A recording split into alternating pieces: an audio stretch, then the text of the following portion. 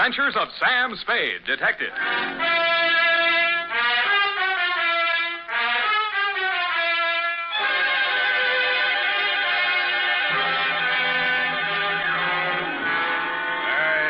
Fill it in to Detective Lieutenant Dundee, Homicide Detail, San Francisco Police, from Samuel Spade, license number 127596. Subject, the betrayal in Bumpus Hell.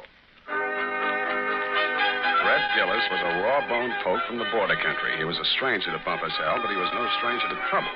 He jogged his Pinto down the narrow main street, not liking what he saw, and reined up in front of the sheriff's office. He dismounted and slapped the trail dust off his Levi's. Then he hitched up his gun belt and ambled inside. He looked at the heavy-shouldered, blue-jowled man behind the desk, and he didn't like what he saw. Neither did the sheriff, Rance Blaggett. State your business. I can do it better than that. State your business and get out, he snarled.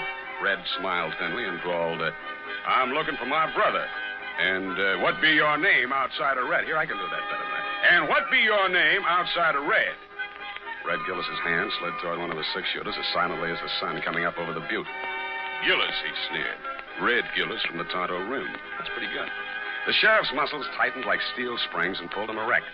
Ain't no Tonto Rimmer welcome hereabouts in Bumpus Hell, he cursed.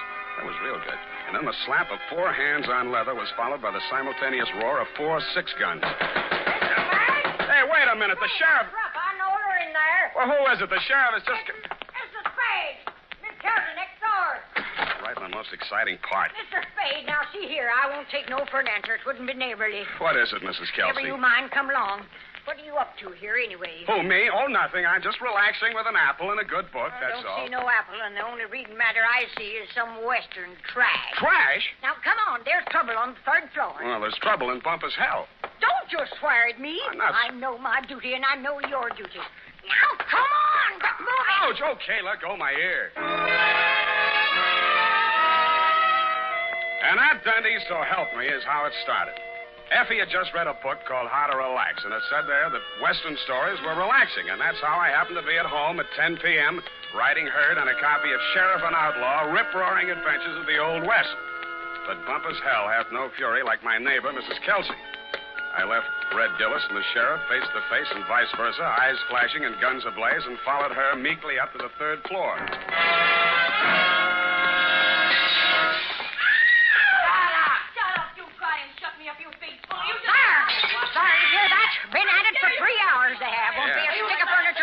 Listen, there's top. You speak to them? Did I speak to them? You see this lump?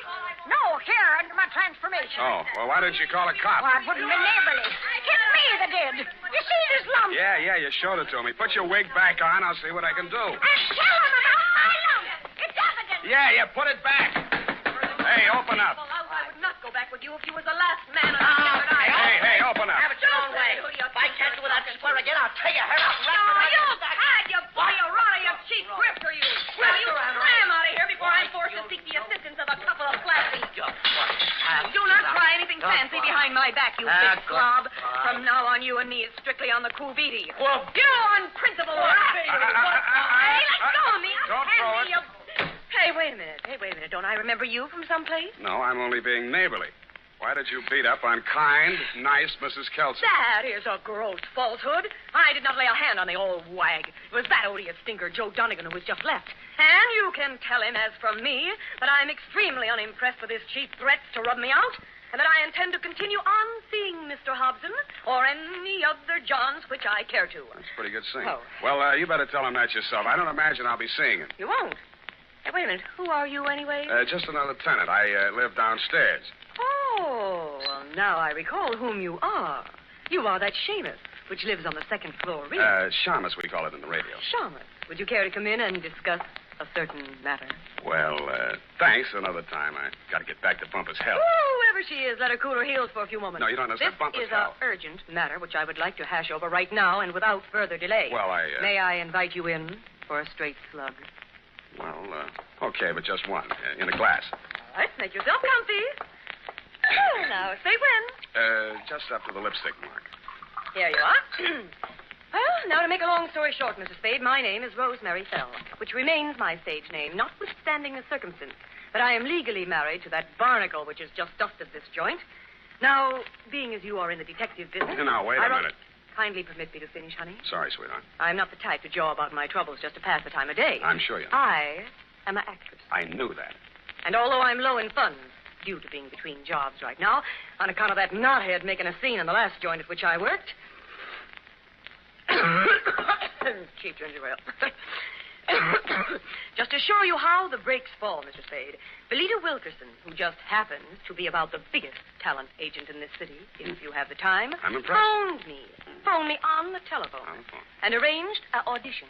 She also advanced me the sum of 100 clams. 100? Which I will pay you to put the B on that dog, Joe Donegan, the rat. Now, which is he? What do you mean, put the B on him? Listen, Sam, that grifter has got a record as long as my arm. And what I have got on him is longer than his arm. Please. In short, I should like him thrown into the can so that I can feel safe to sing on him. Look, Rosemary, so you had a fight with Joe. You're sore. You want to pay him off. Now, Right. Why don't you just wait until morning and see how you feel Sam, then? listen to me. If that knuckle duster remains at large, I will be feeling no pain. Now, I know that from my flamboyant manner, you'd never guess it. But that is only the actress in me. In actuality, that flea intends to do me in. Oh, now, come, Rosemary. What? You disagree? Well, now, really, Rosemary. Why, you big pain in the neck. Rosemary. Drinking my... Pour that back in the bottle. Come on, put it back in the bottle. Well, I'll be going now. Only trying to be neighborly. Well, back to Bumpus Hell.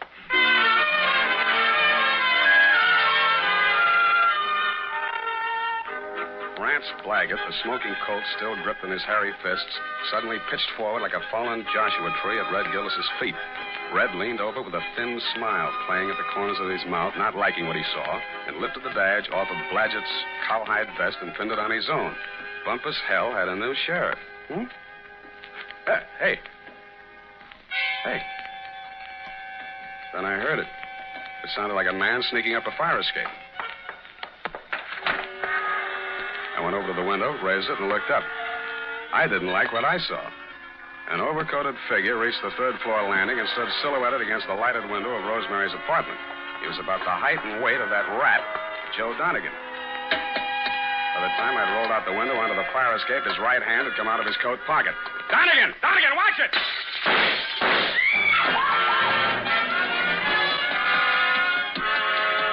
He was a floor ahead of me, and I didn't want to get too close to him until I'd passed that lighted window. He made the roof just as I crossed in front of it. The flashes from his revolver told me that. They also told me he had 2 slugs left to throw at me. The only light up there was a feeble glow from the skylight dead center. I headed for the cover of a brick chimney just to the left of it. I had 2 things in mind. The skylight was his most logical avenue of escape, and I hoped I could tease him into emptying his gun at me. It didn't work. I stuck my head out. No shots. But he did use his gun. I should have stood in Bumpus Hell. The United States Armed Forces Radio Service is presenting the weekly adventure of Dashiell Hammett's famous private detective, Sam Spade.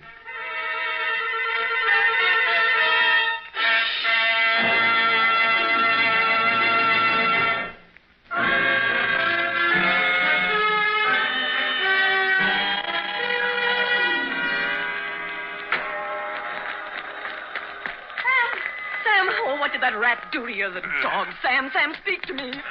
Here, come on now. Send an Indian to Sutter's Mill. Tell the governor the sheriff of Bumpus Hell is turning in his bag. Listen, honey, you've got to pull yourself together. Now, come on. These delirious Trumans will get us no place now. Come on, Sam. Yeah, I guess you're right. Come on. Now, do not rush things, honey. That was quite a clip he gave you. Yeah, where were you? I was combing my hair out of the window. Yeah, and he was on the fire escape, not 4 feet away. Not a very good shot, is he? No, he isn't. Oh, Sam, look at your poor little head.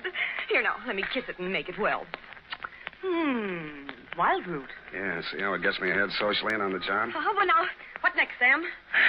Rosemary, I am going to the top now. My dander is up. Let's have a moment of silence while I put through a call to Lieutenant Thomas Dundee of Homicide. It took your boys less than an hour to locate Joe Donegan and haul him in, Lieutenant. Rosemary's charges were not enough to hold him on attempted murder, and all I could identify was the back of his neck. But you were good enough to bag him anyway, so Rosemary and I could relax. I went downstairs to bed and started Chapter 4. Aha. Red Gillis didn't trust Curly Mallard, the foreman of the Crooked S. Aha.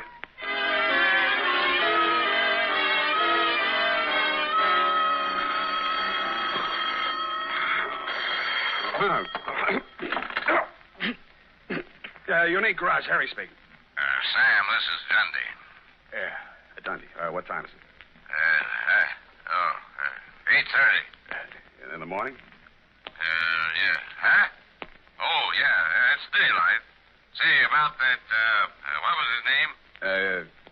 Donegan? Anyway, that fellow that we booked last night on your say-so. Well, what about him? That was a bad beef, Sam. How come? You better tell me. Man was alibied, Sam. When did that happen? Well, a fellow named, got it written down. Yeah, Hobson. Warner Hobson says Donegan was with him at the time. Who else says so? Hobson's word's good enough for the commissioner. Ran for assembly once. Did you know he also ran for Donegan's wife? You don't say. Well, that's a real puzzler, Sam. The human mind is unpredictable, Dundee. Huh? Oh, yeah. Well, I hope you figure it out, Sam.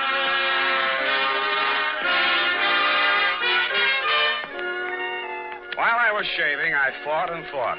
I wondered what Red Gillis would have done if such a situation had cropped up in Bumpus' hell. A thin smile began to play around the corners of my mouth as I climbed the stairs to Rosemary's apartment. When I got there, I didn't like what I saw. It was a note pinned to the door. It said, "Dear Sam, I have been called to do another audition. If anything crops up, you can reach me at Greystone 34292.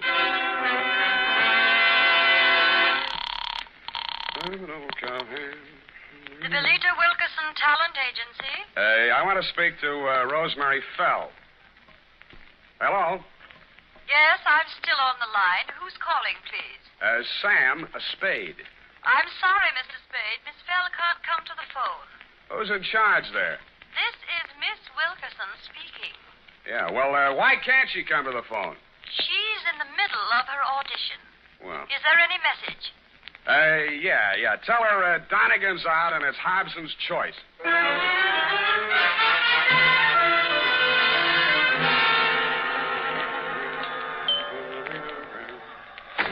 Yes? Mr. Hobson?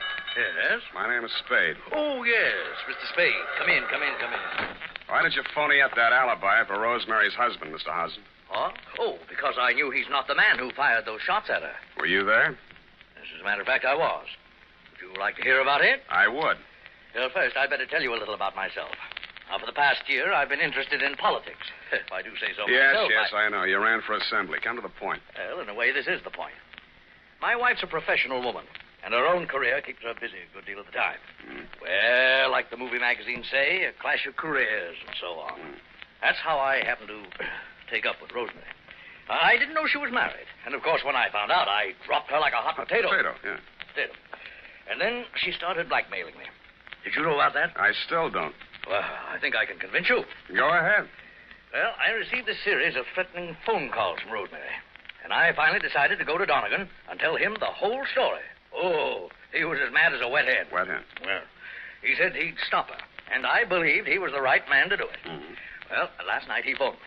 He said he'd had a little caucus meeting with her and assured me I'd have no more trouble. But no sooner had I hung up that phone when she called again, making another outrageous demand. I decided then and there to take things into my own hands.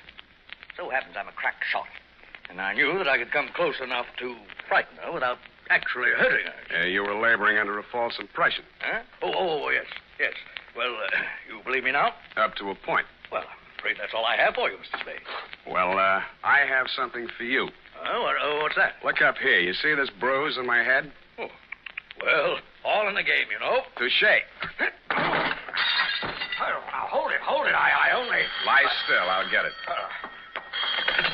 Yeah? This is Rosemary again. Listen, now, I want to talk... Listen to me, you cheap ward healer. If you don't have that dough for me tonight, I will have no other recourse but to smear your fat puss all over the front pages. Yeah, look, Rosemary... And I am just the individual to do that. You may think you are a wolf in sheep's clothing, but in my opinion, you are nothing but a worm. Yeah, well, look... Goodbye, you rat.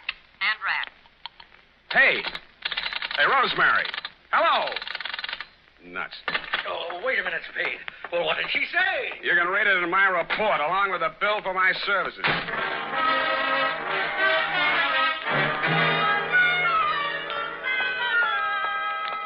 Wilkerson, Talent Agency. No, I'm so sorry she isn't in.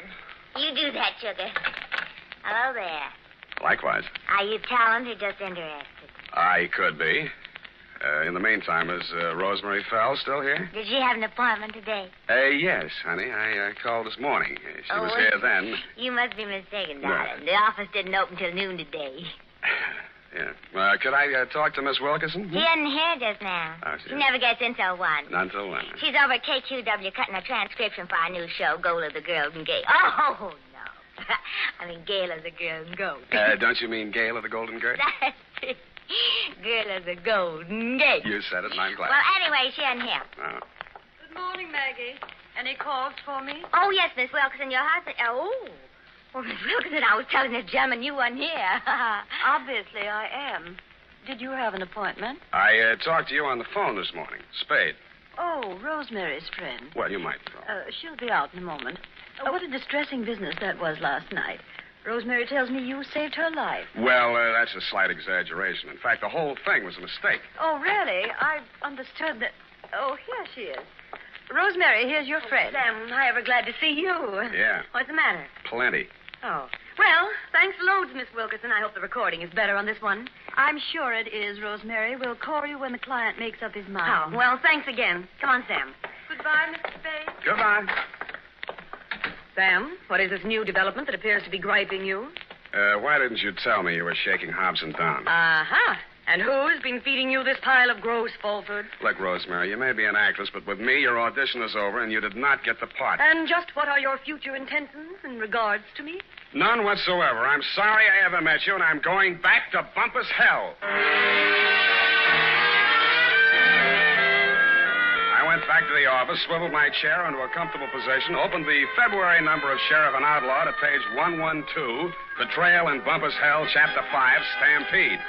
It was disappointing. There was a lot of stuff about bawling cattle and dust clouds and Flo and Curly standing on top of a butte, not liking what they saw, when somebody yelled, Stampede. Red Gillis was riding ahead of the cattle, and his horse stepped into a chuck hole, and he'd sprained his ankle. Red of the horse, it didn't say which. But Red was lying prostrate in the path of the avalanche of tossing horns, not liking what he saw. Hold it a minute. Let's see. Continued on page 113. Learn to be a private... hello. Spade, this is Hobson. Come out here right away. Something terrible has happened. Such as? Rosemary is here, and I think she's dead.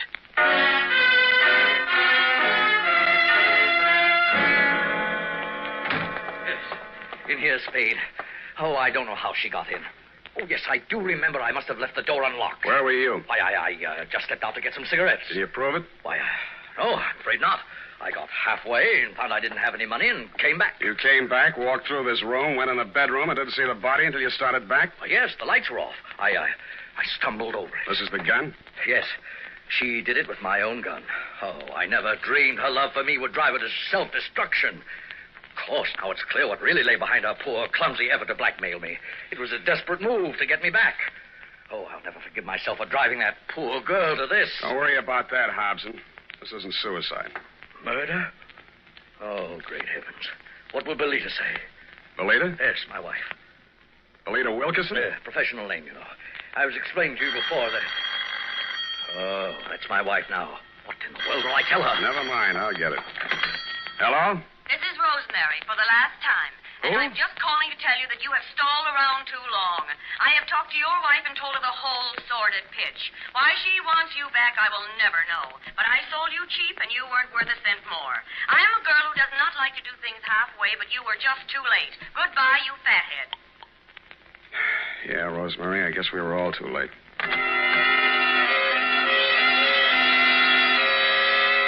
I called you, Dundee, and then, like the rat I am, made off with your prize suspect before you and your boys from Homicide arrived.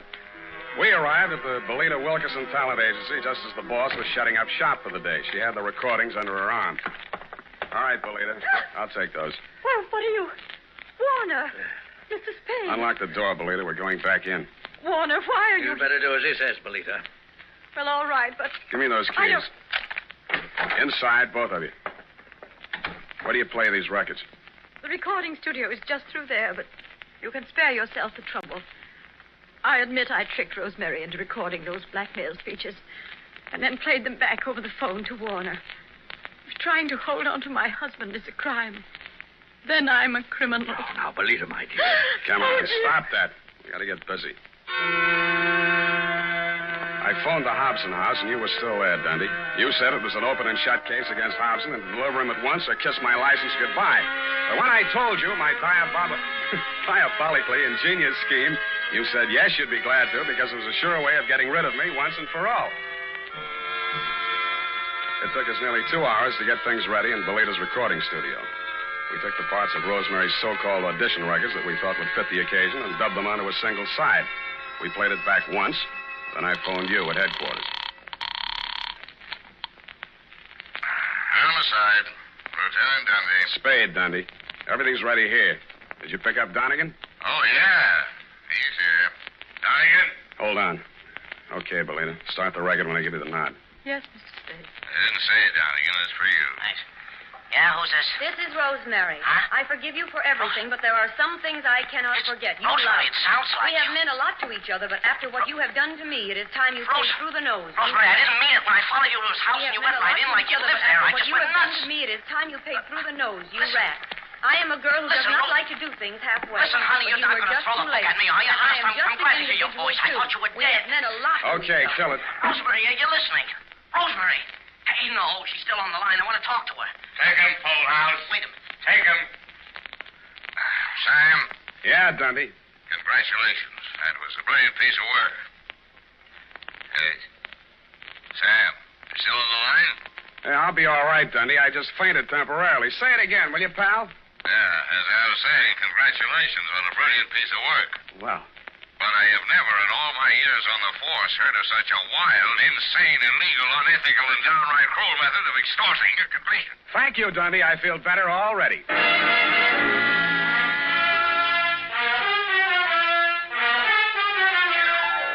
Period. End of report.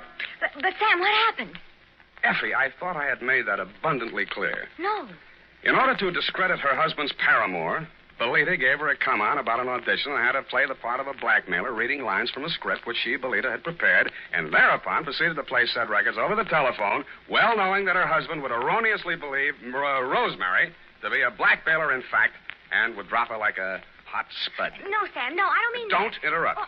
It was my inspiration, I, Sam Spade, to use Belita's fiendish device for a higher purpose. No, Sam, no, Yes. that is what I'm... No, Sam, I meant the Western story. Betrayal and Bumpus Crick. It is not Crick, Effie. You can't say H over the radio, Sam. Oh, yes, you can. Bumpus Hell is the post office designation of a hamlet right here in California. It is? Mm-hmm. Well, anyway, what happened? Did Red Gillis ever find his brother? I didn't quite finish, Ev. Go type that up, and I shall.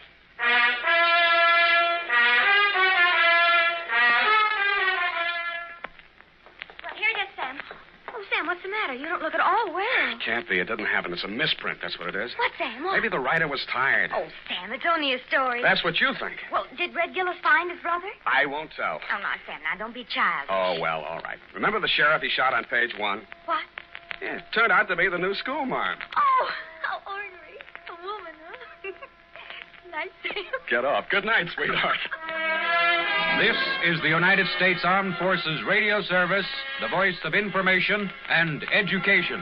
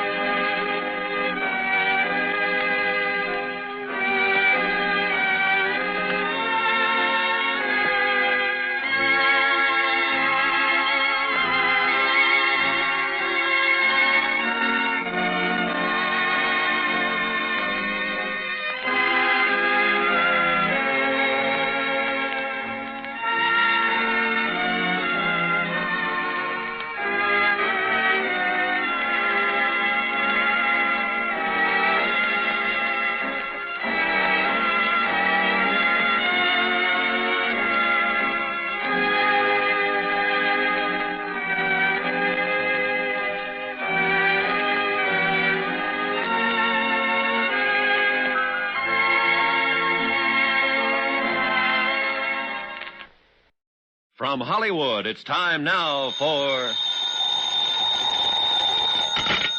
Johnny Dollar. Vic Carson, Johnny, State Unity Life. Oh, what's on your mind, Vic? Got a job for you if you're interested. I just received a report from our agent in Venice that... Venice? Oh, I'd love it. Soft nights along the canal. Venice, California, Johnny. Okay, what is it? Murder.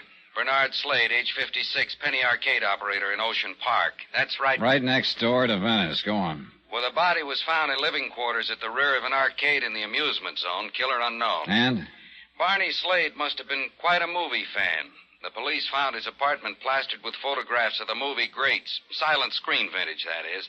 At least a dozen of them were of Mavis Gale, a real queen in her day. Yeah, the vamp type, I know. Oh? Oh, it's just a vague recollection, you understand. Yeah. Well, the police also reported that somebody, the killer probably, had drawn a big question mark in red crayon over each of Mavis Gale's photographs. Interesting.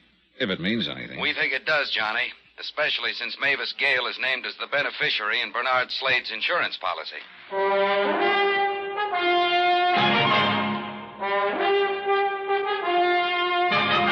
Tonight and every weekday night, Bob Bailey in the transcribed adventures of the man with the action-packed expense account, America's fabulous freelance insurance investigator. Yours truly, Johnny Dollar.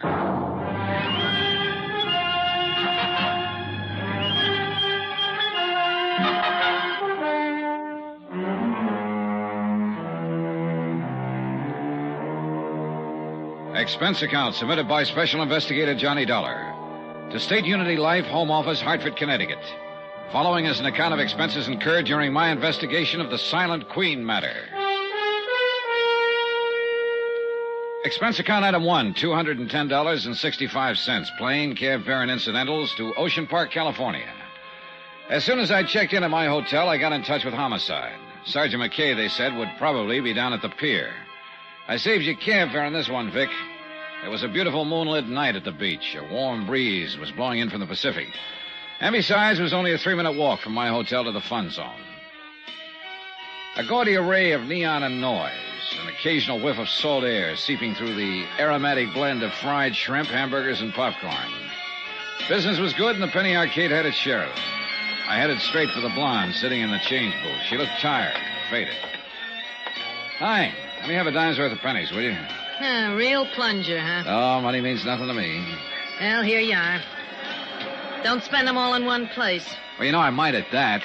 This machine here looks mighty interesting. Lola the farmer's daughter. Oh, it's kind of racy. How's your blood pressure? Fine. Then try that row along the wall over there. That wouldn't do. How could we carry on a conversation if I was on the other side of the room? Who wants conversation? I do. You don't look like the lonely type. Never can tell, though, can you? Look, you run along while I finish stacking these pennies, huh? No, seriously. All I want is a few answers. Well, I got more than a few, honey. What's on your mind? Barney Slade. What about Barney? You work for him long? Who wants to know? My name is Dollar, Johnny Dollar. I'm an insurance investigator. Oh. I'd appreciate any information you can give me. Hey, your company dropped a bundle on Barney, huh? Well, that remains to be seen. Now, Barney was a nice guy. Nice as they come. What do you want to know? We'll just start anywhere. You want to know about his friends? Well, maybe after what happened to him, you'd better tell me about his enemies. He didn't have none. Not one. Oh, must have been quite a fellow. He was, mister. Okay, let's get back to his friends then. Just about everybody along the pier. Anyone in particular? Oh, Frank Jessup, for one, runs a concession just down the way. Go on. Sam Hegstrom owns a fishing boat. Then there's, Gus Kanakos, Irv Goldstein. Like I said, Barney had a lot of friends. Including you? Including me. How about Mavis Gale? I don't know the dame. Well, she used to be in the movies, the silent kind. Oh, I heard about her, only I never met her. Didn't she ever come around? I never saw her. Did Barney ever talk about her? Not to me, he didn't. Why? Why what? Why should Barney talk about Mavis Gale? Oh, I just thought he might have mentioned it sometime or other. Is that the door to Barney's apartment back there? Yeah, that's right. Mind if I have a look around? That'd be up to Sergeant McKay. Well, look, if he comes in, tell him where I am, will you? Tell him yourself. He's back there in Barney's apartment now. I walked on back and took note of the heavy padlock dangling open on the door leading into Barney Slade's apartment. The small living room was empty, yet it was crowded, too. Crowded with memories of the silent greats. Nazimova, Valentino, Pickford, Fairbanks, me and Swanson. The Gish girls, Lon Chaney, dozens more. Their photographs filling practically every inch of wall space. Mavis Gale was there, too, a big question mark in red crayon drawn over each of her photos. I moved through a narrow kitchen. The back door was wide open. I stepped outside. Who are you? Oh, Johnny Dollar. You must be Sergeant McKay. That's right. Yeah, your office said you'd be here browsing around. So I'm browsing. There's something bothering you, Sergeant? Murder always bothers me. Yeah, I know what you mean. Like those photos in there of Mavis Gale and the question marks on all of them. Yeah, that bothers me. You think the killer did it? Could be. Let's go back inside. Why not? Or maybe Barney, huh? Maybe Barney what? I'm talking about the question marks. Could be. Pictures belong to him. Yeah. Yeah, he had quite a gallery here. Looks to me, though, that some are missing. That's so? Why, you know so, Sergeant. The wallpaper isn't faded as badly where they used to be. And there are a lot of tack marks, too. Okay, so who took him down? Barney? He could have. So could the killer. That's right. Have you found anybody who could tell you anything about him? The missing photographs? Not yet. Hey, Barney, keep a lot of money in here? Twyla didn't seem to think so. Twyla? Twyla James. Blonde out front at the change booth. Oh, yeah. Barney was sort of particular about his apartment. Never let anybody in as far as she knows, not even his friends. Wonder why. According to Twyla, he seldom used the arcade entrance. Preferred to use the back door. Is that the one the killer used? It was standing wide open when the body was found. Well, who found it, by the way? Twyla. When she showed up for work yesterday, the arcade was closed up, so she went around back. Do you know when Barney was killed? Doc figures around 3 a.m. 2 slugs from a .38. One would have been enough. Any signs of a struggle? Yeah. Lamp over there was on the floor. That chair was turned over, and this table had been upset. Pipes, medicine bottles, pillboxes scattered around. Uh-huh. Heavy bolt and chain on the inside of both doors. Barney didn't have to let a visitor in unless he wanted to. That's right. Of course, he could have run into the killer outside somewhere. Sure he could. Only you don't think so. Unless Barney was in the habit of walking in his sleep. Oh? When we came in and found Barney, he was in pajamas and bathrobe. The wall bed over there had been pulled out and was mussed up. So it figures he was probably asleep when the killer tapped on his door. He got up and let him in. Yet according to Twyla... The place was off limits, even to his friends. But she wasn't around all the time and didn't know all his friends. He found some others? I'd like to find one of them in particular. A man Barney referred to as the preacher. Just the preacher? No name? No. At least Sam Hegstrom couldn't remember. And this preacher, was he allowed into Barney's inner sanctum? Sam's pretty sure he saw the two of them come out the back door one night, a little more than a week ago. Other times he spotted them taking a late evening stroll along the oceanfront walk. Mm-hmm. Did Sam ever talk with this preacher? No. But he got curious after a while. Asked Barney about it. Barney said the man was a very old and dear friend. Let it go at that. And you haven't been able to find out anything more about him, huh? I'm still checking. Well, it would sure be a break if you could locate this preacher. He might be able to tell us something about those missing photographs, what they were. Might also explain why the killer took them. Have you seen enough in here, Dollar? Oh, yeah, sure, I guess so, Sergeant. Hey, tell me, what does Mavis Gale have to say about all this? I only got to talk with her just a couple hours ago when she returned from Palm Springs. She was pretty upset when I told her about the crayon marks on her photographs. Oh, but naturally she couldn't offer any explanation. None? How did she react to the news of Slade's death? Tears and such? She's supposed to weep about it? Why not? Barney Slade must have been a pretty good friend of hers. After all, he named her as the beneficiary in his insurance policy. Oh? That's interesting. What? When I talked with Mavis Gale, she told me she never heard of Barney Slade. Expense account item 2 and 3, $1.10, phone call and cab fare. The call was to Mavis Gale's home in Bel Air. The butler said if it was important, I could find her at McCartney's mortuary in Venice. Cab fare to Venice via what is laughingly called the Speedway, a one-way alley lined with backyards and garbage cans. It took us less than a minute to cross over into Venice, a boom that had busted. A melancholy mixture of old broken-down buildings and the sound of the sea. Crumbling bridges, moss-covered canals, of paved streets wandering disconsolately into sand dunes and ending where the money gave out. A dream that had kind of died of a broken heart. Good evening, sir. Oh, Bernard Slade, please. Oh, yes. Mr. Slade is in the slumber room at the end of the hall. Is anyone with him? Oh, indeed. Quite a number of his friends. Would you know Mavis Gale if you saw her? The silent screen star? Oh, indeed I would. At least I think I would. She was one of my favorites. She hasn't shown yet? No, You mean she's expected? So I understand. Well, that's nice. Oh, that is nice. I didn't know she was a friend of Mr. Slade's. Oh, you know most of Barney's friends, huh? I know most of the people along the pier, and they were all his friends. Well, how about one called the Preacher? The Preacher? Mm-hmm.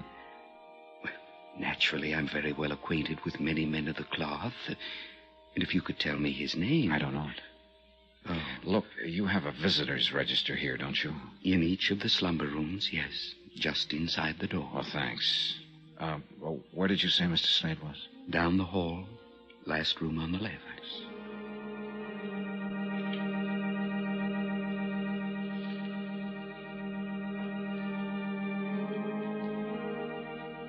The room was crowded with friends who'd come to pay their respects to Bernard Slade. I eased over to the visitor's register and gave it a fast rundown. There was nothing to indicate that a minister was among the mourners present. Then I heard the hall door creak open. And there she was, Mavis Gale. Certainly not at all what I expected a vamp of the silent screen to look like 30 years later. Slender, trim, in a smartly tailored suit, and even more attractive than the photographs I'd seen of her in Barney's apartment. She moved down the center aisle to the casket and stood there for a moment. As I walked toward her, she suddenly turned, her eyes wide and staring, her lips moving silently. Then she crumbled to the floor.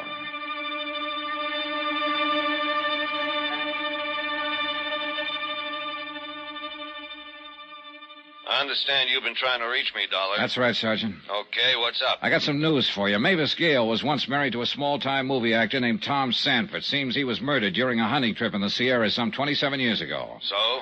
So now it turns out he wasn't. Mavis Gale just identified Barney Slade as Tom Sanford.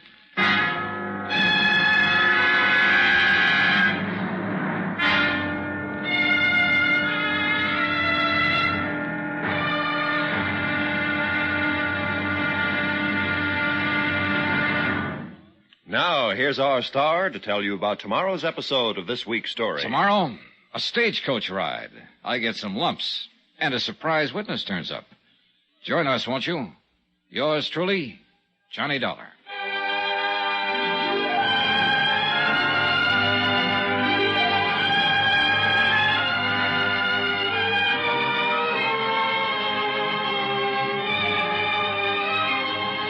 Yours truly, Johnny Dollar, starring Bob Bailey, is transcribed in Hollywood. Written by Adrian Jondeau, it is produced and directed by Jack Johnstone. Be sure to join us tomorrow night, same time and station, for the next exciting episode of Yours truly, Johnny Dollar. Roy Rowan speaking.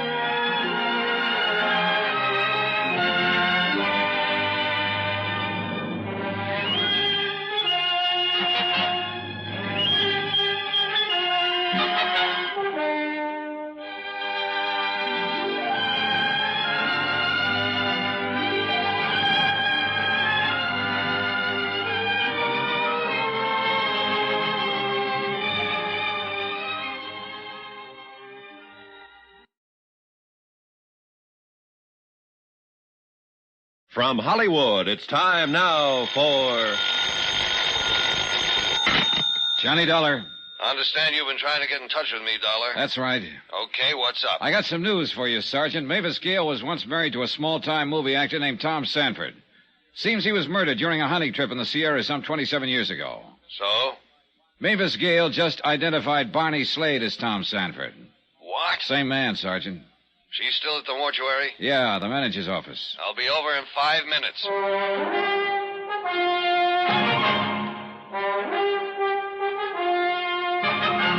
Tonight and every weekday night, Bob Bailey in the transcribed adventures of the man with the action-packed expense account, America's fabulous freelance insurance investigator. Yours truly, Johnny Dollar.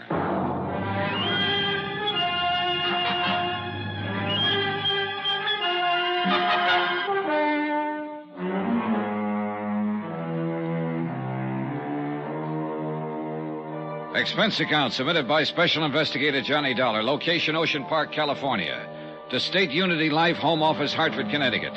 Assignment, the Silent Queen matter. Expense account continued.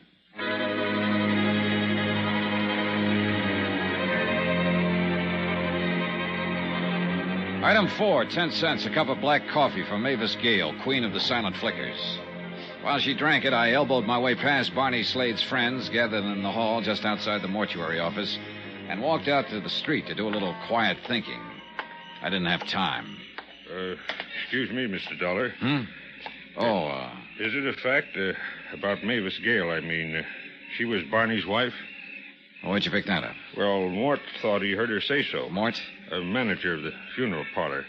You were in his office, helped carry Miss Gale there. Is it a fact, Mr. Dollar? How do you know my name? I was gabbing with Twyla earlier tonight. She's the girl at the change desk in the Penny Arcade. I know. Then I seen you and Sergeant McKay come out of Barney's apartment. Who are you?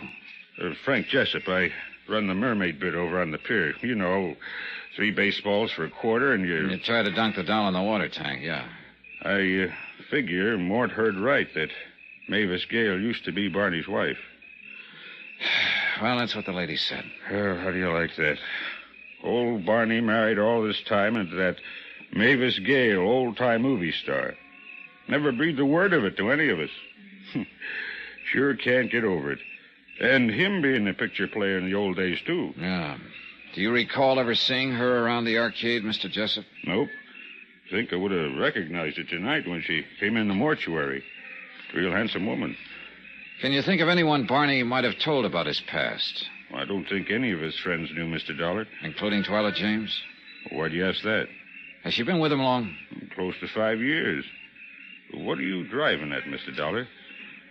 Barney was still a pretty good-looking guy. She liked him a lot. And vice versa? Barney never talked it over with me. What did he talk about? Well, fishing mostly, and pinochle. He was crazy about pinochle. Best I ever played with. You play often? Average couple times a week. In Barney's apartment? Barney was kind of funny about that. None of us ever set foot in his place. Most of the time we played over at my bungalow or on Sam's boat. I see. Say, you being an insurance investigator and all, I was wondering, was Mavis Gale... Oh, excuse me, Mr. Jessup. There's Sergeant McKay. Well, you said 5 minutes, Sergeant. You made it to 3. She's still in there, Dollar? Yeah. Nice turnout of Barney's friends. Only they're all out in the hall. Well, things got sort of frantic when Mavis took her nosedive. They wanted to find out why, I guess. Did they? Mm-hmm. Mort nosed it around. Was he in the office with her? And her chauffeur. His name's Ronald. I'll send them both out. I want to talk to Mavis Gale alone. I don't think you get much out of her. She really fell apart at the seams. As it turned out, I was right. At least about McKay not getting much out of Mavis Gale. She came out of the office a minute or so later with McKay and the chauffeur on either side, and I went along with the mourners into the street. They helped her inside the big blue Cadillac, and she slumped down as far as she could get in the back seat, covered her face with a handkerchief. Then she was gone. Okay, you people, break it up. You came here to see Barney, remember? Sergeant. What is it, Dollar? Would you happen to remember Mavis Gale from the old days? When she was a star, I mean? Yeah, I guess so. Was she a pretty good actress? I'd say she was. Do you think she still is? If you're referring to that fainting spell, Dollar, you tell me. You saw it. It looked pretty genuine. So? I just wondered is all. Just wondered.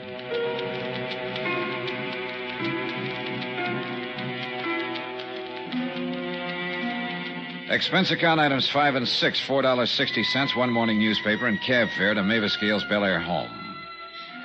Now that Barney Slade had been identified as Tom Sanford, husband of the old-time movie queen, the affair was splattered all over the front pages. There was also a complete account of the 27-year-old murder case in which this same Tom Sanford had presumably been killed with a shotgun blast during a hunting trip. The big wide gates of the ex-movie queen's estate were locked when I got there, but there was a phone close by. I picked it up, leaned on the buzzer. No answer. Nothing. Then I saw the car coming down the drive. I recognized Sergeant McKay at the wheel. Morning, Dollar. Hi. You have a special pass to this place? If you're figuring on having a talk with Mavis Gale, you better put it off. Doctor's orders. Still suffering from shock, huh? Yeah, and I figure she's leveling. According to the newspaper, she and Tom had a pretty stormy time of it during their brief marriage. She was a star and he wasn't. Maybe that had something to do with it. She was also pretty popular in the film colony. Oh, Tom had a few buddies, too. At least 4. The men who went on that hunting trip with him. The case was investigated pretty thoroughly. They came out of it clean. You know, it'd be interesting to find out who wanted Tom Sanford dead, though, wouldn't it? The fellow hunter who got his face blown off by a shotgun blast wanted Sanford dead. Only apparently Sanford beat him to the draw, right? Do you think somebody might have hired that would-be killer who instead became the victim? What are you getting at? So the person who did the hiring thought the mission accomplished, but then recently learned that Tom Sanford was still alive, posing as Barney Slade. You really have an imagination. So this time he does the job himself. Or herself. It's possible. Look, I know Mavis Gale stands to collect $25,000 insurance. Unless. Oh, sure, unless you can hang it on her. 2 attempts on hubby Tom Sanford. I'm not trying to hang this on anybody, Sergeant. The insurance company hired me to turn in a report, and they'll pay off according to that report. I just want to be sure, that's all. Okay, relax. If you're going back to the beach, get in. Oh, thanks.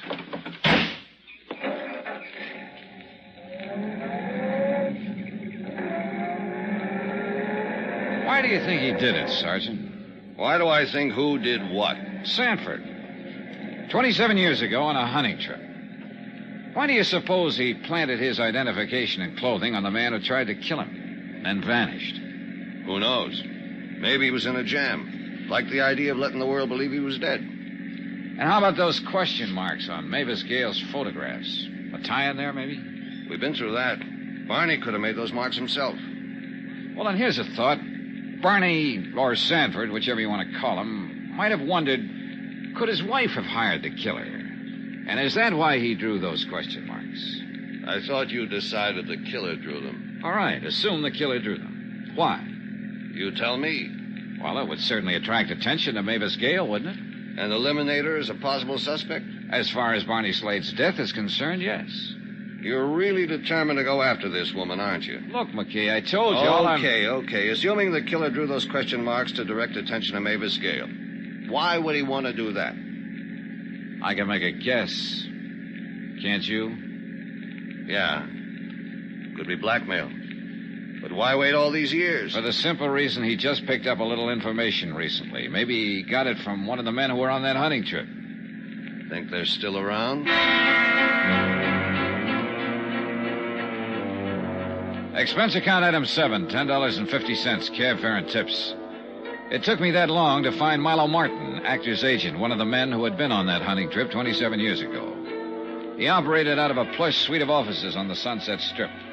He wasn't in, but his secretary, a friendly and eager little doll named Lana, gave me a list of places where I might find him. I finally did. Out on a ranch near Chatsworth, where a movie company was filming an epic.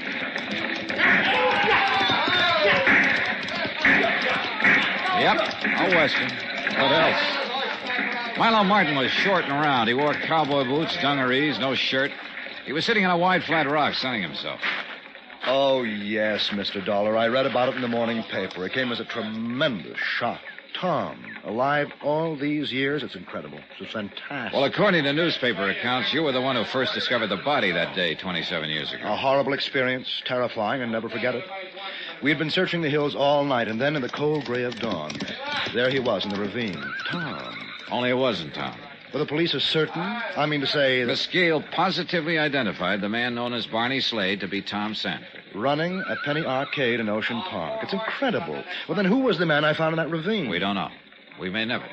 And he wanted to kill Tom? But why? You have no idea why anyone would have wanted to do away with it? No, of course not. Oh, I knew Tom was a wild sort. He never got along with most people, but, well, to resort to murder. You were his agent, weren't you, Mr. Martin? Yes, I was. I must confess I only took him on as a client to please Mavis. Oh, you also represented Miss Gale? I did. She still is a truly wonderful person, Mr. Dollar. I understand the two of them weren't getting along too well. That would be putting it mildly, Mr. Dollar. It was one frightful row after another. Wild, hysterical sort of row. What did they quarrel about? Well, Tom was quite a gambler, and he also drank rather heavily, and he also fancied himself as quite a ladies' man. And this made her sore. He was also extremely jealous. Oh? Mavis ever give him good cause to be? No, of course not. Oh, he was always imagining all sorts of fantastic things about her. Actually, she was very much in love with him. That was my impression, at least. Tell me, Mr. Martin, those other men who were on the hunting trip, are they still around? Well, let me see now. There's Trev, for one. Trev, that's Francis Trevelyan, used to be Miss Gale's cameraman, independent producer now. His pictures aren't very good, but they make money. Well, how about this Jarvis Pocket? Jarv? Let me think now. Oh, excuse me. You ready, doll? Okay. That's Saul, the director. He's a friend of mine. Look, about You Jarvis. like stage coaches, Mr. Dollar? Well, I can take him or leave him. Look, what Come about along. They're finished up here. We'll ride the coach back to the ranch house. It's only a few miles, maybe 5. In this contraption? Oh, you'll love it. All right, now, get aboard, Mr. Dollar. Oh, brother. Hey, it's not too roomy, is it? Okay, doll. Let it go. Oh, how do you like it, Mr. Dollar? I know how John Wayne feels. Let me see now. You were asking about Jarvis Pocket. Now, faster, doll. Faster. Oh, come on now.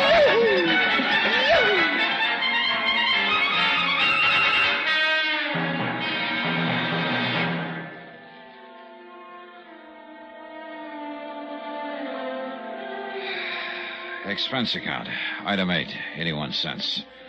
1 bottle of rubbing alcohol. It was late that afternoon when I got back to my hotel, but before I could use the alcohol on my aching bones, the phone rang. Johnny Dollar. McKay here. This time I got news for you, Dollar. You ought to be real pleased.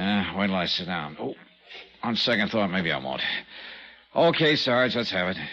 Mavis Gale said she didn't know her husband was alive all these years, that he was using the name Barney Slade, running that arcade in Ocean Park. So? So maybe she didn't tell us the truth. What do you mean?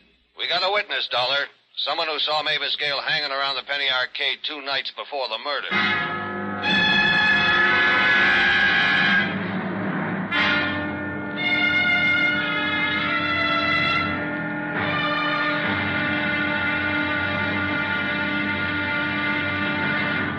Now, here's our star to tell you about tomorrow's episode of this week's story. Tomorrow, a bowl of lentil soup, and I almost wind up in a cemetery. Join us, won't you? Yours truly, Johnny Dollar.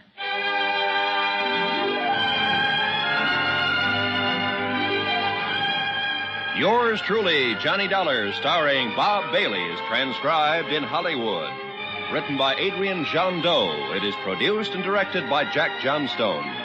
Be sure to join us tomorrow night, same time and station, for the next exciting episode of Yours truly, Johnny Dollar. Roy Rowan speaking.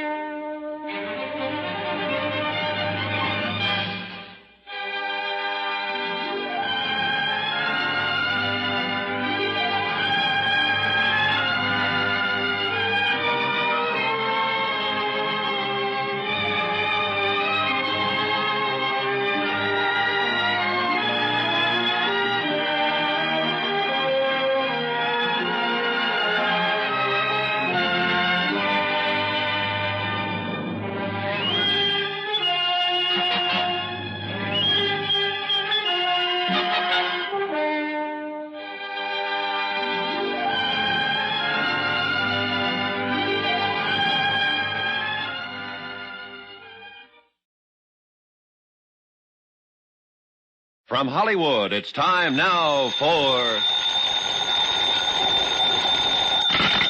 Johnny Dollar. Hiya, boy. Vic Carson in Hartford.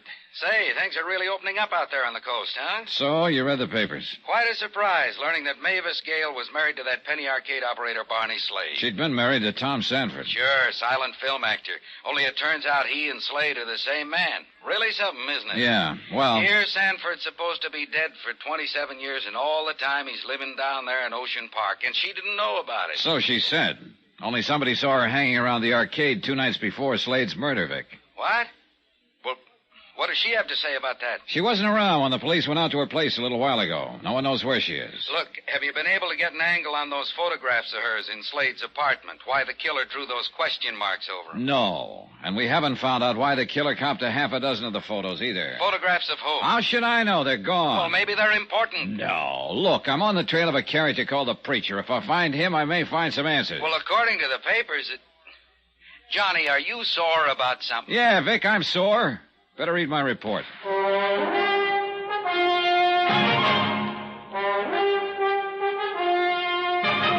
Tonight, and every weekday night, Bob Bailey in the transcribed adventures of the man with the action-packed expense account, America's fabulous freelance insurance investigator. Yours truly, Johnny Dollar.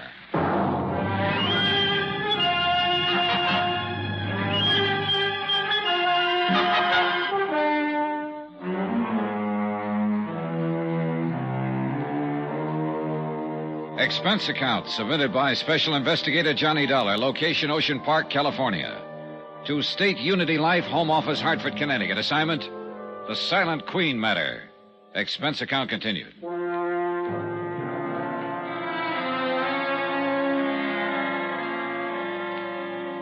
Item 9, 55 cents, 1 scotch and soda at a local pub. This was right after I'd talked with you, Vic. Yeah, I guess I was a little sore. Maybe it was because of that phone call earlier from Sergeant McKay, when he told me that old-time screen star Mavis Gale had been seen hanging around the arcade where Slade was murdered. Okay, so Mavis Gale was in line to receive $25,000 as the beneficiary of Slade's insurance policy. I suppose he figured I was itching to get something on her so the insurance company wouldn't have to pay off. I downed the rest of my drink and walked over to the penny arcade in the Ocean Park amusement zone. You back again? Yeah, I'm back again, Twyla. If you're looking for Sergeant McKay, he's... You sure about what you told him? That you saw Mavis Gale in here several nights ago? I'm sure. Recognize her picture in the morning paper. Well, you didn't volunteer this information to McKay until this afternoon. I sleep late. Okay. So Tuesday night, Mavis Gale showed up. Around 8, you said. Well, I couldn't swear to the time. It was around then. Well, exactly what did she do? I told the sergeant. Well, tell me. When I first noticed her, she was standing just inside the front door, like maybe she was waiting for somebody. Was Barney here in the arcade at the time? No, Barney was back there at that test your strength machine. It was busted. And I was helping fix it. Oh, hiya, Mr. Jessup. Evening, Mr. Dollar. Evening, Twyla. Hi. Yeah, Mr. Dollar, Frank here's pretty good with electrical stuff. So? So I helped Barney fix the machine. Look, Twyla, I mean, what happened then? What did Mavis do? Well, she waited around another 10 minutes maybe and then beat it. Did Barney see her? Did he, Frank? You mean Mavis Gale was in here the night he was fixing the machine? So Twyla says. Do you think he noticed her, Mr. Jessup? Kind of hard for me to say, Mr. Dollar. We were both pretty busy fooling with that machine. I didn't notice her, that's for sure. Look, Mr. Dollar, don't you believe I saw this Gale dame here? You need half a dozen witnesses. Okay, Twyla, don't get excited. Twyla, what I come in for, me and Gus are going to drive over to the mortuary, spend a little time with Barney. I know you were there. Oh, yeah, sure. Sure, I'd like to go again, Frank. I'll get one of the boys to take over the change booth for an hour or so. Thanks. And be around 8. Well, I'll see you around. Just a minute, Mr. Jessup. I'd like to ask the two of you something. Sure, go ahead. I've got a list of names here. Barney may have mentioned any one of them to you. Now, stop me if he did. Milo Martin, George Sheldon, Jarvis Pocket. Stop. Huh? Yeah, Sergeant McKay already asked us about that fella called the Preacher, too. We never heard of him. Okay, thanks.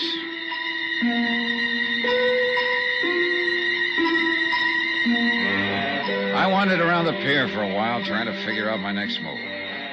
McKay wasn't around, and it was a cinch Mavis Gale hadn't returned to her Bel Air estate. So the only thing I could do was to keep on trying to track down the men who'd been on that hunting trip 27 years ago with Tom Sanford, alias Barney Slade. Milo Martin, number 1 on the list, hadn't been able to give out with anything exciting. But he had given me a 5-year-old address on George Sheldon, number 2 on the list. Expense account item 10, $15.10. Cab fare and tips on the trail of George Sheldon. It blew hot and cold until late that night when I wound up at a bar in downtown L.A. Yeah, old George worked here for a while. Handyman, sort of. That was I.W. Harper, you said? Right, with Soda. So, you're an insurance investigator. Wouldn't be a cop, maybe, instead. No. Now about George. Just wondering is all, friend. What's he done you want him for? I'd just like to talk to him. You sure? I'm sure. Yeah, it figures. He wouldn't be getting into no trouble. Real sweet fellow. Real sweet for a fellow who had it rough. And believe me, he had it rough. Used to be an actor. Yeah, I know. Had it real good during the silence, you understand. Then along comes the talkies and old George. Him having a voice 3 tones higher than an air raid siren is out. Oh, it happened to a lot of them. Only for old George, this, coming on top of a busted romance, this is too much. He starts hitting the bottle and Wait a gets minute. down. What romance? Oh, movie actress. She up and married another guy, so... Her name wouldn't be Mavis Gale, would it? Say, funny you ask that. Oh? Her name's all over the front pages. You read the story? Yeah, I did. You mean that this... Nah, this wasn't the romance. Old George had a yen for some doll named Josephine Hinch, or something like that. Say, you wanting to talk with him, it got something to do with that Penny Arcade murder? Yeah, that's right. Now, where can I find George Sheldon? Well, the address is 1712 South Glendale Avenue, Glendale. Thanks. Another drink? No, I'll finish this. And I'll be on my way. You know, I kind of miss old George since he left us. Yeah, sure. Real sweet fellow. Yeah, kind of miss old Preacher, too. Way he used to rant and rave. What did you say? About the Preacher? Yeah. Old guy. Was a friend of old George. Used to come in here, read him the riot act about his drinking. Wave his arms around and holler. Wait a minute. This Preacher, what's his name? Let me see now. Kind of screwy name. I ought to remember. Runs a rescue mission somewhere around here. Would a friend help? Sure. His name's Pocket. Jarvis Pocket? Right on the button. Thanks. Here's your $5. My pleasure. Oh, and friend, since you've been so generous, well, that address I gave you on old George... What about it? Will save yourself the trip. It's a cemetery. Old George has been dead for a couple of years. Jarvis Pocket had been number 3 on my list of the men who'd gone on that hunting trip 27 years ago, and someone had tried to murder Tom Sanford but got killed instead. Now that it turned out he was also the Preacher I'd been looking for, well, that could turn into a big break. Expense account items 11 and 12, $6 even, tip to above-mentioned bartender, and cab fare around L.A. Skid Row looking for the rescue mission. It was a neat-looking affair. All the lights in the main hall were on, and as usual, the place was open for business. Seek and ye shall find. So, my brother, seek ye the way of the Lord, for along that way lies... There was a good crowd on hand. I eased into a seat alongside a bleary-eyed pilgrim who reeked of bad sherry. Let his light show I looked you around. the way, O my brothers. The bottom of the barrel was here. Repent your sins and put down that bottle. The brothers were listening to the good man up front, but they weren't really tuned in. They were just waiting for a bowl of soup and a place to flop. Peace, my brothers. In him alone is your salvation and your hope of everlasting life. Open your hearts to eternal joy, and the glory shall be yours. We will now sing hymn number 32. When the singing was over, I got caught in the crush, and the next thing I knew, I was holding a bowl of lentil soup in my hand, and I realized I hadn't eaten all day. Meanwhile, I kept my eye on Brother Pocket and waited for a chance to get to him alone. That happened about 5 minutes later when he walked out. I followed him down a long, dark corridor and into his office. Please sit down, young man. Thanks. My name is Johnny Dollar, Brother Pocket. I'm an insurance investigator. Oh. Frankly, I thought you were a policeman when I saw you out there seated with my flock. Been expecting the law? Yes. Excuse me. I knew they'd be coming around sooner or later regarding that long friendship of mine with Barney Slade. Yeah. Goes all the way back to the days he was known as Tom Sanford when you directed silent films. Check? Check. How long have you known Tom was alive, using the name of Slade? Oh, Mr. Dollar, I was witness to that horrible affair that took place during that hunting trip 27 years ago. Oh? Somehow, during the course of that day's hunt, I became separated from the others. Then suddenly I came upon Tom struggling with a man in a deep ravine. The would-be killer? The man with the shotgun? The other man fell, the gun went off, and he was killed instead of Tom. Go on, Brother Pocket. Well, immediately I told Tom we should find the others, tell them what had happened, that he would have none of it. Is that when he told you he preferred to let the world believe he was dead? And I suddenly realized it probably would be best for all concerned. In what way? Well, Mr. Dollar, Tom was constantly involved in trouble of some kind, drinking too much, gambling, women, brawling. He knew what it was all doing to Mavis, but he couldn't help himself. Believe me, Mr. Dollar, he loved her passionately. Made her life miserable, and his own as well. I see. Brother Pocket, about the would-be killer. I know what you're going to ask. The name of the man that tried to kill Tom. Yeah, you knew him? Oh, yes. So did Tom. Only the two of us knew his identity. You're forgetting someone else. Hmm? The person who hired him. Hired him? Oh, Mr. Dollar, what makes you think he was hired? So maybe I'm wrong. Am I? I was never quite certain myself. Did Tom think he was? Oh, no, definitely no. At least as far as Mavis Gale was concerned. Yeah, quite right. Did you share his opinion, Brother Pocket? Yeah, as I said before, I could never quite make up my mind. Oh, why not? Did you think Mavis Gale incapable of doing such a thing? Hiring someone to kill off Tom? No, I'd rather not say. Okay. So who was the man who tried to murder Tom? What was his name?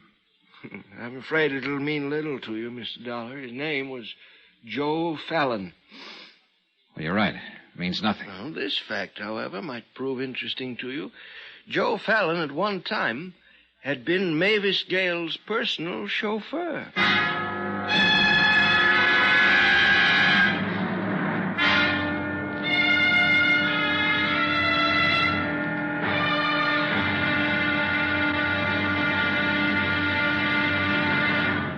Now, here's our star to tell you about tomorrow's episode of this week's story. Tomorrow, audience with the Queen and a brush with the killer. Join us, won't you? Yours truly, Johnny Dollar.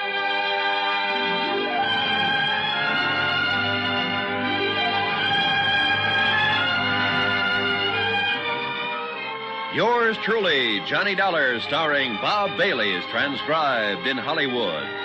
Written by Adrian John Doe. It is produced and directed by Jack Johnstone. Be sure to join us tomorrow night, same time and station, for the next exciting episode of Yours truly, Johnny Dollar. Roy Rowan speaking.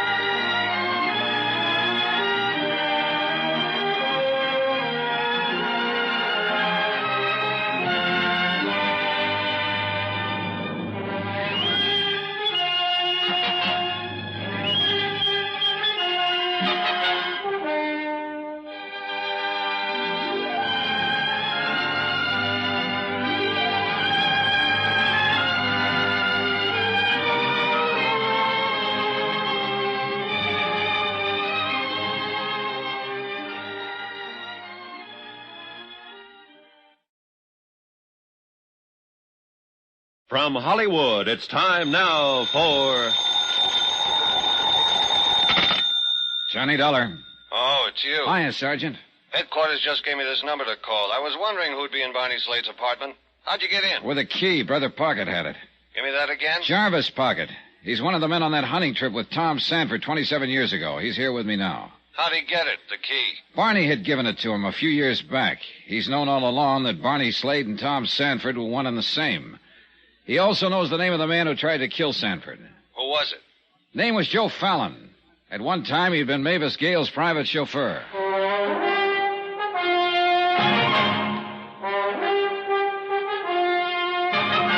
Tonight, and every weekday night, Bob Bailey in the transcribed adventures of the man with the action-packed expense account, America's fabulous freelance insurance investigator. Yours truly, Johnny Dollar.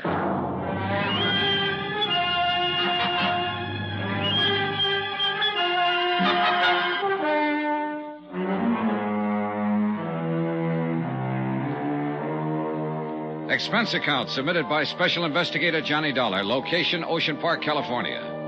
To State Unity Life, Home Office, Hartford, Connecticut. Assignment, the Silent Queen matter. Expense account continued. Locating Brother Jarvis Pocket, who now ran a rescue mission along L.A.'s Skid Row, had been the only real break I'd had in the case so far. At least I hoped it would be. The one-time fill director of the silent era had often visited with his old friend Tom Sanford, alias Barney Slade, might put us on the track of Slade's killer. I watched Brother Pocket as he paced back and forth across the small room, scratching his chin thoughtfully, glancing up at the blank spaces on the wall where the photographs had been. He was still pacing the room when Sergeant McKay arrived. How about it, Mr. Pocket? As I told Mr. Dollar, Sergeant, I'm positive that this entire wall was covered with photographs. Uh-huh. And now there are several missing. Were they photographs of some particular star? Oh, no. Action shots made during the filming of a picture that I directed for Miss Gale. Let me see, what was the title of that one? Oh, maybe that isn't important, Brother Pocket. Oh, Who was... Wait a moment. Yes, it was called Dangerous Lovers. Yeah. That George Sheldon starred with Mavis in that one. Was Tom Sanford in it, too? Tom, yes. Best role he ever had. Well, how about the next row of pictures? Yes, a photograph of Mavis and Tom, I believe. I can't recall the title of that film. A dreadful thing. Francis Trevelyan talked them into it and directed it, too. And should have stayed behind the camera where he belonged. And the bottom row, were they photographs of Tom Sanford and Mavis Gale? Yes, I'm certain of it. That picture was... Brother Pocket, would you say that Tom had changed much since those photographs were made? Not too much, no. He put on a bit of weight. His hair turned gray, of course, thinning on top. He'd grown a small mustache, too. How about it, Sergeant? You'll notice there isn't another photograph of Tom Sanford left on that wall. Okay, so assuming the killer took these away because they might identify Barney as Tom Sanford... And link him with Mavis Gale? Yes, yet the killer went to the trouble of drawing red question marks over the other photographs of Mavis Gale. To deliberately draw attention to her. Why? Mavis Gale would have been involved anyway to a certain extent. After all, she is the beneficiary of Slade's insurance policy. Sure. But suppose the killer wasn't aware of that. $25,000, I believe, is the amount. Yeah, that's right. And you're wondering why he did it? Oh, I can make a guess. You said he'd been pretty reckless, tossed a lot of Mavis Gale's money around in the old days. May have amounted to something close to $25,000. Possibly. This may have been his way of squaring the account. $25,000 and a king-size shot. He could hardly be expected to guess that his death would come about under these circumstances, Mr. Dollar. No, but he could have passed away calmly in his sleep some night and wouldn't have changed a thing, Brother Pocket. Mavis Gale would still have been curious about a man named Barney Slade. Oh, yes, I suppose, yes. He must have been pretty sure she'd recognize him, that it would make a nice big splash in all the papers. Was he that much of a ham? Tom, I'm afraid so. He couldn't have loved Mavis Gale very much. Mr. Dollar, right to the last, yes. Still, he couldn't resist the magnificent gesture, the big payoff, returning her $25,000. You know something, Dollar? Now you sound like you're on her side. Yeah. Well, gentlemen, if that's all that you want me for, I think I'd best be getting back to my quarters at the mission. The flock may be getting a little restless, huh? You know how it is. There are times that one of the brothers will sneak a bottle of sherry into the dormitory, and things become quite gay. Sure, Mr. Pocket. You can run along, and thanks. Good night, gentlemen. Good night. Well, Sergeant, what's the next move? What about this Joe Fallon? You said he'd been Mavis Gale's chauffeur at one time. Yeah. Pocket saw the whole thing. The attempt to kill Tom Sanford 27 years ago. Fallon and Sanford were struggling. A shot went off, and Fallon got it full in the face. Sanford then decided to play dead. Yep. But ever since then, Sanford was hiding out down here under the name of Barney Slade. That is, until somebody caught up to him, caught on to it 3 nights ago, and killed him. Big question still remains, who? Come on, let's get out of here. I'll get it. Yeah? Uh-huh. Right, I got it. That was headquarters. They just got a call from Francis Trevelyan. Trevelyan? He was one of the men on that hunting trip, along with Pocket and the others. Yeah. Seems Mavis Gale just heard we've been wanting to ask her some questions. She wants us to come right over. She's at Trevelyan's beach house in Malibu. The beach house turned out to be one of those super modern jobs, low, sprawling, with a lot of glass and flagstone. The butler allowed us through the front door, and after a nice little stroll, we finally arrived at the den, a 50-footer at least, with a bar at one end. Mavis and a tall, distinguished-looking gentleman were at the other. Evening, Miss Gale. Good evening, Sergeant. I'm terribly sorry about all this. I didn't know you wanted to talk with me. I should have left word at the house, I suppose, but I was so upset, anxious to get away. I understand. Oh, this is Francis Trevelyan, Sergeant McKay, and Mr. Dollar. We met at the funeral home. Oh, yes, I remember. Do sit down, gentlemen. May I offer you a drink? No, thanks, Mr. Trevelyan. Now, Miss Gale. Yes. When I first informed you of Barney Slade's death at the Penny Arcade at Ocean Park, you told me you never met the man. That's right. I had no way of knowing it was Tom. Not until last night when I went to the mortuary. Had you ever been in or near the Penny Arcade at any time, Miss Gale, previous to the murder? Yes. 2 nights before. Why didn't you mention this to me when I spoke with you before? I don't know. I was frightened. A man named Barney Slade had been murdered. The killer had drawn question marks on my photographs in the dead man's apartment. Were you afraid to tell me because it would involve you deeper? Yes. I think that was the purpose of the phone call, Sergeant. What phone call? That evening, shortly after 6, I received a call from a man. He wouldn't identify himself. He said that a very dear, very old friend of mine was in trouble and needed my help. He instructed you to go to the arcade in Ocean Park? I was to be there by 8 o'clock, and this old friend was to make himself known to me. So you went. Did you see anyone? No one that I recognized. Miss Gale, does the name Joe Fallon mean anything to you? Fallon? Why do you ask that? Just a moment, Mr. Trevelyan. Why, yes. Joe was my chauffeur. Many, many years ago. And when did you discharge him? Shortly after my marriage to Tom. Did he tell you to get rid of Fallon? Yes. Yes, he didn't like Joe. Mr. Dollar, may I ask you why you're questioning Miss Gale about Joe Fallon? Because we just found out he's the man who tried to murder Tom Sanford 27 years ago. What? You mean he was the man killed? Man we all thought was Tom. That's right. Was Joe Fallon in love with you? Now, see here. Better answer. Was he, Miss Gale? I don't know. What are you two driving at, Sergeant? I insist on knowing. And I'd like to know why you jumped when I first mentioned Joe Fallon's name, Mr. Trevelyan. All right, I'll tell you. You see, I'd quite forgotten about him. It was only when you asked Miss Gale that it suddenly dawned on me who he was, and it startled me, because his name had been brought to my attention only some 24 hours ago. Oh? A phone call. A man who said he was in partnership with Joe Fallon. They had a business deal to talk over with me. And? Well, I simply told them that I wasn't interested. I was in the midst of my most important production, and I just couldn't be bothered. Did you receive a similar call, Miss Gale? I know. You know, Sergeant, I'll give you odds it's the same one who called Miss Gale before the murder to get her down to the Penny Arcade. But I don't understand. Why? Who is the man? When we find that out, Miss Gale, we'll have the killer.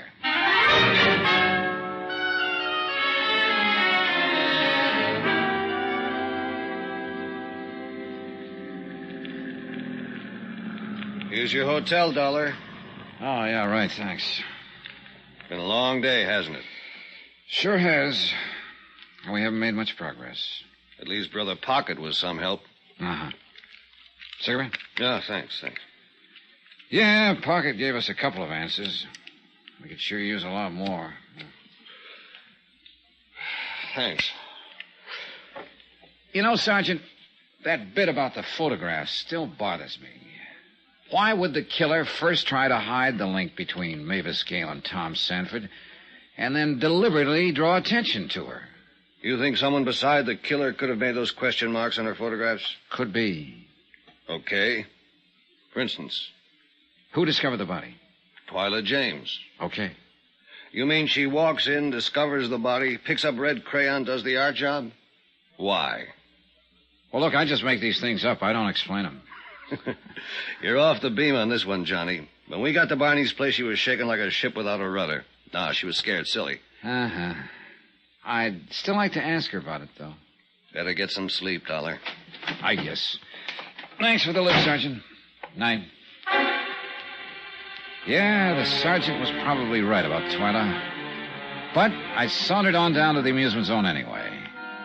It was late and the place was folding up. There was a nice warm breeze blowing in from the sea and the night was calm. So I continued along the ocean front, crossed over into Venice, and kept right on going. The old canals and the bridges looked more sad and forlorn than ever in the pale moonlight, with the sea in the background adding its lonely rhythm of sound. The shot had come from somewhere over by the canals. Then I saw the man on the bridge, staggering, weaving like a drunk. I headed toward him on the double, but before I could reach him, he stumbled and fell on his face. Here. Let's see how... Pocket. There. Back there. Pocket, this is Dollar. Johnny Dollar. There. Over there. He kept pointing across the canal, and then I saw the figure slinking away. I took after him. I scrambled across the bridge, and then along the canal. And then I lost him. I pulled up on the bank of the canal, looking around. Listen. Nothing. Then, suddenly, something. Footsteps behind me. But I heard them a second too late. Oh!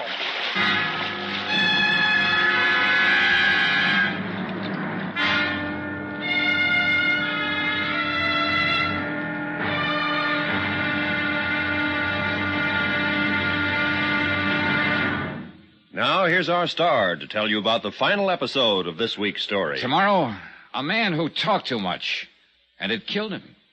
Yeah, the payoff. Join us, won't you? Yours truly, Johnny Dollar.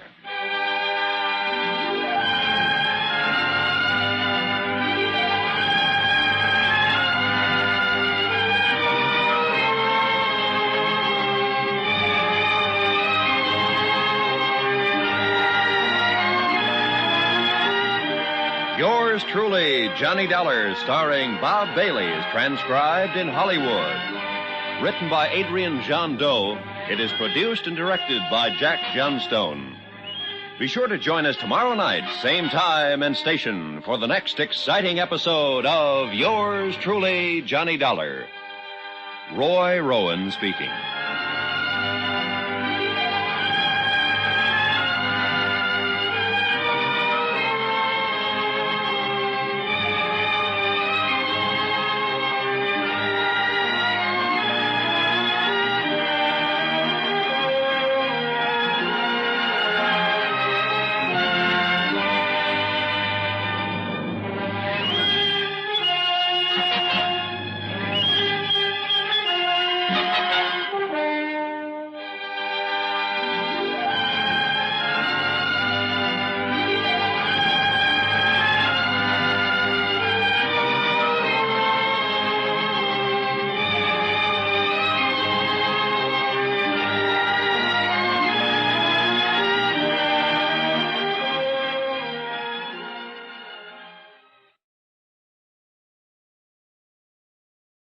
From Hollywood, it's time now for Johnny Dollar. Good morning, Mr. Dollar. This is Milo. Remember? Oh, Milo Martin, the agent, yeah. Yes, I've just read about that terrible affair about Jarvis Pocket murdered. Oh, it's a terrible thing. Yeah, he didn't even make it to the hospital. And you, Mr. Dollar, the killer tried to do away with you, too, huh? All I got was a nice crack on the head and a not-so-nice dunking in the canal. You were fortunate, Mr. Dollar, extremely fortunate. Yeah. Anything else you wanted to talk about, Milo? Oh, yes. I'm sorry I wasn't at the office when you called earlier. Well, your secretary gave me part of the information I was after. She remembered a man had phoned your office yesterday. Yes, she said he was a business associate of someone named Joseph Fallon. Well, I was out at the time, but he did leave that message. Well, what I wanted to know is, did he ever call back? No, he didn't. He probably will, unless he figures he's already found his pigeon. Pigeon? What for? Blackmail, Mr. Martin. Blackmail.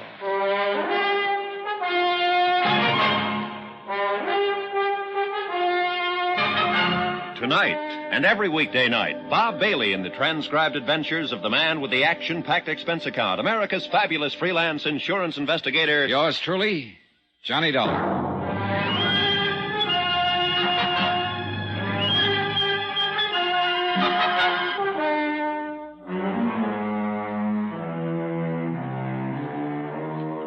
Expense account submitted by Special Investigator Johnny Dollar, location Ocean Park, California. To State Unity Life, Home Office, Hartford, Connecticut. Assignment, The Silent Queen Matter. Expense account, final page. 27 years ago, somebody had hired one Joe Fallon to murder Tom Sanford, the husband of silent movie star Mavis Gale. But Joe had muffed the job. Now that somebody had turned killer himself. His first victim, Tom Sanford, who'd been going under the name of Barney Slade and running a penny arcade in Ocean Park. The second, Jarvis Pocket, who could have helped us spot the killer. The only two others who might help us were actor Francis Trevelyan and actor's agent Milo Martin. And both had received phone calls from the killer. The reason? Blackmail, obviously. Item 13, $1.35 cab fare to police headquarters. Morning, Sergeant. Hello, Dollar. How do you feel? Oh, okay, I think. You turn up anything on Pocket's killer? Only this. 2 slugs taken from the body, fired from a .38. From the same gun that killed Barney Slade? The same. Well, that figures. Oh, I wish a lot more did. Hey, look, just what have we got anyway? Maybe you better start with what we haven't got. Well, Barney Slade gets clobbered by a killer who scrawls question marks all over Mavis Gale's photographs in his dingy apartment. To draw attention to Mavis Gale. All right. Mavis is named as a beneficiary in Slade's insurance policy. Claims she doesn't know the man, then takes a look at his body and identifies it as husband Tom, who supposedly was killed 27 years ago on a hunting trip. Right. Then Jarvis Pocket, one of the men who'd been on that trip, fills us in with the info that Mavis Gale's ex-chauffeur had tried to knock off Tom. Yeah, but he goofed the job and got knocked off himself. Question. Had Joe Fallon been hired? Answer, probably. Question, who hired him? There's a beaut, huh? Say, this Milo Martin ever get in touch with you? Yeah, just before he came over. He got a call, all right, apparently from the same man who called Trevelyan. Mm-hmm. Trying Fallon's name on for size. Oh, he's trying to get a reaction, that's for sure.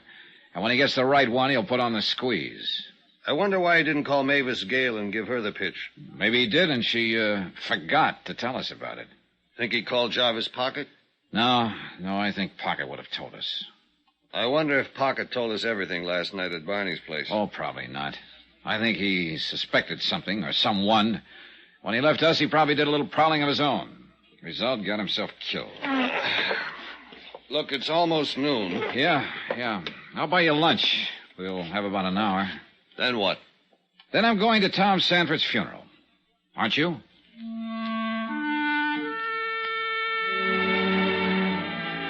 They buried Tom Sanford, alias Barney Slade, that afternoon under cold gray skies that made it look like it would rain any minute. But that didn't keep the crowd away. All Barney's friends from the pier were there, including Frank Jessup, who ran the mermaid bit, and Twyla James, who pushed pennies at the arcade. Mavis Gale, of course, was there, along with Francis Trevelyan and Milo Martin. And there were the usual spectators who came out of curiosity. When it was all over, the sergeant and I started down the hill. there, Sergeant. Mr. Dollar. Oh, hiya, Frank. Mr. Jessup. Sure was a nice ceremony, wasn't it? Yeah, very nice. Pier was practically closed down. Everybody here for the funeral. We're all going to miss old Barney. Somehow I just can't bring myself around to calling him Tom. Don't seem to fit somehow. Sure. Well, I got to get back to Twyla. She's taking this kind of hard. Oh, yeah, sure. I was kind of surprised the way Miss Gale stood up. Real brave she was. No tears at all. Yeah, I noticed that. Sergeant? Maybe she was all cried out, Dollar. It happens, you know. Uh-huh. It happens.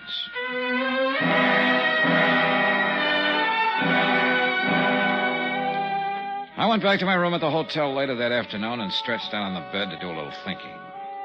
Sleep, something I hadn't had much of in the past 24 hours, finally caught up.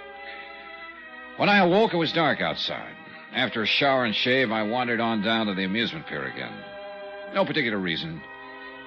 Then I remembered I still had the key to Barney's apartment.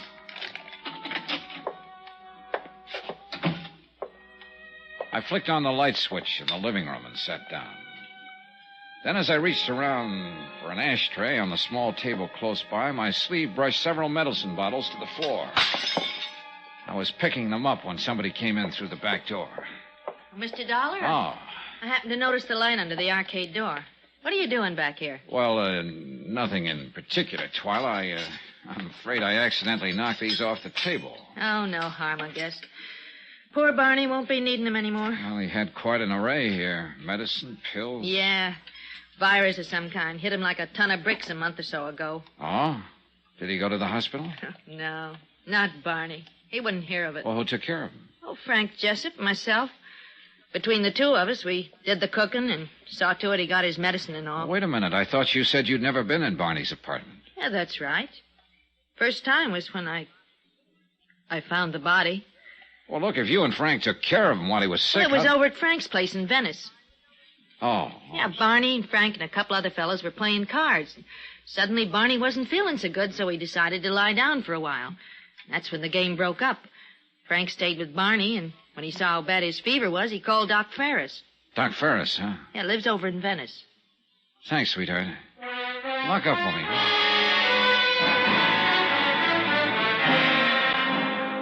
Expense account item 14, $1.50, cab fare and tip to Doc Ferris's place in Venice. Barney, he told me, had been a pretty sick man, high fever, delirious at times. But Frank Jessup had stayed by his bedside during the crisis and had done a good job of nursing him through the night. Expense account item 15, $1.50, same cab, back to the amusement zone. The attendant at the Mermaid bit told me that Frank Jessup had gone home early. Expense account item 16, 75 cents, cab fare to Frank's bungalow in Venice. The place was dark. No answer. You looking for Mr. Jessup? Oh, yes, ma'am. He just left a few minutes ago. Out for a walk, I guess. Oh, that's so? Do you know which way he headed? Down the street. That way. Good, thanks.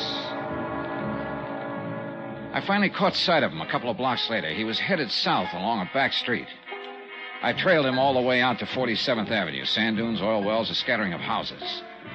Then I saw him duck into some shadows, so I waited. About 10 minutes later, a big Cadillac came along, cruising slowly. As it reached the corner, someone inside flicked out a package, and then the car disappeared into the night. Frank Jessup suddenly darted out of the shadows, scooped up the package, and came running straight toward me. Hold it, Frank. I said, hold it. Let go. Let go. What are you doing here? I don't have to ask you that question, do I, Frank? And I don't have to guess what's in that package. Let go. Not a chance. All right. Look, Dollar, we get a good thing here, maybe. We have. Sure, why not? 50-50. That the deal you offered to your old friend, Barney Slade? Look, I didn't want to kill him, only when I went there the other night and told him what I had in mind, he got sore, started pushing me around. How did you find out about Barney's past? That time he was sick, delirious, fever make him do a lot of talking? That's right. So Barney spilled the whole thing without knowing it. Come on, Dollar, let's get out of here. Pocket guessed you were behind it all, didn't he? Figured that's exactly how you found out, so you had to get rid of him, too. Look, Dollar. Hold still, little pal. Now, who tossed out that package of money? Come on, Jessup. You called somebody on the phone and got a nice, fat reaction when you mentioned the name of Joe Fallon. Now, who is that somebody? I am, Mr. Dollar. Easy there. I'm a good shot. Well. The actor's friend and agent, Milo Martin. Thank you for holding our little friend here, Mr. Dollar. It makes things a lot easier. Huh? Your little friend was running a bluff on you, Martin. I don't think he's got the proof that you hired Joe Fallon 27 years ago. Oh, really? Perhaps not, but I couldn't risk it. Now, could I? So you thought you could make a little time with Mavis Gale if husband Tom was out of the way, that it? Yes, but I was wrong. Didn't even give you a tumble. Too bad, Milo. A stupid woman, really. Is quite stupid. And now, little man... Look, Mr. Martin, we can forget all this. Don't be ridiculous. We can't.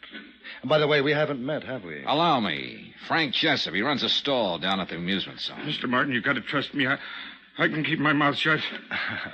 I fully intend to make certain of that, Mr. Jessup. Look, all we got to do is get rid of Dollar here. Oh, you're a sweet kid, aren't you? Nobody will ever know, Mr. Martin, I swear it. You're so right, little man. No one will ever know. Let go, Dollar! Hey! Frank pulled away from me somehow and started racing across the sand dunes, but he didn't get very far. Milo Martin pumped 2 shots into his back. That meant he took his eyes off me for just a split second, and that's all I needed. What? I belted him where he was very, very soft, and then followed with a hard uppercut. Milo 10%, Martin folded without a sound. 17th and final item on expense account, $185.10. Hotel and incidentals in Ocean Park and transportation back to Hartford. Expense account total, $436.25. End of account. Remarks? About Frank Jessup. He got his out there in the sand dunes for the murders of Tom Sanford, alias Barney Slade, and Jarvis Pocket. About Milo Martin, in jail awaiting trial for murder of the above-mentioned F. Jessup. About Mavis Gale. She's going to see to it that the good work at Brother Pocket's rescue mission goes on. We'll donate $25,000 to the cause. Yeah, you guessed it. That'll be the insurance money. End of remarks, end of report. Yours truly, Johnny Dollar.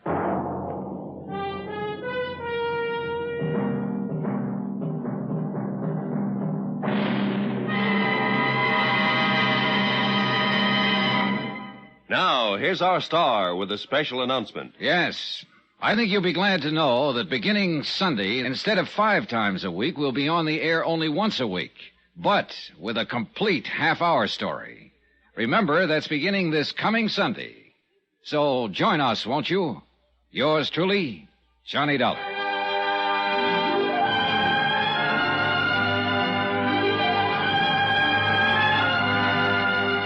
Yours truly, Johnny Dollar, starring Bob Bailey, is transcribed in Hollywood. It is produced and directed by Jack Johnstone. This week's story was written by Adrian Jandot.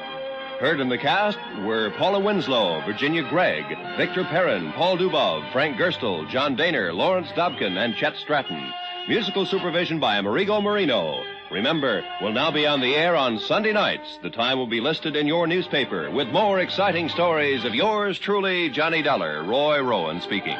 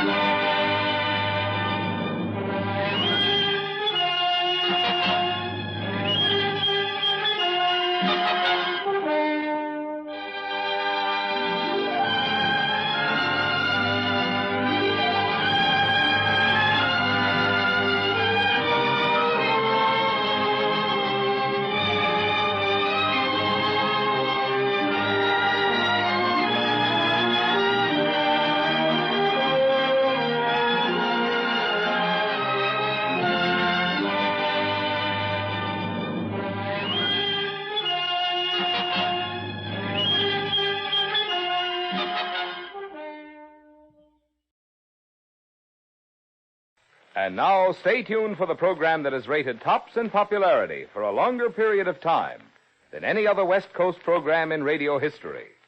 the Signal Oil program, The Whistler.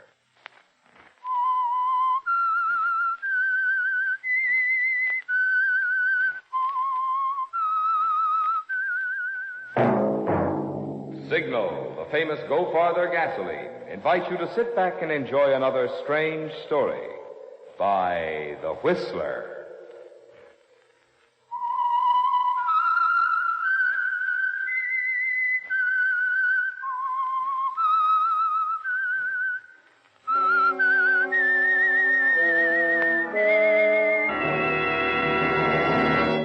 I am the Whistler, and I know many things, for I walk by night.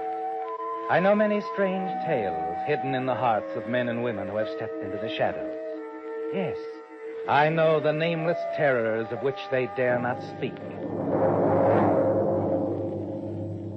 And now for the Signal Oil Company, The Whistler's strange story, Fatal Action.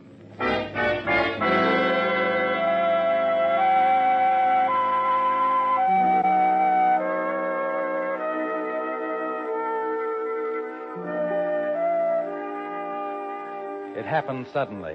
The motor ship came swiftly out of the fog bank, struck the offshore reef with a grinding crash. The startled crew yelled impulsive directions at each other as the sea poured through the gaping wound in the ship's hull. She heeled over fast, doomed, and everyone on board knew it. Most of all, Captain Ernie Hill knew it, as he snapped his orders with machine gun precision. All hands, prepare to abandon ship. Load the lifeboat, sir! He rushed from the bridge rail, dropped to the quarterdeck, and continued barking orders. There was excitement, yes, but a minimum of confusion before the lifeboats swung out on their davits, dropped neatly into the sea, and began to pull safely away with their loads of men. And not until he was certain that his ship was through, headed for the bottom, did Captain Hill leave her.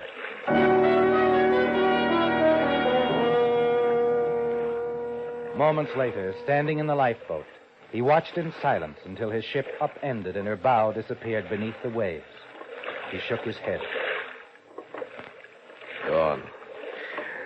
She's gone. Not much you could have done about it, Captain. Company will be satisfied you got everybody off. Yeah, I don't know. It's rotten luck. This isn't the first ship I've lost this way. And the whole cargo. It could have happened to anybody, Captain. A lot of uncharted reefs all around here. Yeah, I guess so. I just hope the company sees it that way.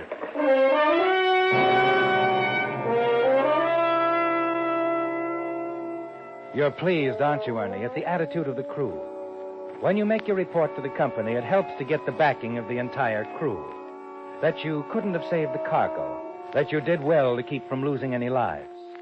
It's going well, isn't it? And a week later, when the excitement has died down, you're able to follow the next step in your plan, the lucrative step. You sell the cargo everyone thinks was lost with the ship, but which was never put aboard in the first place.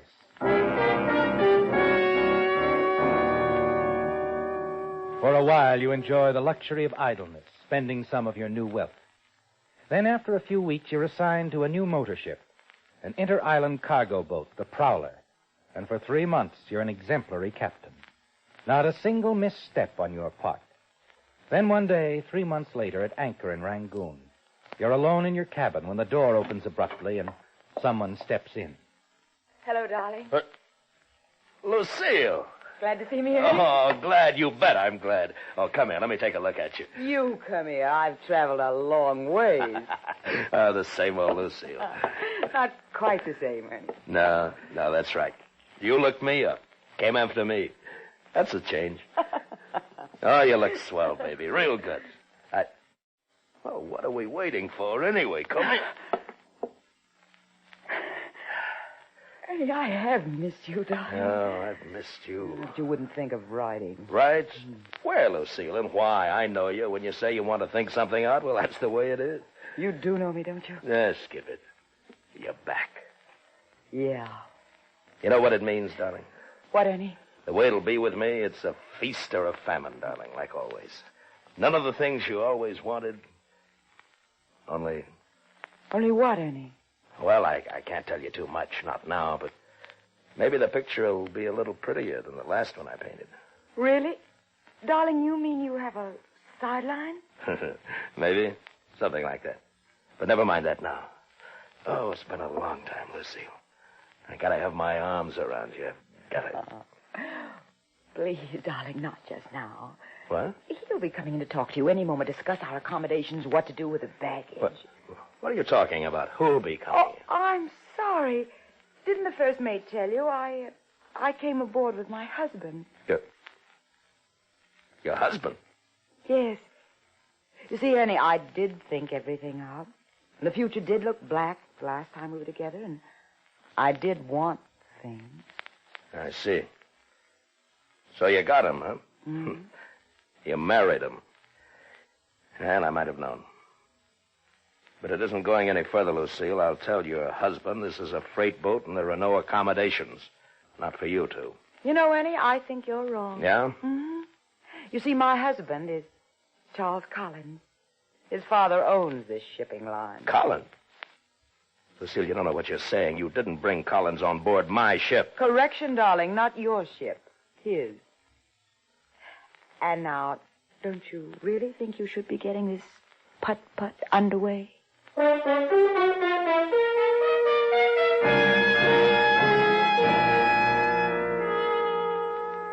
It's a terrible shock, isn't it, Ernie?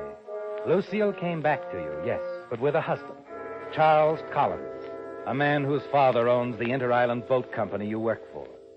And in spite of your protests, they're going to sail with you. You've got to meet him cordially, laugh, try to bluff your way through. You chat with him near the aft rail as the prowler moves out from the pier at Rangoon. Underway at last, eh, Captain? I'm going to enjoy this trip. I've had little chance to talk to you, Mr. Collins. Oh, not Mr. Collins. Make it Charles, eh? Okay. I'm ashamed of busting in on you, insisting on going along. Should have cabled, I suppose, or written, but this wife of mine, Captain. Oh, that's all right. I understand. She wanted a sea voyage, and when she insists upon something... Talking about me, Charles? Thought you were in the cabin, Lucille. Captain, I understand you're acquainted with my wife. Yes. We're acquainted. My favorite captain. You'll like him, Charles. You'll find he's very conscientious. Dad must know a good man when he sees one. All the trouble he has running this line. Oh, your father's all right. He knows his business. Yes, I suppose. Well, if you'll excuse me, I'll start unpacking. See you in the cabin, Lucille. In a few minutes, Charles. Stop in for a drink before dinner, Captain. Thanks. I might do that. Lucille, I wish I hadn't brought him on board this ship. Worried, Captain? Maybe. About the sideline you mentioned. That has nothing to do with this boat. Oh? I thought it had to do with all the boats you command. What are you driving at, Lucille? You don't know? I'll enlighten you, darling. Your last ship, the one that struck a reef and sunk. That wasn't an accident, Ernie. No? No. You had to sink that ship to cover up the fact that our hull was full of cheap ballast, that you'd hijacked the cargo. Oh, now, wait a minute. You wait a minute, Ernie. I happen to know the facts. What I don't know is what happens next. Since it's too soon for another shipwreck, what are you smuggling, darling? What port do we put into in the dead of night? What's the signal, the arrangement? And most important, how much is the payoff? You're out of line, Lucille. Way out of line. Oh, no, darling. I know all about it. Every detail, except perhaps what you're smuggling. Something small, easy to handle, I'll bet. What is it? Jade? Ivory? Diamonds? Dope, maybe. You've been reading dime novels, Lucille. You better close the book right now. No, darling. You remember George? George Adams? Mm-hmm. Your old shipmate when you were skipper of the Osaga Maru. What about him? You haven't seen him. George is in prison. I know. And very lonely, too. The prisons do have visiting days. You went to see George Adams? Several times. I even told him some little white lies, just to make him feel better. I believe I said, I'll wait for you forever, Georgie. Why, you cheap Please, darling. Charles just might be watching from the cabin. What do you want? What are you after, Lucille? Half, my precious. 50-50 of the proceeds of your sideline. You're being pretty foolish, Lucille. If I had anything planned, do you think I'd go ahead with it with your husband on board? Oh, I can keep him busy. And you have got something planned, haven't you? Maybe. Yeah. Maybe somebody's going to meet us at a certain dock. Well, they still can, darling. I'll have Charles go ashore with me. I'll keep him away. No. No dice, Lucille. You spoiled it for us. The whole deal's off. No, Ernie. My captain. Whatever the deal is, it's very much on. You're not backing out of anything. I'll see that you don't.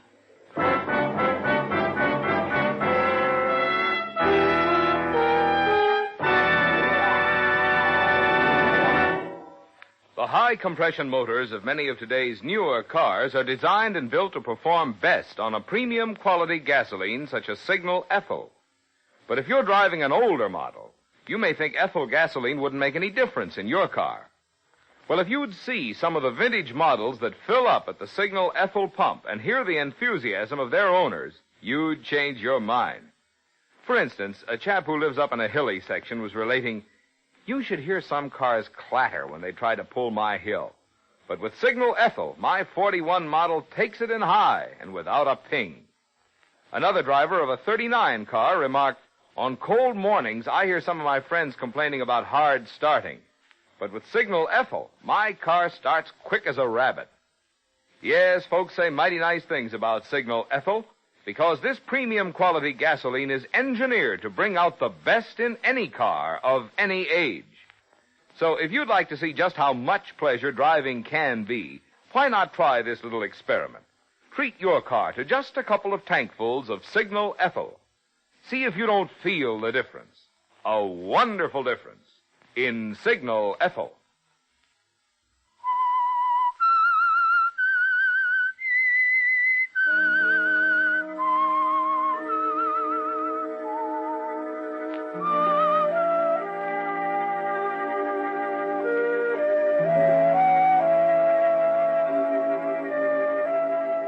It's going badly, isn't it, Ernie? Your profitable sideline is being seriously threatened. Until now, you've had it all to yourself. Only your first mate to pay off, and that for valuable assistance. Now Lucille is declaring herself in. 50-50, she said, and simply for keeping her husband, Charles Collins, ashore. Your ship, the Prowler, bears steadily forward. Jake, the first mate, confronts you near the aft rail and bluntly speaks his own views. You've got to forget the whole bloomin' thing, Captain. Call it off. How, Jake? How can we call it off? Pete's meeting us at the dock in Bouquet. That she's brought that Mr. Collins aboard for no good. I say it's spying on us. Peeping. That's what it is. Bouquet. So that's where it's to take place.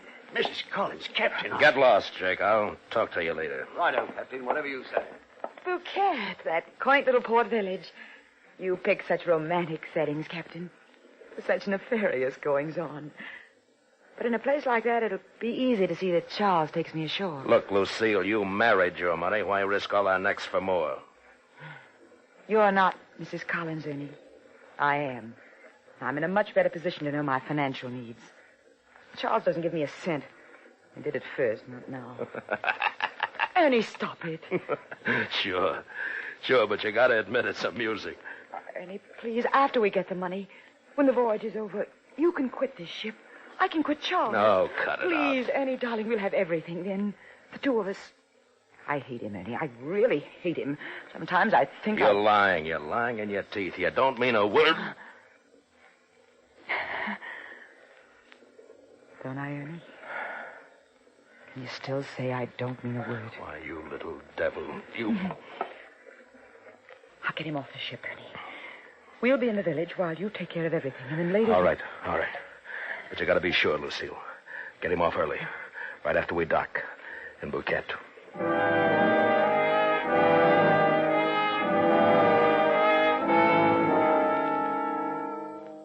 Shortly after nightfall, the Prowler docks at Bouquet. Standing at the ship's rail with the mate, you watch the crew scramble ashore. You wait, your eyes glued to the door of the Collins cabin. Finally, it opens. Lucille and her husband step out, nod to you, and move down the gangplank. Well, you were right, Skipper. She's kept her end of the bargain. Sure, I told you there was nothing to worry about. Coast is clear now. Good. I'll go down to the dock. Pete should be there by now. We'll get this thing over with. Need any help carrying it, Captain? When it's jade the quality of this stuff, it doesn't take much of a load. Now go on below and get ready to go ashore and celebrate. I'll be right back. Righto, Captain.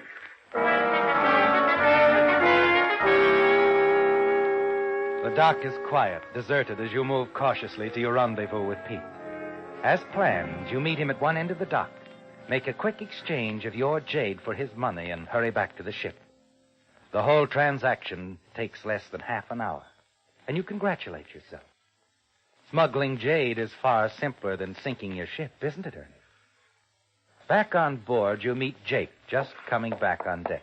Everything all right, Skipper? Perfect, Jake, just perfect. Fine, Captain, that's fine. Think I will step ashore now. That's celebration, you know. Coming? No, you run along, Jake. Tie one on for me, huh? You're pleased, aren't you, Ernie? It went well, very well. And now, alone on the deck of the Prowler, you watch Jake fade out of sight, and then turn and walk to your cabin. As you enter and turn on the lights... Good evening, Captain. What? Mr. Collins. Surprised? What, I thought you and Mrs. Collins... In the village? No, we had a slight disagreement. I came back 15 minutes ago, slipped aboard during your transaction on the dock. Oh, yeah. Oh, we had a small shipment for Bouquet. And, Oh, come, Captain, I know better. What? I know what's been going on, you see. Suspected you for quite some time, but I wasn't quite certain until tonight. Nice racket. Captain, been chiseling on the old man in one way or another for years, haven't you? Oh, now, wait a minute, Mr. Collins. I don't know what you're talking about. Don't get me wrong. I don't care. I don't care at all. As far as what happened tonight, well, I didn't see a thing. Not a thing. Oh? That's right. The old man need never know about tonight. And other nights, eh, Captain? You can go right on with your little sideline, only... Only what? You're cutting in a new partner. Partner? You mean that you... A night of surprises, isn't it? Frankly, I need the money, Captain. Oh, sure. That's a big I know laugh. what you're thinking, but the old man doesn't believe in pampering me. He wants me to learn the business from the ground up, just as he did. Okay, so the old man doesn't give you so much spending money, but his own son... His own son, yes. And there's something else. You see, he's never approved of Lucille. He wouldn't. Matter of fact, I don't approve of her anymore either. So? Didn't take me long to find out what she was really after. Money. Money, all she can get. I hate her. That's one thing I'm sure of. Someday I'm going to... Do you know her? And be better than I do. Yeah, maybe I do. What was her cut going to be for keeping her mouth shut? Luring me into the village tonight? 20%? Oh, that doesn't sound at all like Lucille. Sure it wasn't 50%, Captain? 20. Well, in any case, I'm not prepared to settle for that. Nor am I going to settle for 50%. 70-30, Captain. That's how we're going to split it. 70 for me, 30 for you. 70-30? Now, wait a minute. On the other hand, a word from me to the port authorities, a wire to the old man, and... Well, you'd be lucky to get off with 10 years. Suppose I told the old man you tried to make a deal. Suppose I told him... He wouldn't believe you. Let's face it. Why don't you just play along like a good boy, Captain? I'm sure we'll do very well together. What about Lucille? Lucille? Well, I've completely forgotten her, old man. Yes, she's more your problem. I see. Do you? Well, then I can turn in, enjoy a good night's sleep. And as for Lucille, well, since she seems to be concentrating so much on you... Now, wait a minute. Really, she can cause you a great deal of trouble. She's out there in the village now. Why don't you talk it over with her? Possibly you can persuade her to get out of our lives. Permanently. Remember, Captain, 10 years in prison is a terribly, terribly long time. Good night.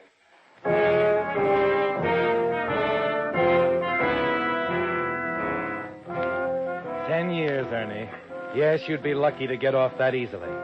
You pace the floor of your cabin wondering what you must do. There must be some way you can work things out. Finally, you make up your mind. You've got to find Lucille, tell her what's happened, and get her out of Bouquet somehow. You hurry out of the cabin, down the gangplank, and as you step on the wharf, something causes you to look back. And there, standing at the ship's rail, Collins, a grin on his face. Good hunting, Captain. Good hunting.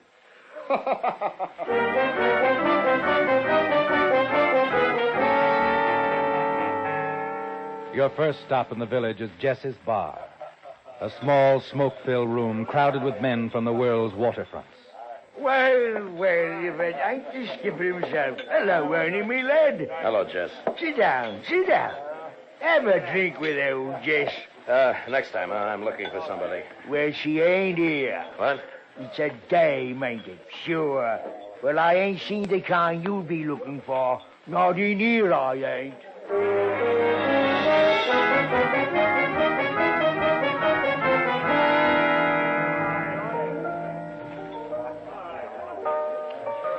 Red hair, wearing a white suit. Oh, sure, pal. She was sitting right here at the bar. Of course, that was a good hour ago. A guy was with her. I ain't seen him since. Tall, lot of white teeth, grinning. That's him. Only he wasn't grinning. They was having an argument, a real beaut, see? Had most of the customers watching them instead of drinking their liquor.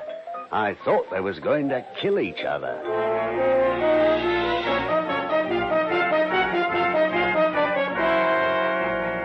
Your next stop is the Paradise Cafe, but Lucille isn't there.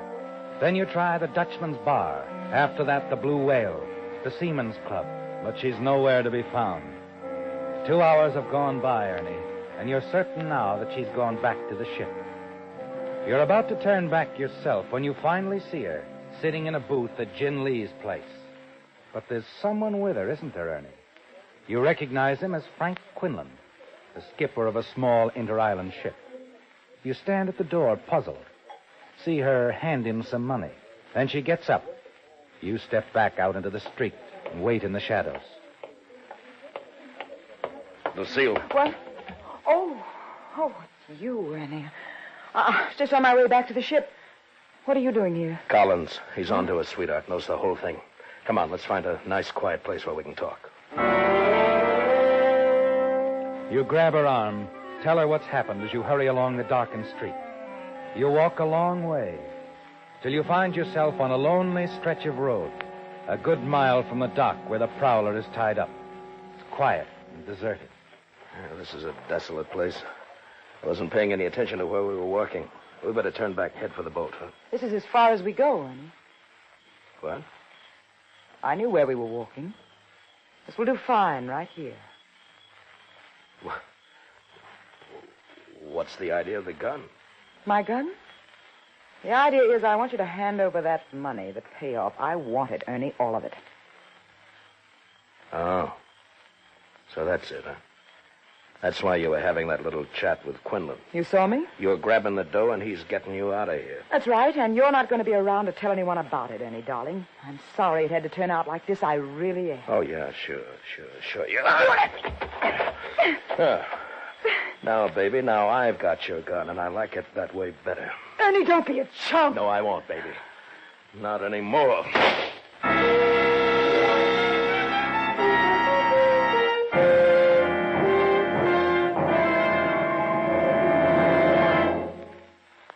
As we go into the rainy season, scientific lubrication is even more important to your car to keep moisture from working into vital moving parts and causing damage. That's why I think you'll be interested in knowing about some of the extras you enjoy when you have your car lubricated at a Signal service station.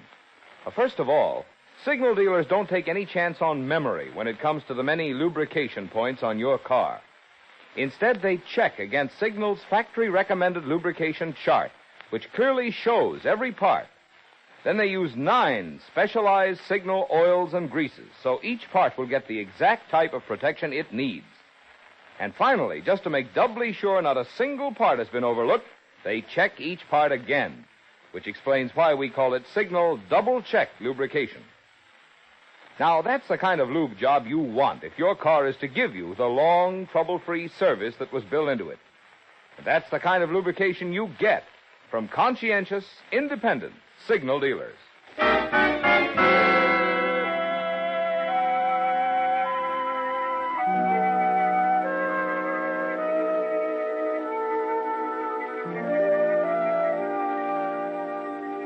Lucille's dead, isn't she, Ernie? You look down at her, then at her gun in your hand. and realize that one big obstacle has been eliminated. And now there's only Charles Collins, Lucille's husband, back in the boat. If he were eliminated, there would be no one to stand in the way. As you hurry back to the boat, you know what you must do. Shoot Collins, put out to sea, and dump his body overboard. You move quickly, noiselessly aboard the prowler. No one's in sight. You move quietly along the deck to Charles Collins' cabin, Lucille's gun gripped in your hand. You open the door, walk slowly in, reach the bunk, and snap on the lamp on the table beside it. You've made a mistake, haven't you, Ernie? For an instant, you stand there. Then you realize you've got to get out, somewhere where you can think. Hurriedly, you slip out onto the deck, close the cabin door behind you, and move along in the shadows toward the raft. Just a moment there. Who's that? Sergeant Morrison, Phuket Police. Who are you? I'm Ernie Hill, captain of this ship. Oh, what are you doing here? I came in answer to a call from the dock watchman. He says he heard a shot around here not too long ago. Do you know anything about it? No, I don't. I haven't been here. Is your cabin the one you just left? No, it isn't. It belongs to a passenger. The name's Collins. You seem quite anxious to leave it. In something of a rush. I'll have to search you, Captain. Hey, wait a minute. What's the idea? I'll just take your gun, Captain. Now, let's take a look in Mr. Collins' cabin, eh? Wait. We don't have to. Collins is in there, all right. He's dead. I'll wager ballistics will show that this gun killed him. Yes, it probably did, but it isn't my gun. I didn't do it. He was dead when I got there. He'd been dead for quite a while. You can see for yourself. Maybe you're right. We knew there was something wrong when the dock watchman called us about the shot. We figured whoever did it must belong on this ship. That's why we've been waiting around. You'll never believe me, Sergeant, but I didn't do it. She did it, his wife, Lucille. That's her gun. She killed him. They quarreled, and she followed him back to the boat and shot him. And then she disappeared into thin air. And I find you leaving the cabin with a murder weapon in your hand. No, Captain. You were right the first time. We'll never believe you.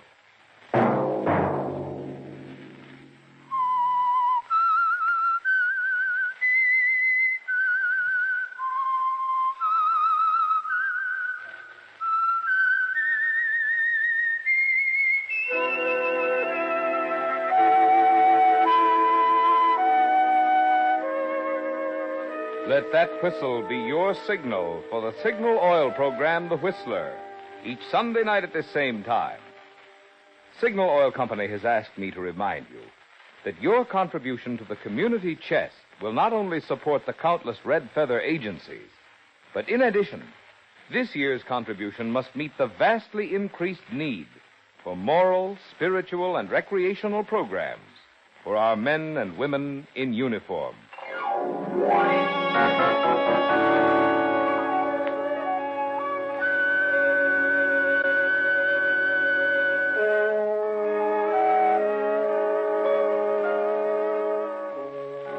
Featured in tonight's story were Bill Foreman, Bill Conrad, and Betty Lou Gerson.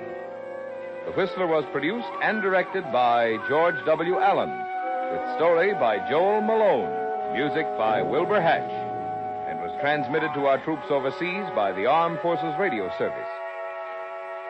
The Whistler is entirely fictional, and all characters portrayed on The Whistler are also fictional. Any similarity of names or resemblance to persons living or dead is purely coincidental. Remember at the same time next Sunday, another strange tale by The Whistler. Marvin Miller speaking for the Signal Oil Company. This is CBS, the Columbia Broadcasting System.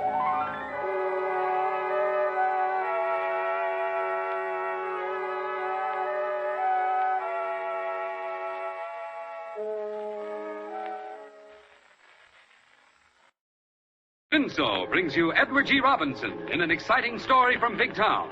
A story of life and death on the highways of America. Ona Munson heads the supporting cast.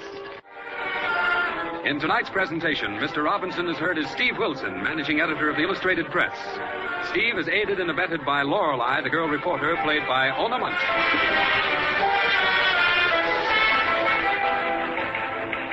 We find them in the wire room of the Illustrated Press talking to a committee from the Big Town Safe Driving League. Here's the list of casualties just coming in over the teletype, gentlemen. Weekend report of the dead and injured. And I'm not speaking of the war in Europe. I refer to the war on our streets and highways right here in Big Town. Here are the traffic deaths from Saturday noon to Sunday night. 8 people killed and 39 injured. That's dreadful, Mr. Wilson. In this county alone, our reckless drivers killed 1,046 people in 1939. Oh, we might as well be at war if this sort of thing keeps up. On this blackboard, we have the national figures of automobile deaths for the past 22 years. Look at that frightful increase. 1917, 6,724. In 1927, 21,160. In 37, 39,643. Why, it's appalling.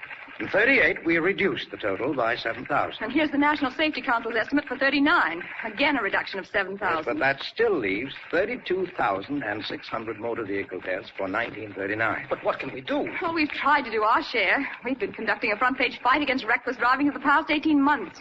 We don't seem to get anywhere. We've got a big circulation. We reach thousands of people, but still it goes on. Why don't you take to the air, Steve? Tell your story over the radio. That's not a bad idea. We'd reach millions that way, wouldn't we? Yes. That would take a lot of doing. We need radio writers, producers, actors. Yes, but most of all, you need a good announcer. A man who could dramatize the message, a dynamic personality. Well, what's the matter with our own Steve Wilson? Oh, I couldn't do that. Oh, don't be silly, Steve. Of course you could.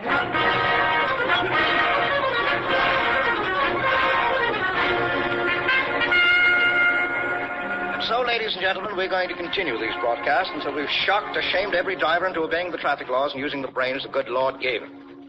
Now, what are the common causes of tragic accidents on our streets and highways? First of all, speeding. Heaven knows that's common enough. John! You can't see me. I can't just look at it. This car was doing 70 when it hit that telegraph pole. You know what that means.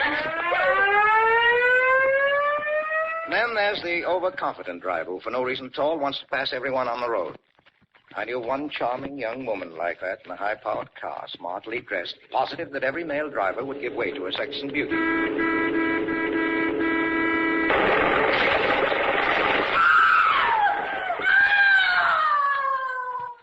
But one of them didn't. She keeps her scarred face hidden from the world. And, of course, there's the couple who chatter as they ride along. The man tries to talk and watch the road at the same time. Oh, I walked right into the boss office, and I says, now, look here, you big stiff, you can't do that to me. You promised me a raise 2 years ago. Look out, Jim. You're on the wrong side of the road. And so it goes. The tragic young fools who make love as they drive. The blithering idiot who cuts in from the right. The impatient maniac who tries to pass another car on a curb. Then there's another type. A mother's driving, taking her daughter home. She'd found the girl drunk in the cocktail lounge. Thank heaven the doorman recognized you and phoned me. And to think that you'd be seen drinking in public, well, that's bad enough. But with a man like Pat Bell... Pat's all right. He's a good scout. He's a gangster, a criminal. A darn good-looking one. Oh, if your father ever finds out about this, I don't I know... know, he'll throw me out. He threatened to do that last week. He never knows I'm on Earth till I do something wrong. Hey, watch your driving, Mother. You nearly hit that post. Oh, I hardly know what I'm doing. You've upset me so. I don't understand you, Vi. A girl like you with every chance in the world. Here's the boulevard. Turn right. I know. Pull over, Mother. You turned right in the path of that truck. Oh! Mother, look what you've done. What was it, Vi? What happened? You forced that truck to the left and it crashed head-on into a school bus coming the other way. You better stop. Well, how can we? Don't you realize you've been drinking? I don't dare let the police see you in this condition.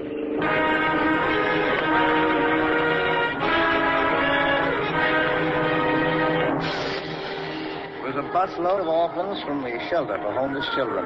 A load of kids returning from a happy day in the country. Oh, you're the driver of the truck, huh? Yes, sir. Here's my license. Right on.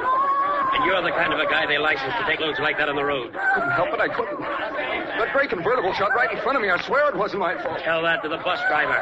He's dead. I know. I wish I was in his place. What I think of those poor kids they're loaded Little into late that. to be sorry for them. What was the matter with you? Were you drunk or asleep? Oh, I don't drink. I knew what I was doing. It was that gray convertible that got Come my on, way. I better get you down to the station.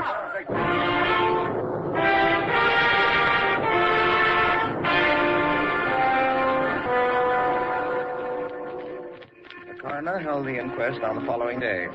Lorelei and I were there with Hoagie and a cameraman. Mr. Arnold, it's strange that no one else reported that gray convertible. What make of car was it? A Mohawk. It came tearing out in the middle of the block and made a wide right turn, and I had to swing to keep from hitting it.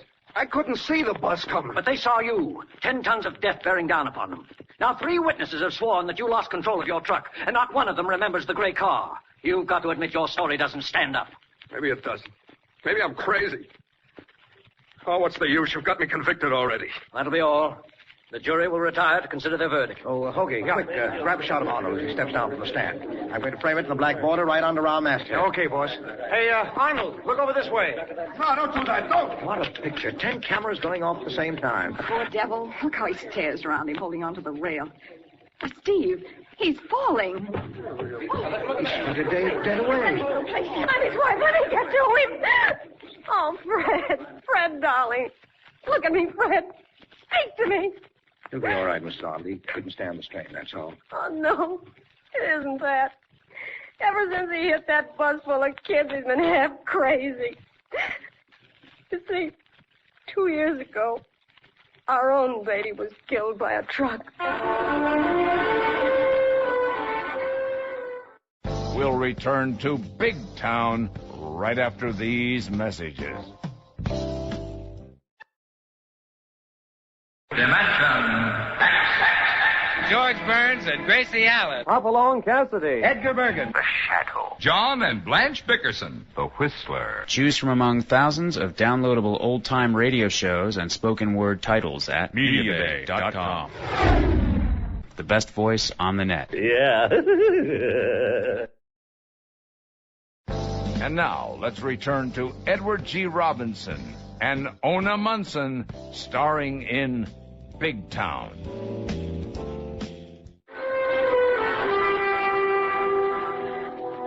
Nevertheless, I was convinced that Fred Arnold should be punished. That afternoon, Lorelei and I talked with him in his cell. Mr. Arnold, was it a man or a woman driving that gray car? I know there was a woman at the wheel, and I'm sure there was another woman with her. The car I'm positive about. It was a gray Mohawk convertible. I'd know that hood anywhere, a 1939. The accident happened on Langley Boulevard between 14th and 15th Street, huh? Yeah. You say the Mohawk came shooting out from the middle of the block? Sure, that's right. Well, then it must have come out of a driveway. And there's only one driveway in that block, the one that leads to Paradise Inn. Say, I never thought of that, miss.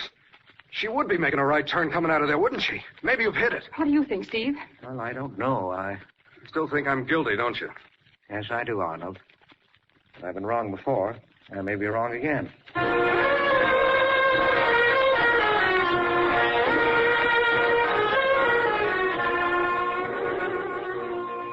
After we left the jail, I dropped Lorelei at the entrance to the Paradise Inn. Leave it to a clever woman to get the truth out of a man. Come on now, open up, Mr. Doorman. You know you saw that car. Maybe I did, lady. Maybe there was 50 gray Mohawk convertibles in here on Wednesday. Oh, now look here. You don't look to me like the sort who'd let an innocent man go to prison for something he didn't do. Arnold has a wife and a family. I'll bet you have, too. Now, can't you sort of refresh your memory? Looks bad for the guy, huh? Maybe 10 years in the pen. Well, all right. There was a gray Mohawk in here that day, but I don't know who was driving it. Well, just tell me one thing. Did it leave here about the time of the accident? Yeah, and that's all I got to say. I'm sorry for the guy, but I'm not losing my job.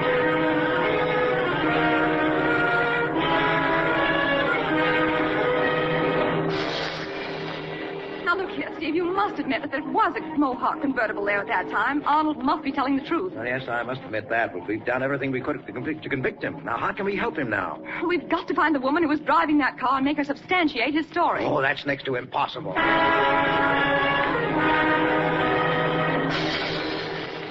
We found there were over 70 convertibles of that same make, and not one of them owned by a possible suspect. In the meantime, Fred Arnold was tried and found guilty of manslaughter.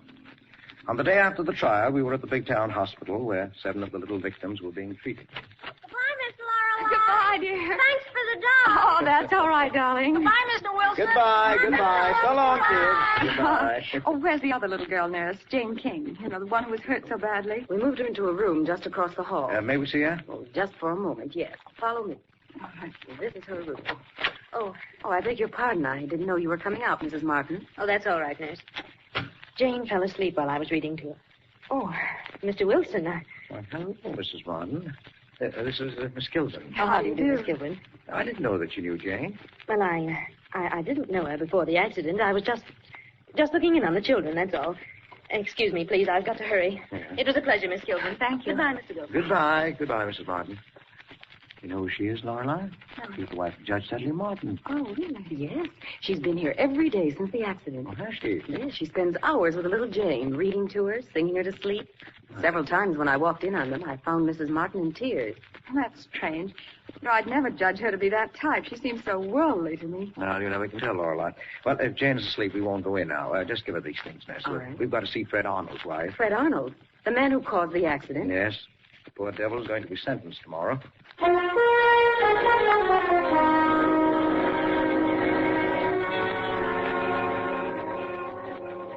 I'm terribly sorry for the things that were said in my paper, Mrs. Arnold. You had to print the news. Anyway, everybody's been awful kind to me. Mrs. Martin was here again last night. Mrs. Martin? Judge Martin's wife? Yes. Would you believe it, Mr. Wilson? A woman I never met before. And she's put money in the bank for me. A trust fund to take care of us till Fred gets out of prison. Steve. Well, why should she do that? Why, I don't know. It must be the goodness of her heart. Say, Steve, do you suppose that Mrs. Martin... No, that's impossible. Mrs. Arnold, what kind of a car does Mrs. Martin drive? I don't know. I've never seen it. Oh, no, Lorelei, you're all wrong. Nevertheless, we'd better make sure. Where do the Martins live? In the big town apartment. Oh, there's a garage in that building, isn't there? Yes, but I don't Mrs. see... Arnold, may I use this phone? Of course. Lorelei, you're crazy. Oh, maybe I am, but I've got a hunch. Oh, well, I don't think... Don't tell me about women, Steve. I know them. There's a guilty conscience behind all this. Oh, hello, big town apartments? Well, let me speak to the superintendent of the garage, please. Thank you. Now, here's the phone, What? Steve. It's up to you. Well, good Lord, Now- woman. Dudley Martin's my friend. So you'd rather see Arnold go to prison, would you? No, of course not. All right. Come on, I'll play your hunch. Give me that phone. Hello, Big Town Garage? Why, this is, this is police headquarters. Tell me, do you service Mrs. Dudley Martin's car? You do? Well, describe it, please. Yes? Oh, I see. Thank you. Well, I was right, wasn't I? It's a gray Mohawk convertible. No, Lorelei. Mrs. Martin drives a Dodge Coupe.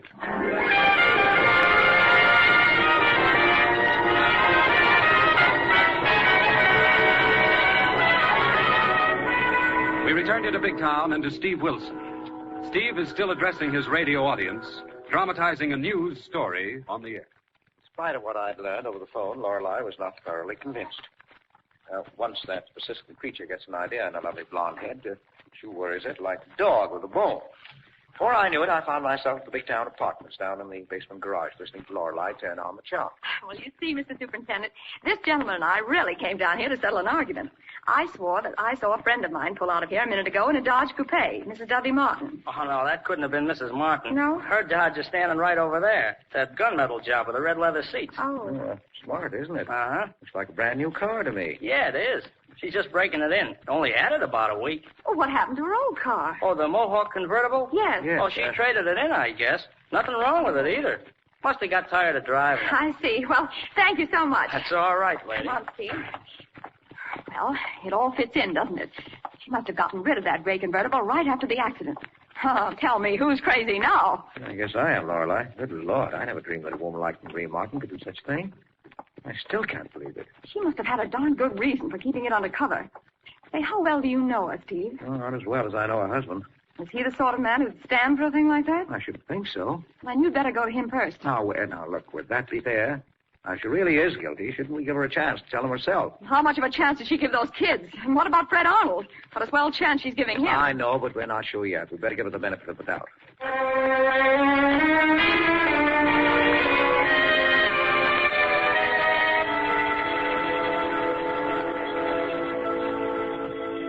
Fine, Martin. The last time I saw you, you were nothing but a long-legged kid. That wasn't so long ago. Mother will be down in a minute. Mr. Wilson, I've been following the Arnold case in your paper. Oh, have you? You were really vindictive at first and demanded his punishment. But suddenly you did a complete about-face. Why was that? Well, I discovered that he was innocent. You mean that somebody else caused the accident? That's right. He very plainly said so in one article. I must admit that. But you didn't name anyone. No, I didn't. I couldn't. But isn't it true that newspaper people sometimes play detective in order to expose someone or to get a big story?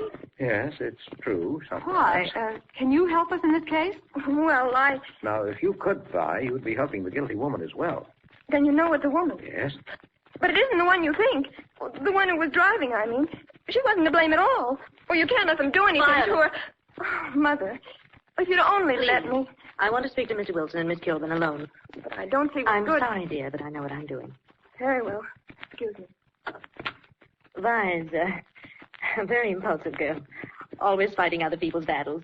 But you shouldn't take advantage of that, Mr. Wilson. How do you mean? Oh, by questioning her on a subject that she can't possibly know anything about. Oh, what makes you think I was questioning her?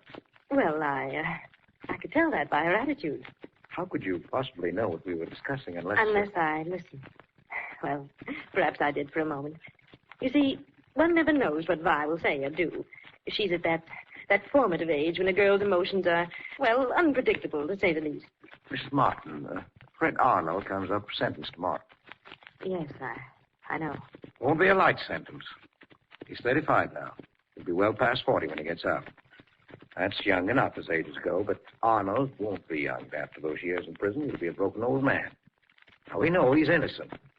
We can't let that happen to him. His wife told us what you're doing for her. Oh, she shouldn't have. I didn't want her to speak of it. But why? Well, it's certainly a beautiful gesture, or could it be more than that, Mrs. Martin? Well, I don't know what you mean. I'd do anything to help a woman in such terrible trouble. She's not to blame for what happened. Yes, neither is her husband.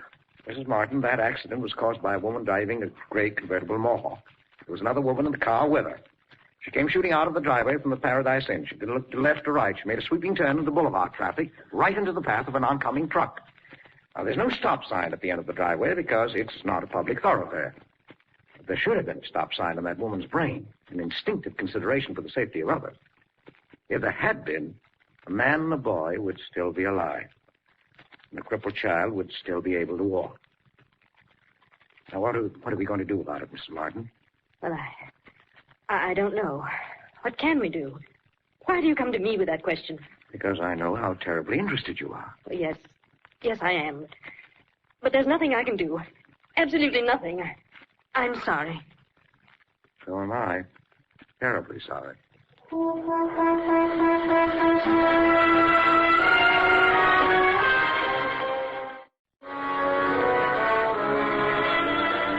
had a chance, but she thought she was safe, that nothing could be proved against her, so she turned it down.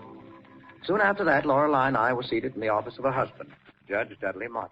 Sorry I had to keep you folks waiting. Oh, that's perfectly all right, Judge. What can I do for you, Wilson? Well, Judge, Miss Kilburn and I have come to you for a little legal advice. Well, what about your own attorneys? Well, this is something of an exceptional nature, a very peculiar case. A certain lady, whom I know rather well, is in a serious jam. Oh. She's at least morally responsible for an automobile accident that caused the death of a man and a boy and permanently crippled a little girl. How do you mean, morally? Well, she made a quick right turn out of a driveway into the heavy traffic of a boulevard. She got across the path of a truck, and the driver swerved to avoid her, thus causing him to crash into an oncoming bus. Would you say that she was legally responsible, Judge? Well, I could hardly give you such a decision without knowing the full details. Was there a stop sign at the driveway? No, Judge. Well, then offhand, I'd say she might be held for criminal negligence. But only the trial judge could decide that. In my opinion, your friend should make a frank statement and throw herself on the mercy of the court. Yes, but she refuses to do that. She won't admit she was anywhere near the scene of the accident. You see, we're the only ones who know about it, and we can't prove it. The worst part of it is the driver of the truck has been convicted of manslaughter and will probably be innocently sent away for a long term. Wait a minute. Is this the Arnold case you're talking about? The driver who crashed his truck into that busload of kids? Yes. That's right. Why, I've been following that case with a great deal of interest. I was never so shocked in my life when I read about the accident. It's a lucky thing for Arnold that he wasn't brought before me for trial. I doubt if I could have rendered an impartial judgment. And do you mean to tell me that you've discovered he wasn't responsible? Exactly. But good Lord, man, you can't let him go to prison. Doesn't that woman realize what she's done? I'm sure she does. She's trying to make up for it in other ways. I know she's tortured by the memory of it. But how could she let Arnold go through the agony of that trial? How can she let him take the punishment that she herself deserves? Is she a married woman? Yes. Does her husband know about this? No. Then it's your duty to go to him and tell him just what you've told me. Well, that's just what I've done, Judge. You see, I've been talking about your wife.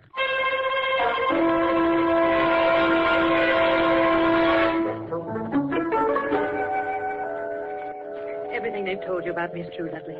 I was the woman who drove that car. It was my gray convertible. That's why I got rid of it so soon after the accident. That was a very foolish move to make, Mary. Oh, I know. But I was so desperately afraid that someone would find out what had really happened.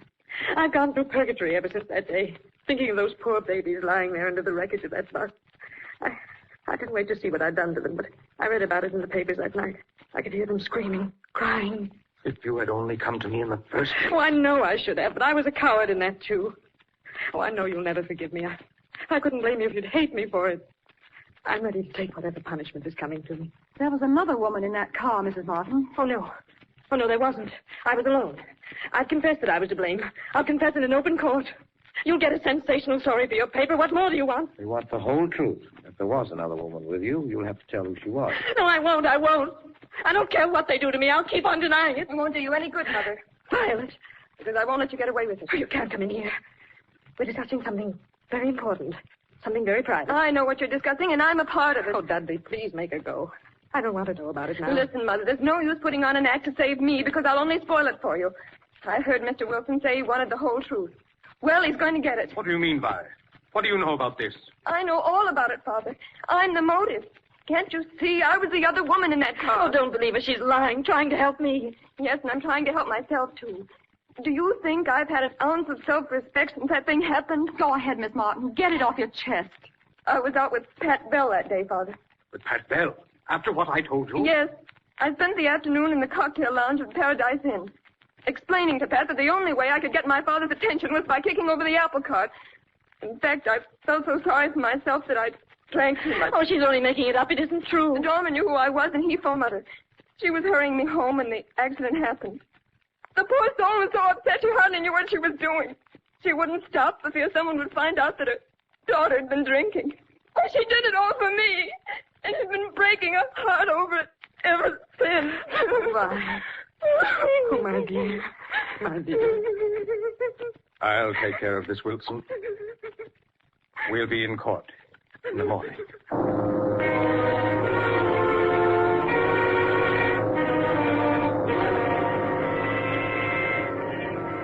Red Arnold, it was my intention to sentence you to the penitentiary for a term of from 5 to 10 years. But in view of the evidence just presented to this court, I suspend that sentence. Thank you, Judge. Thanks. You are exonerated of moral responsibility. But under the circumstances, it will be necessary for me to release you on probation. Mrs. Martin? Yes? Mrs. Martin, I'm sorry, but it is my duty to order your arrest on a charge of manslaughter. Oh. May I speak, Your Honor? Of course, Judge Morton. My wife is ready to stand trial. Morally, I shall be on trial with her. For it was neglect of my daughter that brought it all about. I shall resign from the bench, retire to private life, devote all my attention to my family.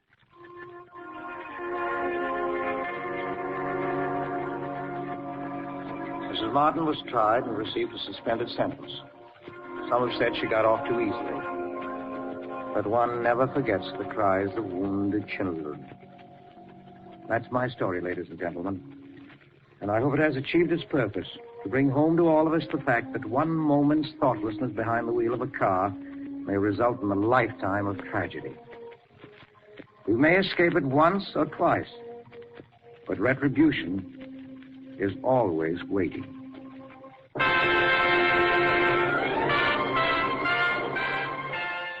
This is Orson Welles, speaking from London.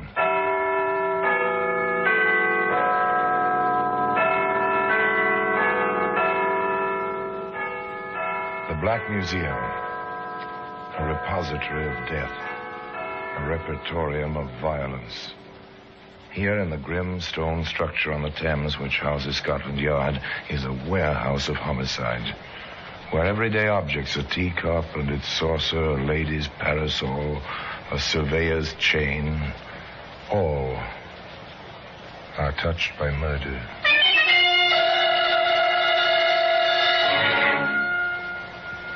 Now, you take this lady's shoe. It's a familiar object, high of heel, neat cross straps, dainty design on the toe, an excellent sample of the art of the modern bootmaker. Like my new shoes, Henry? Lovely, my dear. Shows off your instep perfectly. And the way it breaks away from the curve of your arch. Enticing. Definitely enticing, my dear. Henry, you're impossible. And I love it. A nice couple talking about a pair of shoes. You'll hear more about that couple and more about the shoes. One of those shoes, by the way, is to be found today in the Black Museum.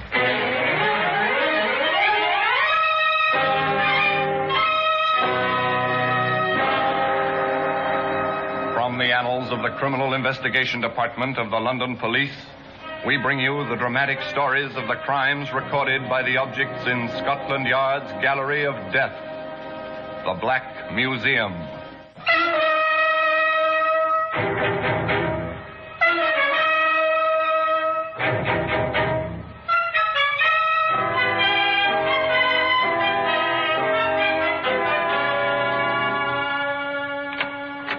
Here we are in the Black Museum, Scotland Yard's mausoleum of murder. Here lies death. Yep. Entombed neatly with printed labels, with records of names, places, times, each white card a kind of tombstone. Very interesting collection in this museum. Here, there's a gardener's clippers.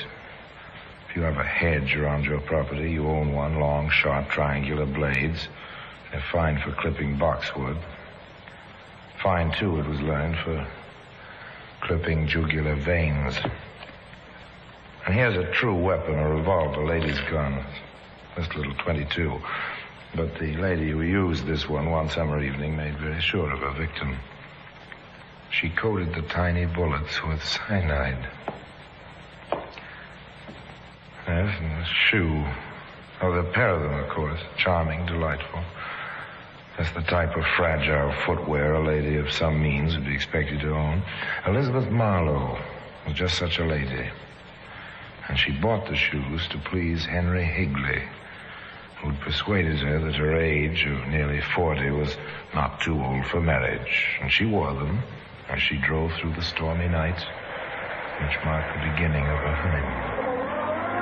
The storm seems to be getting worse, Henry, darling. Don't worry, my dear. Here's the inn. The light's just ahead. Too bad the house wasn't ready for us tonight. Our first night in our own house. I'd have loved it, dear. It's so charming, so Elizabethan, from half timbers to the moat.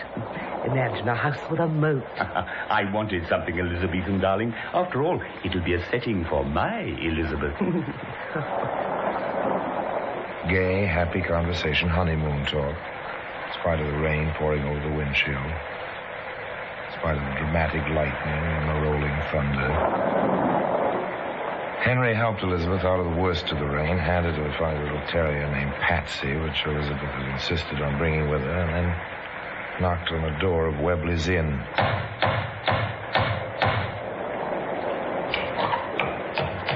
Sorry to keep you waiting. Come in, please. I'm Henry Higley. This is my wife. You're... Martha Webley. I've given you up, what with the weather and all. We wouldn't have missed this for the world, Mrs. Webley. The storm. Well, it's almost romantic. Oh, the little dog. Oh, isn't he sweet? Are our rooms ready, Mrs. Webley? Oh, of course. And a fire going against the storm. Oh, and may I take the opportunity, ma'am, sir, of wishing you all the happiness?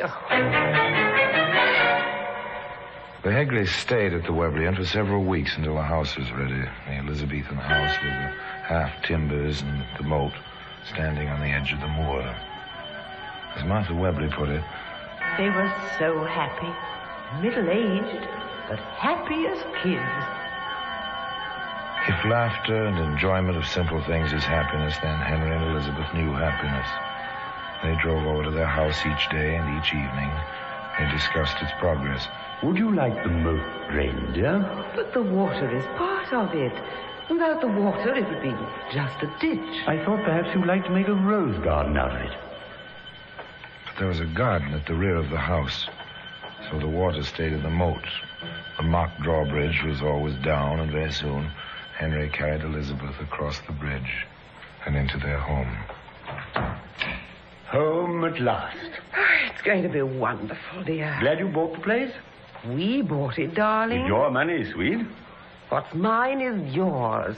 Ours, darling, always.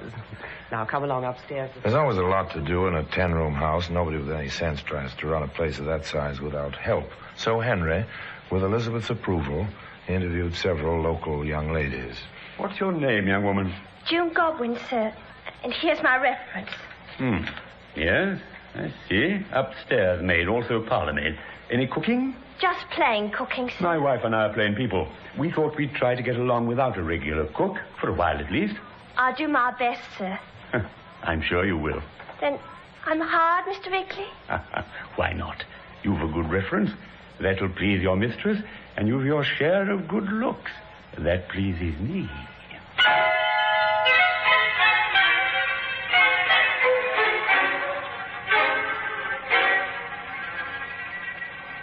So that was the way the wind blew, was it? And so soon after the wedding. Well. Little June Godwin went about her business, dismissing the remark as the pleasantry of a new employer who wanted her to feel at home. Now Henry established the custom in that household of giving his wife her breakfast in bed. June prepared the tray and took it upstairs. She'd been doing this for about a week.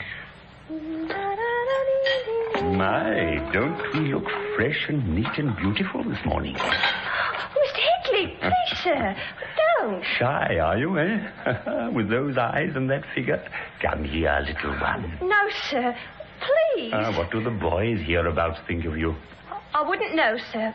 If you'll excuse me, sir, I'll take the tray to Mrs. Higley. Handled herself well, didn't she, for a country girl? There's no nonsense about June Godwin. She needed the job. She was a loyal girl, loyal to her mistress and to herself in a way. Maybe that's why she spoke as she did. She deposited the breakfast tray in Elizabeth Higley's bedroom. Ma'am, if I can speak to you a minute. Of course, June. What's the trouble? It's about Mr. Higley, ma'am. Oh? Well, ma'am, it's not that I'm giving my notice or anything, but I'm a nice girl, ma'am. Of course you are. Mr. Higley, ma'am, he tried to take privileges this morning. Perhaps you'd better try to tell June him finally managed to tell her mistress the brief details. Elizabeth was hardly pleased, but she showed nothing of her feelings to Henry, at least on that score. Of course, there may have been something more than a slight edge to her tone later that day, as she said to him, There's a notice from the bank, Henry. It says my account is overdrawn. Oh? How much? Almost £300. This never happened to me before I added your signature to the account. Oh, but there was plenty there. Oh, I know. But there's a check here which I thought was for £30, and it turns out to be for £300. But I thought I told you, darling, it was £300. In any case, dear, your dividends are due in a few days, so let's not worry about it. A simple explanation, and very smooth. Just the type of explanation an infatuated woman can be expected to accept. But for Elizabeth, the infatuation and the honeymoon were over. They came to an abrupt end about a week later. June, little June, I want to see you a moment. Can it wait till morning, Mr. Higley? Please. Impossible. I must see you now. I can't let you in. I'm in bed. I'm not dressed. That doesn't matter. Let me in, June. I have to talk to you now. I'll use my master key. Oh. Open up and let me in. Shut up, you little fool. Open the door. All right, but we'll settle this, and soon.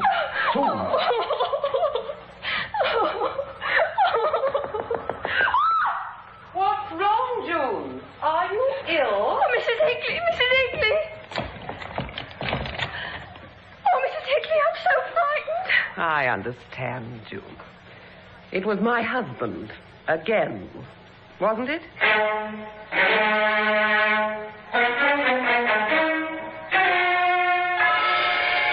The end of the honeymoon. It came quickly after that. Elizabeth said simply, Henry, I'm leaving you. I'm going into London to talk with my lawyer. After your talk with him, you'll change your mind. Taking a servant's word against mine. Really, my dear. What train are you making? I'll drive you into town. A little while later, Henry dropped into the kitchen and told June quite coolly. I'm driving Mrs. Higley into the station. She's going up to London. I'll pick her up on the 9:45 tonight when she comes back. At 9:15 that night, Henry told the servant girl. I'm going in to pick up Mrs. Higley. We should be back a little after 10. And at 10:15, Henry came back. Funny. Mrs. Higley wasn't at the station. She must have missed the train and decided to stay in town for the night. And then the next day... I've had a letter from Mrs. Higley. She's staying with relatives in London for a few days. Nothing to worry about. But June did worry. And she took her worries to her mother. I'm sure he's lying, Mums. I'm sure of it. Now, Junie, don't be excitable. I'm not, Mums. I'm not. He told me he was going to the station to call for her, but I didn't hear the car. Perhaps you weren't paying attention. He said he had a letter, and the postman never called that morning. And last night he tried to get into my room again. I won't go back, Mums. Now I'm home again, I won't go back. Orson Welles will be back with you in just a moment.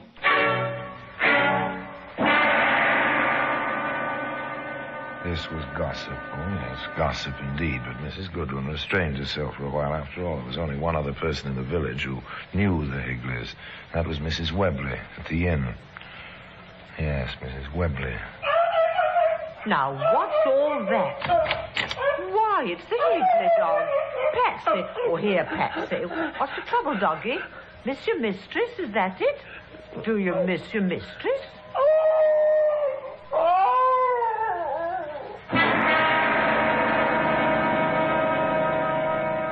The shoe, by the way, reposes today in an honored position in the Black Museum.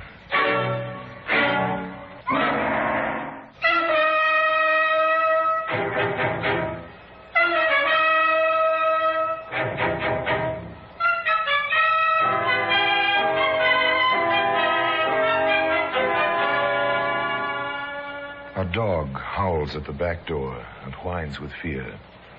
Then it wags its tail and snuffles in appreciation of a pat on the head. But mention its mistress, and the howling begins again. Is this a clue to a possible crime? Certainly it'd have no meaning in a court of law. Clever defense counsel would have it stricken from the records within minutes. But it would have meaning among plain people who are sensitive to many of the laws of nature. Another cup of tea, Mrs. Godwin. No, thank you, Mrs. Webley. June, dearie? I couldn't touch a thing. I'm so upset about the poor little dog. Oh, she's all right. I'm sure But you said you called the moat house, and he came for the dog right away. Oh, I doubt he'll hurt the little animal. Has other things on his mind he has with that one working for him. That Muriel, you mean? Exactly. And glad I am that my June up and left him when she did. Have you seen or heard of Mrs. Higley, dear? Not a word. No sign. But then... maybe she knows about that Muriel. 3 people knew about that Muriel by now. A new hired girl at Henry Higley's house. And before very long, others would know. But this held no foreboding for Henry Higley. Now for that Muriel. Now, Mr. Higley, you mustn't. Why not, my dear? Who's to know except you and me? Oh, Mr. Higley, how you do go on. Oh, Mr. Higley. Give us a kiss, pretty one. But never say I told you it went with the job. Oh, well, just one. Muriel, when are you going to stop calling me Mr. Higley, eh? A kind of mean paradise surrounded by a moat filled with water, reached by a mock drawbridge which was never raised. And into that pseudo-idyllic setting, across that bridge, there strode a caller. He rang the doorbell. Yes, sir? Is Mr. Higley at home? Who might be calling, sir? Inspector Sterrett, Scotland Yard. 3 people knew, and soon many more. Word spread, the police evinced some interest. The inspector called and was invited in. He was offered a drink, tea. He refused politely. Oh, thanks, Mr. Higley. No, I've only a short while. May I ask the whereabouts of Mrs. Higley? Of course you may ask. As far as I know, she's staying with friends in London. I have some letters if you can see them. Oh, we'll take your word for it, Mr. Higley. But there's been some talk, ugly rumors, you understand, I'm sure. Yes, I had to discharge a servant girl. We were given to understand she left of her own accord. Not at all. The girl seemed a trifle hard of hearing. Couldn't hear my car on the driveway. Missed the postman's whistle constantly. I see. And then there's the little dog. Seems to have been howling a bit. Oh, if you look out of the window there in the back garden, eh? Seems quite contented, doesn't she? Yes, she does. Well, thank you very much for the courtesy. The inspector took his leave. When the door closed behind him, Henry Higley did some thinking. The next day, he spoke to Muriel. How would you like to take a trip with me, Muriel? Oh, you mean close up the house? Why not? I'm not sure I want to go away. Oh, you're a sweet man, Henry, but I live here. You've no idea how we could live, what fun we could have. I can draw all the cash from the banks in 10 and 25-pound notes, so it wouldn't take too much room. And we could have a time in London, a real time. I'd buy you some... So Henry planned a little trip. And he took the trip. Oddly enough, Muriel didn't go along. A permanent tie was not in her plans at the moment. She stayed behind in the house with a little dog for company. All was quiet after Henry went away. Quiet, yes. Inactive?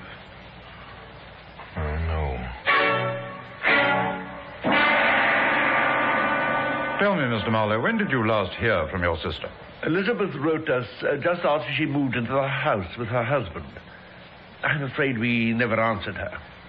The family disapproved of Higley, you see. Oh, any particular reason? Well, he was penniless. Elizabeth, as you probably know, has a nice income from quite a bit of capital. She bought the house, you see. Yes, we heard about that. That's one reason we sought you out, Mr. Marlowe. Are you intimating the possibility of trouble, Inspector? There's always the possibility when a grown person disappears without a trace. And there have been rumors and a few odd coincidences. In any case, we checked the bank. The manager showed us these papers. Oh, what are they? A deed transfer giving full title to the house and property to Henry Higley. Is this your sister's signature, Mr. Marlowe? Oh, let me see. I need my glasses, I'm afraid. Yes. Now then... Oh, strange. Looks like hers. But as she'd suddenly grown old. It wavers so. There, for instance. The L and the W and the Marlowe. Elizabeth Marlowe Higley. Inspector, I want to compare it with her letters. But I think I can say with reasonable certainty that this is not my sister's signature. Thank you, Mr. Marlowe. Thank you. To all stations, alert for one Henry Higley, wanted for forgery. Notify all banks. The following serial numbers are of 25-pound notes connected with forgery case. Appearance of any of these notes to be called to the attention of the local police at once in the usual manner. At long last, the hunt was on. The charge pending, forgery. The days passed, nothing was reported, though an occasional banknote with a proper serial number did turn up in the ordinary course of business. Patiently, the places where the notes appeared were charted. First Ramsgate, then Dover. A week later, Folkestone. I imagine we'll find he spent a few days in Paris. After that, Kingston. I expect we'll be hearing from London itself shortly. From London itself. How long does it take to change a mere 25 pounds? One would think the Bank of England has that much cash in small denominations lying about. Beg pardon, sir. Are you the gentleman wanted to change this note? I am. Would you mind stepping this way for a moment, sir? I'm rather in a hurry. Is something the matter with it? With the note? No. My credentials, sir. I see. Detective Inspector Andrews. And you, sir? Higley. Henry Higley. Why all the mystery, Inspector? I'm afraid I shall have to ask you to come with us, sir. You see, the serial number of this banknote and several others have been published in a small matter of forgery. Forgery? What's that to do with me? I'm sure you had nothing to do with it, Mr. Higley, and that you will be most anxious to cooperate with the police. This way, sir, if you don't mind. Henry did mind. His sense of cooperation became stunted quite suddenly. He found very little to tell Inspector Sterrett and Andrews. Of course I drew the money. It was a joint account. I had a right to. And what is your explanation of the transfer of the house? There's none I can give you now. When Elizabeth returned... Where is your wife, Higley? She didn't say. Just staying with friends. Any reason for that? We had a quarrel. A lover's quarrel. She'll get over it when she comes back. You seem very certain she will come back. Have you any reason, Inspector, to doubt that she will? No, not at the moment, nor any reason to doubt that you will be here awaiting her. Do you mean to say you're thinking of holding me on charges? Frankly, we are. You see, Higley, we did a little routine checking. We found that you'd been arrested 3 times, convicted once. In each case, the charge was swindling women who were old enough to know better. So we are holding you, Higley. And the charge is forgery. Now, the direction of the search changed somewhat. Henry Higley was safe, and he'd remain so until Elizabeth Marlowe Higley was found. You've no right to take the house apart like this. Mr. Higley will... I'm sorry, my girl. We have a warrant. I don't understand, sir. What are you looking for? Not what, my girl. Whom? We're looking for Mrs. Higley. In the cupboards and under the floor and... No. Oh, it isn't true. It isn't. She went away. They took the house apart and put it back together again. Nothing. They dragged the moat around the house. Nothing. Then they drained it. There it is, Sterrett. Dry as it ever will be, and nothing. Not a sign. Mud looks mighty deep. It's a quagmire down there. Watch this. Takes that stone as if it were nothing. He couldn't have thrown a body that far out, and there's no sign of anything on the sides. He might have waded out, Andrews. The water wasn't particularly deep. He'd have gone in up to his waist if he'd tried that. You know, it takes good soil to make mud like that. Yes, I noticed. Funny the way they let the garden go to seed. Oh, it's not too bad. Except for that patch of stunted bush over there, where the dog's lying. Yes, let's have a look at that, shall we? You never quit, do you, Sterrett? Human beings can't disappear without a trace. They just don't, that's all. Oh, that's a good dog. There we are. There. These aren't stunted, Andrews. These are new plantings. You're right. Look here, the whole area, straight to the moat. This earth was turned, and fairly recently, at least 10 yards of it. That's a ditch, Andrews, a ditch that has been filled in. I think maybe we ought to start digging hereabouts.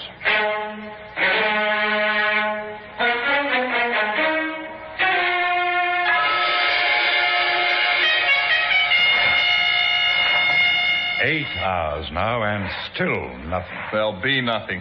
Another good idea gone wrong. Shall I tell the men to stop? Yes, you may as well. Hello? Sterrett, that dog. She's found something. Yes, something she's recognized. Get those lights over here, man. All right, they're coming up here. All right, okay, come on here. All right. You can start digging again, but carefully now. All around that spot. It's pretty obvious, Andrews. There's a body attached to that lady's shoe. And as I told you at the beginning of this story, that shoe reposes today in an honored position in the Black Museum. The medical examiner swore that a .32 caliber bullet had killed Elizabeth Marlowe. The ballistics expert testified the bullet had come from the gun in Henry Higley's possession the day of his arrest in the Bank of England. Another expert adjusted the noose, placed the white hood over Higley's head, heard the man whisper the admission of his guilt, and sprang the trap. Martha Webley has Patsy now, and the little dog enjoys the fields around Webley's Inn. A fit reward, I think you'll agree, for the faithfulness which brought her mistress's killer to final justice. And as I told you, the dainty shoe remains in its customary position in that big stone building on the Thames in Scotland Yard in the Black Museum. Now, until next time, until another story about the Black Museum, I remain, as always, obediently yours.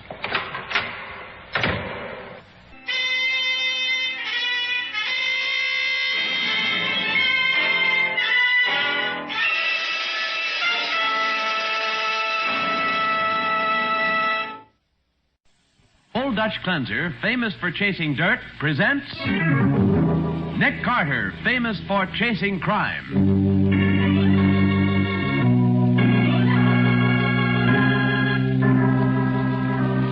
Every week at this time, two great names are joined as Old Dutch Cleanser brings you one of the most resourceful and daring characters in all detective fiction, Nick Carter, Master Detective.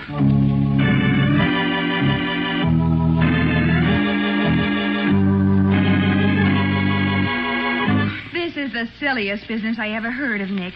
Ordering a dish of macaroni just so somebody else won't get it. Yes, Patsy, but it's this particular dish that holds the fortune. But what if you don't get it before Green Hat does? Then I failed in what I promised to do. But what happens after you get the dish of macaroni, Nick? We search it for what it contains. And after that? Anything can happen.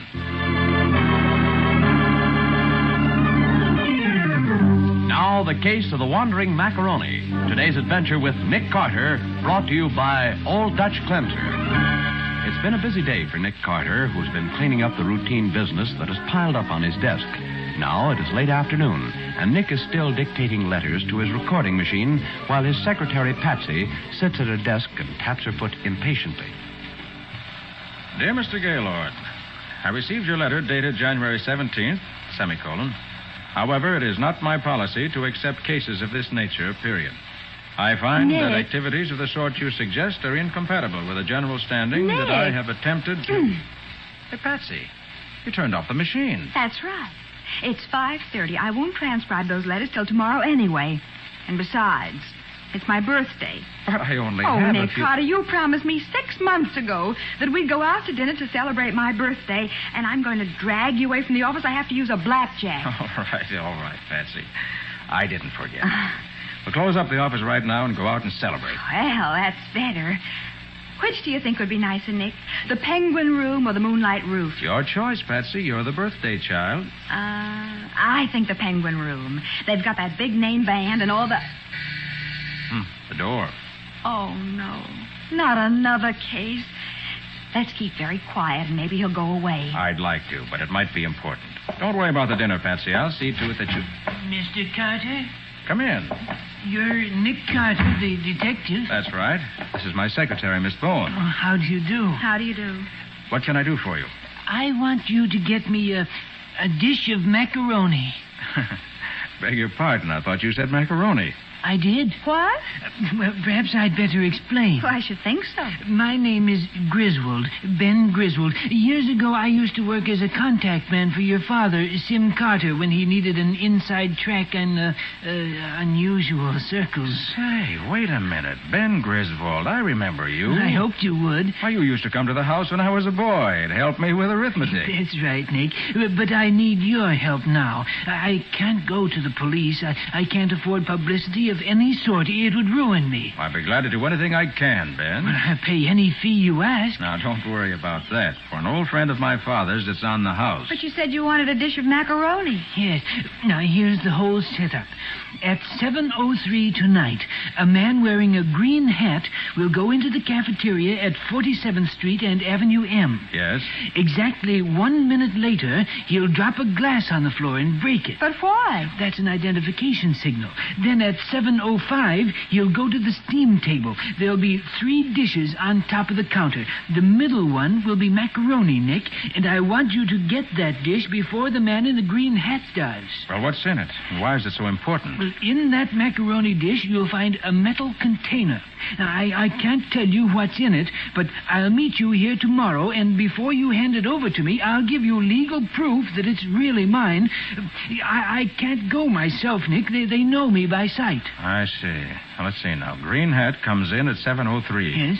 At 4 after, he breaks a glass. Right. And I'm to beat him to the macaroni at 5 after. That's right. And be careful, Nick. It'll be dangerous. All right, Ben, you've got yourself a detective. I'll get that macaroni for you. May even bring back some salt and pepper for seasoning. But, Nick, you promised to take me to the penguin room for dinner. It's my birthday. Oh, that's right.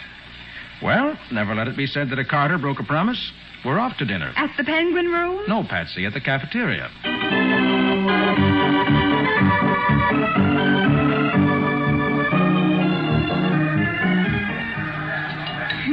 Baked beans for a birthday dinner. We'll make it up later, Patsy. We'll take in the penguin room and the moonlight room. Oh, there he is. Green hat, where? Behind you. There by the water cooler. I see. He's looking at his wristwatch. He's awfully big, Nick. Yeah, looks as though he could walk upstairs with a piano under each arm. I don't like that bulge in his coat either. That's a shoulder holster. There goes the broken glass right on schedule. Have you got enough change? A whole pocketful. Come on. Right. You keep away from Green Hat, Patsy. When you see me start for the door, get going fast and meet me outside. Right, Nick. Now, wait a minute. Can I help you, Bud? Coffee, black, and plenty hot. Draw one. What do you want coffee for now, Nick? Might come in handy. There you are. 5 cents. Thanks. Now down to the steam table. Here comes Green Hat fast. We'll beat him. Here's the macaroni in the counter. I'll drop a quarter and grab it. Hey, you give me that macaroni. Why should I? I paid for it. Hand it over. Hey, look out with that coffee. Look out. Oh, hey. Come on, Patsy, beat it. With you. Walk as fast as you can. The hot coffee I spilled on Green Hat will keep him busy for a while. Did you get the metal container out of the dish? I had a fish and a macaroni for it, but I found it. What's in it? We'll see when Griswold comes for tomorrow. Round this corner, quick. Yeah. Uh-oh. Okay, wise guy, up with the hands. Green Hat. Yeah, this must be my lucky day. I come out the side door, and there you are like a pair of sitting ducks. Careful, Bud, this ain't a water pistol. Guess he's got us, Patsy. Oops. Oh, Hey, what? Nick, you made me drop my purse. Sorry, Patsy. All right, punk, pick up the lady's bag and come on. We're going visiting, and don't try nothing. Because after that hot coffee stunt, I'm liable to get a little trigger happy.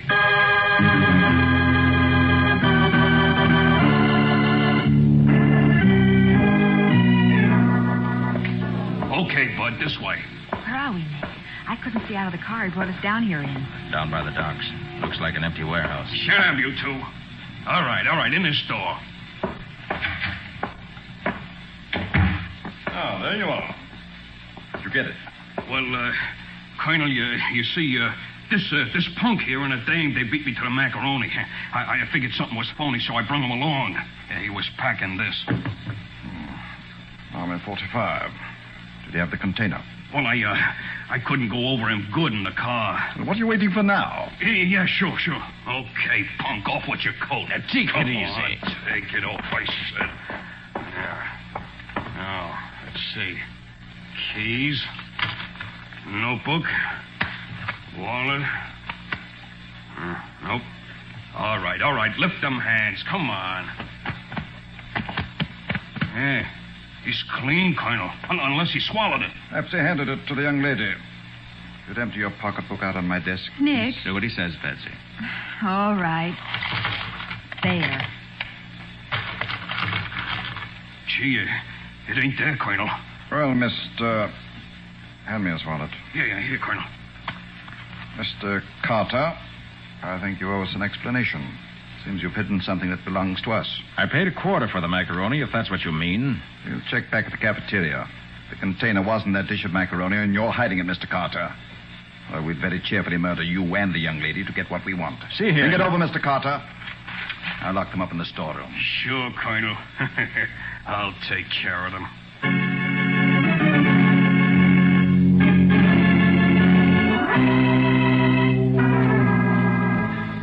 Now, don't get lonely, Carter. We won't be gone long. Well, Nick? There must be some way out of here. Oh, but Nick, I just love it here. This is just the place for a birthday party.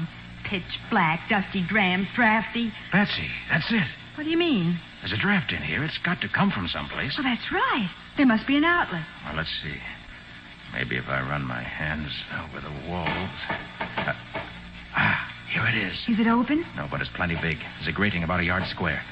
See if you can find something we can pry the grating off with, Betsy. Okay, but it's sure like looking for a needle in a haystack. Oh, but it's so dark in here, it's even worse. Nick, how come you didn't have the metal container when they searched you? Please, Patsy, one thing at a time. Oh, all right, but... Hey, I found something. What is it? I don't know. Here. I split with some kind of metal. Well, let's see whether it'll work. I sure hope it does. I think maybe it's going to... Are you getting it? Pretty sure I... Wonderful. Look out for your toes. Huh? Oh. What's the matter? Oh, I just got a mouthful of dust. It's not surprising in a place like this. All right, come on, Betsy. trick is to follow me down this old stovepipe, or whatever it is. And believe me, it's not going to be a pleasure trip.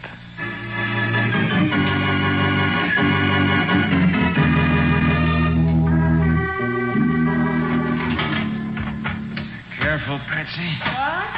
I said careful. The vent goes straight down from here. What are you going to do? Jump. Oh, but Nick. Nothing else to do. Okay, here goes Geronimo. Nick, are you all right? I'm fine. It's about an 8-foot drop. Come on. Hey, Steve. Oh, golly. You won't get hurt. I'll catch you. But you can't see No, me. but you'll land in a pile of ashes. Come on, Patsy. We haven't time to talk things over. Well, okay. Here goes nothing. Oh, Nick. Oh, dear. Where the dickens are we? My guess is that we're inside a furnace. Well, we're certainly lucky that this is summer. Otherwise, you and I might be fairly well done by now. There's a streak of light over there. Yeah, that's right. Probably the fire door. If it is... Oh, gee. We're lucky this is a big furnace.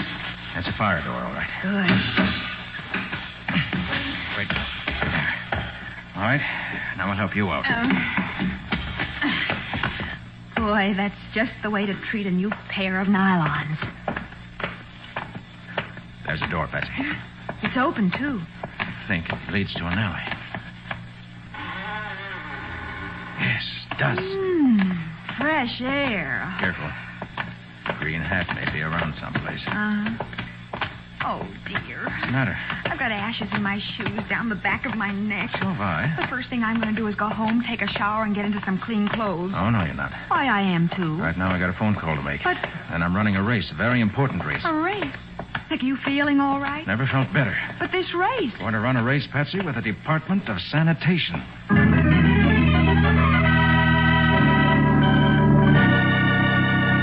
Covered with dust and ashes, Nick and Patsy hurry through the city on a mysterious race. Their goal, the secret of the container in the wandering macaroni. As their cab careens through the streets, Nick wonders what lies behind the struggle for this puzzling prize. We'll see how he finds the answers in just a minute.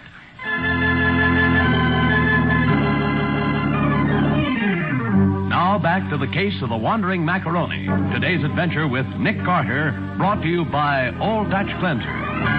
Covered with ashes, Nick and Patsy hail a cab and hurry back uptown. It is after midnight when they are dropped on a corner, and now they hurry along the dimly lighted, deserted street. Patsy is still trying to brush the dust out of her hair. Nick, I don't see why I can't go home and clean up. Later, Patsy. We gotta hurry now. There's the cafeteria down the street. Oh, but just look at my stockings. There isn't enough left of them to make a pair of bobby socks. Here we are. Why, this is the same corner where Green Hat held us up. Nick, what are you diving into that trash can for? The container from the macaroni. I ditched it in here when I was picking up your purse. So that's why Green Hat couldn't find it when he searched you. I was afraid the sanitation department would get here first and empty it again. Oh, blast it. What's the matter? Who put banana peels in here? You find it? No, not yet. Wait. Yes, here it is. Good. Our little macaroni-covered friend. Nick, there's a car pulling up, a police car. I know. Sergeant Matheson. Huh? Said he'd meet us here when I phoned him. You know, one of these days, Nick Carter, I ain't gonna come running when you call. Hi, Sergeant. Hiya, Patsy. Hey, what have you been doing? Playing hide and seek in that garbage can? In a way. We've been chasing a dish of macaroni. At this time of night? Uh-huh. You're both gone off your rockers. Now, just stay nice and quiet, and Uncle Matty'll call the wagon. Don't be funny, Matty. I'm on a case. I need your help. And how? I'd like to look through your files and check a few things. Okay, Nick. Hop in back, and I'll take you downtown. Now, what's all this about? I can't tell you much now, Matty, but I have a hunch we're on a trail of something big.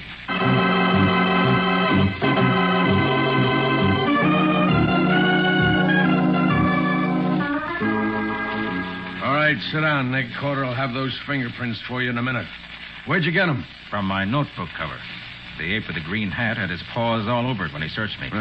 They kept the wallet, but he gave me back the notebook. What about the other guy? The colonel? Yeah. There, Matty, is a smooth operator. Didn't touch anything. I tried to keep his face in the shadow, but he leaned forward when he reached for my wallet. Well, why don't you check through our file, Nick, and see if you can spot him from the photographs? Good idea.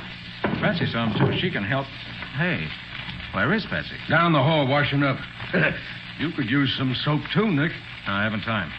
Got to crack this before tomorrow morning when I see Grizzle. Any luck in the file? Not so far. No one that even looks like the colonel. Come in. There's a record on those prints, Sergeant. Mr. Carter was right. This guy's got a record as long as your arm. Okay, Carter, thanks. Well, read it off to me, will you, Matty? I'll keep looking for the colonel. Now, let's see now. Oh, quite a guy, your man in the green hat, Nick. Yeah. Name Shiv Garson. Convictions 3, 6, 9. Everything from dope and hot cars to making book. Wanted by the Treasury boys for smuggling. I better have him picked up. What's the latest they got on him? Well, here he's been spotted down in South America, Port of San Luis Oro. Looks like the Treasury's been keeping a close eye on that baby, Nick. Well, that fit. Hey, I'll be a... Well, what is it, Nick? You find the colonel's picture in the files, huh? No, I found my client's picture. What do you mean? Here on this card. Ben Griswold, convicted 1923, illegal stock manipulation. Served 2 years in state prison. Ben Griswold. Say, I remember that case. I was a rookie when it broke. Remember anything about him, Eddie? Well, now, let me see. Yeah, he was a research scientist, but he got mixed up with a couple of stock-juggling wizards and took the rap. Oh? He's been going straight ever since, as far as I know, though, Nick. So that's what he meant when he said he was a contact man for my father in unusual circles. Huh? Must have been an underworld agent after he got out of prison. Could be. Matty, after I check these files, I want to borrow your laboratory for a while. All right, sure thing, Nick. I've got a little special work to do. All right, I'll have Carter open it up for you. But how about the container from the macaroni? We can't wait till morning for the unveiling. Can you pick Griswold up tonight if we need him? That's no problem. We'll find him somehow. Good. And if you can get him down here and hold him till I call, I think we can break this tonight.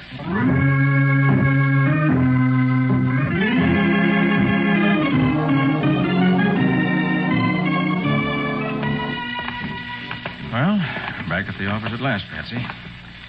You're sure you don't want to go straight home? No, I couldn't sleep anyway. It isn't every girl that gets kidnapped on a birthday instead of being taken to dinner. Oh, I'm sorry about that, Patsy. Maybe I shouldn't admit it, but I was looking forward to that party, too. Thanks for telling me. Well, here we are. I think I'll finish those letters before I... What's the matter, Nick? Didn't you leave the light on when we went out? I don't know. I think I did. I guess I turned them out, though. It's dark now. Nick, do you think something's wrong? I don't know. There's only one way to find out. Wait a minute. I got the right key. Mm-hmm. Okay. Come on, Patsy. I'll get the light. Take its green hat. Yes, and he's dead. Good evening, Mr. Carter. The Colonel. Yes, my dear. The Colonel. I've been waiting for you.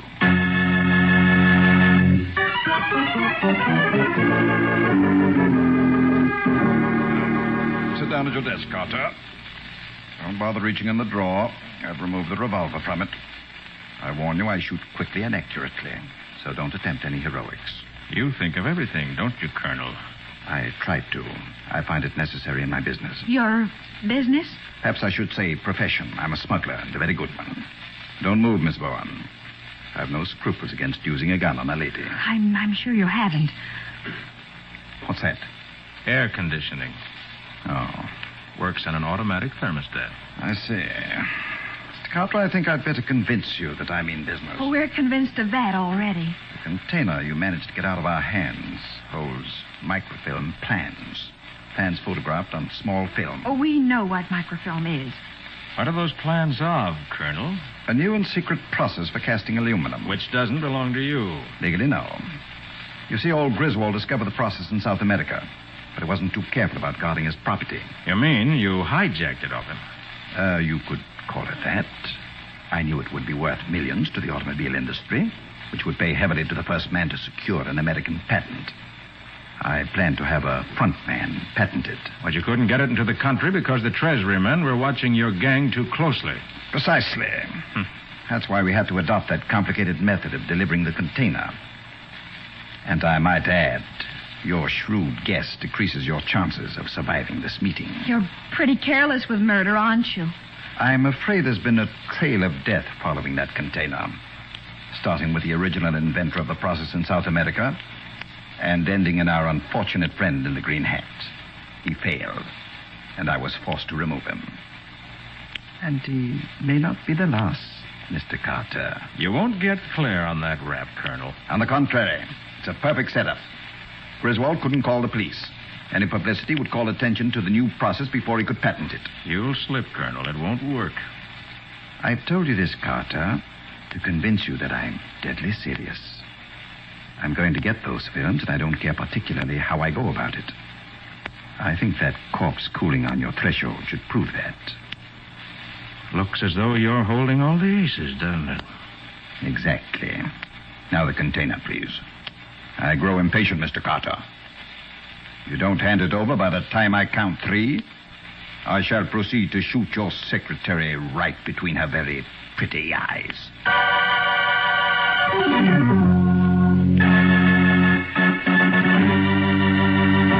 Nick sits watching the unwavering gun in the colonel's hand. He must act now, or the soft-spoken murderer will kill again. We'll see what he does in just a minute.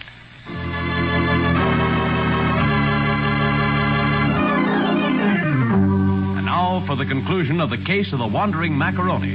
Today's adventure with Nick Carter, brought to you by Old Dutch Cleanser. Nick's office is quiet as the colonel covers Nick and Patsy, his finger tightening on the trigger. The only sound is the colonel's voice. 1, 2. Hold it, Colonel. I don't see why I should stick my neck out for a client. Nick.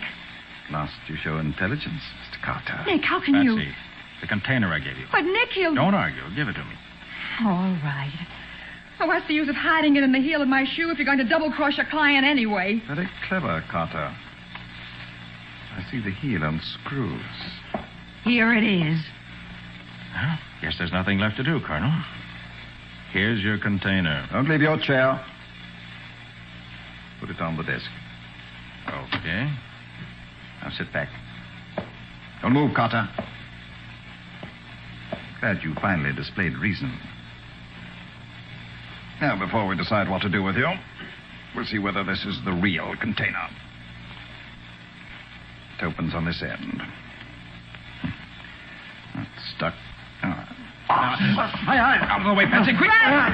Colonel, let go then. I've got the gun now, Colonel. And now we'll see how you like looking down the barrel.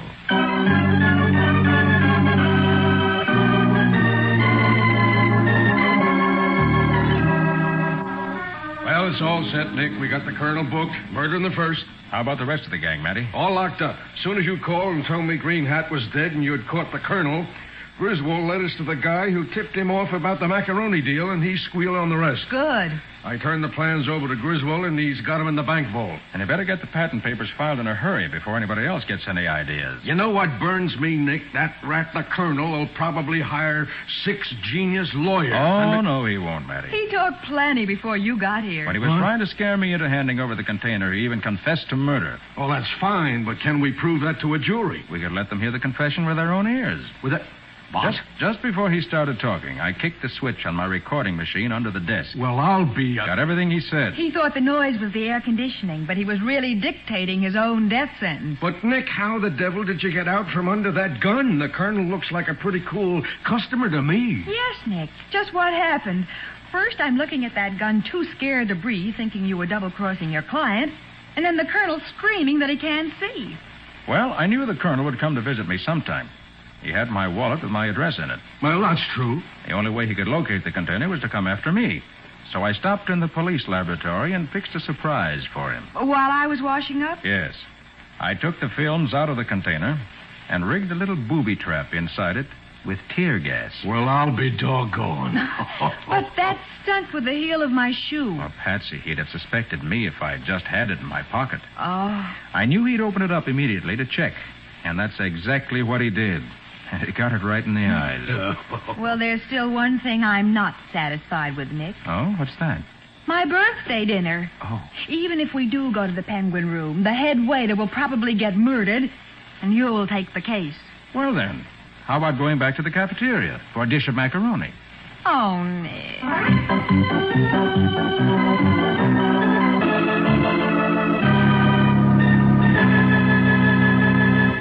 Well, Nick, Nick, what about the adventure Old Dutch Cleanser's going to bring us next week? I'll get to that in just a moment, Bob. First, I want to wish to call attention to the fact that this is the first day of National Farm Safety Week. I want to remind every farmer I possibly can that the best way to prevent accidents on his farm is to be sure that everybody knows his job. Safety records in industry are achieved by training and watchfulness. The same thing is true on the farm. So don't take chances. The life you save may be your own. Now, Bob, next week we're going to meet a man who was murdered because he was cured of a disease he didn't have. And the most amazing thing about him was the fact that his face could take pictures after he was dead. A man's face that could take pictures after he was dead. That sounds fascinating. What do you call the story, Nick? I call it The Case of the Dead Camera. Nick Carter, Master Detective, is presented each week at this time and over these same stations by the Cudahy Packing Company, makers of Old Dutch Cleanser.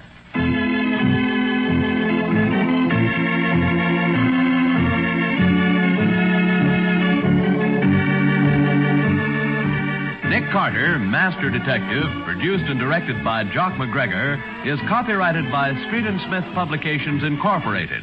Lon Clark is starred as Nick, with Charlotte Manson featured as Patsy. Mattie is played by Ed Latimer. Today's script was written by Ernest Kenoy. Original music is played by George Wright. This program is fictional, and any resemblance to actual persons living or dead is purely coincidental. This is Bob Martin saying, when minutes count, use Old Dutch Cleanser.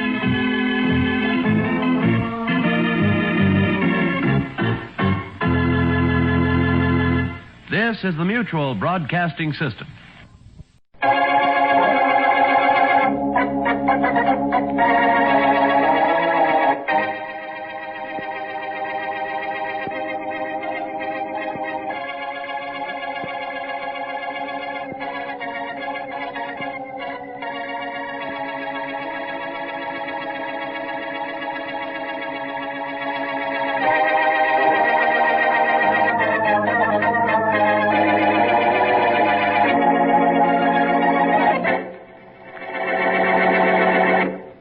Here's a nice bracelet, sir. How nice is the price? $5,000. Oh, it's too nice. Well, almost everything in my store is on the expensive side, sir. Yes, I realize that, but can't you offer me something that isn't quite so far over on that side? Well, we do have a few inexpensive things, but still over $1,000. Oh, this is for a friend of mine, a nurse, Mary Wesley. She's the practical type. I see. If I threw $1,000 into a present for her, she'd throw me out a 20-story window. Well, tell me what kind of a person she is, and perhaps I can suggest something. Well, she's a simple type. Oh. Like simple people like me and simple prices. Like what? Well, actually, she'd be angry if I spent more than 10 cents. 10 cents? I know exactly what you mean. You do? In this drawer here, I have just the thing for you, sir. What is that, an electric light? A diamond necklace, sir, worth, as you could probably guess, not 1 penny less than $10,000. I can guess. But to you, sir, the price is 10 cents.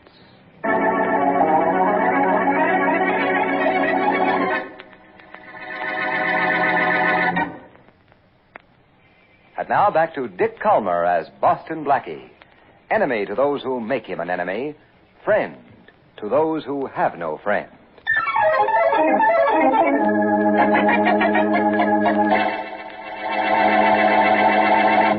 The necklace is worth $10,000, but I can have it for 10 cents, did you say? Yes. You know what I mean, of course. Oh, yes, of course, but yeah, let me look at it. Sure. Here you are. Certainly worth the price you ask, but I don't have a dime on me at the moment. Very funny. I can go to the bank and make a withdrawal, though. I'll be back in an hour. How much now? You know. How much is I was only joking, Mr. Blackie, Boston Blackie. Yes, Blackie. Well, I was just going along with your joke. You realize that, of course. Oh, of course. Now, what else can I show you? I'm really interested in that necklace you're holding, and don't put it away. But the price is $10,000. Not 10 cents? Not 10 cents. Now, how about a nice pair of earrings? I'm not interested in earrings because your offer of a $10,000 necklace for 10 cents keeps ringing in my ears.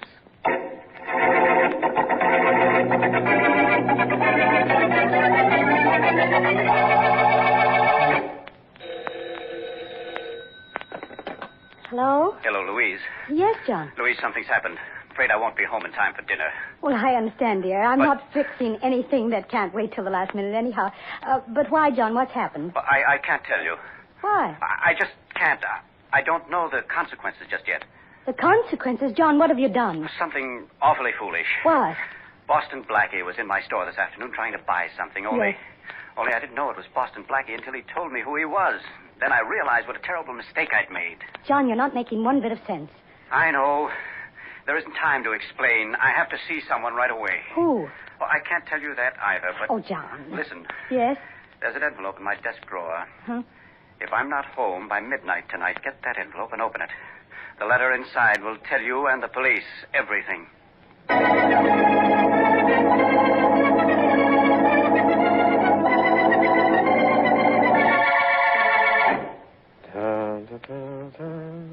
But, Mr. Grant, I didn't know it was Boston Blackie until it was too late. I thought it was someone sent there to buy the stolen necklace.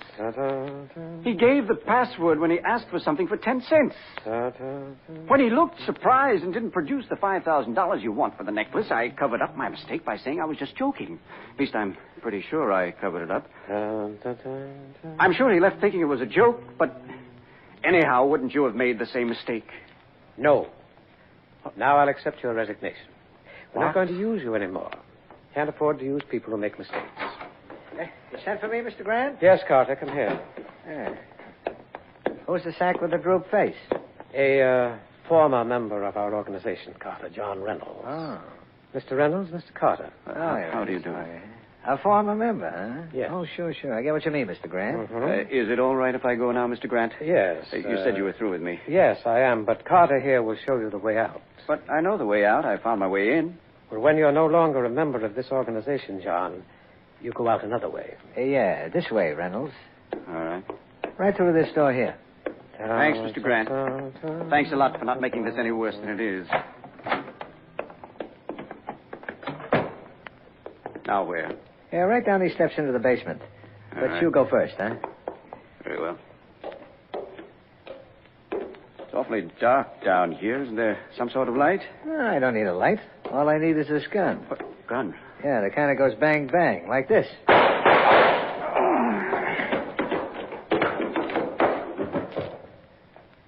Now, maybe you know what Mr. Grant meant when he said you were going out a different way.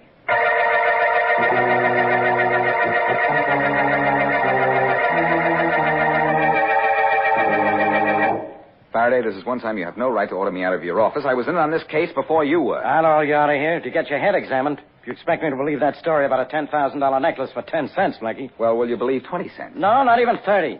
Well, then let's start all over again at 10 cents. Because that's what I was asked to pay for the necklace, and that's why I'm in on this case.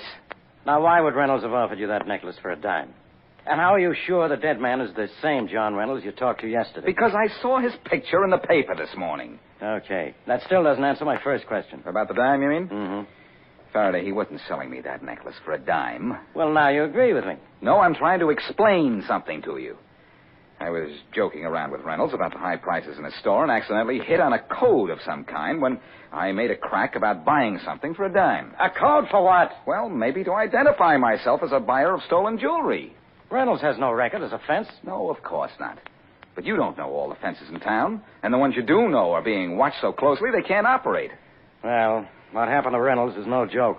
And the fact that his letter is missing is no joke either. What letter? A letter he had in his house. He phoned his wife before he was killed, told her to open it, give it to the police if anything happened to him. I see. Only we can't find the letter. Well, you've really been working on this case, haven't you? No more than I work on the others. Well, that letter, missing or not, proves that Reynolds was in some kind of an illegitimate business, and also that he didn't work alone. Yeah. His partners obviously killed him for his mistake. They did.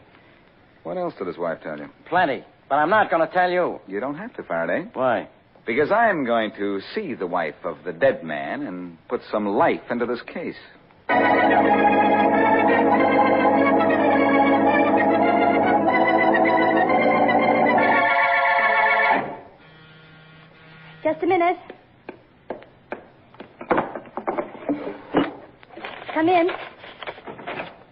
Mrs. Reynolds? Yes, come on in. You seem to be a little busy. Yes, I am. I'm looking for something. Who are you? Boston Blackie, Mrs. Reynolds. Oh, no wonder you look familiar. I thought I knew you. And I think I know what you're looking for. The letter your late husband told you to turn over to the police. Yes, I am, and I've looked everywhere for it. No, it's not in here. Where did he say it was when he found you? In the desk drawer right here. Mm-hmm. I've been looking for hours. The police looked for it, too, didn't they? Yes, they searched the house from top to bottom. Well, if the police couldn't find it, I don't think you can. No, I suppose not, but I'm going to keep on looking. Oh, it's not in here either.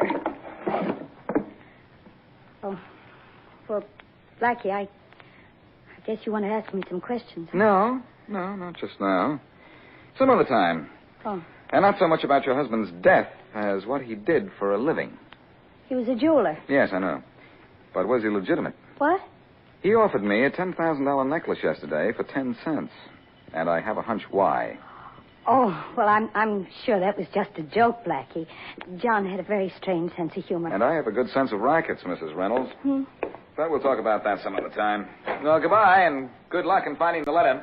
Thank you. I'm going to keep on looking. And while you're looking for the letter, I'm going to be looking for his killer. Goodbye. Goodbye.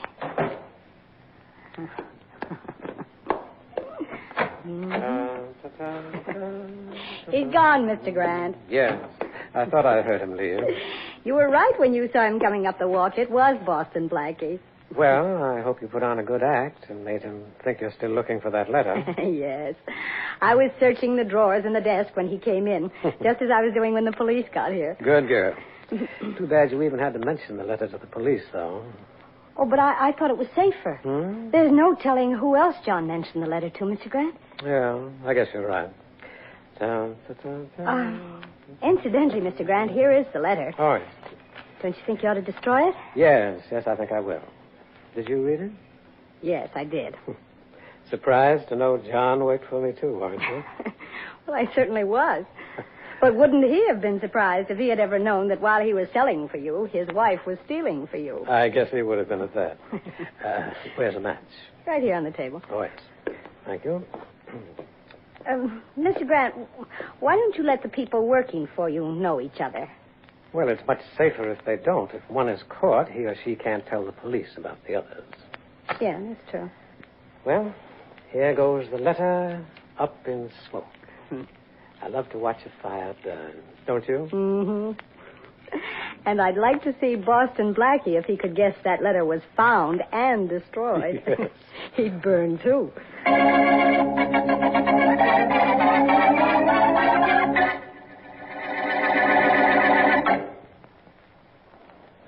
And now back to Boston Blackie.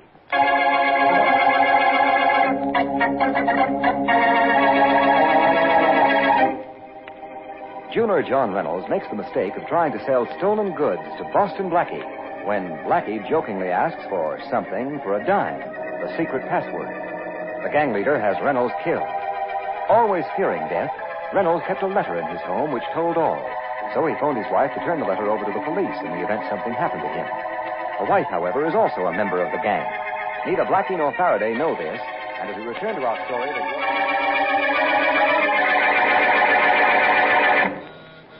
It's open. Blackie, may I come in? Oh, well, yes, Miss Reynolds, of course. Thank you. I just have to talk to you, Blackie. Well, I'm glad you're here, because I was just about to phone you and ask you if you'd had any luck in finding that letter. No, Blackie, I haven't. But I got a phone call just a little while ago. From whom? I don't know. The man wouldn't say. But he said if I found the letter and didn't destroy it, the same thing that happened to John would happen to me. Well, you need police protection. Well... And that gives me an idea, too. Yes? We could say you had found the letter, and that would bring someone after you. Only we'd be there to see that you were safe. Oh, no, Blackie. I'd be afraid to do that. No need to be. Couldn't you do something to catch the killers before they do something to me? Well, as a matter of fact, I'm working on a plan right now, Mrs. Reynolds. Yes, what? I plan to let it be known around the underworld that I'm carrying $50,000 worth of jewelry. But will that help in any way? Yes, Mrs. Reynolds. I think it will. What? But I won't tell you why until I've told you it has.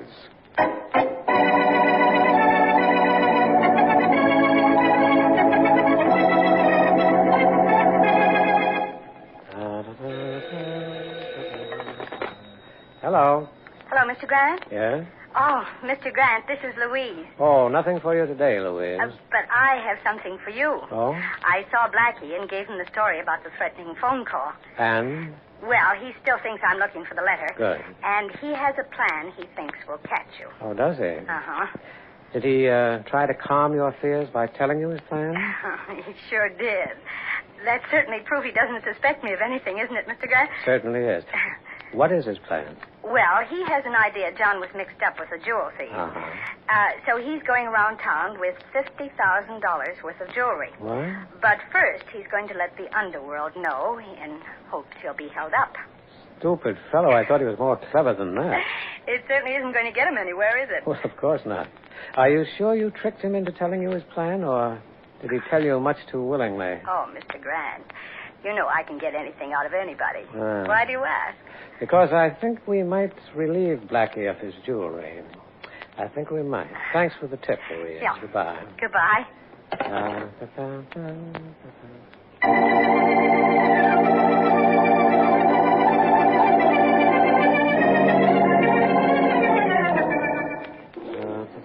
How long is Blackie going to be in that jewelry store, Mr. Grant? Patience, Carter. All right. He'll be out pretty soon. Okay, and I'll do what you say, but I think we're nuts. Why? He told Louise's plans. He'll know she tipped us off. Oh, no, he won't.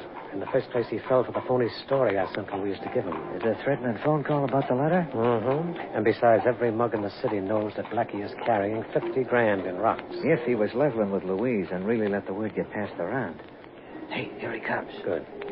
Now, you stay back in the alley and let him pass us before you step out and hit him. All right. All right, are you ready? Yeah, okay. Now. And now. All right, quick. Grab that briefcase he dropped and let's beat it through the alley. Got it, let's go.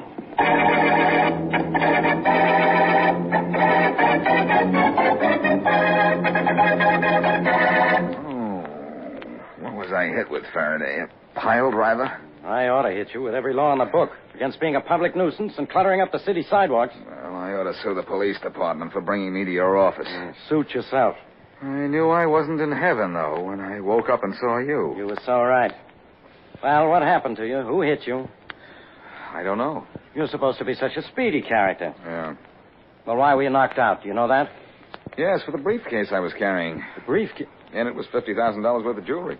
What? You were robbed of $50,000 worth of jewelry? Yes, but I don't mind. You don't mind? No, why should I? The jewelry didn't belong to me. I borrowed it from a friend.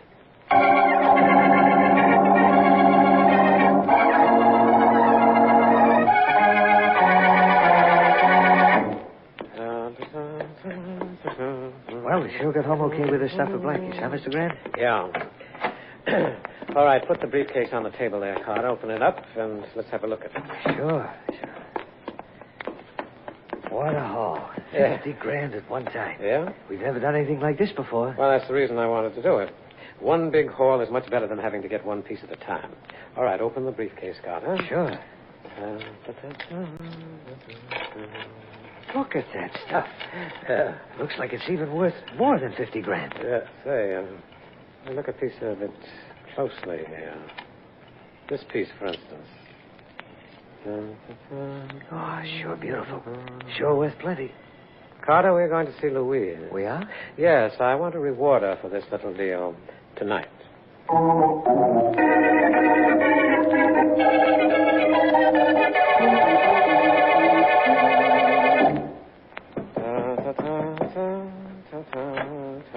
Oh, hello, Mr. Grant. Come on in. Thank you, Louise. Well, I can tell by the smile on your face that everything worked out all right. Beautifully, Louise, beautifully. I'm glad. Yes, I've come to congratulate you. And also to give you a promotion. Promotion, Mr. Grant? Well, it might be called that. A change in status is another name for it. Oh, well, I'm certainly glad to hear everything worked out, but I didn't expect to be given a reward. Mm-hmm. Well, I was given something I didn't expect either. Huh?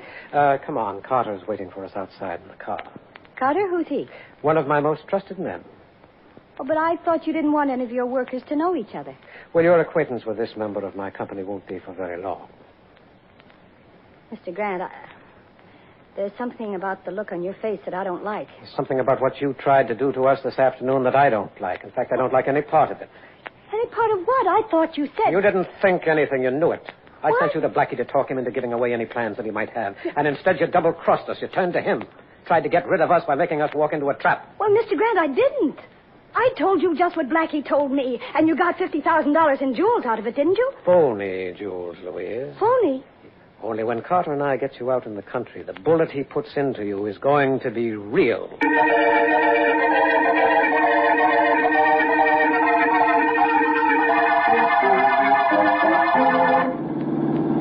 Blackie and his crazy ideas. Don't get so far behind that car, you lose it, Matthews. Well, we've got to keep back or they'll know they're being followed, Inspector Faraday. All right. I wish we could use lights. It's black tonight. That's good. It's just as tough for them. Hey, don't get so far behind. Where are they? Okay. Well, we'll spot them around that corner up there. Gee, they're sure going way out in the country, aren't they? Yeah. If this doesn't get results, Blackie better leave the country. Yeah. I don't know why I listened to him. His schemes are as phony as those jewels he had stolen from him. Hey, we're around the corner, and where's that car? Oh, fine, we've lost it completely. There are 6 roads off this junction. What? Pull over to the side. Yes, sir. I don't see any tail light down the roads on this side. There wasn't one on the roads off this side of the highway either. Oh, Blackie's going to be sore about this. He's going to be sore. Blackie's going to be sore. I'm sore at Blackie. Where is he? Talks me into this, then he doesn't show up. Well, he'll show up somewhere, Inspector. But will it be at the right place, at the right time?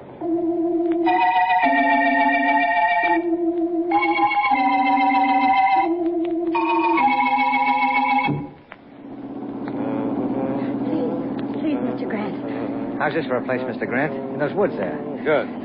Pull over. Mr. Grant, please.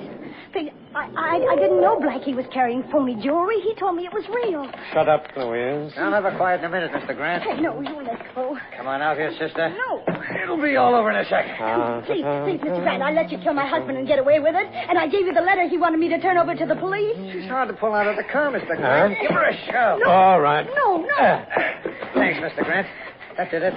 Now, come with me, baby, because if you don't, I'll drag you. All right, hurry up, Carter. We don't want to be parked here too long. Why, are you afraid you'll get a ticket? Who's that? Oh, Blackie. Yes, and a little uncomfortable from riding on the rear bumper of your car. Carter, stop him. No, Carter, stop that. Why, you wire fix you? Yes. Blackie, look out. Grant, you're next. No, I think you've got the picture wrong, Blackie. You're next. Here it is, Grant. You see, Blackie, I told you I was afraid of this ever since that threatening phone call. Drop the act, Mrs. Reynolds. What? From the time I saw you pretending to look for your husband's letter after the police had searched your house, I knew you'd soon be getting your mail care of state prison.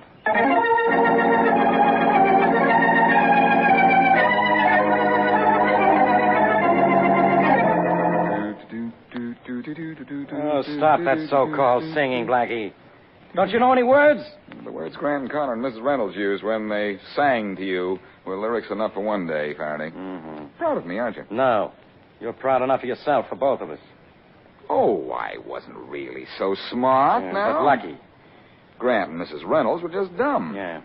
I suspected her of hiding or destroying her husband's letter when she was still looking for it after the police failed to find it. Thanks. You'll admit the police do a pretty thorough job, don't you? Yes, I've always admired the police enough to stay on their side. You admire us enough to want us to work on your murder, too? I wasn't ever in any danger of being murdered, Faraday. Just robbed. Mm-hmm. You know, Grant said he felt safe in grabbing those jewels from you after you told Mrs. Reynolds your plan, because you also let the word get around the underworld. Well, that's where he was wrong, Faraday. I didn't tell anyone but Mrs. Reynolds. I was hoping to grab them when they held me up, but, well, I guess Carter was just too fast for me. There was a time when nobody was too fast for you, Blackie. What's the matter? You slowing up? Maybe so, but I'm still showing up every criminal in town, clever or otherwise. If you ask me, Grant was otherwise. Oh, I don't know. His method of getting rid of stolen jewelry was pretty clever. Agreed. An out-of-town buyer would go to Reynolds, say, what do you have for 10 cents? And then for $5,000, he'd get a piece of jewelry worth 10. Yeah. Grant was so smart, he's going to spend the rest of his life in jail. Yes, it's kind of cute, really. Cute? Grant's password was 10 cents, and now his life isn't worth a dime. And now stay tuned for the mystery program that is unique among all mystery programs. Because even when you know who is guilty, you always receive a startling surprise at the final curtain. In the Signal Oil program, The Whistler.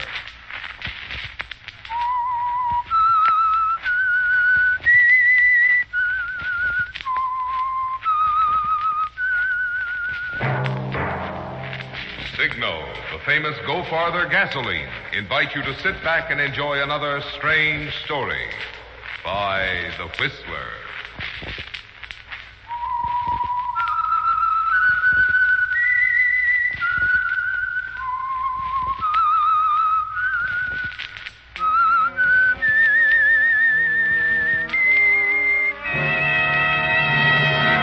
I am the Whistler, and I know many things, for I walk by night. I know many strange tales hidden in the hearts of men and women who have stepped into the shadows. Yes, I know the nameless terrors of which they dare not speak. And now for the Signal Oil Company, the Whistler's strange story, a friendly case of blackmail.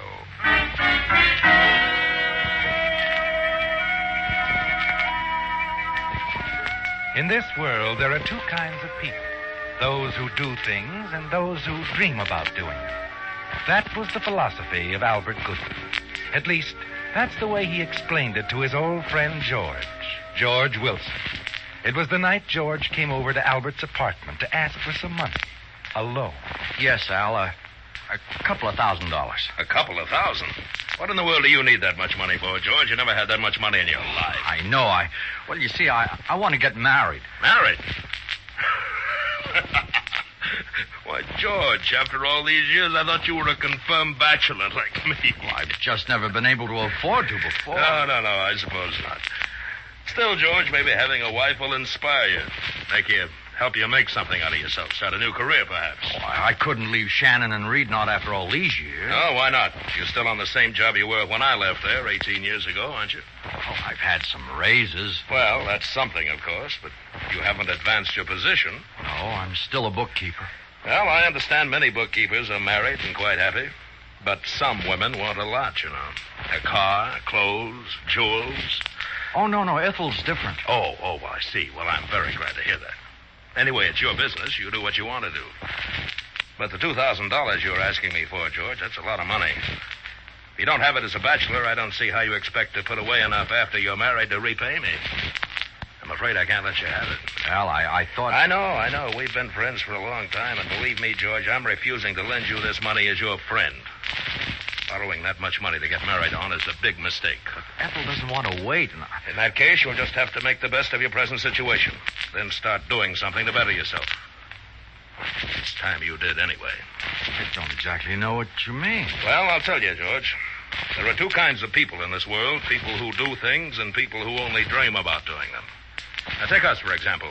Us? Sure. 20 years ago, we were both in the same spot, bookkeeping for a second-rate investment company for $100 a month. We both had the same chance to get ahead.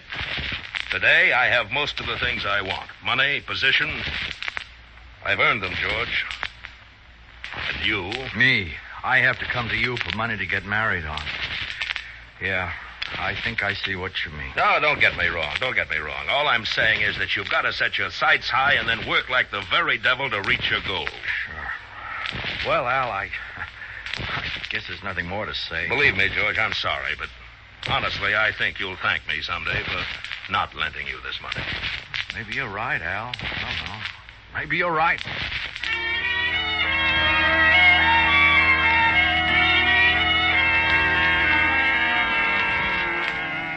Well, George, your old friend Al doesn't think you're a good financial risk, does he? And in the name of friendship, he's given a very unflattering description of yourself as a person. A dreamer, he called you, not a doer. And you know how right he is. You're afraid right now, afraid that Ethel won't wait. That all the dreams you've dreamed will fade into ashes just as they've always done. You have to do something, don't you, George? Especially after you talk to Ethel that evening. Well, of course I love you, George, but we have to have money to live. We want a home at least. I just talked with Al. Al? Oh, he's your friend with lots of money, isn't he? Say, maybe he could help us out at the start. That's what I talked to him about. Oh, did he say he'd help you? He said he'd do me the biggest favor a guy could do. Well, then what are we worrying about, honey? He didn't give me any money. Huh? Oh, well, why not? Oh, it doesn't matter. But he did do me a big favor. He gave me an idea. An idea about what to do. Yeah, what? Ethel, do you love me?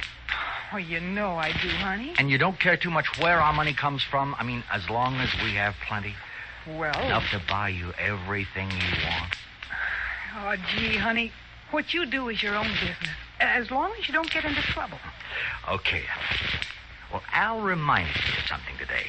You see, Al left Shannon and Reed about 18 years ago, and no one heard of him for several years. Al doesn't know it, but I know where he spent those years. Where was he? In prison. In prison? Why? Embezzlement. Old Mr. Shannon told me before he died. Oh, the whole thing was handled very quietly. Al replaced the money he'd taken from the firm, served his time. And since he's been out, he's been a model citizen, made good in a big way. Don't other people know about it? I doubt if anyone does. Mr. Shannon kept it pretty quiet, kept it out of the papers. And nobody in the organization knew what happened. We all thought Al had gone east. And now he's sitting on top of the world. That's a nice spot to be sitting in. Yeah. Most of all, Al's proud of his solid position, his good standing in the community and all. You know, I wonder just how great a value Al does put on his position in life. George, you don't mean... I mean blackmail, Ethel. Oh, let's say a friendly case of blackmail.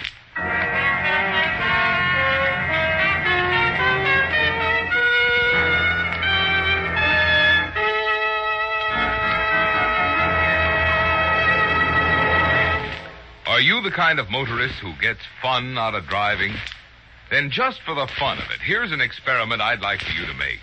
Try just one tankful of Signal Ethyl, the premium quality of Signal's famous Go Farther gasoline, engineered to bring out the best in any car. Yes, if you like fun, you'll get sweet satisfaction out of the prompt obedience with which Signal Ethyl makes your motor respond to the starter. If it's fun you like, it's fun you'll have when the traffic light goes green and your Signal Ethyl pep makes other drivers turn green. And if it's fun you like, you'll still be having it, as Signal's Ethyl's power whisks you effortlessly down highways and up hills, with the hushed purr of your motor echoing your own feelings of relaxed contentment. Yes, driving can be fun, and you'll be sure you're having all the fun your motor has to offer if you'll just fill up next time at a Signal service station. Fill up with Signal Ethyl.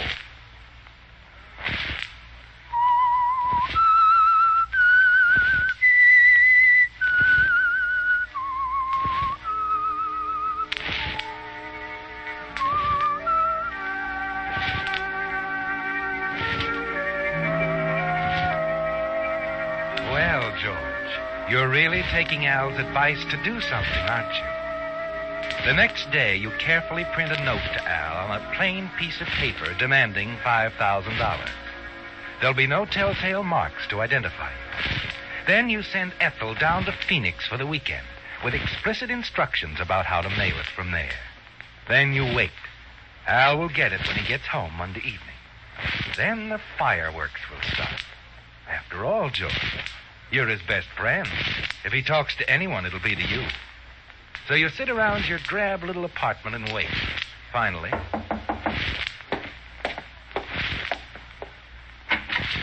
Why, Al! Well, this is a surprise. I gotta talk to you, George. Sure. Come in. Thanks. Sit down. Thank you. George, do any of the old gang from Shannon and Reed live down around Phoenix? Gosh, I don't know, Al. I haven't kept track of any of them, except you. Why, you going down there for a vacation or something? No, I got something in the mail today. Here, take a look at this. This is strange. It's printed. Yes. Go on, read it. Good one. Understand you're doing very well for an ex-convict. If you want to keep the past dead, you'll have to pay me $5,000. If I know you, you won't want your present friends and business associates to know that you served time for embezzlement. Why, Al, that's blackmail. Yes, blackmail. Yes, blackmail. Al, surely it's not true. I'm afraid it is, George. Mr. Shannon was the right guy. He kept it very quiet. Even let me tell everyone I was going east for a few years the day the auditors caught up with me. But I really went to prison. George, if this gets out, it'll ruin me. Oh, You paid for your mistake? Yes, I know I have, but apparently I haven't paid enough. People are funny about ex-convicts. I just can't let this get out now, George. It would kill me. You're my best friend. Maybe you can help me, huh? Well, I'll do anything I can, Al. Good. Now, I'm supposed to leave the money in small bills in a shoebox on the top of the mailbox on the corner of Franklin and Hudson tomorrow at 3 in the morning. But you're not going to do it. I tell you, George, I've got to. But I want you to be there, hiding somewhere, to see if you can see who picks it up. You mean you're going to try to track down who this blackmailer is? Of course. I'll pay this time, but I'm going to find out who's doing this. And when I do, well, that guy, whoever he is, will be in for plenty of trouble. Yeah. Yeah, he sure will.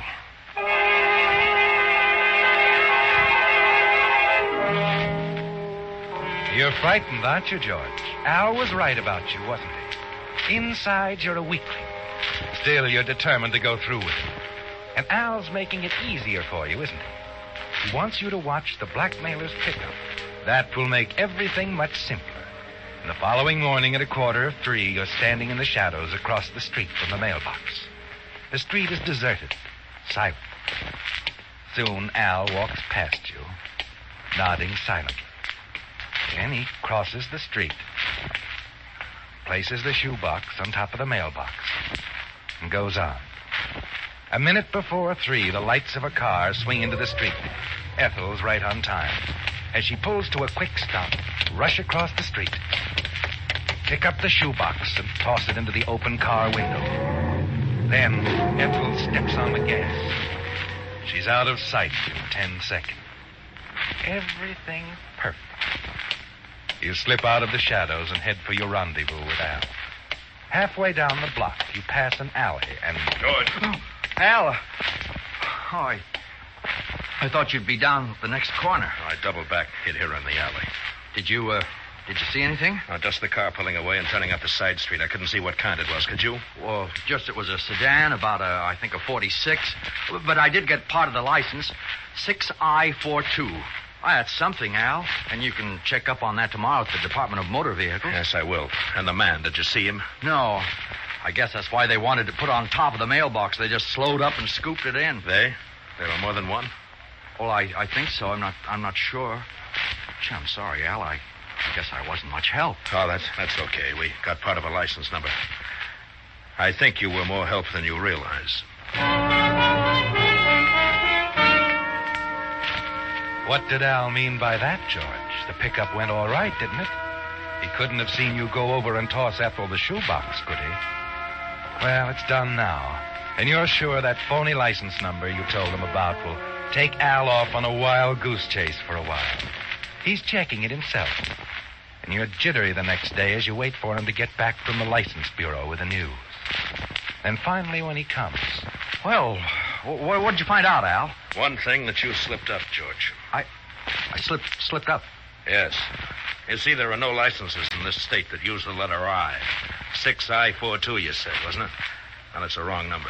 Oh, well, I... Oh, yeah, sure, I know. You just made a mistake. It was dark, the car was moving. Everybody can make a mistake like that. Yeah. It's too bad, though. That license number was our only clue. Yeah, I'm sorry, Al. Well, it looks like we're up a blind alley. Oh, no. No, I've got a couple of ideas.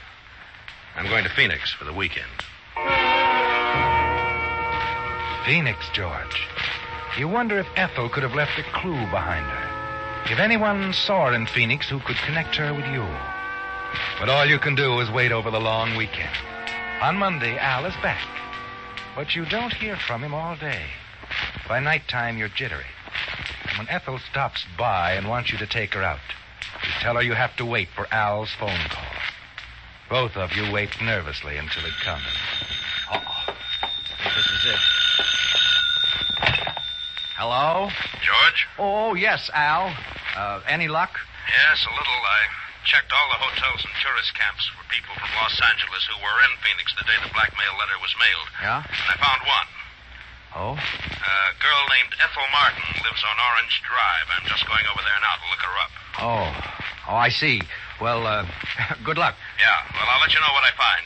Goodbye. Yeah, goodbye. George, what's the matter? He found out you were in Phoenix. What? Oh, we got to get out of town. I guess you're right. Well, with that $5,000 we got from Al... That $5,000 won't go very far. But that's all there is. We can get more. The same way you got the $5,000. Only this time, we'll get a big stake and clear out. Oh, no, honey, it's too risky. Al's too close already. Not if he doesn't find me. Why, it's even riskier not to send another letter, especially since you asked him to lend you money. He's got to get another letter, or he'll figure the blackmailer was just somebody that knew him and needed a few thousand. And that's you, George. Golly, maybe you're right. I never thought about that. Yeah, this time we'll ask for $25,000. I don't know just how we'll do it, but I'll figure something out.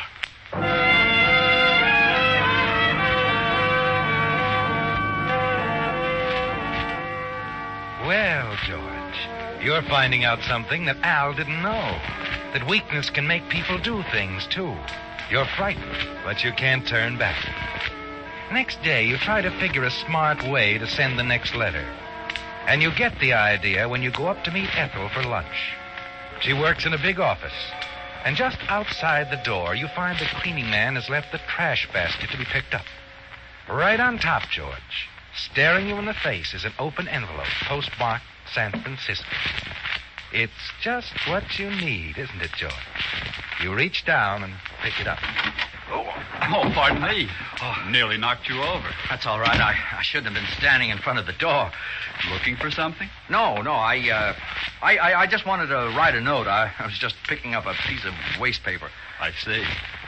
Well, I guess nobody will miss a piece of waste paper. No, I guess not. Still a weakling, aren't you, George? Frightened because a man sees you take that envelope out of the trash barrel. And he'll probably forget it in a matter of minutes. But everything frightens you now, doesn't it? That afternoon, you take some ink remover and carefully remove the address from the back of the envelope and the return address from the back. Then you print Al's name and address carefully, slip a new blackmail note into it, and place it securely in your pocket. You'll take no more chances with Ethel. This job you'll do yourself. Early that evening, you walk to Al's apartment. And after making sure there's no one in sight, you hastily slip it into his mailbox and return quickly to your apartment, certain you'll hear from Al as quickly as he finds the letter. Al, what's up? Why all the noise? George, it's another blackmail note. Look. Well, I'll be... This time they want $25,000. Pick up in the same place Friday night. It gives me 3 days to raise the money. Well, are you going to pay it? Oh, I don't know. Also gives me 3 days to track down the blackmailer. Yeah. Any ideas? Yeah. This envelope's postmarked San Francisco, but that doesn't mean anything.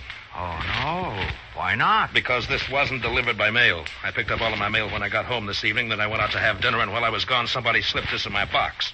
Oh, what makes you think so? There's no special delivery stamp on it. This envelope's been used before. Oh, no. How do you know that? The original address was removed with ink remover. You can see the yellow stain, you see?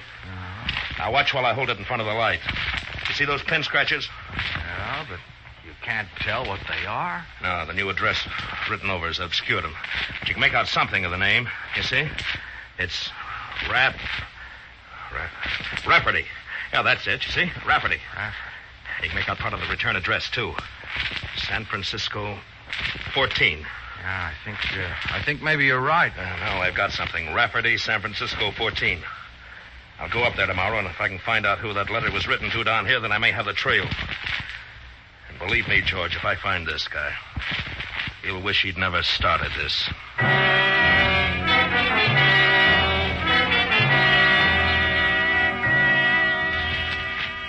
You already wish you hadn't started it, don't you, George? And all the time Albert is in San Francisco, you're jittery. Even though you tell yourself that no matter what he finds out, he can't connect his findings with you. But as one day passes and then another, your fears grow. Finally, the next day, you can stand it no longer. You decide to leave town immediately. Hurry to Ethel's office, and you walk in the door. Oh, hello, darling. How nice. Just in time to take me to lunch. Yeah, come on, hurry. George, what's the matter? That man in your office in the brown topcoat, that was Al. Al? You mean... Yes. What's he doing here? I don't know. He came in a few minutes ago. Thought he was still in San Francisco. Who was that other man, the one he was talking to? The man he asked for, Jim Rafferty. Jim Rafferty. Yes. Oh, what's the matter, George? That man Rafferty. He's the one who saw me pick up the envelope in the trash barrel, the one I put the blackmail letter in. It was his envelope. Come on, honey. We've got to get out of here fast.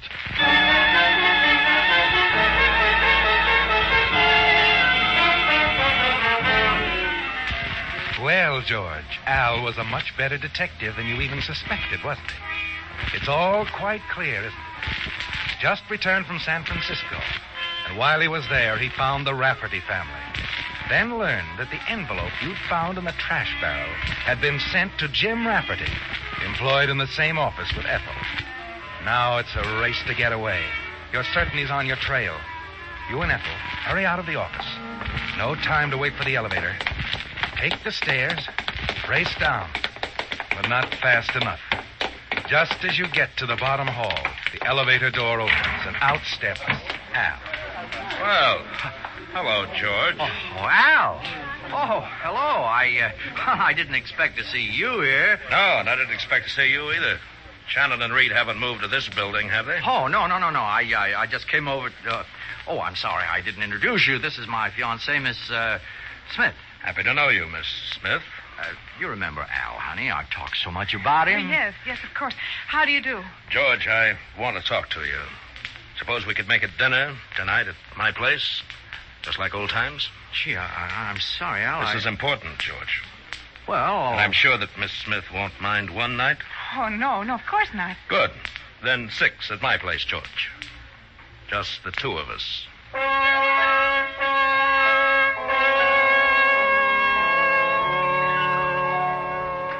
Well, George, you have to face him, don't you? Flight now would mean confession. And wherever you went, especially with Ethel, you'd be found.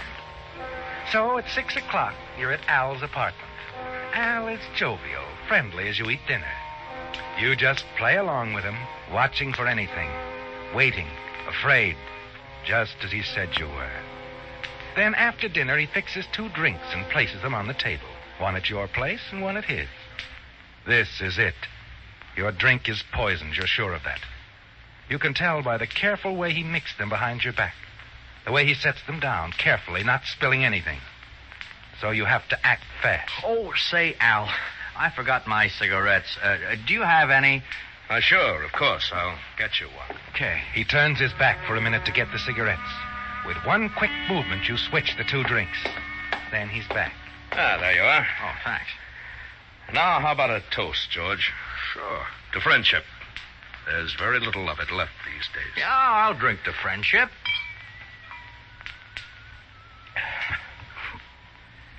Yes, there are very few friendships like ours, George. That's why I wanted you here tonight. You see, George, one of those drinks we just had was poisoned. Yes, I know that, Al. You know? I'm not as stupid as you think. I know that you found out I was blackmailing you. And I knew you'd planned to kill me. It was the only way you could keep your past covered up. If you'd had me arrested, everything would have come out. But I fooled you, Al. I fooled you because while you got the cigarettes, I switched the drinks. No. No, George. Yes, Al. That's right. Turn white. Now it's your turn to be afraid. Go on, Al. You said you were different. A strong man, a doer. All right, now let's see how strong you are.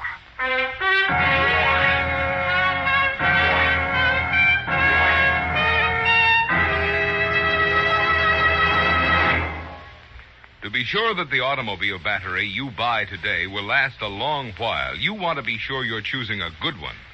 And you can be sure if you choose a Signal Deluxe, the battery which embodies what has been called the greatest battery improvement in 20 years.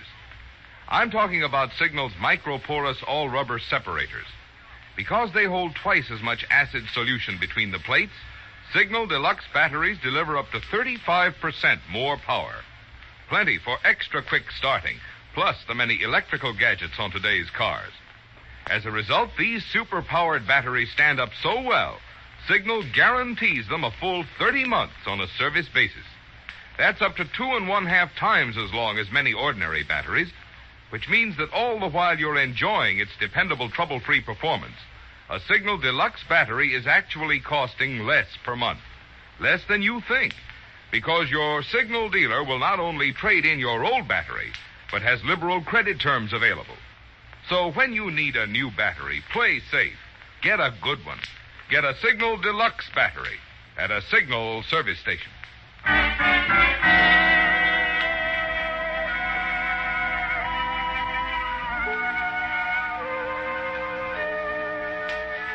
So, George, you've outwitted Al at last. You didn't get the $25,000, but you're certain you'll be free, and no one will ever know about your blackmailing your friend. Al is pale, trembling. You're sure he'll be dead in a very few minutes. He can't even phone a doctor, can he, George? Not while you're there to prevent it. You smile at his first words. George, you don't know what you've done. I think I do. I've simply outsmarted you. You told me how you were the kind who did things, that I was the kind who just dreamed. Well, this time I've switched things on you, literally. On yourself, George. What do you mean? I mean, you'll be dead in a few minutes. I? Yes, I didn't intend to kill you. It was my drink that was poisoned. Your drink? Yes. I told you I was the kind who did things. Well, I simply followed out my own philosophy.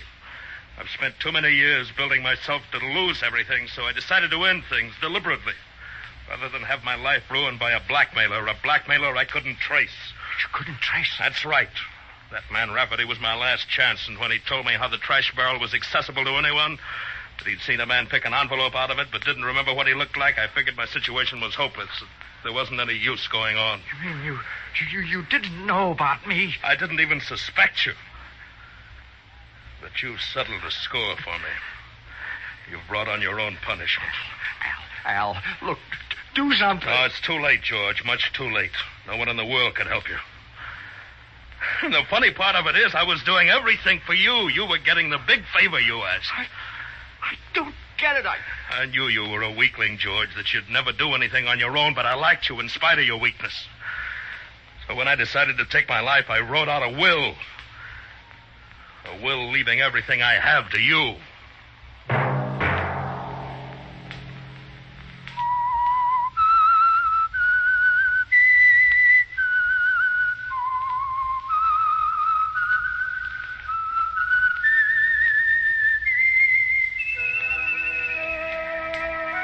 Let that whistle be your signal for the Signal Oil program, The Whistler, each Sunday night at this same time.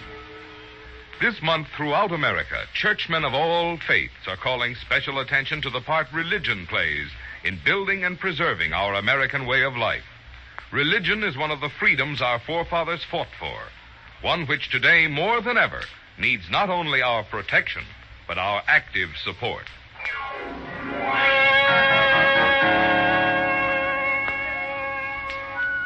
Featured in tonight's story were Bill Foreman, Joseph Kearns, Joe Gilbert, and William Conrad. The Whistler was produced and directed by George W. Allen, with story by John Everett, music by Wilbur Hatch, and was transmitted to our troops overseas by the Armed Forces Radio Service. The Whistler is entirely fictional, and all characters portrayed on The Whistler are also fictional. Any similarity of names or resemblance to persons living or dead is purely coincidental. Remember at this same time next Sunday, another strange tale by The Whistler. Marvin Miller speaking for the Signal Oil Company. This is CBS, the Columbia Broadcasting System.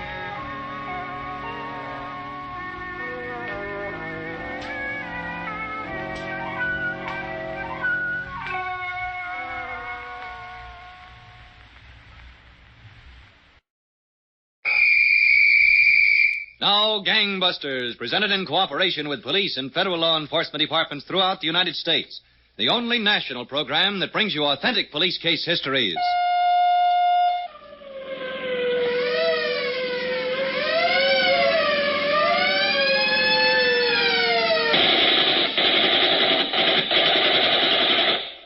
Tonight's Gangbusters presents the case of the Cincinnati narcotics ring, whose deadly dealings in drugs spread across two nations until the Royal Canadian Mounties, the Federal Narcotics Bureau, and Cincinnati police cornered the ringleader in a final duel to death.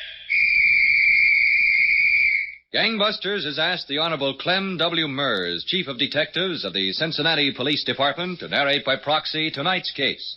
Chief Mers, I know the case you're going to tell us about tonight has an international flavor. Well, that's true, Don Gardner. But most important, it shows the effectiveness of cooperation between federal, local, and Canadian authorities, despite the handicaps of international border lines. Well, it sounds as though you have quite a case for us, Chief Mers. Why don't you start right in? All right, Don. Suppose we begin just a few months ago in the city of Toronto, Ontario.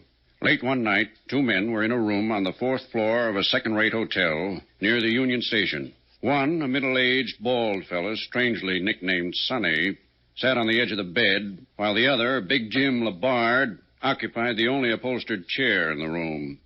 After a moment, Big Jim got up and walked to the dresser to pour drinks to bind the deal they'd just closed. Okay, Sonny. We'll have a drink on it. Take it easy with mine. What's the matter, Sonny? Our Canadian whiskey bites a little hard? It all bites hard after you tease it too much. Here you are, Sonny. May you make a fortune out of the deal.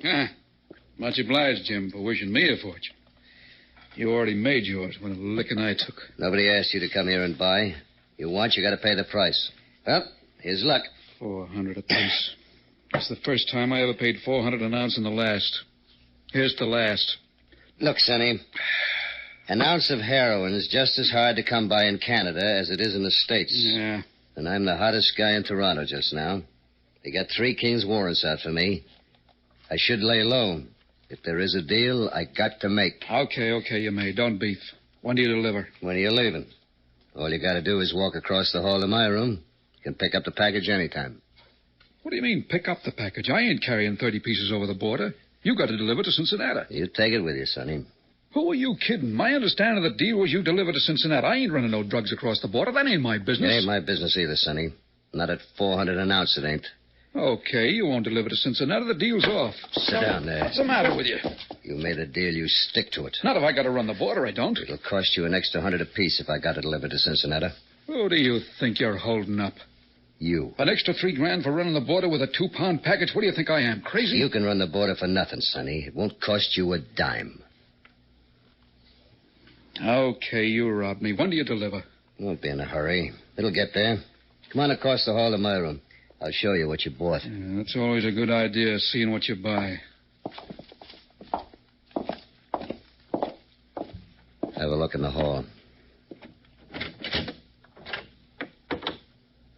It's okay. There's not a soul around. All right, you can go. Wait a minute. What? Back inside fast. What's the matter? Somebody's in my room. You're crazy. Did you see that light over the transom? I didn't leave no light. Law? How should I know? We'll find out quick. Don't be a dope. Stick in here a while. I got about 50 pieces of heroin over there. I got to protect my investment. Because you sense you'll duck that gun, you'll stick here. Come on. You don't get me involved killing no cops. I need help in your Now, look, Shut up and open that door. Go on. The door was on latch. Walk across the hall. Open up and jump back. Now, look. Go on.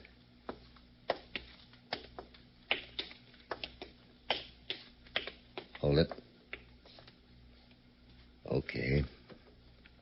Open. All right, don't move. Well. What are you after, sister? I'm sorry. I must have made a mistake in the rooms. Is that so? Yes.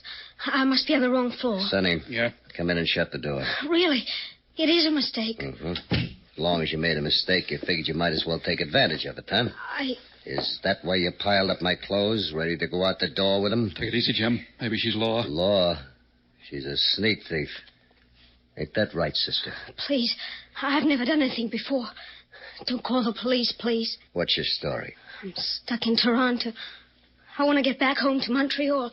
I had to get fair somehow. So you pick on me, huh? I didn't know it was you. I didn't care who it was. I tried every door. Oh, please don't call the police. Jim, she didn't find the... Don't worry. That'll take a good deal of looking. What's your name? Lucille. Lucille Beauvais. You won't call the police? No. I don't think so. You're a little too pretty to rot in jail. I think I'll give you your lesson myself. This is what you need. A lot of it you need. That ought to cure you. Get rid of it, Jim. All I wanted was fed to Montreal, that's all. Well, you can walk it. Go on, get out.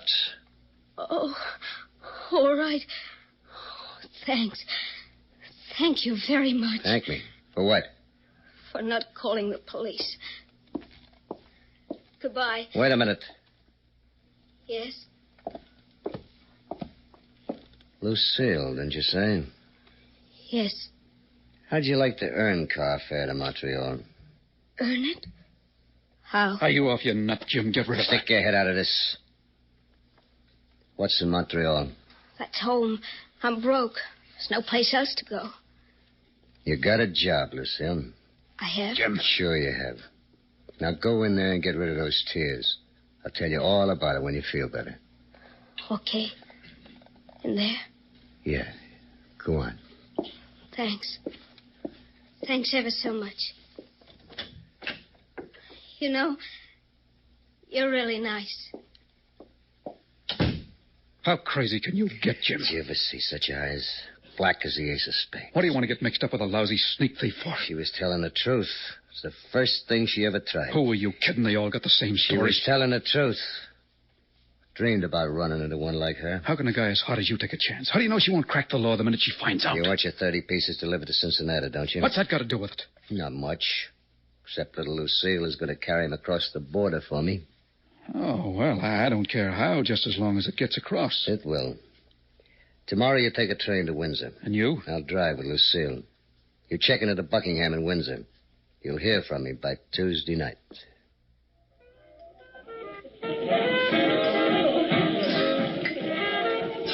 So you've never been on a trip across to the States, Lucille? I've always wanted to go. You have your wish tomorrow. First thing in the morning. Let's have a drink on it, huh? Jim, why do we have to lie to them? Why do we have to tell them we're married? Oh, saves a lot of unnecessary questions, baby, that's all. How? No, if it's just a couple from Toronto going on a little vacation, there's nothing to it. We drive right across. Well, I suppose it's all right. Sure, it's all right.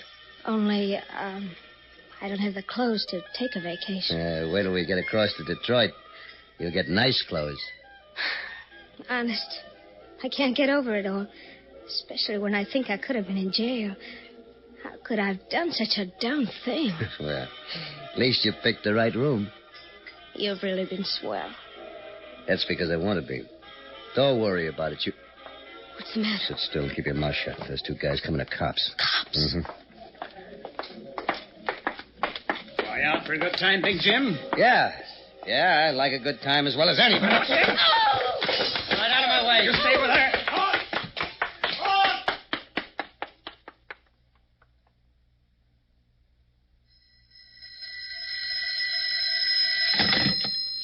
Hello? Sonny? Who's this, Jim? Yeah. Had some trouble? Plenty. A couple of cops made me in the joint. I just did get away. You didn't lose the goods? No, I got the goods. It was in the car. They hauled in Lucille. So what? As long as they didn't get you with the goods. You got a pencil handy? Yeah, why? I'm going to give you the name of a lawyer. Get hold of him. Tell him to get her rid or make bond for her. Anything. Are you kidding? I want her out, do you hear? You don't need her to get the stuff across, and you know it. Get hold of that lawyer and get her out. And you get on a train and head for Cincinnati. I'll see you there in a couple of days. Have my dough ready because I'm going to need it. Don't forget the lawyer. If she don't get out, the 30 pieces stay in Canada. So, Don, the fugitive Big Jim Labard, a notorious Canadian dealer in narcotics, had a narrow escape from capture. The next time he was face to face with police officers, a shower of bullets closed the gap between them. You were telling us, Chief Mers, that the Canadian narcotics dealer, Big Jim Labard, narrowly missed arrest in Windsor, Ontario, the night before he planned to smuggle 30 ounces of heroin into the United States. That's right, Don, but the police did pick up the girl, Lucille Beauvais, whom Labard planned to use as an aid in the smuggling venture. Well, there was no evidence against her, and she didn't even know the identity of Labard, so she was released shortly after dark the next night. Walked out of the house of detention for women. A stranger in town, Lucille had no particular place to go, and she headed toward a brightly lit restaurant which was the first thing she saw as she walked out of the jail door. Look, Sam. What? Keep walking. Keep your head straight. They told me who you are. About to tell you myself before I had to leave. Meet me in an hour. Victoria Park. Bench under the Queen's statue. Make sure you aren't followed. Change cabs a couple of times. Here, here's some dough. I don't know whether I want to meet you. Be there. I'll see you.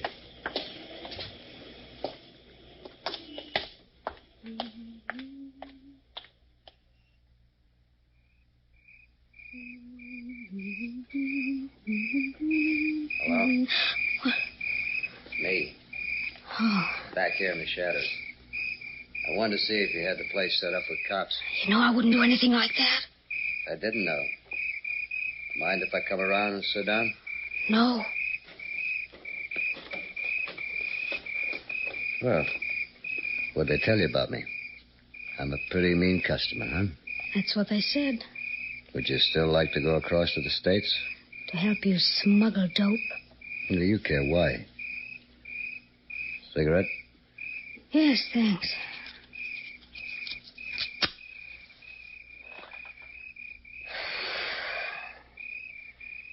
I didn't know what to think of you bringing me from Toronto, wanting to take me to the States. Especially when you caught me robbing your room. I thought maybe you fell in love with me. Maybe I did.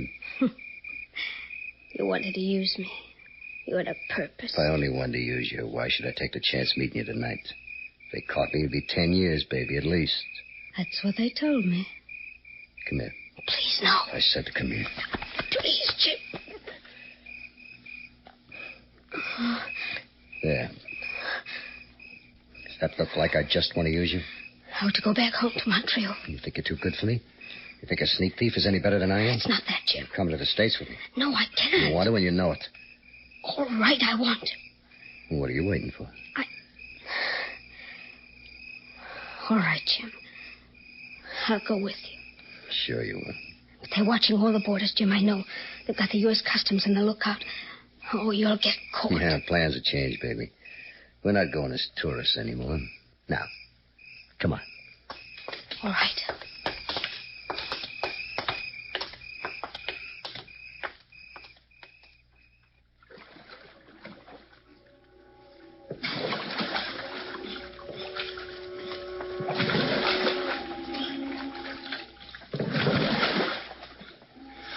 Hold me, Jim. I'm freezing. Hold yourself, baby. Got to keep my eye out for the patrol. How much longer, Mac? Another 15 minutes, maybe. Get your voice down. Carries over the water. Oh, Detroit sure looks near. Looks like it could reach out for those lights. 15 minutes, baby, that's all. 15 minutes seems like a century. Get it down. What are you worried about? Isn't... Hey, turn around, Mac. At the patrol boat? Jim. That looks like it. Get doing it. Jim. Shut up. Jim, what have we got to do? Don't you know when to keep quiet? Jim. Let go. You're hurting me. Then keep quiet. Stay low on the boat. Maybe they'll pass us by. Jim, if one of their searchers... Shut up. Jim, drop the package overboard. Not on your life. Drop the package and I have us for nothing. I don't throw 15 grand overboard. I fight for it. Jim, please. It goes over, Jim. Watch out, Mac. You'll be the first to get shot. Very well. The boat's going away, I think. Aye, it is. It's a pleasure craft. Jim. That was a squeaker. Yeah. Well, let's get to Detroit. Yeah. Go on. Row.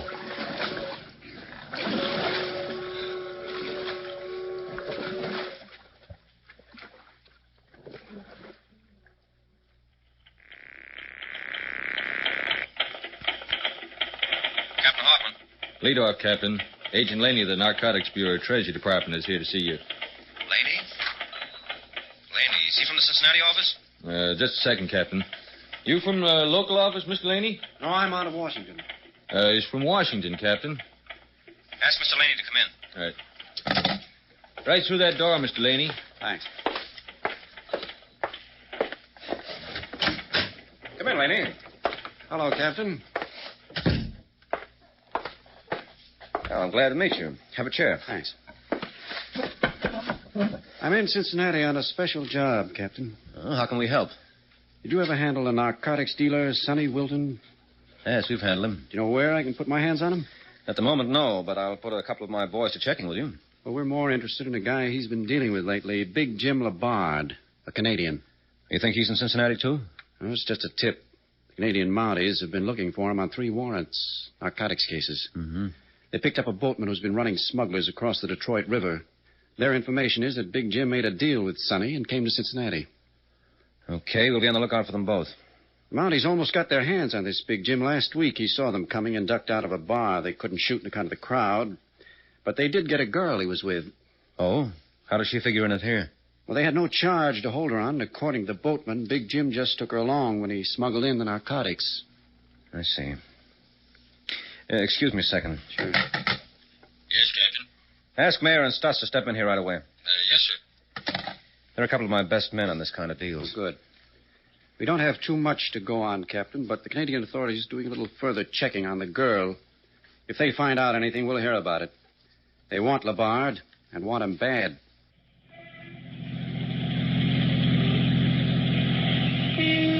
Jim, What? I don't feel like going out and drinking and staying up all night again tonight. I do. Do you think it's time we got out of Cincinnati? Sonny's friends are good people to know. Well, I don't care for them. Well, act like you care for them. This is business. Oh, Jim, I want to go home. I want to go to Montreal. You don't stop nagging me about going home. I'll give you something really to nag about. All right, Jim. Made a lot of dough, Sonny. A good chance to make more. We're not taking that boat trip again. Yep. And you're going to help with the load. More dope. No. No, something's just as hard to come by in Canada. Guns. Guns? Yeah. A lot of guys I know will pay a good price for a heater. And that's what we're taking back. A good stock of guns. Didn't you make enough money? There's never enough money. And listen, baby. Wake up when we get to that party. These are people I'm doing business with. I don't want them to think I got a corpse traveling with me. All right. I'll wake up.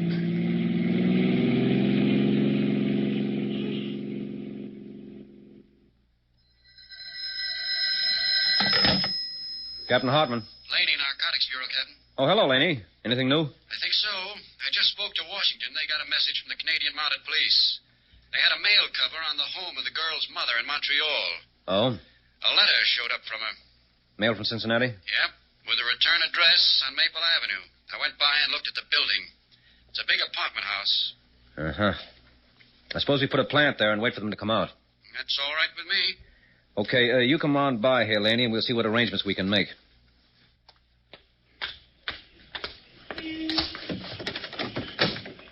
Hello, Laney. How's it going? We haven't seen a soul that looks like the bard or the girl, Captain. Well, a lot of people live in this apartment house. Stick here long enough, and we'll spot them.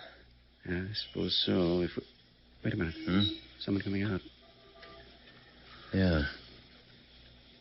No, it's not Big Jim.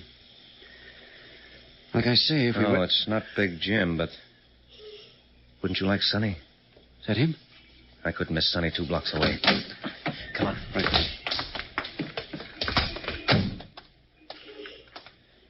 Let me handle this, Laney. I know him. Right ahead. He's coming this way. Let's stop and light a cigarette. Have one? Thanks. Light? Thank you.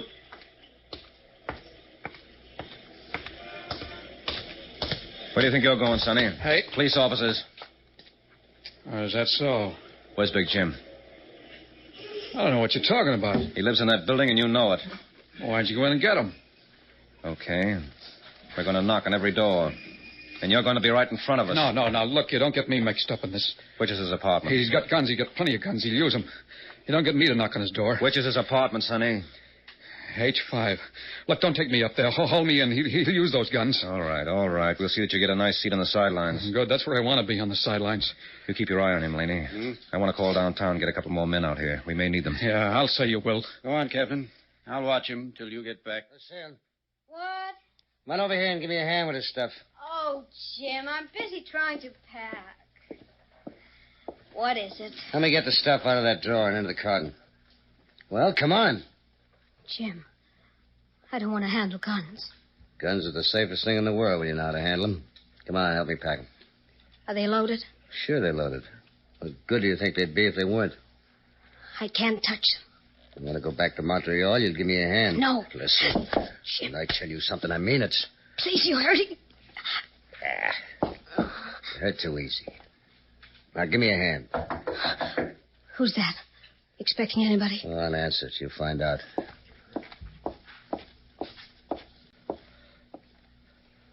Yes? Who is it? Sonny, open up. I want to see Jim. Jim, it's Sonny. Well, let him in. He can give me a hand. All right, Sonny, just a minute. Sonny, I thought you were... We're police officers. No. One side. Jim. Okay, Jim, get him up quick. Yeah. Watch him, he's got a gun. Jim, no! Get him! Watch out! That did it. Come on. Jim. Jim. Looks like he's through, miss. I owed him so much. I can imagine. Lead off, call an ambulance. Yes. All right, miss. Now let's have the story. From beginning to end. That, Don, was how Cincinnati police and agents of the Narcotics Bureau Treasury Department dealt with James Labarde, a dangerous fugitive from Canada. The girl, Lucille, was deported to Canada to face various charges. And Sonny Wilton, the Cincinnati narcotics dealer, was held on a charge of parole violation and returned to prison to complete his term. Well, congratulations, Chief Mers, to all the officers, Cincinnati, Federal, and Canadian, who showed such excellent coordination in bringing about an end to this dangerous criminal.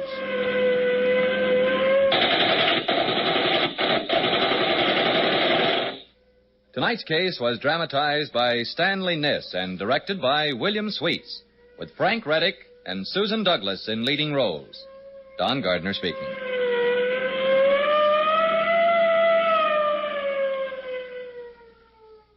Gangbusters is a Phillips H. Lord production.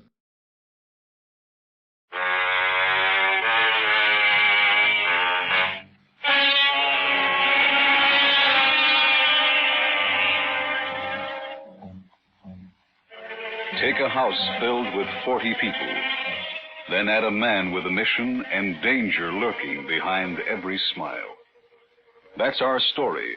The first stone, taken from the files of John Steele, adventurer.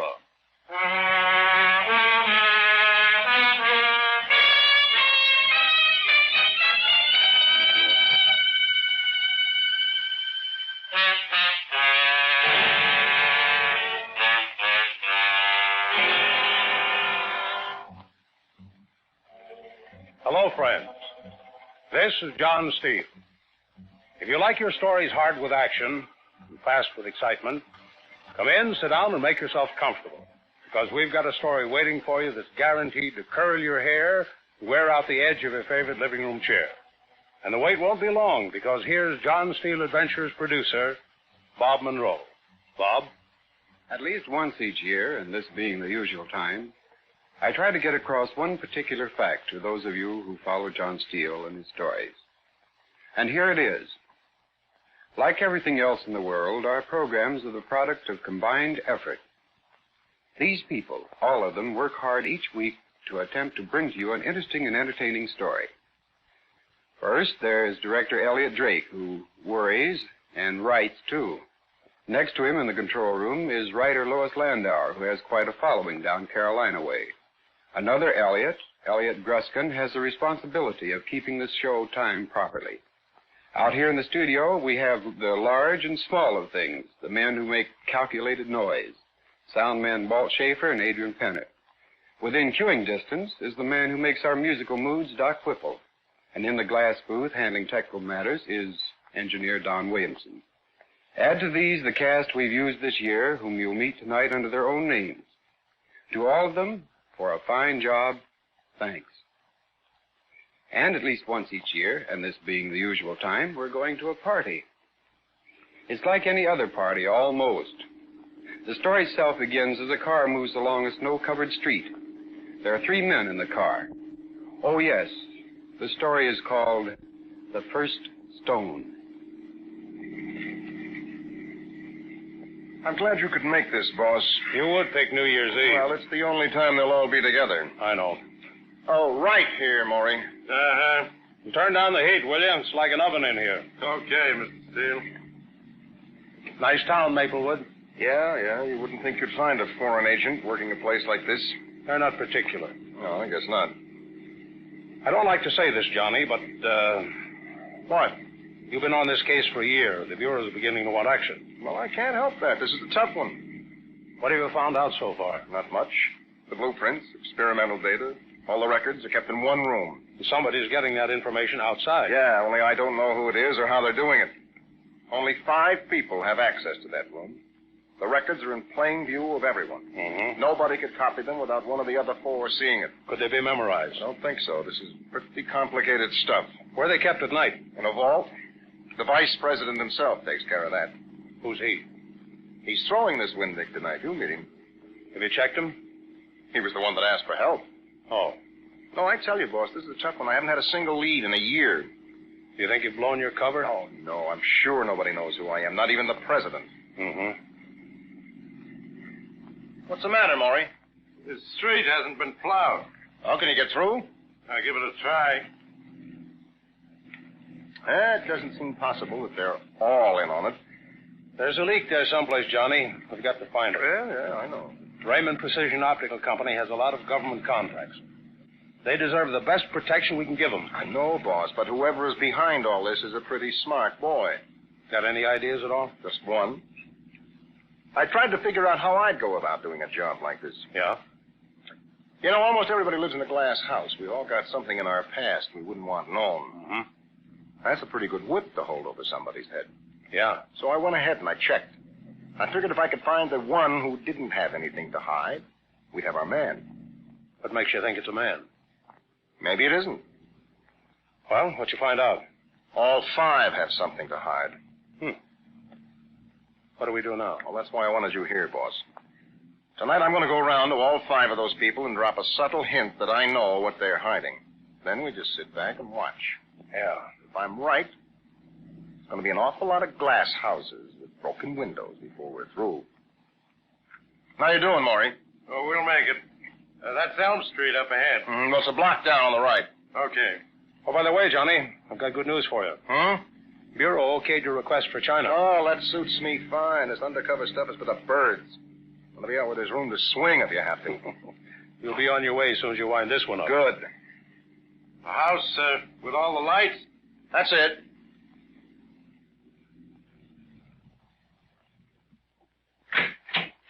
You beat it back to town, Maury.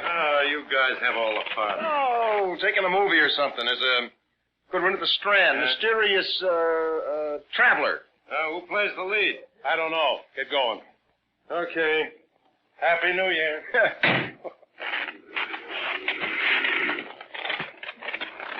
Better give me a name for the night. All right, what'll it be? Call me, Don Douglas. All right. Now, there's going to be a mess of people here. I'll let you know which ones to watch. Right.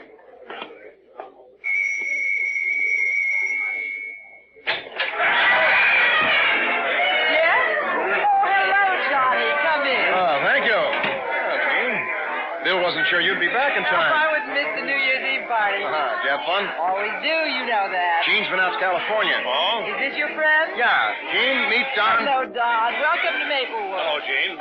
Let me take your coat. It's awfully nice of you to include a stranger. Johnny and his friend. Oh. Hi, Johnny. Glad you could make it. Hello, Bill. I understand Crescent hasn't been plowed yet. Well, it is now. Oh, this is Don. Hello, Don. Nice to have you with us. Thanks, Bill. Oh, dear. You'd better drive into the Aaron Wine and Liquor Store on 52nd and Broadway. We're low on scotch. Oh, I don't want to go all the way. And while into you're there, go around the corner to the Bird in the Hand restaurant on 51st and pick up the chicken. No. All right. You know everybody, Johnny. Just go in and make yourselves at home. Yeah, sure, Will you Bill. excuse me? Running one of these things takes more concentration in the office. Well, here we go. Yep.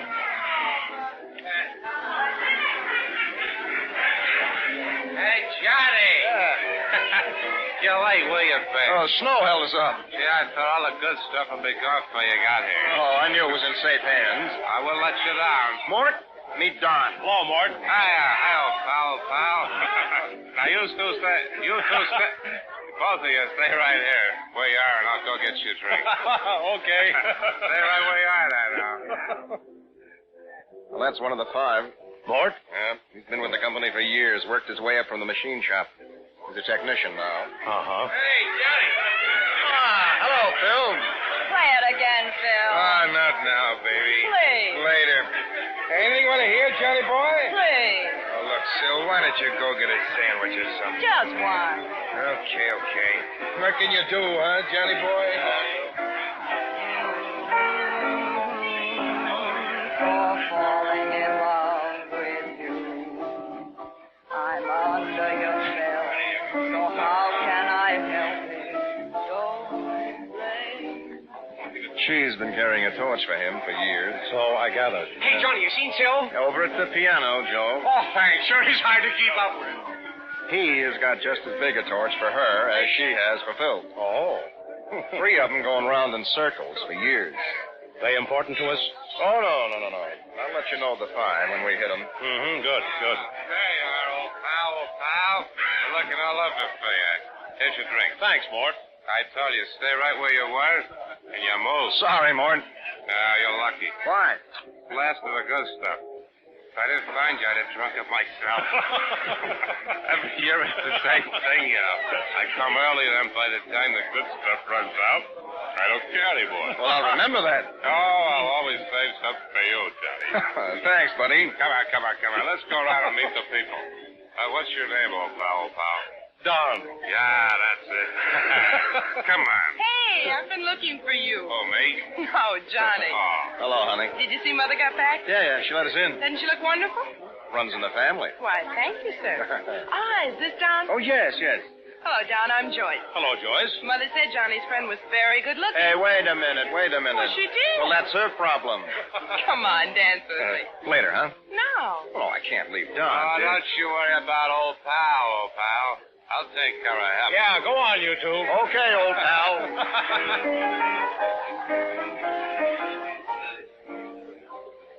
Hold me tighter. Oh, yes, ma'am.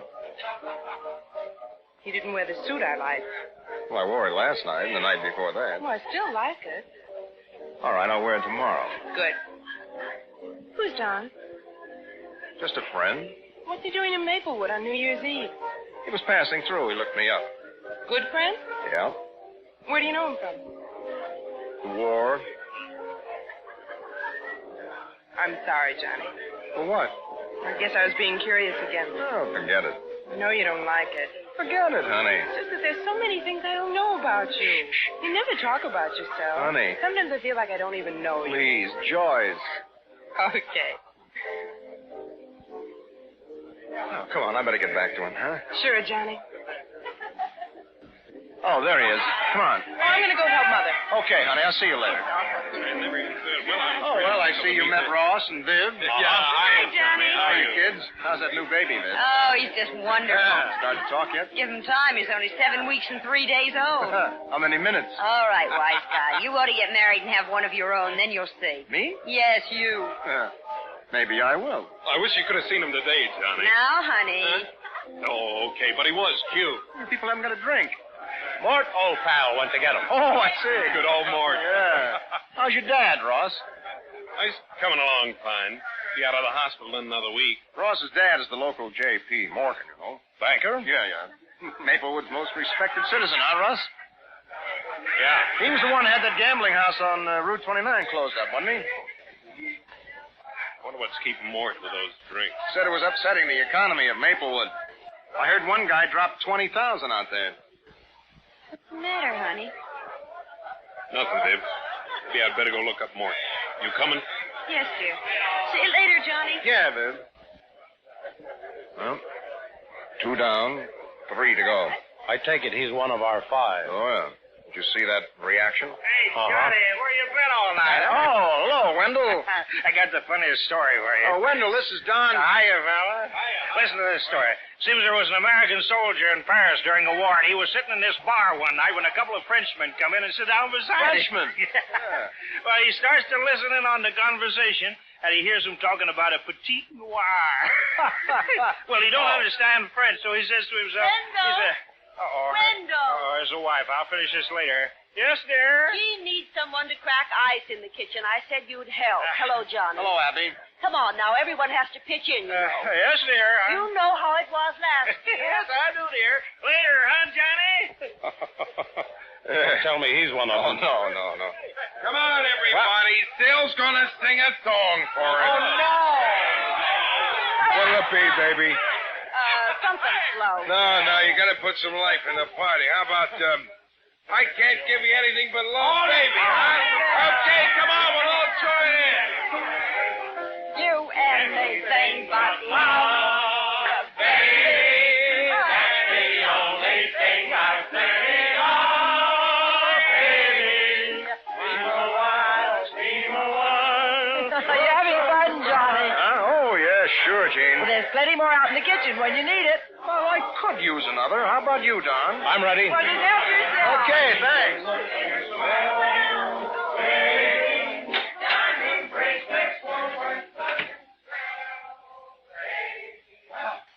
Kind of noisy, huh? Yeah. Oops, I'm sorry. It's all right. Come on in. It isn't often you catch a man kissing his wife. This is Don. Jack and Inga, Don. All right, how do you do, Jack? You looking for a drink? Yeah, where's Wendell? I thought he was cracking I ice. took over for him. Really put your heart in your work, don't you? That is the trouble with you old bachelors. You do not understand romance. You're a bachelor too, Don. Huh? Oh, yes. What a pity. Jack and Inga supply the glamour in Maplewood, Don. I wouldn't say that. Yeah, they met in Berlin after the war. They're our big international romance. Oh, really? Where do you come from, Inga? I have lived in Berlin all my life. Eastern or Western zone? Eastern. Here, let me get those drinks for you. Let's see, this is, your fourth New Year's here, isn't it, Inga? Yes. You know, it's always been a wonder to me that you got her over here so fast, Jack. The quotas were so small right after the war, and... What are you drinking, Scotch? Yeah. I heard that some of the guys had to smuggle their wives in. Have you got my comb, dear? Yeah. I think I will go fix that. Will you excuse me? Don't you think we ought to get back to the party? Oh, you run along with Inga, Jack. We'll be out in a minute. Yeah.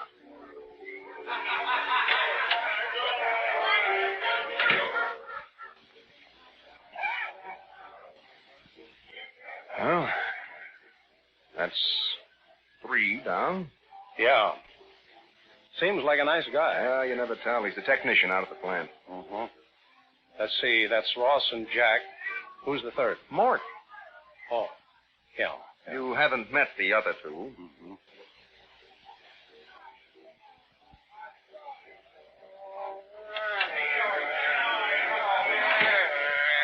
Hey, what happened, old pal? I brought you out a drink, but you weren't there anymore. Sorry, Mort. It's okay, old pal. Hey, come here.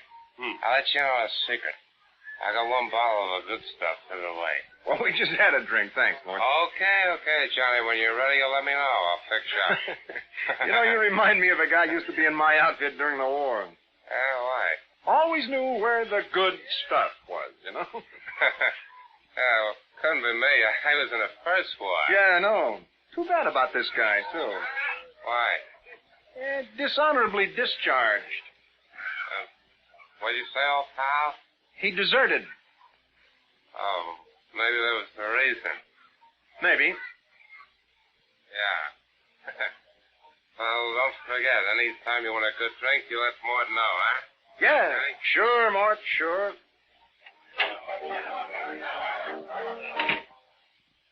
Well, that takes care of him. Yeah. Kind of tough. Not a nice way to make a living. Come on, let's get back to the party. Okay.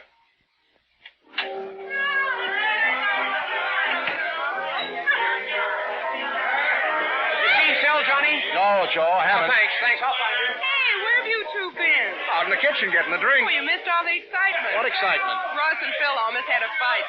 What about? Oh, it's nothing. Ross just had a little too much to drink. Why did he pick on Phil? Didn't you know? Phil used to work out at that gambling house on the highway. Uh-huh. Excuse us, Joyce. We'll be back in a minute, huh? Hey, don't be gone too long. I feel like I haven't even seen you tonight. Well, it's started. Yeah. Let's get to the other two, huh? Right. Oh, Connie. Connie, come here a minute. Yes, Johnny? I want you to meet a friend of mine. Don, this is Connie. Hello, Connie. I was just telling Don about you. Oh? Company's most efficient secretary. Johnny. This girl is the Rock of Gibraltar, Don. Nerves of steel. Johnny. When everybody else at the plant is blowing their wig, Connie is the one person that never loses her head. Oh. You know how you can usually spot the kind that crack up under pressure? This girl, never. Connie, did you always live in Maplewood? No. Where'd you come from? Why? I just wondered. Barrington, wasn't it? Yes. That's up near the State Mental Institution, isn't it? But you're a nice guy, Johnny. Will you excuse me, please? Oh, brother. How to be the most popular man in town. I know. But if we catch our fish, it'll be worth it. Yeah, I know. All right, one more. Come on, let's get this over with. Hey, Johnny, come here. What? I want to finish that story. Oh, well, not now, Wendell. Huh? You die laughing at Well, it. not tonight. I'm Let's living see, tonight. where was we now? Yeah, the GI in Paris. And he heard the Frenchman talking about the petite noire. Yeah. and he didn't know French, so he decides he's going to find out what a petite noire is. So he goes out of the bar, and he walks down the boulevard, and pretty soon he sees boulevard, and he sees a very distinguished-looking Frenchman, and he says to himself, this guy ought to know. Yeah. So he walks up to him, and he says, what is a petite noire? And the Frenchman whips out his gloves, hits him across the face, challenges him to a duel, and takes off. There's more. Yeah, there's more. Well, the GI, he says to himself... Wendell. Oh, yes, dear? I thought you were cracking eyes. Jack offered to do it, dear. Well, Jean needs some help in the dining room. Honestly, you men wouldn't lift a finger. All right, dear, I'll sit. Excuse us, Johnny. Yeah, I'll be right back, Johnny. Okay, Wendell. Saved by the bell of the ball. What ball? 1890? All right, come on. There's the last one over in the corner. Right.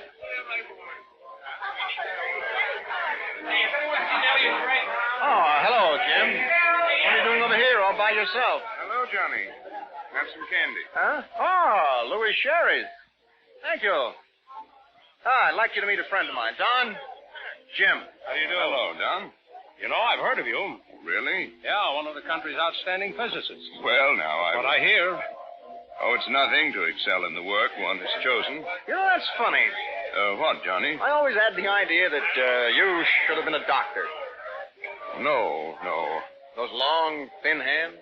Surgeon, maybe. No, Johnny. I'm happy. Well, maybe you're right. I wouldn't want to be a doctor. It's too much responsibility. I'm happy. Especially a surgeon. So much can happen in an operating room, you know. The patient dies. Sometimes this can be hard to explain. Well, how'd we get off on this subject? I don't know. Hey, Jim, could I see you a minute? Oh, of course, Jack. Excuse me, gentlemen. Yeah. Well, that's all of them. What do you think, boss? Let's go out in the kitchen where we can talk. Okay.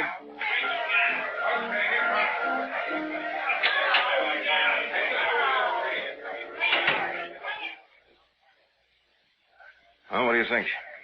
I don't know any more now than I did before. Well, it's got to be one of that five. Maybe it's two of them. Sure, maybe it's all of them. Could be. I hope the next job Washington gives me will have an answer. This one has an answer, Johnny. You just haven't found it yet. Oh, yeah, I know.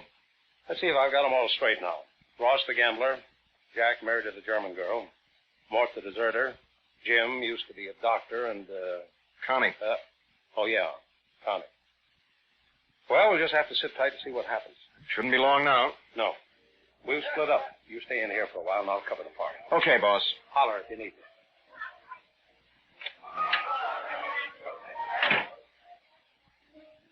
Oh, Sorry, Johnny. I couldn't help overhearing. what? So that's why you came to Maplewood. What do you mean? You don't love me. What are you I'm talking just about? the boss's daughter. Made your investigation a little bit easier. Look, I can't talk about it, Joyce. I'm not being curious now, Johnny. You were so right. I wish I never had been. I was a lot happier when I didn't know this story. Joyce! Oh, there must be an easier way than this to make a living. It's like Grand Central. Hello, nice guy. Hello, Connie. I want to talk to you. Go ahead. We're going to get out of town. Why? Because you point a gun at me? You got a better reason? Sure. Because your little glass house is getting ready to fall in on you. What? You know, I've been trying to find you for a long time. I don't know what you're talking about. Maybe I'm wrong. Maybe you're not the one. Sonny, will you please get out of Maplewood? Why, Connie? I've worked too hard to forget the past. If anyone knew I'd been in the state hospital, I just couldn't face it. Look, you know, that's nothing to be ashamed of, Connie. Somebody's been working on you overtime. Please, Johnny, please. Listen, honey, your secret is as safe with me as it is with you. You know, you need a guy that's got some... Sorry, I was just looking for Still. Oh, Joe, wait. Come here a minute, huh? Oh, what's the matter? Joe, would you do me a favor? Yeah.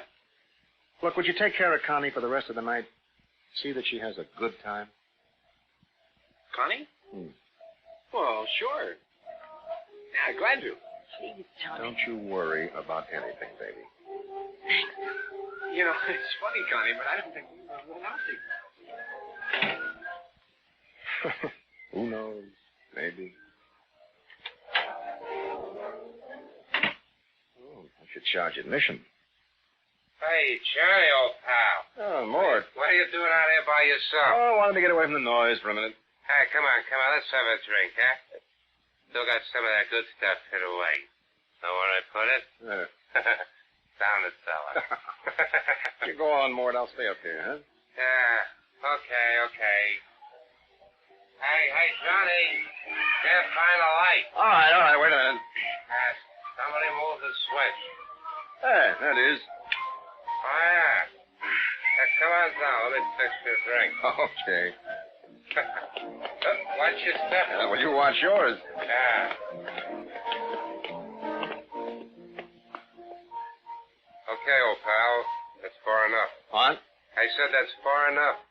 I'm getting a little sick of people waving guns at me. Stay where you are. I was wrong once before tonight. Maybe Don't move. I'm not wrong now. Get down, Johnny. Are you all right? Yeah, I'm okay. You dirty. Shut up, you. He's our man, all right. All right, how do you know? We figured it out, Johnny. He was taking little pieces of information from all four of the others. None of them realized how important it was.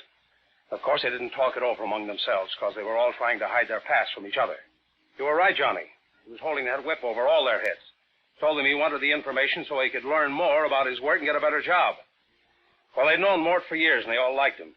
We didn't know how serious it was. And Jim and Jack got together tonight after you talked to him and compared notes. We never would have done that, except there wasn't much secret anymore.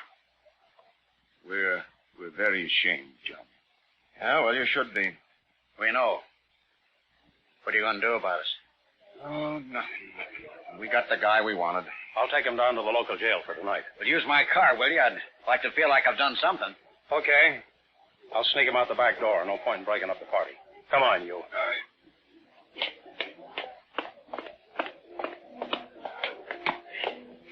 I'll get in touch with you in the morning, Johnny. Okay, boss. Talk to you about your next job then. What, so soon? Not much time to waste. Yeah, I know. All right, good night, boss. Good night, Johnny. Come on, get going, you. Oh, hey, Jack.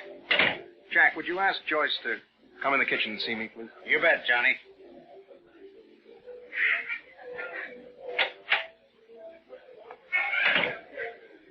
I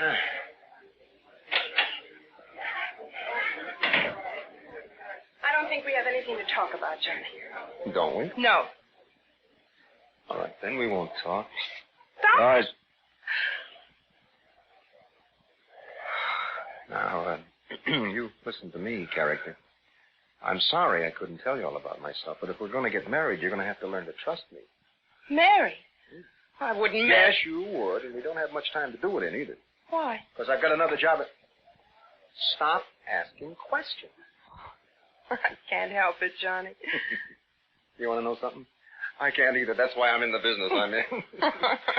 Come on, let's take a look at this party. All right. Johnny, wait just a minute, will you, Johnny? I want to finish this story. Later, Wendell. Hey, Let's see, now, where was we? Wendell, what about Joyce? I saw her. Let's see, so the freshman is going to duel a GI. So the GI says to himself, I got to find out what this here petite noir is. So he goes walking down the avenue. Pretty soon he meets the avenue, so he meets a cute-looking French gal. You know, one of them real... well, so he walks up to her and he says, so he says to her, Wendell, I've been looking all over for you. He says, you know what a petite noir is? Honestly, you may. And she says, Hey, everybody, it's 12 o'clock! What's she say?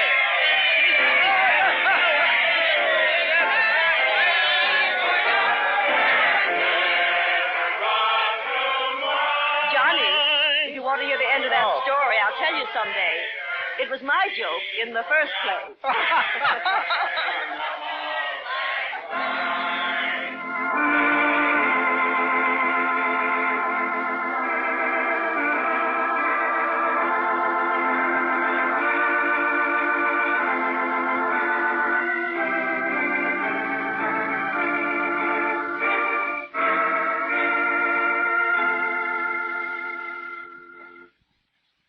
The title, The First Stone, the story of a man who went to a party where many faces covered one dangerous mask.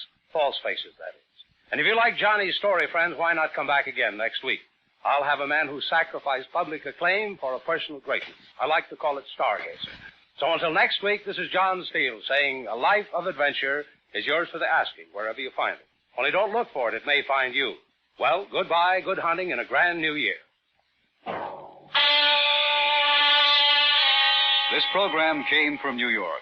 Mutual is your network for sports. It brings you two terrific football games on Saturday. First, from the Crampton Bowl in Montgomery, Alabama, you'll hear a thrilling pass-by-pass, plunge-by-plunge report of the North-South Blue-Gray game, followed over many of these stations by the Shrine, the East-West game from San Francisco. Yes, for top football thrills, just before the King of Sports bows out for 1950, listen to the Blue-Gray game, followed by the East-West game, over many of these same stations on Saturday. This is the Mutual Broadcasting System.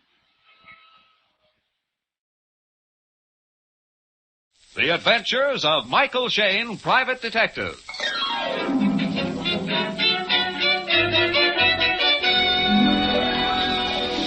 The people who make 76 gasoline and Triton Motor Oil, Union Oil Company, present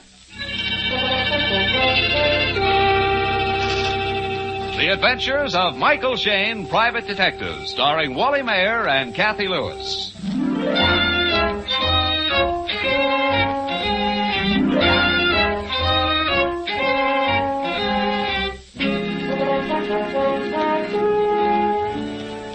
If some of you have wondered where Mike Shayne has been during regular office hours the past few days, you'll find the answer on the front page of this evening's San Francisco papers. That's right, the murder trial of Jack Holmes. At this moment, which is along about 6:30, Phyllis Knight has one of those newspapers spread out on the desk before her. As she glares at the headlines, Mike is talking on the phone to Inspector Faraday. Yeah, Faraday, I just got back from court. Didn't take the jury long to decide. Less than 2 hours, Mike. That boy is no more guilty than I am. Sure, somebody killed the watchman, but not Jack Holmes. Now, don't take it so hard, Mike, just because his sweetheart hired you to investigate. All right. Maybe I'm sentimental about those two kids, but I say Jack Holmes isn't the killer type. And with a nice girl like Janet Miley... Oh, Faraday, I let him down, and Janet was so certain I could help him. Take it easy, Mike. You did your best, but the evidence was against you. Yeah, sure it was. Is that unusual? Why, I've cleared dozens of guys when it looked like... Janet, what's wrong? Hello, Mike. I'll talk to you later, Faraday. The girls just walked in. Janet, are you sick? You're white as a sheet. Here, get her some water, honey, quick. Yeah. Mr. Shayne. Yes? Jackie. Yeah? Jackie. Oh, here, sit down, honey. Let me help you. Oh, the poor kid. She's all unstrung about the verdict. No, it's more than that. Her hands are like ice. He didn't do it. I just discovered What? the grocery. What? Janet, what are you trying to say, honey? My room. Somebody went through. Huh? Oh, just... Here, Janet, drink this water. Janet? 12:15. I just discovered. I went and told him. Thought he would... Mike, she's fainted. I'm going to call a doctor. Phyllis. Yeah? Call Inspector Faraday. She's dead.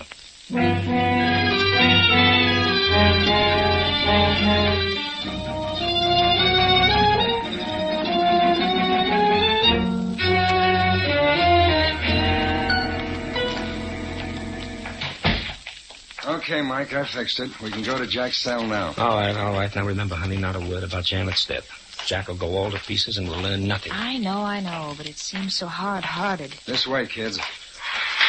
Ah, boy. Sad business, I guess the girl figured after that jury's verdict she didn't have anything left to live for. Suicide? No. If Janet found something she thought would clear Jack, she certainly wouldn't take poison. Unless she took the poison before she got the information that would clear Jack. No, then she would have called a doctor.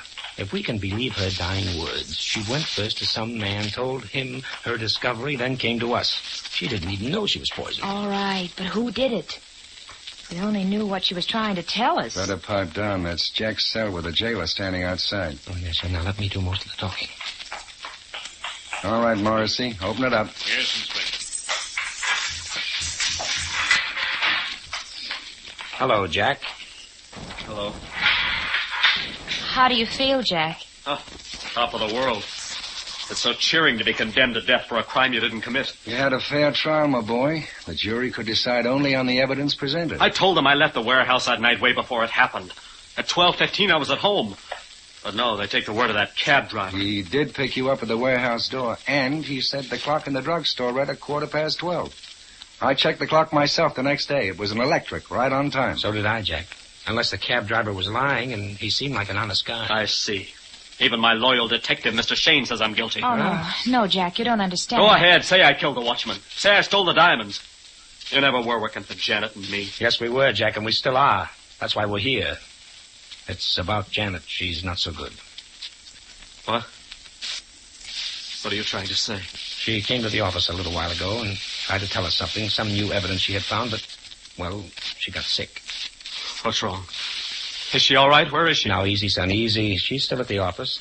She said a lot of mixed-up things, Jack. Her room had been ransacked, something about a grocery, that you weren't guilty, and she had discovered proof and told him so. Him? Who's him? Oh, that's what we don't know. Does Janet have any close men friends she might go to? Not that I know of. We've been engaged for almost a year now. She never mentioned any. Our boss, Mr. Phillips, is a good friend of both of us. Yes, he's paying the fee on the case. She might have gone to him. Or maybe to his partner. Mr. Russell? Oh, no, not that old crap. Well, why come to me? Janet's the one to tell you. Well, as we said, Jack, she's all busted up over this thing, and she isn't well. Well, she can talk, can't she? Can she? Jack. I can see it in your faces. Something's happened to her. What is it? Tell me. She's dead, isn't she? We're awfully sorry, son.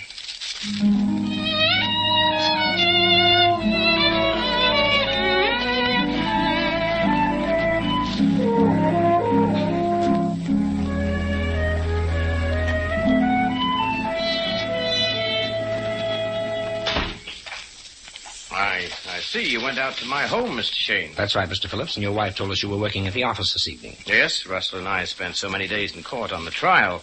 We had to work evenings to keep up with business. Now, I wouldn't imagine there'd be such a turnover in the wholesale jewelry line. You'd be surprised. Our firm cuts and mounts gems for at least half the better jewelry stores in the city. And the robbery and loss of the diamonds didn't hurt your trade.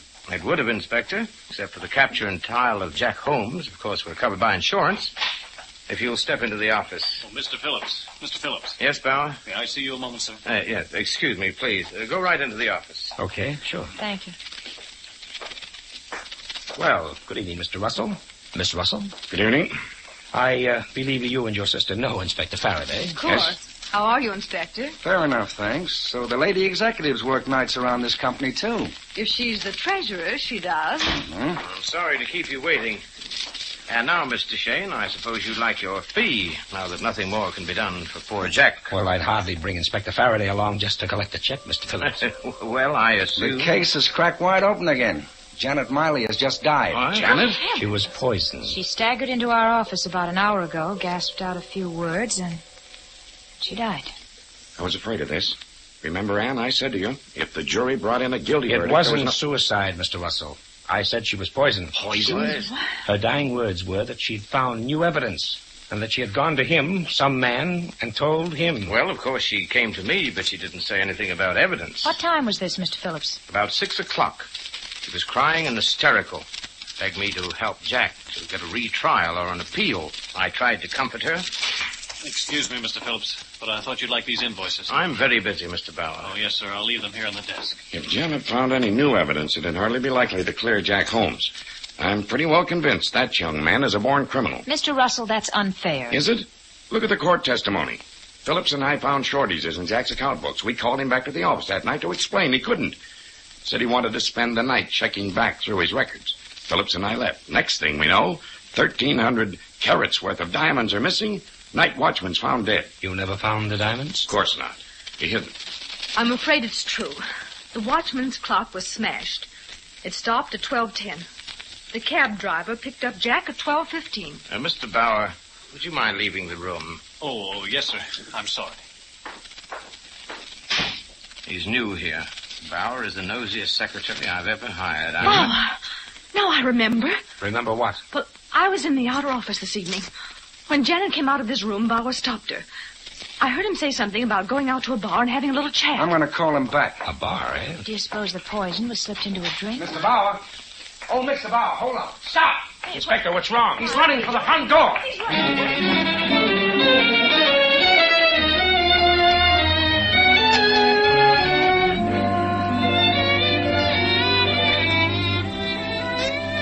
We'll return to Michael Shayne and his adventures in just a moment.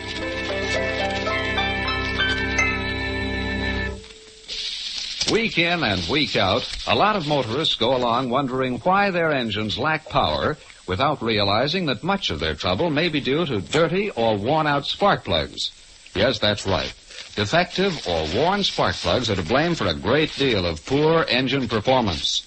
For example, engineering tests show that faulty spark plugs can waste 1 tankful of gasoline out of every 10, which not only cuts down your mileage, but causes your engine to lose power. So, friends, if it's been 3,000 miles or more since your spark plugs were checked, or if your engine has been losing power, it's a pretty safe bet that the Union Oil Minuteman Spark Plug Service can do you some good. Union Oil spark plug inspection is scientifically performed. The condition of each plug is carefully measured on a special machine, and you can see the results for yourself. If your plugs are dirty, the Minuteman will clean and adjust them. Or if new plugs are indicated, he can quickly install them.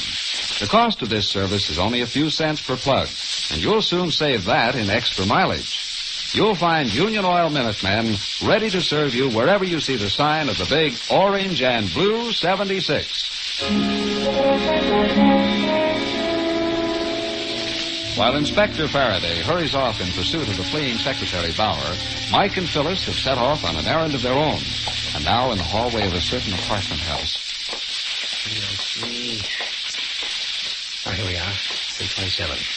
Not much further here. Mike, that Secretary Bauer, he's tied into this somehow. Snooping around to hear what we said and then running from the inspector. Well, leave that problem to Faraday, usual.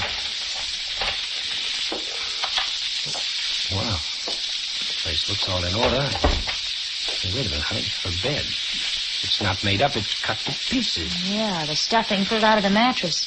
What on earth were they looking for? This door here, let me see.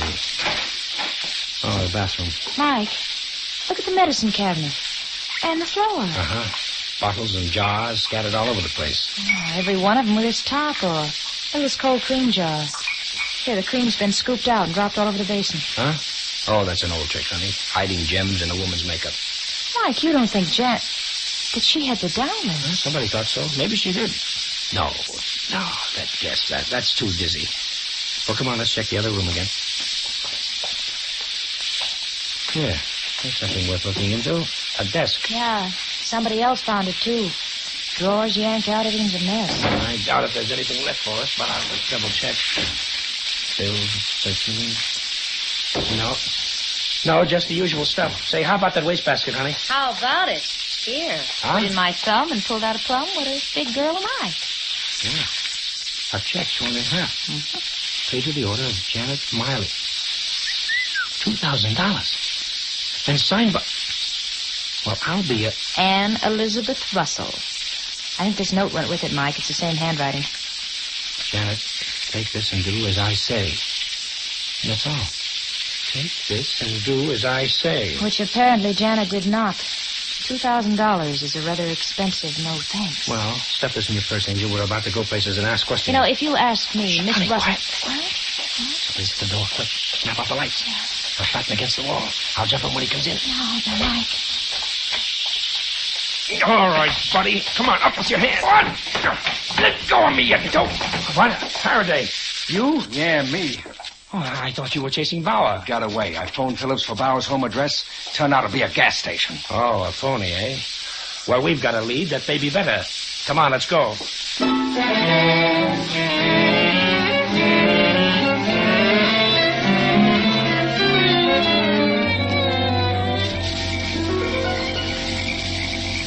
Give the doorbell another push, Mike. You know, I wish these people would stay put. First we go to their homes, but they're working at the office. Now they're not at the office, they're home. Somebody's coming now. Yes? Oh, it's you again. Don't strain your enthusiasm, Mr. Russell. May we come in? Yes.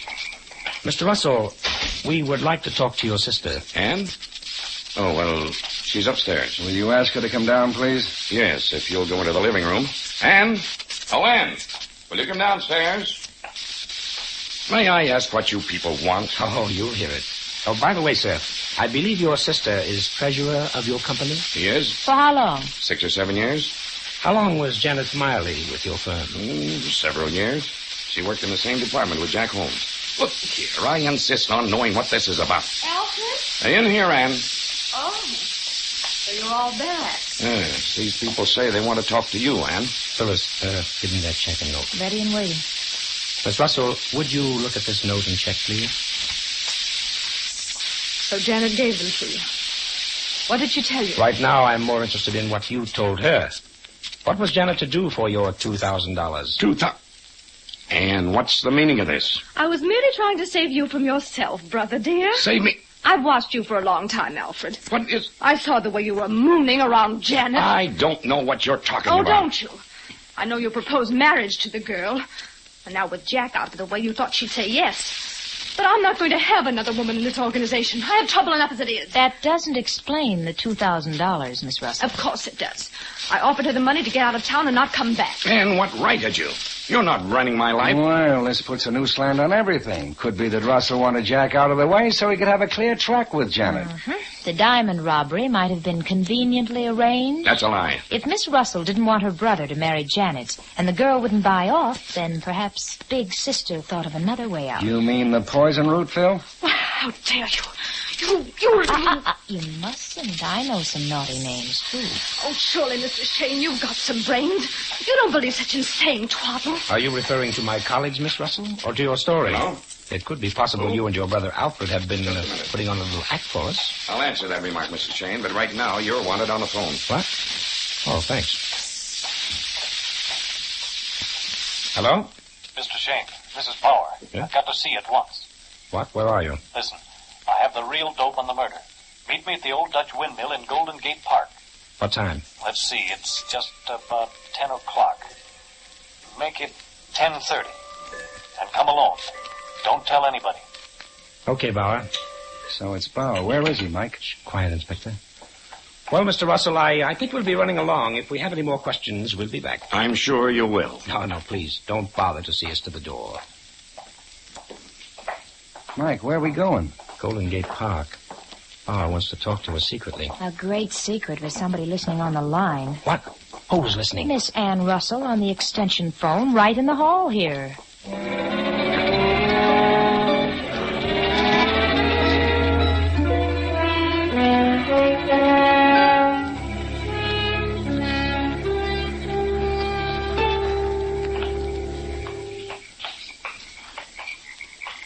What time is it, Mike? 10:28. Now keep back in the shadows with Faraday. This guy Bauer certainly picked a romantic spot to meet the old Dutch windmill in the loneliest corner of the park. Not to mention spooky. Look at those four huge veins above us, like the arms of a giant hovering over our heads. Oh, Angel, your poetry picks the doggonedest times to bust loose. But I can't help it. I'm nervous. What time is it now? 10:29. I don't know. This may be a trap. Bauer may be after you, Mike. I don't like anything about that bird. I don't like anything about tonight, period. I see a light through the bushes. Car's coming around the turn. Got your gun, Mike? I'm all set. Now keep back in the shadows. This sounds like he's driving fast. What was that? Sounded like a gun. Why, Grandma Faraday, your nerves. Here he comes. Mike, he's passing you. Mike? Hey, Bauer! Bauer! He's skidding.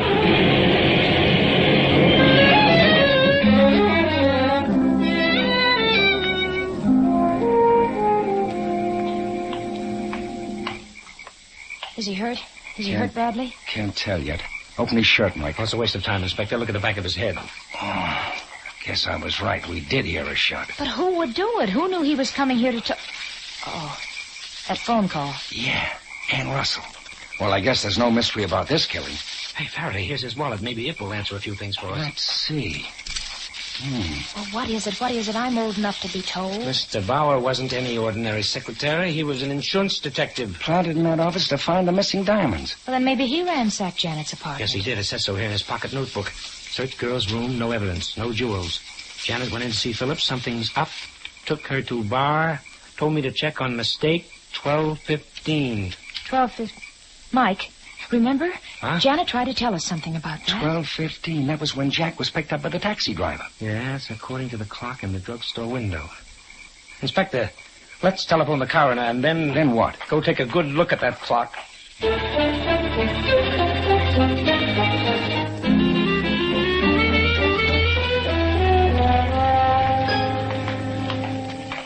Oh, this is a waste of time, Mike. I checked that clock the day after the robbery. So did we, Inspector, before the trial began. It's an electric. It keeps perfect time. It couldn't be wrong. Save your breath, pal. Mike's in another stubborn spell. Oh, the drugstore's closed for the night. Yeah, but there's the clock. You can read it 100 feet away. Neon hands, neon numerals. It says 11:10. What time have you got, Faraday? 11:10. Now are you satisfied? Jack came out of the jewelry place 2 doors north of the drugstore. The taxi picked him up.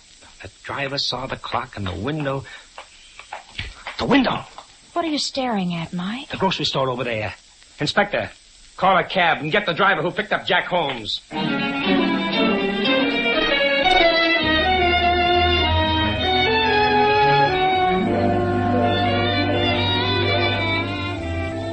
In just a moment, we'll return to Mike and Phyllis.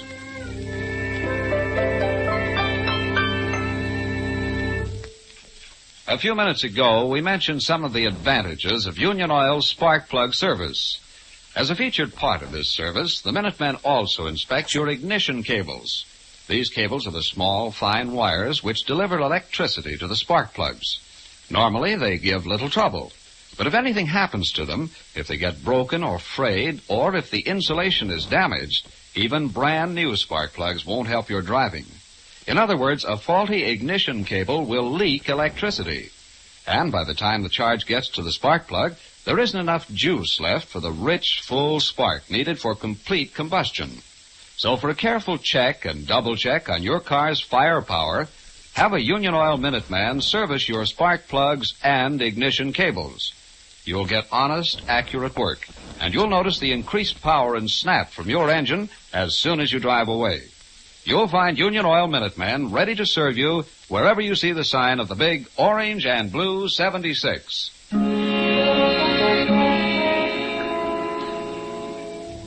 It's a few minutes past midnight. At a lonely street corner in the commercial district, Mike, Phyllis, and Inspector Faraday are talking to a scared little taxi driver. Look, fellas, it's just like I said in court. I'm cruising along here and I see this guy. The Inspector and I know that, Smitty. Now, we just want you to show us. Now, do exactly as you did that night. Yeah, cruise down the street and pretend you're picking up Jack Holmes. And we'll get in the back seat and ride along. Okay, climb in. Here, darling, come in. Thank you.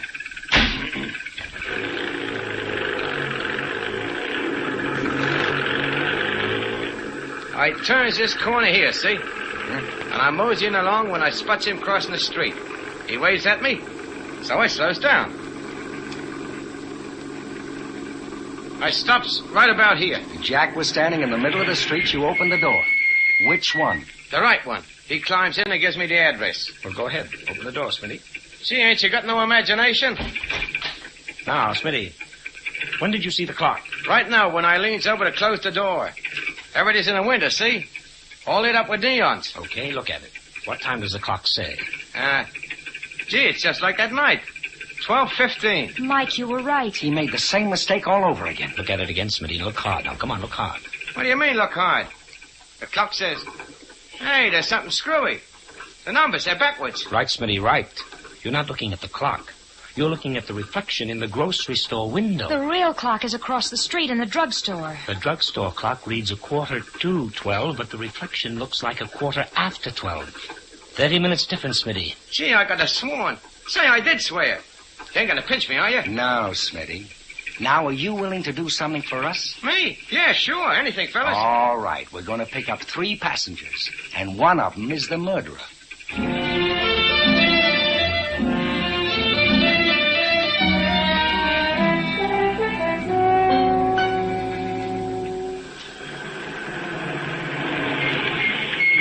Here we are, folks. Here's the office. Right. Mr. Shayne, I doubt we'll find anything in here that the police haven't already gone over. Well, they have the wrong slant, Mr. Phillips. You see, someone planned to steal those diamonds, but they needed a fall guy, Jack Holmes. So they faked the shortage in his account books. Then they called him that night, very indignant at discovering his dishonesty. Just a minute. I was the one who found him out. Shut up, Ann. Jack said he wanted to check back through his records. He didn't leave till 11:45. About midnight, the thief came here and stole the diamonds. The night watchman surprised the thief and was killed. Then the cab driver blundered about the drugstore clock, and Jack was really on the spot.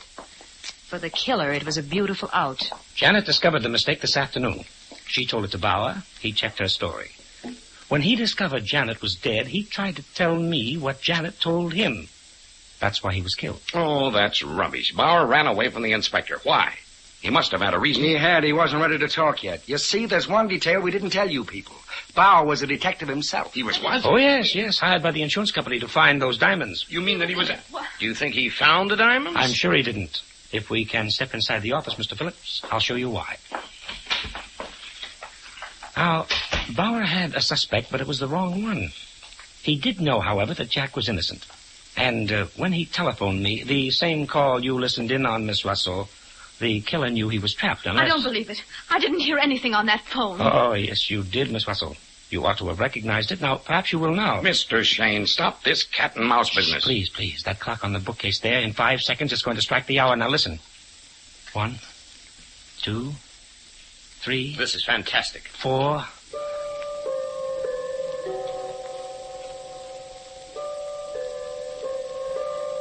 Well, distinctive chimes, aren't they? This is the same clock I heard strike while I was talking to Bauer on the phone. He called from this very room. There was only one man who knew where I was, who could tell Bauer where to phone me.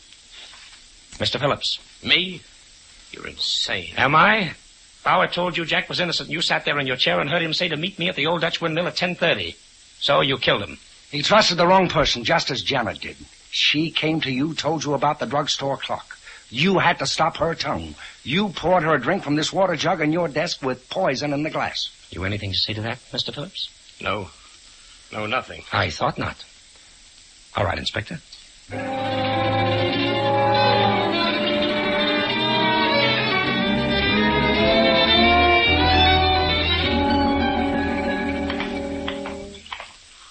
Oh, come on in the house, kids. Huh? Mrs. Faraday will be glad to fix us some eggs and coffee. Oh, no.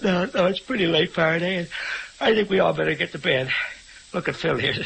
She's almost asleep. I am not. I was just thinking. How did you know, Mike, that the clock you heard over the phone was in Philip's office? Oh, I heard it the first time we went there, dear. It just took me a little while to get it placed in my memory. Clocks ran all through this case, didn't they? The watchman's clock stopped at 12:10, the drugstore clock that convicted poor Jack, the office clock that caught the murderer. Yeah, sometimes a clock can tell more than the time of day. Oh, Mike, that's corny, but I knew you'd say it. I was just waiting for it. Well, I guess Michael's entitled to a little corn off the cob tonight. That was neat thinking, my boy. The clock reflected in the window and the hands reversed by 30 minutes. Doubt if I'd have thought of it myself. Oh, Faraday, please, Mike's ego. Huh? Besides, I think I know why he's so leery of clocks lately. Oh, now listen here, honey. If you mean yes, Go on, please. Phil. Let's have it. Well, No, Mike had a date with me for 6 o'clock, and he was an hour late. No, Angel, please. And No. guess what his alibi was? What? He thought he saw a clock that said 5 p.m. It was a grocery scale with 5 pounds of potatoes in it.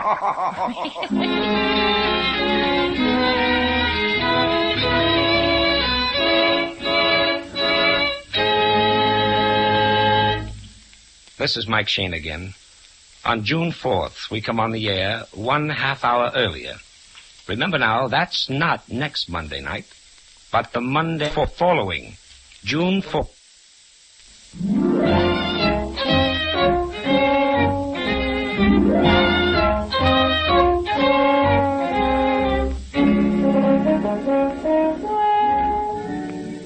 Tune in again next week at 8:30 for another adventure with Michael Shayne, Private Detective, starring Wally Mayer and Kathy Lewis, with Joe Forte as Inspector Faraday. Tonight's story was written by Richard DeGraff and based on the character created by Brett Halliday.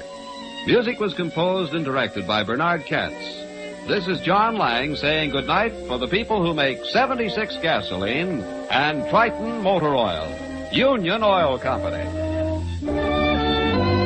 This is the Mutual Don Lee Broadcasting System.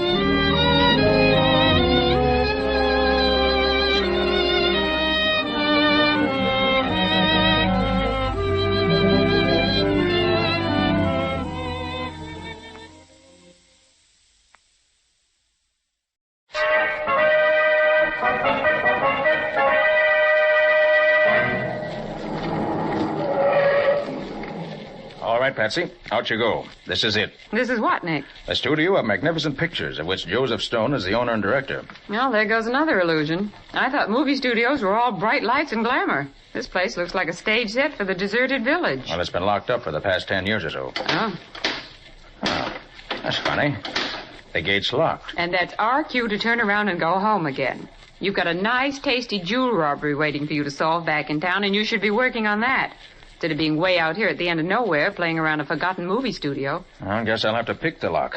Okay, if you must. Patient Patsy'll bear with your little game. This is no game, Patsy. Why, what do you mean? The house of Lulu Doré, the star of Stone's new picture, was broken into last night while she was at a dance.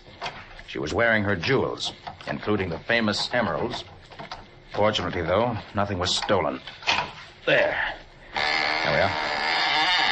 All right, Patsy, go ahead. Seems funny there isn't a gatekeeper around. It does, doesn't it? Well, I guess they haven't got a full staff for the studio, considering they moved back from Hollywood just to do this one show. Why did they do that, Nick? Oh, Doré had a run-of-the-pay contract for the show she's doing on Broadway and couldn't go west. Hey there, where do you think you're going? Oh, so there is a gateman. I'm looking for Mr. Stone's office. Well, you can't see him. I'm afraid you don't understand. I'm Nicholas Carter. Mr. Stone's expecting me. I'm taking my orders from Lieutenant Riley of the Metropolitan Police. He says to admit no one. Riley? What's he doing here? Investigating a murder. Murder? I thought you said robbery, Nick. What murder? Come on, get out of here. I got my orders. Come on, Patsy. Let's find Riley or Joe Stone. Hey, you can't do that. Come back here. It's all right. I'll explain to the police. Hurry, Patsy. Hurry. What is this, Nick? That's what I plan to find out right now.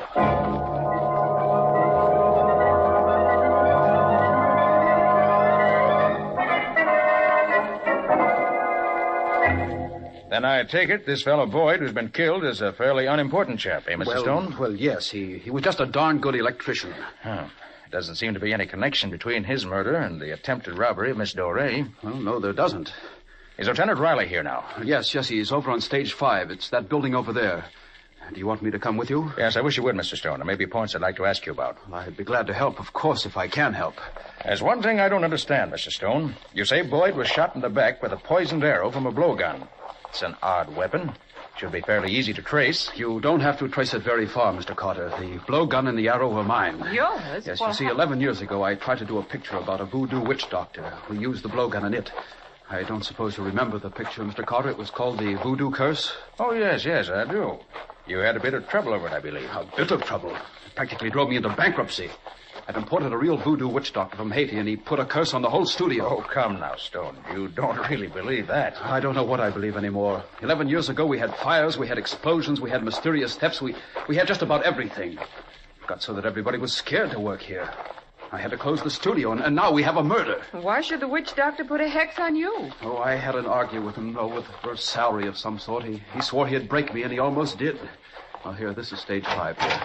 Well, Nicholas Carter. Hi, Riley. And Patsy. Hello. Well, what might you be doing here? He's come to help you, Lieutenant. That's very obliging of him, I'm sure. Say, was that a crack? Why, of course not. Well, let's get to work. Riley, where was the body found? Right over there by that door, Nick, where the chalk marks are. I wonder what he was doing way over here. He was setting up the stage, as I told you. But all his equipment's over there, clear across the set. Riley, how was he facing when he died? He was lying on his face with his head towards that door, Nick. Shot in the back, wasn't he? Yep. We figured from the angle of the arrow that the blowgun fella must have been sitting up there on the catwalk when he killed him. Mr. Stone, what's behind that door that Boyd was heading for? Well, special electrical equipment, I believe, for special effects. Would Boyd have known that? Well, yes, of course. He worked on this stage years ago. He probably would have remembered. That's it, then. He was going into that room to see if he could find some special equipment he needed. That accounts for his being way over here. And you think there was something in there the killer didn't want him to see, Nick? Right, Riley. Let's go in. The door's locked, Nick. Oh, Stone, give me your keys, will you? Keys? I have no keys for these rooms. Well, did Boyd have any? Well, I believe he had borrowed the caretaker's set. Riley, did you search the corpse? Of course I did, Nick. No keys? No keys. I can get a locksmith out from the village. What? You have no duplicates? Well, the place has been locked up so long. I never expected to come back here. Was trying to sell it, as a matter of fact. Pick the lock, Nick. This seems to be your day for doing that. Just what I'm going to do, Patsy. I'll get you more light. Oh, he doesn't need light. He can see in the dark, practically. No, you don't have to see to pick a lock.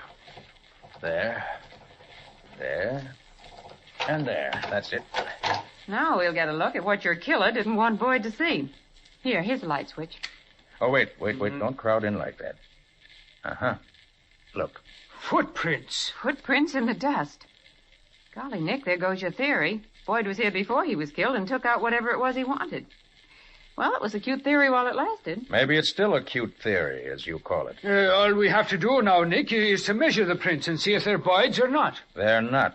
How do you know? Yeah, you haven't even seen the body. These prints were made by leather-soled shoes. Right, Riley? Well, yeah, you're right, but... And Boyd was wearing rubber-soled. How do you know he was, Nick? Correct me if I'm wrong, Stone. Don't all technicians on a soundstage wear rubber-soled shoes to kill any noise that the soundtracks might pick up? Well, you're right, Carter, they do. Now, those leather-soled prints mean that it wasn't Boyd, but our friend the murderer who used the keys he took from Boyd to get in here. They lead to that crate. Let's see what's in it. No, don't walk on the footprints. We need them as evidence. I'll wager you'll find the crate empty. The murderer didn't just walk over to it, look in, and walk out again. Oh, no. He took away everything he didn't want Boyd or anyone else to find. You're right, Nick. The crate is empty. Shall we search the room, Nick? Well, what's the point in that? If there was anything here, it's gone by now. Murderer seen to that. I wonder what was in this crate. I wonder if... Help! Help!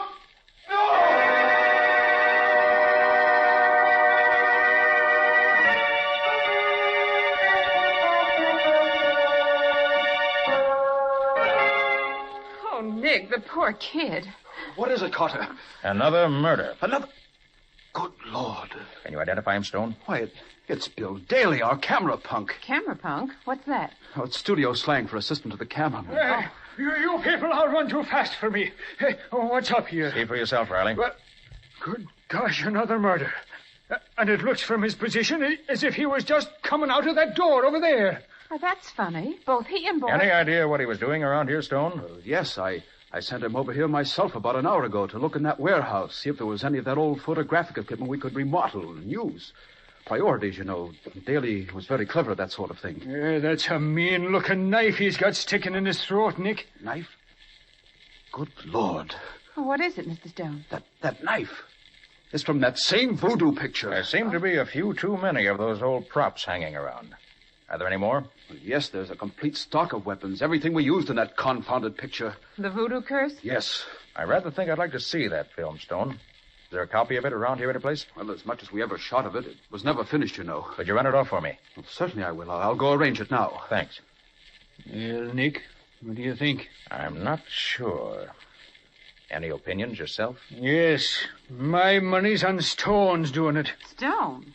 Why in the world would he do it? Well, I don't know. I haven't figured out the reason for it yet, but he acts kind of funny. Nervous, sort of. And he keeps talking about the place maybe being haunted. Oh, good heavens, Riley. Who wouldn't be nervous with all this murder going around? I know I am. Well, take the weapons, Nick. They all belong to him. But other people could have access to them, Riley. After all, Stone hasn't been here for over 10 years. And there's something more important you've overlooked, Riley. What's that, Nick? How did Stone manage to throw that knife at Daly while he was with us? How do I know? We were all so busy looking at that storeroom on the set, he could have sneaked off. By golly, I'll bet that's how he did do it. Oh, that's Stone beckoning to us. You want to go to see the movies, Riley? I got better things to do, Nick. I'm going to search this joint. How about you, Patsy? Sure thing. But why do you want to see it? I'm not sure, Patsy. But I've got sort of a hunch that the answer to all our questions lie hidden in that old picture.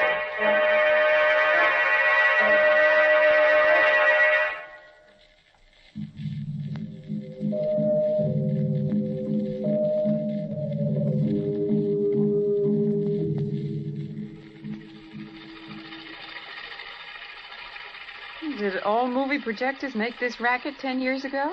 Most of them, Patsy. Now listen. You don't believe in our voodoo magic, eh? Well, if you've been here long enough to see some of the things I've seen. Really, Ross, there's something uncanny about these natives. Call it coincidence if you like. Who's the woman? Gosh, she's good looking. That's Lula Dore, the star of the picture Stone's shooting here now. Well, their voices sound funny and tinny. Yeah, they certainly do. Easy enough to scoff when you've just come down from the States. But it is magic. There's no other way to explain some of the things that happen. Magic? Mumbo jumbo, you mean? You'll never convince me it's anything else.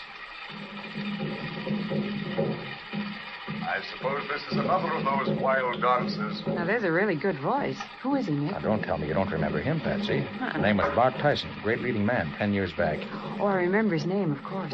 This is rather better than most of the dances I've seen. Patsy, I've heard that voice very recently.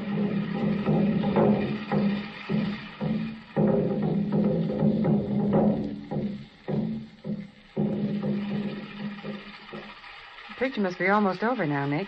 Have you discovered anything? I'm not sure yet. Gosh, they had some pretty fancy photography in those days. I thought all that underwater swimming stuff was comparatively new. Oh, no. Stone was the first person to use it. Well, how did they do it? Look at that man swimming. It couldn't be faked. It isn't. It was taken through some sort of a glass tank. That native has been underwater for 20 minutes. No human can hold his breath that long. That's what I've been telling you, Ross. They're magic, these natives. Magic. Maybe you're right. Maybe you're right. That voice. I've heard it somewhere before myself. I never heard Tyson act before.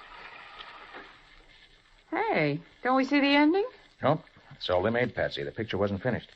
Well, did you find out what you wanted to? I'm not quite sure. Well, Mr. Carter, did you like the picture? Oh, very interesting, Stone. Oh, that Lula Dore certainly is beautiful, isn't she, Mr. Stone? I've never seen her in pictures before. Has she done anything else? No, nothing. Until now that she's starring in my new show on Broadway. That's funny. To think with her looks and her voice, she'd be a sensation. That's what I've always claimed, but, well, she got scared off after all these things happened during the filming of this one, and, well, she's stuck to Broadway ever since.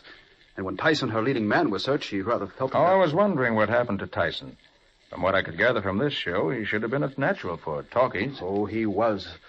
But we had a bad explosion, and his whole face was terribly scarred. That's why we could never finish this picture. He never could act in pictures again. Oh, what a shame. Well, Stone, thanks for showing us the film. Mind if we scout around after Riley? Oh, no, not at all. If you need me, I'll be on stage 3. We're going to start shooting soon. Good. It's funny about Dore. She seems to be cropping up in our lives all over the place. Yes, she does, doesn't she? Patsy, if you find a telephone, get hold of Scubby. Mm-hmm. Find out what you can about Bart Tyson and what's happened to him since the accident. Okay, Nick. Where'll you be? If I don't see you before, I'll meet you at Stone's office at noon. Right. Oh, Nick. Nick Carter. Oh, Riley. Just looking for you. You found anything yet? Yeah, we found all the weapons from that voodoo movie. All except the ones we'd already found, that is. How'd you know you found them all? Stone had an inventory. We checked on it. Well, if your theory about Stone's correct, Riley, he could have falsified that inventory. Well, why should he? Well, perhaps he had a couple of weapons hidden somewhere and doesn't want us to know anything about them. Nick, the more I think about it, the less I like that guy. Find anything else? No, not a blessed thing. Searched the whole lot, have you? All but stage 9 over there. That's locked up tighter than a drum. And I can't pick locks the way the great Carter does. Okay, I'll take care of those. Riley, why don't you go on down to stage 3? They're going to start shooting the picture pretty soon, and I'd feel a lot more comfortable if someone were on guard there. We've had enough murders for one day.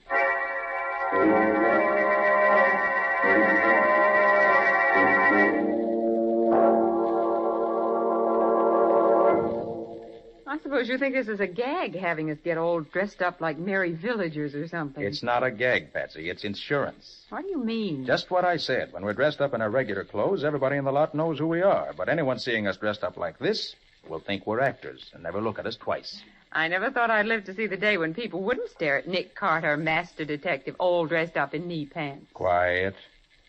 Did you check with Scubby? Yep. But just as Stone said, Tyson was hurt in that explosion and then just sort of vanished. Hasn't been heard of since. That takes care of that.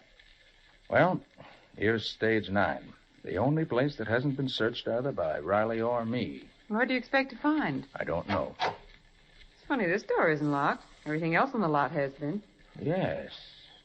Riley distinctly said it was locked when he tried it. Well, keep your eyes open. There may be a reason for it being open now. Golly, it's dark inside here. Here, take this flashlight. Okay. I've got another. Hey, Nick, look. There's an old makeup table. I wonder what kind of makeup they used in those days. Patsy, we haven't time to stop for you Nick. to look at make. Look here. Why, this makeup isn't old at all. What's that? No, this is the very latest type of movie makeup, and it's all new stuff. Well, good for you, Patsy. Yes, there's something funny about this. Definitely, Nick. Well, this panchromatic makeup wasn't developed until Technicolor came in. They didn't use this type of makeup back in the days when this studio was in use. Somebody must have been here since. And none of the actors are making up way over here. Right, Patsy. I'll make a detective out of you yet. Now let's see if we can find anything else. Oh, I'm getting the creeps, Nick. I don't like it here. Patsy, I think we're getting warm. This is one of the first real clues we... Hey. Recognize that? Wait. Well, that must be the glass tank they used to take that swimming sequence in the Voodoo movie. Right you are. I wonder why they left it half full of water this way. When they finished taking that scene, they probably just walked off and left it here. Maybe. Don't forget they closed this place in a hurry. What are you doing? Patsy, this water is fresh. What? It'd be stale if it'd been here 10 years. Stale and smelly. Say, I'm beginning to think maybe Stone's right and there is a hex on this place. Too bad that voodoo picture wasn't in Technicolor. Those colored stones at the bottom of the tank would have showed up beautifully. They are beautiful, aren't they? Yes, you bet. Hey, Patsy. What? Look here. Those aren't just colored stones. They're... Douse your lights, Patsy, quick. We've got callers. Duck back here behind this crate. Throwing us all in the clink this morning with this snooping. Why the boss always swipes such important rocks?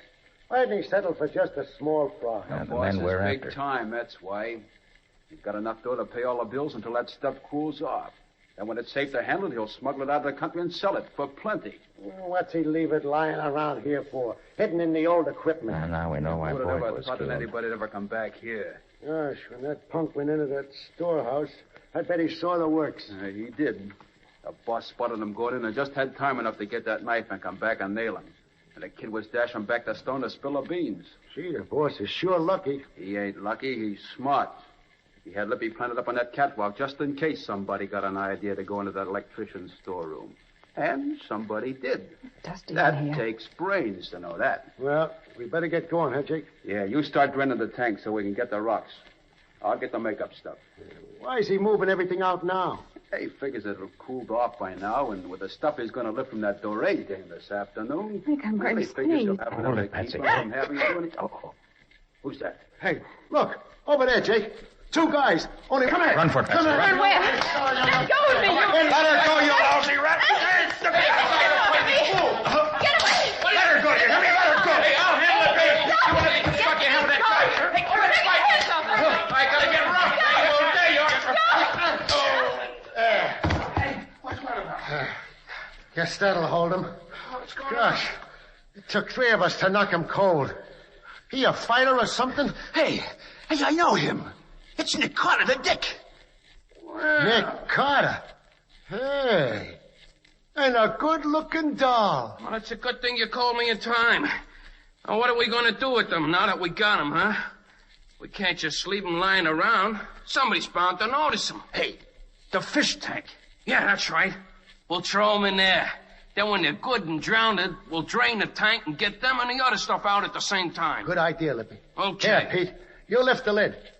You shove the girl in, Lippy. All right. Jake and I'll dump that Carter guy in. It'll be a real pleasure to do something like this to a copper. Here, come on.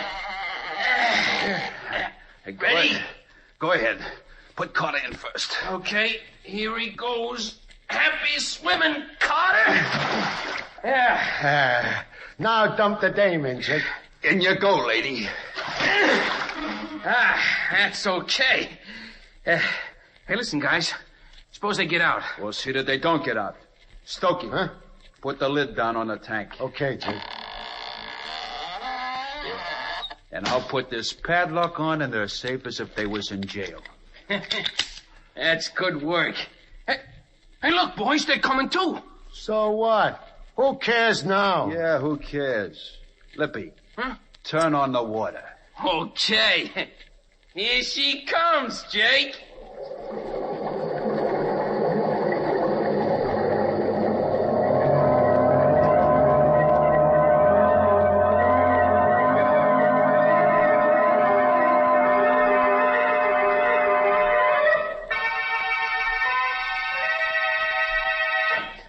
Get those 2 baby spots set up there, will you? This what you want? That's better. Now, open number 2 a little more. Okay. This is the take. Ready? Ready. All set. Lights. Camera. Right. Action, Miss Dory. It was when I first opened your letter that I knew at last. As I opened the No, Lula, darling. Mean what you say. Remember, your lover has returned. Now, this is your big moment. Now, relax. Take it easy. Now, come on. Once more. Right, action. Come on. It was when I first opened your letter that I knew at last. As I opened the envelope, even before I read the words that you'd written there, I realized that what I'd hoped for so long had at last... Hey, what's the matter with those lights? Why aren't they... Turn on those lights. I'm in charge here. There'll be no confusion. Quiet, everybody. Quiet. The masked man. Who are you to tell me I'm the director on this Stone. This is a holdup. A holdup? Look here, you. You can't pull a holdup. Quiet, I said. Quiet if you don't want a bullet in your teeth. Quiet. The man's mad. That's better. Now, nobody will get hurt if you just keep quiet and do as you're told. Turn on that spotlight. Okay, boss. That's it. Now, all of you, line up against the wall there. Come on, get moving. I don't want to shoot, but I will if you make me. And shut up. You can't tell me to shut up. That order includes you too, Riley. Right. Now, don't forget that although you can't see me with this spotlight shining in your eyes, I can see you very clearly. Now, each one of you in turn will step forward and put your valuables on that table in center stage. And don't try to hold out on me or it'll be bad for you. All right. We'll start with the star performer, Miss Lulu Doré. Please, Miss Doré, if you think I can't see you trying to hide behind the drapes over there, you're wrong. You're in this, too. Your jewels, please. No, not my emeralds. Surely you won't... Surely I will. It's those emeralds I'm particularly interested in. You don't think I care for the little wristwatches and pocketbooks I'm going to get from the rest of these people, do you? But you can't mean to take my One emeralds. more word out of you and I'll come after them myself. And if I do it... Stand where you are, Tyson. I've got you covered. Nick Carter! Nick, praise be. Is that you? Come and get me, Carter. Watch him, Riley, if you can. Turn the lights on, Patsy. Right, Nick. Here they are. There he goes, Nick. God, I missed him, darn it. Did you see where he went, Nick? There he goes, Mr. Carter, climbing up the catwalk. Tyson, come down from there or I'll shoot. You haven't got a gun, Nick Carter. Yours is too wet to shoot after your little swim. But I've got my gun. Here. You missed me, Tyson, but I won't miss you. You may not know it, but my guns are absolutely waterproof. Oh! Nice work, Carter. You shot the gun right out of his hand. And now your gun's gone, Tyson. Come on down. Yeah? Come up here and get me. You haven't caught me yet. So long. Oh, look at him run. He should make a misstep or lose his balance up there. He'd fall off and get hurt. Tyson, stop. Look out, you don't slip there. Nick, he lost his balance. Watch out, Tyson.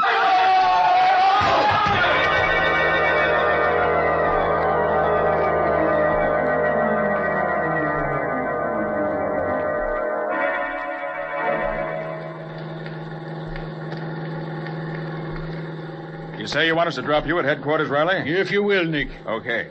Your men got the rest of Tyson's gang all right? They did. They're coming right behind us. Was Tyson badly hurt from his fall? No, not much. Just a broken ankle. He'll be all right. All right, that is, until he gets to the electric chair. Oh, Nick, when I think of how close we came to drowning, I'm scared all over again. Hey, how did you say you got out of that tank, Nick? Believe it or not, Lieutenant, he cut a piece of that heavy glass with a diamond in his ring. Well, what do you know? But look, if it was as easy as all that, well, what took you so long doing it, Nick? I had to wait until the thugs got out of the room. Then I just cut a nice little circle out of the glass right beside where the padlock was, reached out, and picked the lock. All very simple. Simple for you, maybe, not for me. And you say you found the jewels Tyson had stolen in the bottom of the tank, eh? Yes, Riley. What Patsy and I had thought were pretty colored stones turned out to be all the jewels Tyson had stolen during the last 10 years, all unmounted and dumped in with the pebbles in the tank. But what made you first suspect Tyson, Nick? Well, Patsy, it was his voice first. Remember I told you after we saw him in the movie that I knew I'd heard his voice somewhere very recently? Oh, so that's why that voice sounded so familiar. Can you imagine that? A movie star turned crook. Then there was the fact that Tyson had faded so completely out of sight after his accident. That looked fishy to me. No great star would have let his career be ruined without bringing a suit of some kind. Unless he had some plans of his own. And from what I learned from Scubby, we realized he never had brought suit. Yes, and a suit like that would have made all the tabloids. But how did you know Tyson and the watchman were the same? I didn't, Patsy. Until you found that makeup kit. That panchromatic makeup is often used to cover scars. And then I remembered the scarred gateman. It fitted. So did his voice, and the fact that he had the only remaining set of keys to the lot. And, of course, he had all the opportunity in the world. But I bet you didn't realize that the murders were tied up with the robberies. Not until we heard those crooks talking, I mean. Well, the makeup kit told me that, too. Remember, Patsy, how you always claimed that all those robberies were done by individuals, not a gang? Yes, but I still don't see... Well, Tyson was a consummate actor, and he had complete knowledge of makeup. He disguised himself as a different character, I imagine, for each robbery.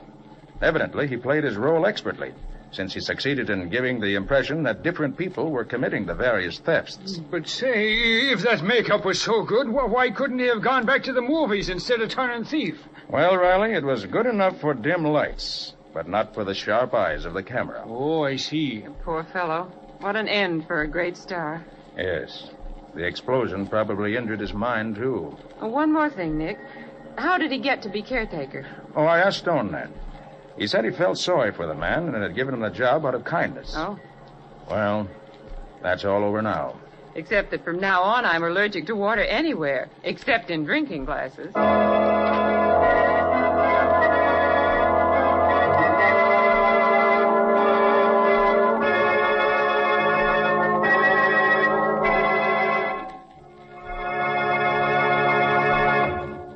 This was another strange experience of Nick Carter, Master Detective, called The Glass Coffin, or Nick Carter and the Mystery of the Voodoo Curse.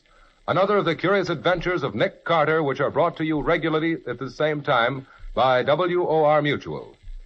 And now, Nick, will you tell us something about your story for next week? Well, next week we leave this part of the country and are going out west to the mining districts of Montana. Did you go too, Patsy? Yes, I went along. But Nick and Scubby did most of the work and had most of the excitement. I just stayed in the hotel and waited. Yes, that was the first case that Scubby and I really worked out together. And before they were through with it, Scubby very nearly went crazy, literally. And Nick just missed being buried alive. You see, it started out to be a case of robbery, but it ended up with at least 2 murders and more excitement than I've had in a long time. Well, I hope it's as good as it sounds. It's better. But more of that next week. So long. So long, folks. We'll be seeing you. And so long to you, Nick and Patsy. In the strange adventure you've just heard, Nick Carter was impersonated by Lon Clark, Patsy by Helen Choate. The story was written for Nick Carter by Nancy and Gene Webb. Original music was played by Lew White. The entire production was under the direction of Jock McGregor.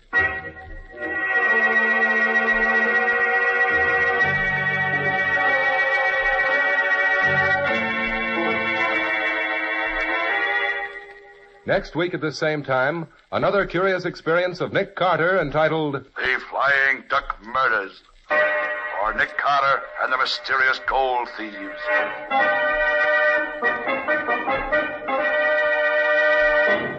This story is a copyrighted feature of Street and Smith Publications, Incorporated. My name is Humphrey Davis. I've been playing the part of Lieutenant Riley in tonight's show. Just now, though, I'm speaking as myself. Actors, you know, appear at many war bond rallies. We like to know that what we can do may help in selling more bonds. But after all, selling more war bonds is everyone's business. You can talk to your friends about the Third War Loan Campaign just as any speaker might. You know the reasons why we must buy extra bonds. You know how purchases of extra war bonds back the attack. You know that they're a great investment. And you know that giving up something you were planning to buy for yourself and buying war bonds instead isn't really any sacrifice. And as you think of these things, how about doing more in this Third War Loan yourself? Because you can't do too much for the men who are fighting for us every minute somewhere in the world. The Return of Nick Carter is produced in the studios of WOR and is broadcast over most of these stations every Monday evening at 9:30 Eastern Wartime.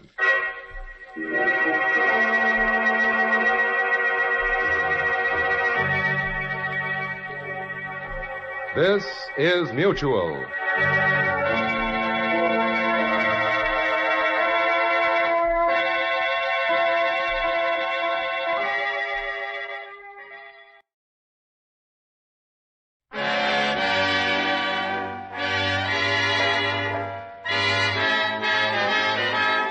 The makers of Camel cigarettes present Dick Powell as Richard Diamond, private detective.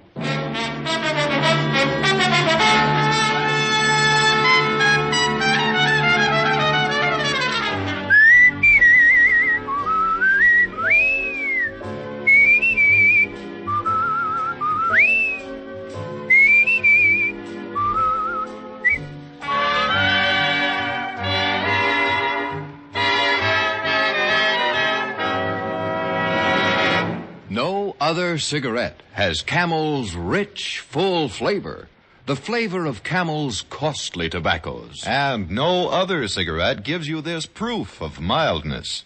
In a coast-to-coast test of hundreds of people who smoked only Camels for 30 days, noted throat specialists reported not one single case of throat irritation due to smoking Camels. Make a note.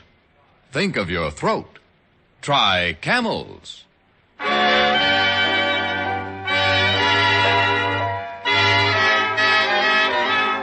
Here transcribed is Richard Diamond, private detective, starring Dick Powell.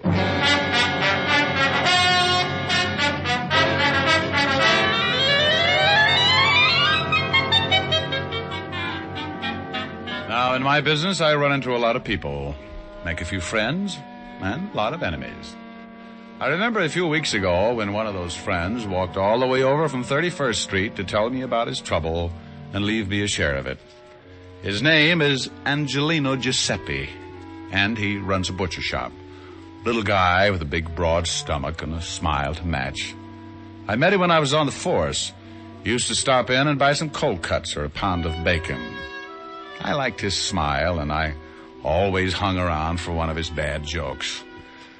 But when he came into my office that afternoon, pushing his big stomach in front of him, I spotted trouble right away. The smile was gone. Well, Angelino. Hello, Mr. Diamond. Haven't seen you in a long time. Come stai? Sto male. Yeah, I can tell. Now, what's the trouble? The pig's knuckles got arthritis? Pig's knuckles? That's better now. That's more like my answer. You always kidding. You make it easy to smile. Yeah. Accetti. Grazie. All right, Angie, let's have it. What's wrong? Well, I'm going to ask you to do something. I can't pay you. We'll talk about it later. You can take it out in a trade. That'll run into a lot of ham hocks, Angelino. But I want to pay you. Well, I can always throw a barbecue. Now, tell me about it. Well, you see, it's like this. I come to you as a sort of a representative from all the other butcher shops, the independent ones. I see. I ain't the only one that's worried, so all the butchers got together last night and decided to do something about it. All of the independent butcher shops? That's right. Every week, a couple of guys come around and collect. Now, if we don't pay, we get our shops bust up, and if that ain't enough, we get our heads busted too. Look, you see, I still got 3 stitches right here in the top of my head. Oh, I see. Well, it's a nice job. Doctor must have used a loom. I got this last week when these 2 guys came for the money.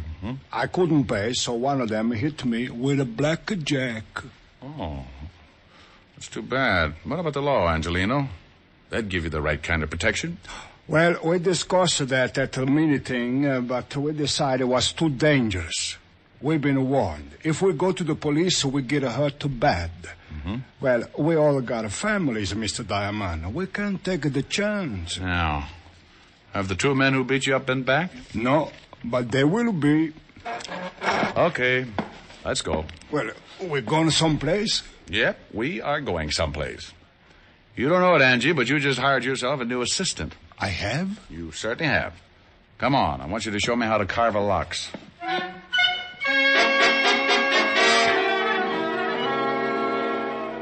Well, that's what happens when your reputation gets around the butcher shops. I'd been telling Angelino what a great detective I was for the past 10 years, but I should have known he'd never take my word for it, so I had to prove it. We went out, grabbed a cab, and 15 minutes later I was standing behind the butcher shop counter. Angelino handed me a white apron. I don't get it. Why you want to be a butcher? Angie, you want me to get a line on these guys who do the collecting, don't you? Well, sure. Well, I can only think of 2 ways I could watch them and not look suspicious. Make like a butcher, or crawl in with the ground round. Crawl in. Think of what would happen if someone looked down for the price of ground round and caught it staring back at them. It's gonna start. That's so funny. Oh, now, come on, Angie. It wasn't that funny. Well, oh. Customer. Oh, nothing like learning firsthand. Let me handle the sale. Well, you think you can? Sure. Here she comes. Oh, good morning, Mrs. Hennessy. Oh, good morning, Mr. Angelino. Well, business must be good. I see you have a new butcher. Oh, yes. This Mr. Hangtooth. Mr. Hangtooth.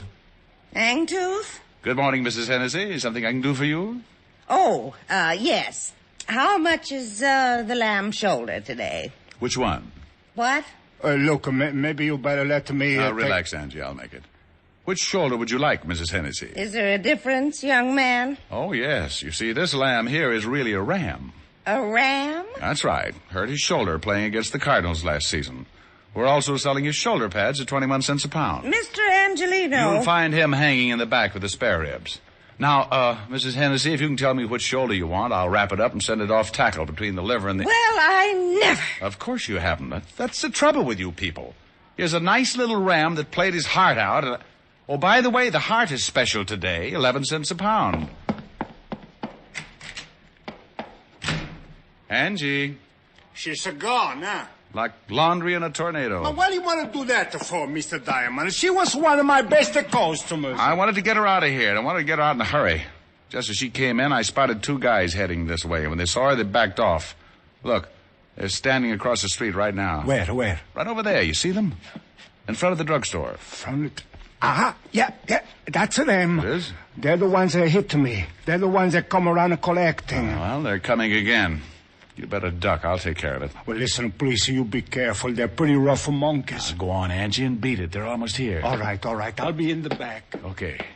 How mile can a cigarette be? Make the camel 30-day test and you... Well, good morning, gentlemen. What can I do for you? Hey, where's Angelino? Oh, well, he's out buying some old buffalo. I'm the new assistant. Buffalo? Shut up.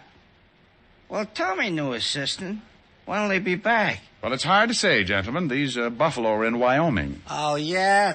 Carl, I think this guy's trying to be funny. You, my friend, win yourself a lamb chop. How'll you have it, with or without the bloomers? Hey, you know, some Red, I think you're right. Hey, what's your name, laughing boy? Hangtooth. Hangtooth? Oh, I'm going to have more fun with that. So's everybody. Well, look, Hangtooth, you know who we are? How many guesses? You won't need even one. We're in a hurry. We're collectors. Oh, well, we put all the scraps out and back in a can. You can't miss it. I don't like you. Well, I have a friend. Maybe we could double date. Look, let's stop the clowning. If Angelino didn't tell you about us, it's gonna be too bad for you. We're here for some money. We get every week $25. Yeah, last week Angelino didn't have it, so he accidentally hit his head. We figured that all that blood would make him remember it this week. Well, I'm sorry, friend, but Angie didn't say anything about it. Tell me, what does he pay you boys for? Oh, little things. Protection, mostly. You see, if he paid us last week, he wouldn't have hit his head. You know something? I know a big, fat cop who would just love to hear all about this protection Angie's paying you for. You do, huh? Yeah, I do, huh? Well, look, seeing as how you're a new boy around here, maybe we ought to tell you first. Why don't you do that? Yeah, let's go in the back. I like it here. I listen better. Oh, you do, huh? Is that all you guys can say? Now get out from behind that counter. I want to explain the thing to you. Yeah. Go on, Red. Explain it to Mr. Hagtooth. Hangtooth. You'll have to partner me. Don't hear so well. How's your hearing, Hangtooth? Depends on what I'm listening to. Well, listen to this real good. Seeing as how you're working for Angelino, you're going to need protection, too. So let's have the $25. I want to know what I'm buying. Oh, sure.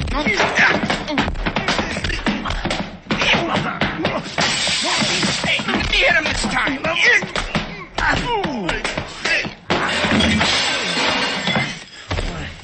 Hey, a rough one. Yeah, you're bleeding.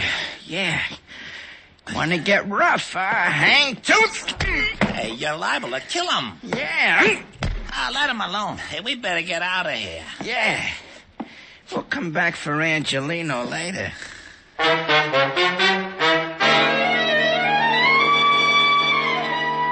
Well, you really can't blame brave little old me for going to sleep at that point. One I could have handled. But in that cramped space behind the counter, with both of them coming from different directions, I had to give it up sooner or later. And I did for about 20 minutes. When I finally snapped out of it, I looked up and saw 3 heads staring down at me. 2 herring with Angelino in the middle. Mr. Diamond, you're right. Oh, lovely. Here, let me help you get up. Swell. Now, look for my eyes, will you, Angie? I didn't know what to do. I guess I should have called the police. Oh, fine time to tell me. Let me sit down. When I thought about calling the police, I also thought about my family. Those 2 men might beat up my family just like this. Yeah, I guess you're right. Mr. Diamond, please, you better forget about this. It's too dangerous. When they come back, I'll pay them the money and nobody gets hurt. Look, Angie, I can understand why you're scared. Those 2 headhunters aren't kidding, but you can't let them get away with it. I can and I will. I ain't taking no more chances. First they bust up my shop, and then they bust up me, and now you. No thanks. I got enough. Okay, Angie, but not me. What are you going to do? Well, I got a sore face and a nasty disposition. I won't get back to normal until I find those 2 guys and tie their necks in a bow.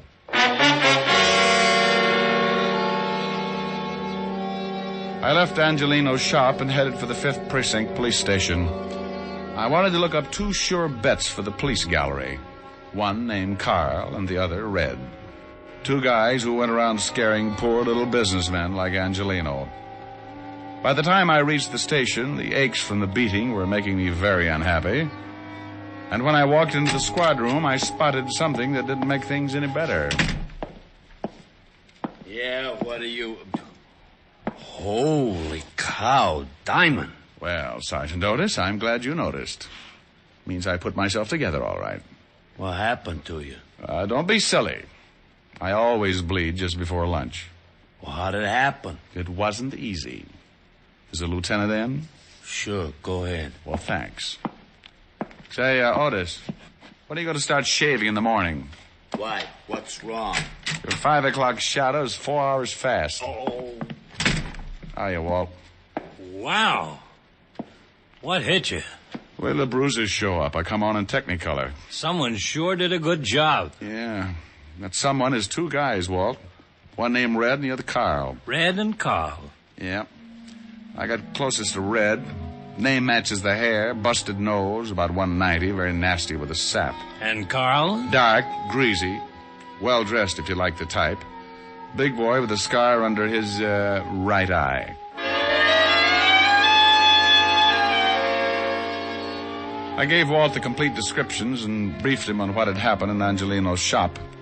We went down to the mug file and started going through pictures. 20 minutes and 8 dozen charming photographs later, I found what I was looking for. I showed them to Walt, and he said, "Oh, you know him?" Yeah, Carl Tate and Red Dillon. Here's the package.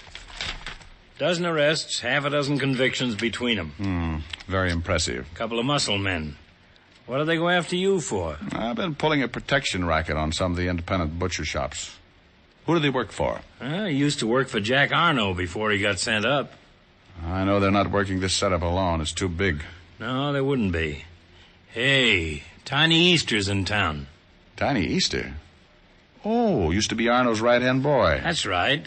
Came in about a month ago. I'd love to get something on him. Nobody's ever been able to nail him. Well, it adds up. Easter worked for Arno, and so did Carl Tate and Red Dillon. Oh, we can't pick him up just because 2 of his boys worked you over. He'd just say they weren't his boys. I don't want him picked up. I want Carl and Red. If Easter goes along with the deal, you can have him. What are you going to do? Get cleaned up and pay Mr. Tiny Easter a visit. What's his address? He's got an office on East 48th Street, 804. Thanks, Walt. Tiny's a bad boy. I'll take along my .38 just in case I have to spank him. I left Walt, went back to my office, took a clean shirt out of the closet, washed up. Locked up again, went down to the street. I grabbed a cab, and 20 minutes later, I was standing in the reception room of Tiny Easter's office. A big guy with a bulge under his arm was trying to be as unreceptive as possible. So you want to see Easter? You have an appointment? No, I haven't got an appointment. Now, tell Easter I'm out here. What's your name? Oh, you're going to get hung up on this. What do you mean? The name's Hangtooth. What? I see. Now, make like an office boy and tell Easter I got a message for him from Carl and Red. You're a pretty fresh guy, aren't you? Yeah, and I'm going to spoil if I have to stand around much longer. You can spoil rotten for all I care. You're not going to see Easter. He's busy. Okay. You know, you get so excited you'll ruin your stomach someday. Oh, I don't think so. You don't, huh? Skeptic. What do you want? I'm collecting scalps. How'd you get by Lefty? He's tied up with a stomach ache. Swallowed a fist. Okay, so you got muscles. Also, you got a pushed-in face. Lefty do that? Carl Tate and his blood brother Red. Oh? What you come to me for? They're working for you, aren't they? You smell like a cop. Name's Hangtooth. I doubt it. And good for you. I'd hate to go through that again. I'm a private cop. Well, now, good for you. I was in a butcher shop when your 2 boys wandered in and started playing squash with me. I don't like to get pushed around, Easter, and I don't like your racket. I want Carl and Red, and if I get you along with them, the state will hang a medal on me. Looks like you got nothing to lose. Don't look at it any way you like. Now, what about your 2 playmates? I don't know what you're talking about, Shamus. Never heard of those 2 guys. I don't think you understand, Tiny. I'm pretty mad. I'm going to find these 2 guys, and I'm going to do it even if I have to be unpleasant with you. Just what do you mean by unpleasant, Mr. Hangtooth? You break a leg, that's unpleasant. Ow! Don't try to pull a gun on me. You busted my hand. Take your foot off. Drop the gun in the drawer. Okay. My hand's busted. Now take the hand out, empty. Oh. Now, let me explain it again. If you go out and shoot 12 people tomorrow, I'm going to be sore about it. But when you start intimidating a bunch of hard-working little guys and their families, I go off like a skyrocket. And then when a couple of your cheap gunsels push me around, I explode. I tell you, I don't know these guys. Oh! Look, Easter, please believe me. I don't know them. You worked with them in Chicago. Ah! I'm telling you the truth, Easter. I'll work you over till you look like an eggplant in a subway. Look, whatever your name is, I got boys. They'll take care of you. Who's going to tell them to do it? I am. With your jaw broken? Oh! Now, where do I find Carl and Red? Oh, you knock all my teeth loose. I got 31 to go. I guess you really don't understand. Yes, I understand. Oh. Now, where are they? You still need some encouragement? No, in the warehouse by the 14th Street docks. What warehouse? Rogers and Sons. Big sign on the top. You mind if I use your phone? Go ahead. Don't you know it's not polite to listen, Easter? Well, what do you want me to do? Go to sleep. No!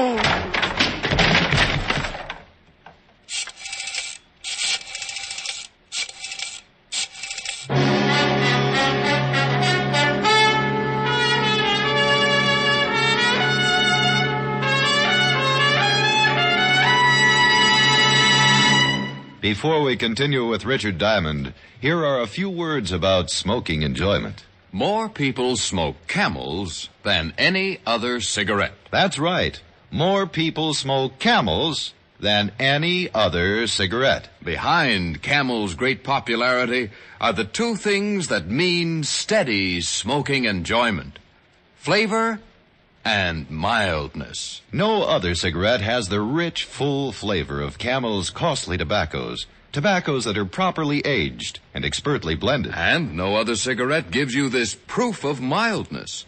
In a coast-to-coast test of hundreds of people who smoked only Camels for 30 days, noted throat specialists reported not one single case of throat irritation due to smoking Camels. Make your own Camel 30-day test. The sensible test, based not on a puff or a sniff, but on day-in, day-out smoking.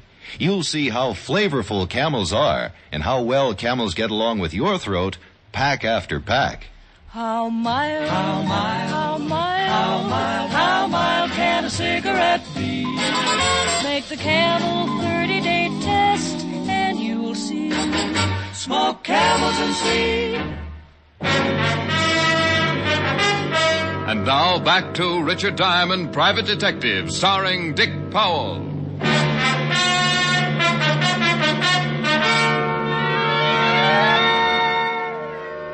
I put in a call to Walt and told him what had happened. He said he'd send a couple of men down to pick up Easter and agreed to meet me at the warehouse. It was getting late in the afternoon when my cab pulled up near the river and I got out. A cold breeze was kicking up little patches of white on the water, and the light fog was moving in from the Atlantic as I started down toward a big building with a sign on the top that read, Rogers & Sons Importing. The place was boarded up, but a window in the basement showed signs of recent use, so I jimmied it open and dropped down on the dark, cold pavement. I held my breath and listened. The place was as quiet as a tomb, so I moved across the room until I found a flight of stairs and went up to the main floor. I opened the door and listened again. It sure is getting cold in here. Yeah. How long are we going to have to stay here? Till Easter tells us to leave. Now relax.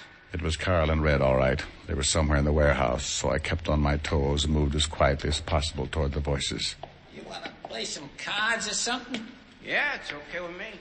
I don't know why we got to hide out like this. Because Easter said to, that's why. We gotta stay cool till he finds out about that guy we worked over this morning. Hagtooth? Yeah. Might have been a cop. So what? We were cops over before. I'm cold. Look, just steal the cards and... yeah? What? He did, huh? Hey, what's the matter? Boss! Hey! What's the matter? I don't know, that was Easter. The guy we worked over was in his office, tied him up. He got loose, but the guy's headed down here. Hagtooth? Yeah, just as Easter was gonna say what to do, sounded like he got in a fight. The cops? Yeah, I think we better get out of here. Afternoon, boy. Huh? Hagtooth. Hangtooth. Come back here, Carl. Help me. You shouldn't have pulled a gun, Red. Since when do you butchers carry rods? Since we get pushed around by guys like you. You're the doctor. I'm shot bad. I can't take it back. They'll all be here in a minute. You're a lousy butcher. I hope Carl pays you good. I'll see that he gets the chance to try. I left Red lying on his face and ran toward the front of the building. The only way out was that window in the back, and Carl was sure to be hiding somewhere in the dark, hoping to get around me and head for the basement. There were a dozen places to hide in that warehouse, but I had one advantage. He couldn't see me any better than I could see him. I stopped and listened. Come on, Carl. Red's hurt pretty bad, and the law's on the way. You gotta get me before you can get out of here.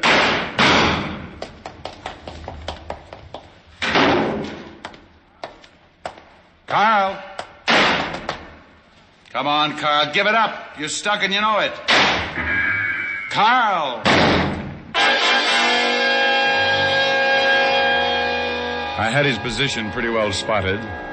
By his gun flashes, I could tell he was edging his way toward another large pile of packing cases. I moved off to my left, still keeping his approximate position in line with my gun barrel. It was my idea to circle him, but something changed my mind. A metal ladder stretched down from the ceiling and led up to a catwalk overhead. I went up, one rung at a time, half turned to keep Carl in line in case he made a break. After what seemed like hours, I reached the catwalk and started crawling on my hands and knees toward Carl's position. I was nearly over him when I heard the door open. Rick! Lieutenant? Yeah? Here's one of them. He's shot up pretty bad. Rick? Come on, Otis. Maybe he's up that way.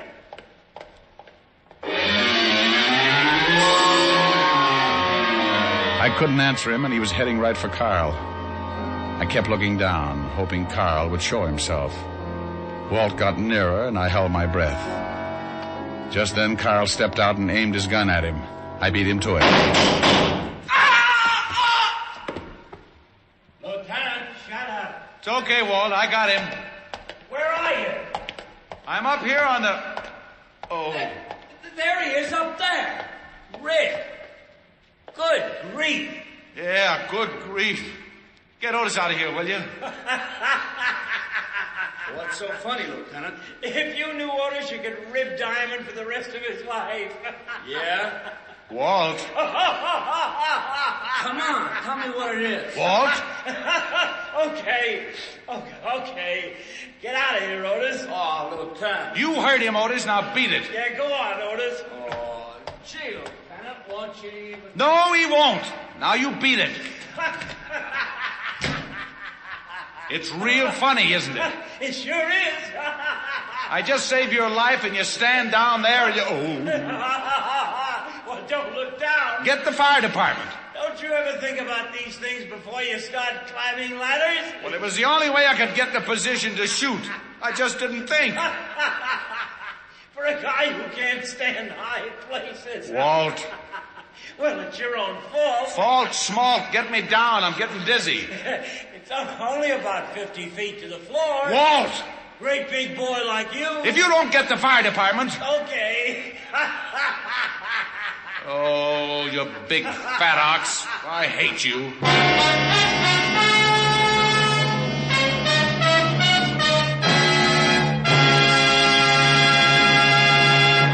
Dick Powell will return in just a minute. According to a repeated nationwide survey, more doctors smoke Camels than any other cigarette. Again, doctors in every branch of medicine, doctors in all parts of the country have been asked what cigarette they smoke. Again, the brand named most was Camel. Friends, make the sensible cigarette test. Smoke only Camels for 30 days, and you'll see why so many people say, once a Camel smoker, always a Camel smoker. And remember, your best buy is Camels by the carton. How mild, how mild, how mild, how mild, how mild can a cigarette be? Make the Camel 30-day test, and you'll see. Smoke Camels and see. Here's Dick Powell with a special message. Thank you. Ladies and gentlemen, many men who have served valiantly in our armed forces are hospitalized. And as a tribute, the makers of Camels send them gift cigarettes to hospitals in the country and overseas. This week's Camels go to Veterans Hospitals, Dallas, Texas, and Phoenix, Arizona, U.S. Naval Hospital, Pensacola, Florida, and to all hospitals operated by the European Command of the U.S. Army. Now, until next week, enjoy Camels. I always do.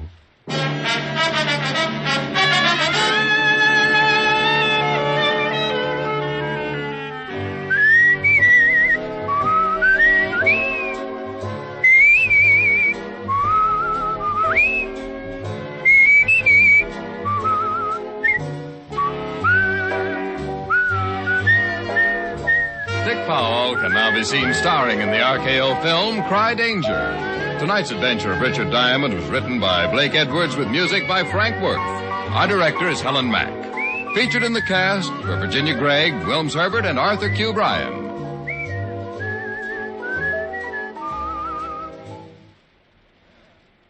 Men, whether you buy the handy pocket tin or the big 1-pound tin of Prince Albert, you're in for real smoking joy. PA's Choice Tobacco has a rich taste and delightful natural aroma. It's specially treated to ensure against tongue bite, and it's crimp cut for smooth, even, cool smoking. Get Prince Albert, the National Joy Smoke, America's largest selling smoking tobacco.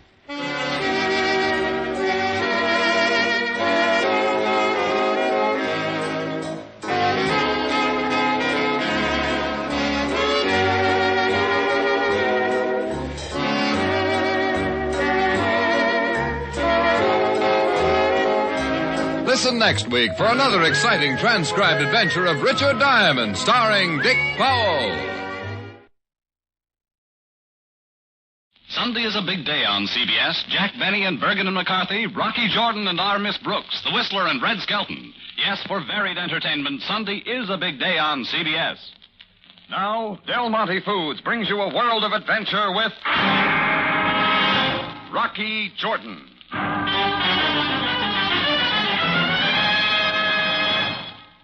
His name was Carl Kleist, K-L-E-I-S-T.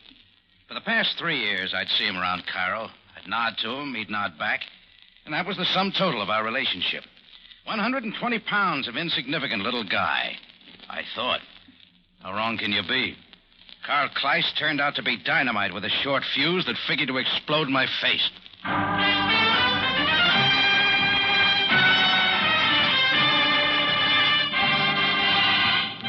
Del Monte, the brand you trust for flavor in so many good foods. Yes, Del Monte, the best-liked brand of canned fruits and vegetables in the whole wide world, takes you now to the Café Tambourine in Cairo, gateway to the ancient East, where modern adventure and intrigue unfold against a backdrop of antiquity.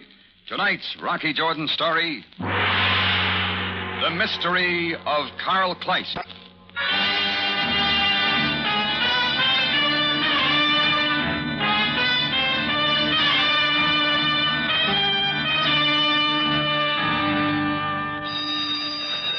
Started when the sound of the burglar alarm cut into the quiet night air.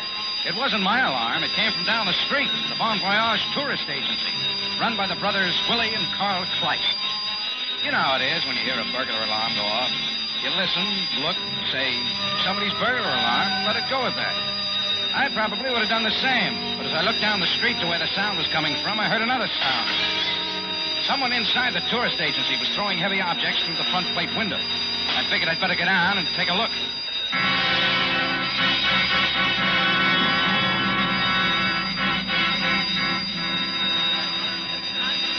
When I got there, a small crowd had already gathered. Someone is inside.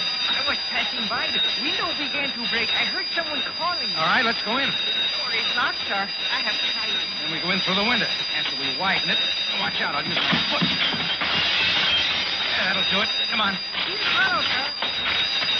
How may we stop the alarm, sir? Don't worry, I'll get it. This wire'll do it. Effendi, over here. I have found him. Look, sir. Willie Kleist. He has been knifed. So I see. Willie, it's Jordan, the tambourine, down the street. He is still alive. How is it possible for him to be alive with such a large knife in him? Shut up. I'm truly amazed. Tell Carl, they have come. Who has come, Willie? Who knifed you? They have come. Tell Carl to hide. Oh.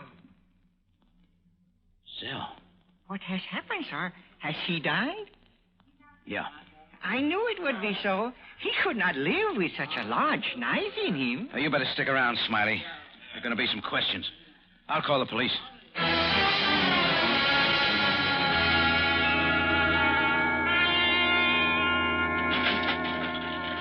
Well, the cash box is still full. Obviously, robbery did not enter into the killing of Willie Kleist in the slightest. Oh, I didn't think so, Sam. Not after what Willie said. Yes, of course. Well, the killer was not seen by anyone, huh? Apparently, he left by the back door. Leaving Willie for dead. But Willie was still alive and threw some ashtrays through the window to attract attention. You know what I think, Sam? I think whoever did Willie in didn't come for Willie. Or at least didn't come for Willie alone. He came for Carl, too. Jordan, what do you know of his brother, Carl? Oh, not much. They ran this tourist agency together. Moved in a few years ago. They're Austrian. Carl's a little guy, quiet, always got a book under his arm. Seems completely lost in thought. Well, I will see if I can locate him. He undoubtedly will be able to shed a great deal of light on this affair. If you can find him. If he's still alive, I'll bet he's in hiding. From Zell? From Zell. Jordan, are you sure Willie Kleist gave you no description of this Zell? Nothing which would make my task of locating him easier? Nothing, Sam. Well, it does not seem I have much to go on. Keep me informed, will you? I'm going to be interested in seeing how you work this out.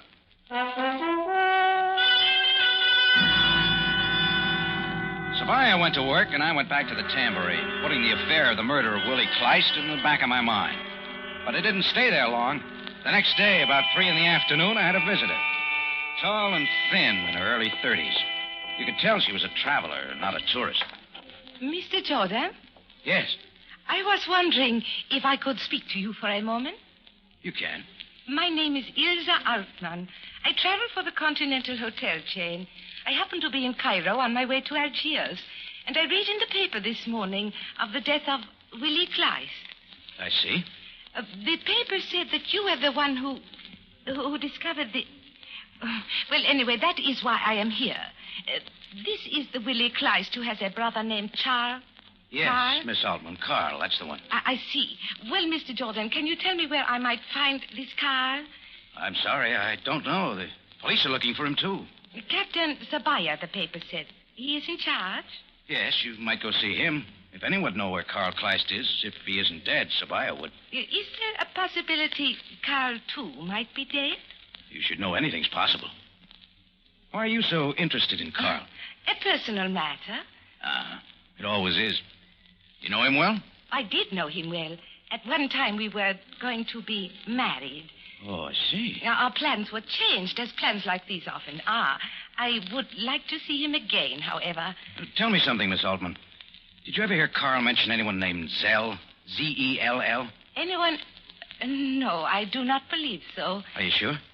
Well, it is hard to be sure. After all, I have not seen Carl in some time, and I do not remember everything he said to me. You better go see Captain Sabaya. You can probably help each other. I'll phone him and tell him you're on your way.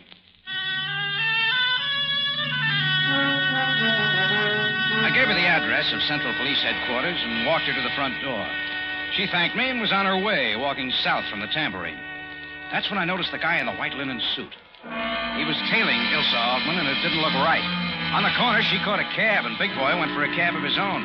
I went for him and got there just as he was opening the back door. I stepped in close to keep him from moving into the cab. Hey, you got a match, mister? What? A match. I need a light. Get out of the way. It's not fair tailing Ilsa Altman. She may already have a boyfriend. But you work for Zell. I said get out of the way. His big hand reached up and grabbed me by the coat. I started to swing, but I was pressed up close to the cab and couldn't get up much power. Besides, he was faster, and a hairy right caught me in the face. It had a lot of steam and shook me up. Before I could recover, he grabbed my shoulders and threw me to the sidewalk. That's it. Follow that cab. Hurry. By the time I picked myself up, Gorilla and his cab were off in a cloud of carbon monoxide in hot pursuit of Ilsa Altman. But I wasn't unhappy. I figured I'd slowed him up long enough for her to get away.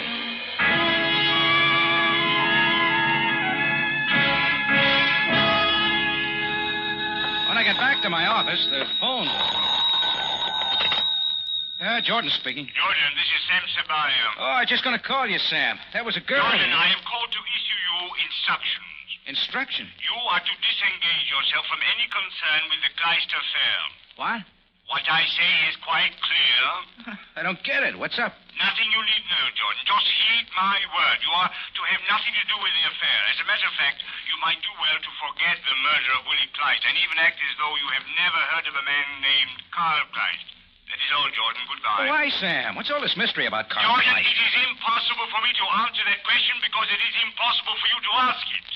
Remember, you have never even heard of a man named Carl Kleist. Goodbye, Jordan. Sam. Jordan, this is not what you think it is. Heed my warning or there shall be trouble.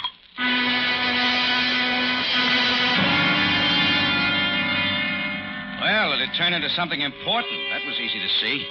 I mulled it over for a while, thinking about Ilsa Altman, the big guy tagging her, but most of all about Zell and who he was. The next day, I fell a little deeper into the Carl Kleist case. I was walking down the Sharia El Mumar on my way to the barber when I heard a voice. Jordan B. It was Yusef, an Egyptian shoeshine boy who worked the streets around the tambourine. A little guy who seemed to know as much about people as the secret police.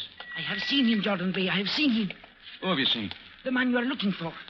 Who, Zell? No, the other one, KLEIST. I know who he is. Come, Jordan B., come. And with that, he turned and bolted down the street. I moved after him, jostled a lady carrying a load of vegetables, excused myself, and kept right on going after the scurrying Yusef. He led me up a couple of back streets and stopped in front of an old rat-eaten rooming house run by a German named Brombacher. Inside, Yusef took me down a dark, smelly hall to a door marked 6. Inside, Jordan B. Inside. KLEIST is inside. I opened the door with caution, stepped into the room. Who's there?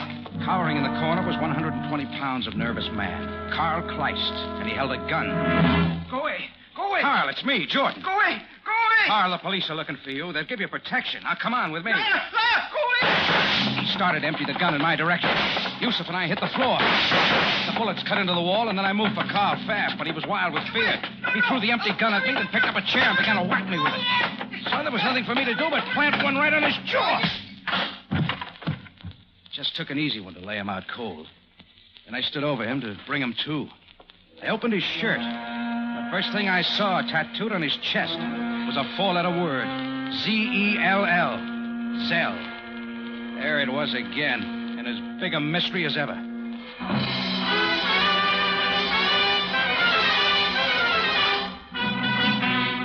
Del Monte Foods is presenting tonight's adventure with Rocky Jordan.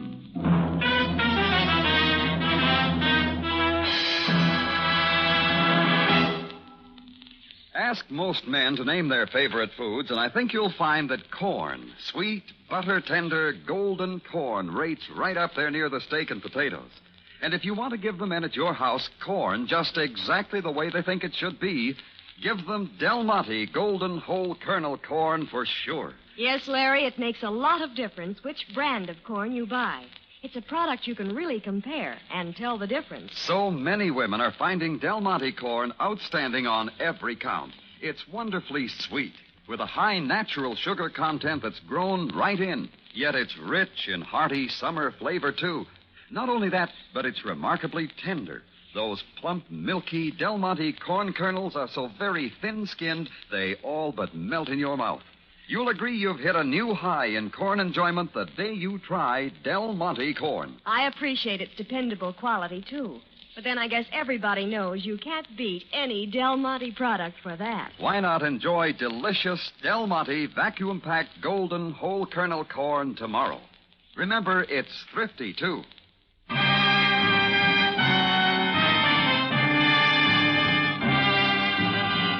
And now we take you back to Cairo and tonight's Rocky Jordan story, The Mystery of KLEIST.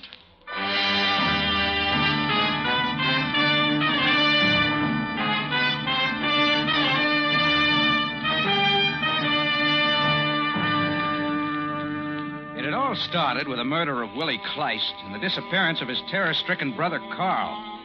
Mixed in someplace were Carl's former fiancée, Ilse Altman, and a big guy in a white linen suit. Then a little shoeshine boy found KLEIST and led me to him. In the scuffle that followed, Carl got laid out, and when I opened his shirt, the tattooing on his chest said Zell, the same word Willie had uttered just before he died. Zell, whoever he was the crux to the entire mystery. Well, I sent Yusef to find a phone to call Sam and bent over Carl to bring him to. That's when Brombacher, the German who ran the rooming house, stepped into the room. What is happening? I heard shooting. Oh, what is the matter with Carl? Nothing. Some cold water won't fix. Here, help me get him on the bed. Huh? Yeah. Sure. Here, on the bed now. I guess I tapped him a little harder than I realized. There's the water now, huh? What is this on Carl's chest? Then? Does it mean anything to you? Huh. Peculiar anyone should tattoo such a thing on a chest? I get about another. Hey, just a minute. Who is Zell? Oh, Zell is not somebody. Zell is a place. Lake Zell. Zell is a lake in Austria. I've been there once or twice. Now I get about that. So it wasn't a who, it was a what. Zell wasn't a person, but a place. Lake Zell. But even that didn't mean anything to me. Why should a place be so important? Why should its mention be feared? Why should it be one of the last words Willie Kleist uttered? While Bromberger poured some water and then proceeded to bring Carl to, these questions ran through my mind. Well, maybe Sabaya would have the answer. He'd be there soon enough. But as it turned out, somebody beat him to it. Well, Mr. Jordan, you were not able to help me before, but you certainly have helped me now. Ilse Altman, and she held a .32. Standing alongside of her were two friends, a couple of muscular white-turbaned Bedouin tribesmen with knives in their belts. Mr. Bromberger, I suggest you turn around and face the wall and remain that way until we leave. It will be safer for you. Yeah, I do that. Homer, you might do well to stand by Mr. Bromberger with the knife to the neck so he does not call out. As you wish, madam. Looks like I made a mistake, Miss Altman. You're on the wrong side. Yes, Mr. Jordan, you did. But don't feel too badly about it. We all make mistakes one time or another. Carl, are you all right? Yes, I am all right. Oh, that is fine, Carl. You appear to be somewhat shaken. Did Mr. Jordan injure you when he hit you? I am all right. Then, shall we go? She said she was once your fiancée, Carl. You pick rough women. No, she was not my fiancée. Yeah. Well, if you'd have given me a little more time, Miss Altman, I'd have probably figured it out. I'd have remembered you didn't crack when I said the police and I thought Zell was a person. You've been around. You'd be sure to know it was a lake in Austria. What's it mean? Mr. Jordan, why do you not realize that the less you know of this affair, the more secure your life is? Turn to the wall, too, like the good Mr. Bromberger, and in a moment, Carl Kleist and I will leave, and you need never let the thought of either of us cross your mind again. So you won't get far. I sent a shoeshine boy out to phone Captain Sabaya some time ago. The police are probably outside now. Not likely, Mr. Jordan. The boy did not reach a telephone. But do not worry, Mr. Jordan. He will not be injured. Neither will you or the nice, quiet Mr. Bromberger. All we want is Carl. Now come, Carl. We really must be going.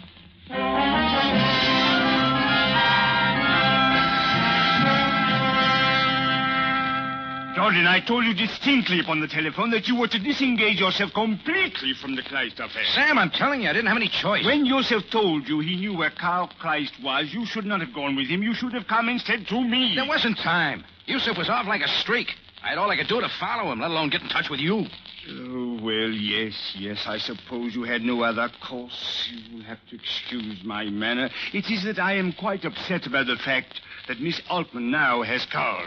What's it all about, Sam? What's the big mystery? What's this Zell business? The Zell business. Come with me into the other room, Jordan. There's someone there I think you might as well now meet. Mr. White Linen Suit? Yes, Mr. White Linen Suit. Jordan, this is Mr. Frank Sante of the American Federal Bureau of Investigation. Oh. Looks like I got in the way of the wrong person. Yes, I'm afraid you did, Mr. Jordan. I guess it's my day for making mistakes. I'm sorry. Well, that's nice, but it's not enough. You sure fouled the works. Because of you, Ilse Altman escaped me. She's a smart woman, Jordan, and a vicious one. She had Willie Kleist killed, and it's a good bet she'll do the same to Carl. Why? Why? Because of Lake Zell in Austria and what it means. Sit down, Jordan. You might as well know. Story goes like this.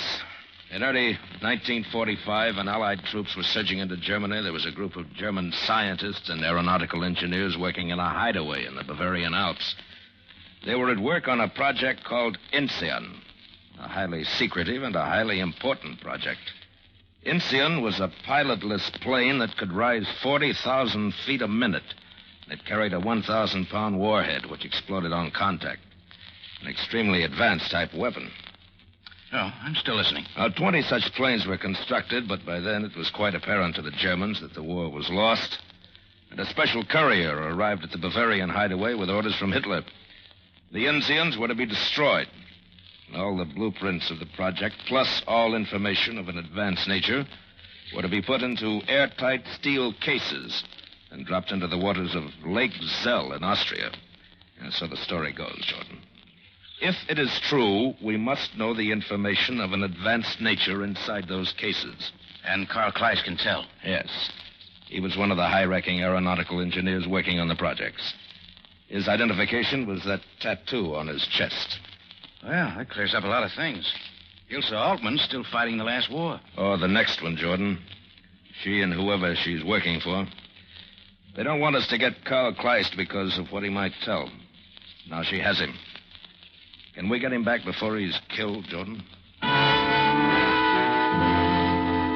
It sounded like an invitation to help. But whether it was or not didn't matter. They were going to get my help anyway. I'd played it like a first-class sucker. I didn't like the taste it left in my mouth. Sabaya got out a call, of course, and his men started looking for Ilsa Altman and her Bedouins. I left headquarters and began to tap some sources of my own. Camel drivers who knew the desert trails and the desert hideaways. Had any of them seen an encampment of Bedouins with a European lady? Most of them hadn't. But a wizened old character named Shalik had seen some Bedouins. Not one encampment, but 3. At any of these encampments had he seen the European woman? No. So Shalik and I rented a jeep and went out to look over the 3 encampments. Number 1, 7 or 8 kilometers beyond the Bulak Bridge, turned out to be a dud. So did number 2, some old ruins of Ramesses II or III. Number 3 was a deserted oasis at the bottom of a valley. Oh, we had better stop upon the rise here, Effendi, so we will not be seen. Oh, yeah, okay. There below is the encampment. 1, 2, 3 horses. One of them must have 4 ply. What, Effendi? 4 ply, Shalik. Those are tire tracks down there going into that growth. Yes, so they are, Effendi. Well, this could be it. I'm going down and find out. Shalik, there's a big date farm a couple of kilometers back. Drive down and phone Sabaya. Tell him where I am. And tell him I'd like to see him very much with a half a dozen or so of his best men. Just in case. Well, I moved carefully through the sand, keeping in the shadows of the dunes. It was slow going. Sand was loose, and I didn't want to start a slide for fear one of the Bedouins would see it and wonder about the movement. Slowly, I inched my way closer. The object being to get near enough to the encampment to get a look at the faces of the Bedouins sitting cross-legged outside of a tent. It was Humar's face, the face of Ilsa Altman's number 1 boy I wanted to see. Then I'd know and would beat it back up the rise and wait for Sam. Oh, and I saw it all right. He was one of the 3 men sitting there. But as I saw him, he saw me. He yelled at his men. I turned and ran up the rise, but it was rough going, my feet sinking ankle deep in the sand. They had it much easier. Humar and his men came after me on horses. I kept on going, but they got closer. In a moment, they were on me. Humar leaned down from the saddle, raised a heavy fist, and threw it with all his might into the back of my neck.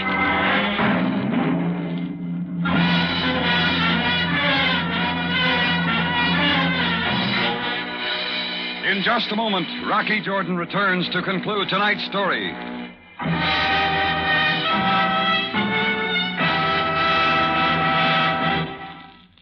If you'd like to make your salads, first courses, or desserts as bright and colorful as a May basket of spring flowers, you should get acquainted with Del Monte Fruit Cocktail. It's a regular bouquet of color and flavor in itself. I should say so, Larry. Del Monte Fruit Cocktail adds so much glamour to a meal. And it's easy, too. Yes, Del Monte Fruit Cocktail is good looking, good eating, and a real time and work saver besides. You get luscious peaches, mellow pears, and tart-sweet tropical pineapple, ready cut and mixed with juicy seedless grapes and scarlet cherry halves. Just think, you don't have to select the fruits, pare them, cut them, or do any of the work yourself. And why should you, when you can get such a sparkling fruit combination ready prepared and perfectly balanced for flavor? You'll be proud to serve Del Monte Fruit Cocktail on any occasion. Actually, that's one reason why I keep it handy all the time. So I'll always be prepared for last-minute company to dinner. It's menu help you should have in your kitchen day in and day out. Stock up with Del Monte Fruit Cocktail next time you shop. Now, back to Rocky Jordan for the conclusion of tonight's story.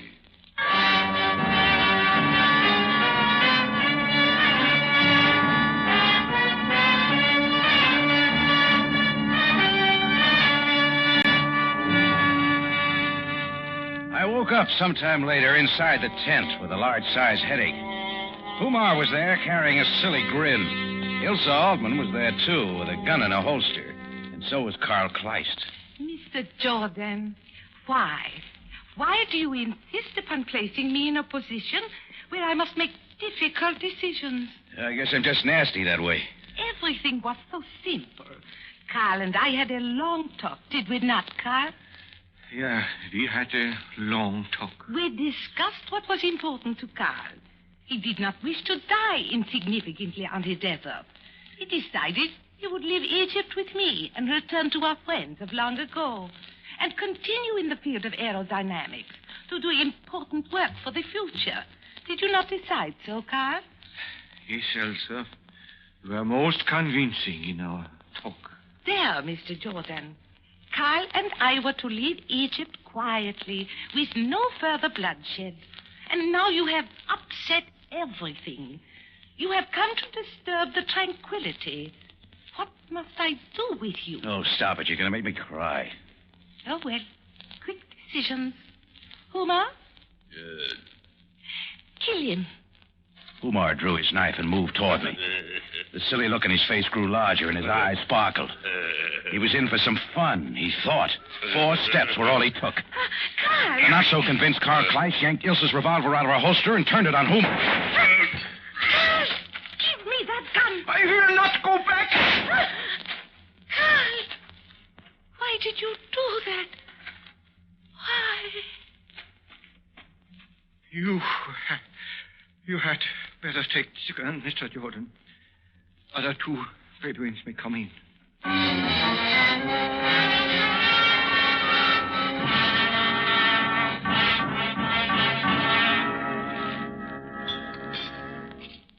More coffee, Jordan? Oh, no, thanks, Sam. I've had my fill. Well, I will have a little more. Well, the affair of Carl Kleist is at last at its end. Mr. Santi will take him to the United States in the morning. And Ilsa and Umar made the morgue. Killed in a moment of desperation by a man who too long kept secret knowledge he should have told. Jordan, something has just struck me. What's that, Sam? Do you realize that we do not know the real ending of the Kleist affair? We do not know if the story of the steel cases at the bottom of Lake Zell is true or not. I guess we don't. I guess we won't.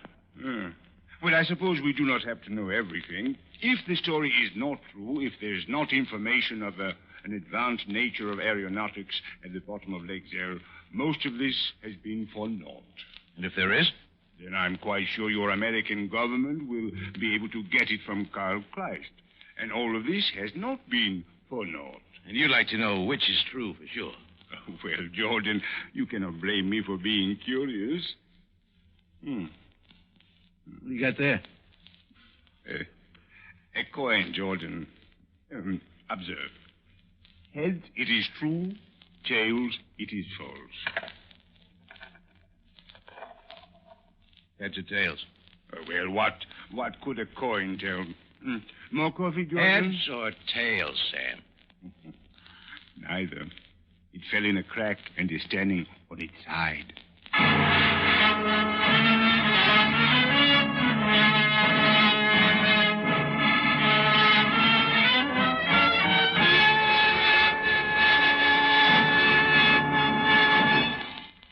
For superb flavor, for dependable quality always, enjoy Del Monte fruits and vegetables. Remember, buy wisely. Buy for flavor. Buy Del Monte, the brand you trust for flavor in so many good foods.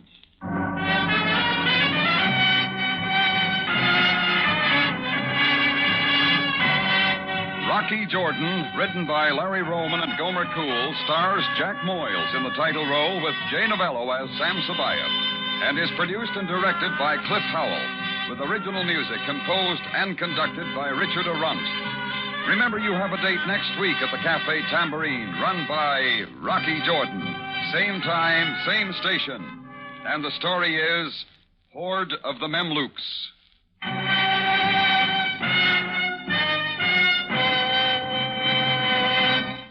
anytime you're thirsty, pour yourself a tall, sparkling glass of golden Del Monte pineapple juice. There's real refreshment for you, rich in the tropical, tart-sweet flavor of full, ripe pineapples. Make yours Del Monte pineapple juice next time. Larry Thor speaking. Rocky Jordan is presented over CBS, the Columbia Broadcasting System.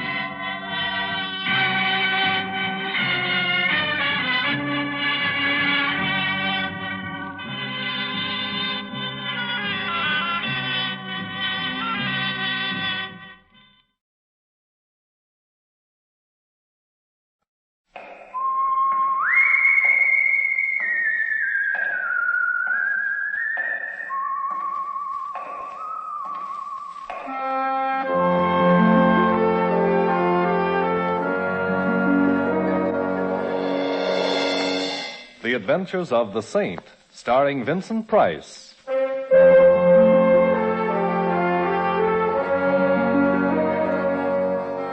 The Saint, based on characters created by Leslie Charteris and known to millions from books, magazines, and motion pictures. The Robin Hood of modern crime now comes to radio, starring Hollywood's brilliant and talented actor Vincent Price as the Saint. Taxi! Taxi! 4500 Sutter, please. It's kind of late, ain't it? Yes, it is. It comes this time of night, I figure a guy should order... 4500 Sutter, please.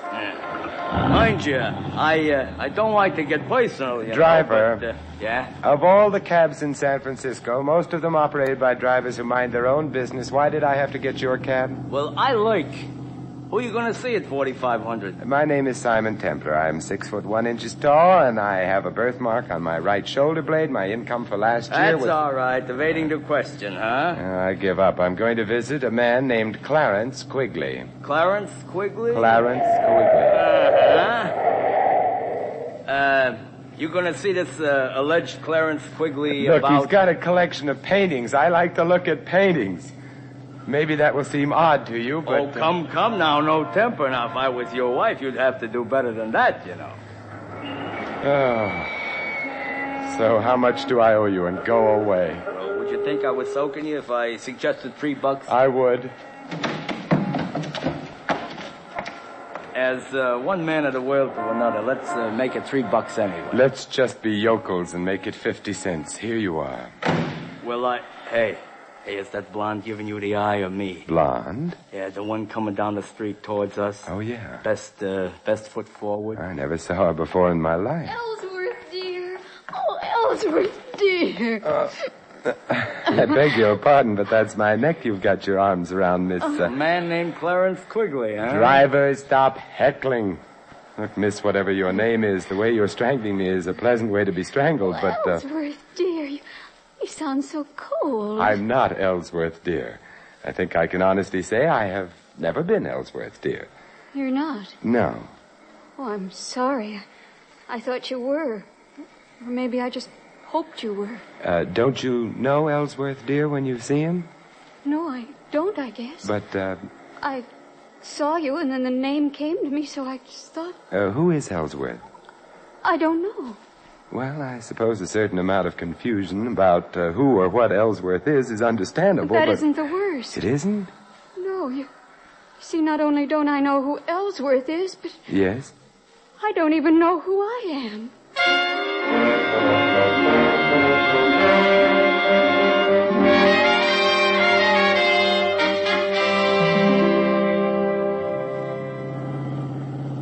Now, what I want to know in a general sort of way is how Mr. Clarence Quigley is going to feel. Driver, would you mind concentrating on your driving? You know, he's liable to be frustrated, like, I'm taking you and a lady right back the way you started. My apartment, yes, because Miss X needs help. Oh, I feel as though I'm imposing on you, Mr. Temple. Nonsense. The hour's late. You couldn't very well go wandering about the streets indefinitely. Especially in that hat. Is anything wrong with my hat? Not a thing. No, it's very charming and immaculate. Yeah, also, it resembles a bird's home away from home.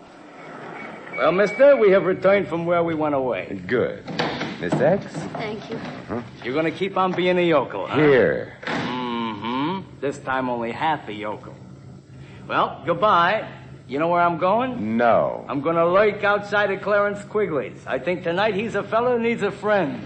I need one, too. Oh, come along now.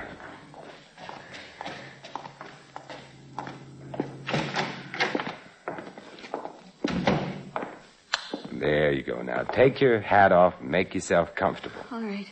Oh, I'm so afraid and Oh, lost. quiet now. Now, let's take a look at your back. Here. Mm-hmm. Usual odds and ends, and a compact, initialed. DM. DM, does that suggest anything? DM? Hmm. No, it doesn't. Nothing means anything. All I remember is being outside an art gallery on Sutter. Hey, you're well-dressed. Compact's gold, no latchkey, which means you probably don't live alone, which could also mean you've been missed. You're phoning? Yes, the police, Missing Persons Bureau. They, hello? Oh, get me Inspector Murray, Thanks, I'll hold on. Oh, I hope maybe they know about me. Oh. What's the matter? Oh, I just touched the back of my head. It's terribly painful. Come here. Huh. Yeah, bruise the size of what I wish my bank account was. And there's the cause of your amnesia. Hello, Inspector. Simon Templar. Inspector, your language is deplorable. Inspector, I'm looking for someone, a blonde. Inspector, no. No, well, maybe, but not tonight. At any rate, the girl I'm looking for is around 22 years old, blonde hair, blue eyes, height 5'3" or thereabouts, wearing a street suit, brown white blouse with ruffles at the neck and... What? Oh, you're looking for her, too. Her name's Dorothy Moore. Why do you want her? Oh, I see. Then I guess you've got priority. Goodbye. They want me. Yes, so it seems. Because I've been reported missing? Partially that. What else do they want me for? Murder.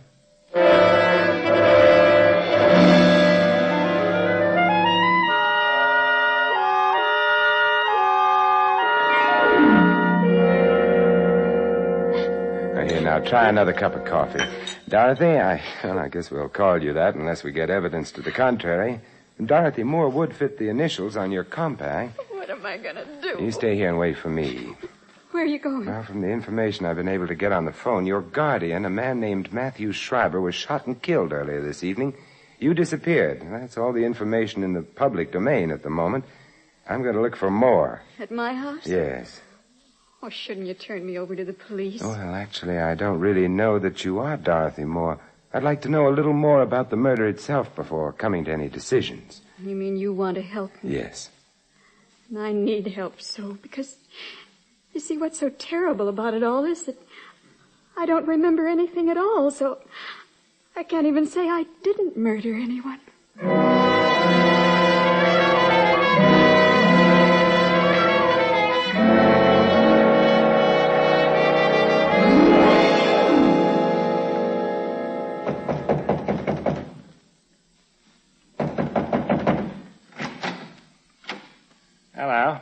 Hello.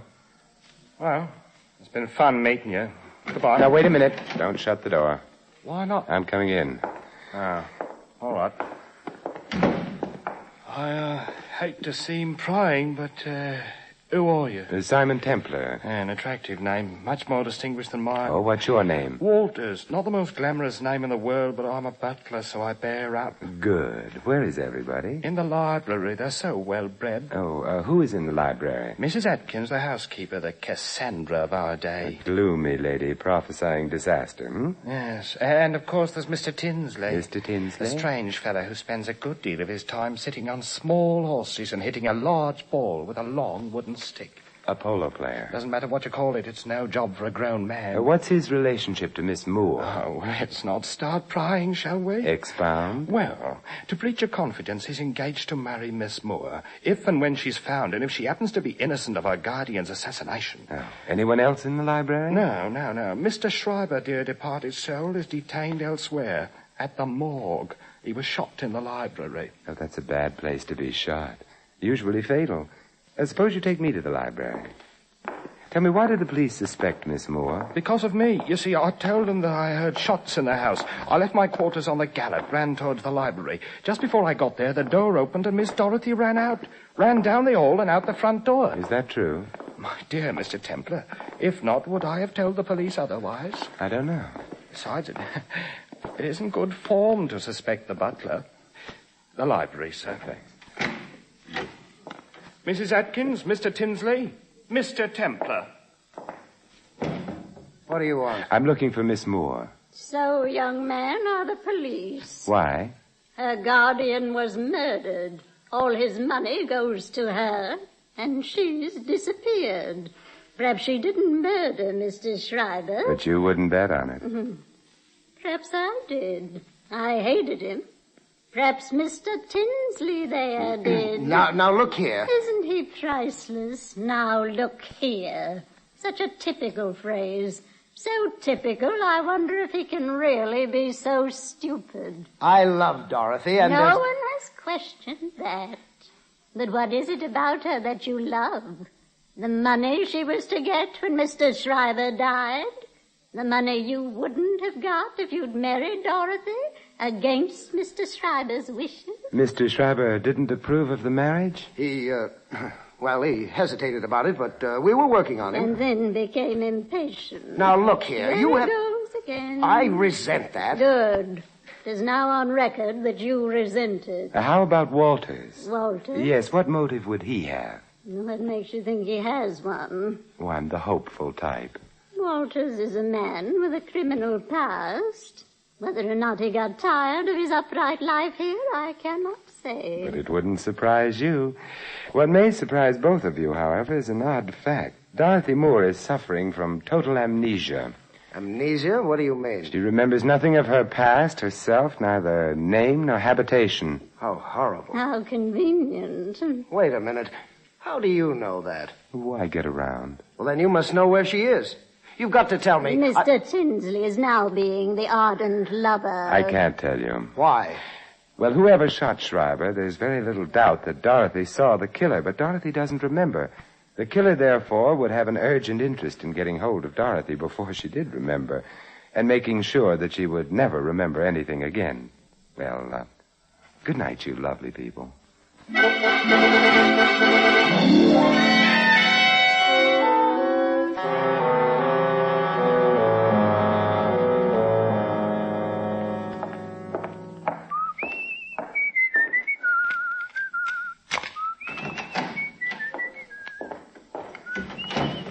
Dorothy? Dorothy? Dorothy? Dorothy!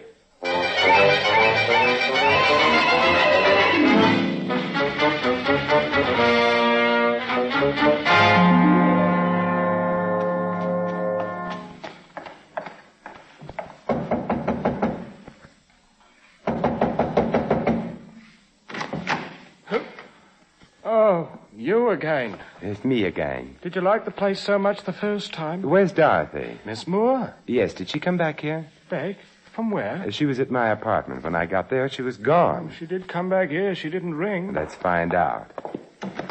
Tinsley and Mrs. Atkins still around? Mrs. Atkins has gone up to bed, I think. As for Mr. Tinsley, I imagine he's sampling the whiskey. Yeah, we'll find out. Tinsley, What? Oh, it's you. Yes, where's Dorothy? You're the one who knows. I'm the one who knew. Did she come back here? I haven't seen her. Walters, where's Mrs. Atkins' room? This way, sir. Come along, Tinsley. I'd like both of you in sight. If you insist. Mrs. Atkins will not be pleased at having her sleep interrupted. I'm not pleased either. This is her room, sir. Oh, thanks.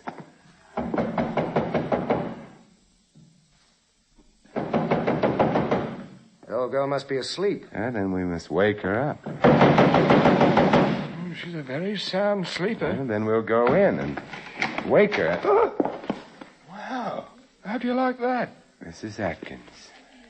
Strung up to a beam. Anyone got a knife? Yes, here you are.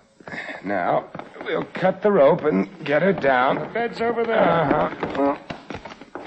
That's that. Is she dead? She's dead.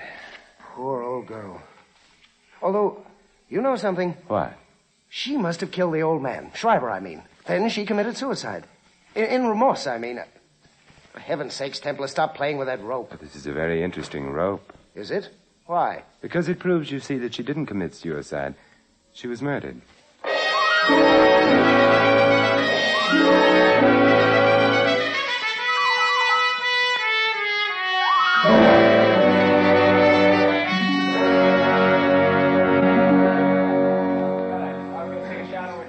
Templar? Yes, Inspector Murray. I understand you don't think that Mrs. Atkins committed suicide. I know she didn't. Well, while the boys are playing with fingerprints and stuff, would you mind explaining to a poor benighted member of the lower intellectual classes, a cop like me? Oh, Murray, now stop pulling my leg. You're one of the brainiest men I know. Then why do you always beat me to a case? Oh, I'm prettier. Uh-huh.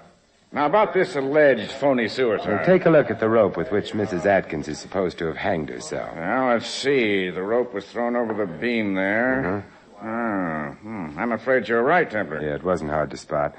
Her weight would have pulled the rope sharply down over the beam. The fibers of the rope, therefore, should have slanted upward. Instead of which they slant down, indicating that somebody put the rope around Mrs. Atkins' neck and then hauled her up. We were supposed to think that Mrs. Atkins committed suicide as a confession of guilt. Which leaves us where? In the Schreiber home. I'm more interested in where the girl is. Dorothy Moore? Uh-huh. Why? Because I have... Hey, Mary. Look, coming through the door. Oh, I'm not sure. Simon. Oh, hello, Dorothy. I don't know exactly how I got here, but I don't recognize the place at all. Yet I should, shouldn't I? Yes, you should, Miss Moore. Because this is where you live. But I'm afraid you're not going to stay very long. What do you mean? I'm placing you under arrest on suspicion of murder.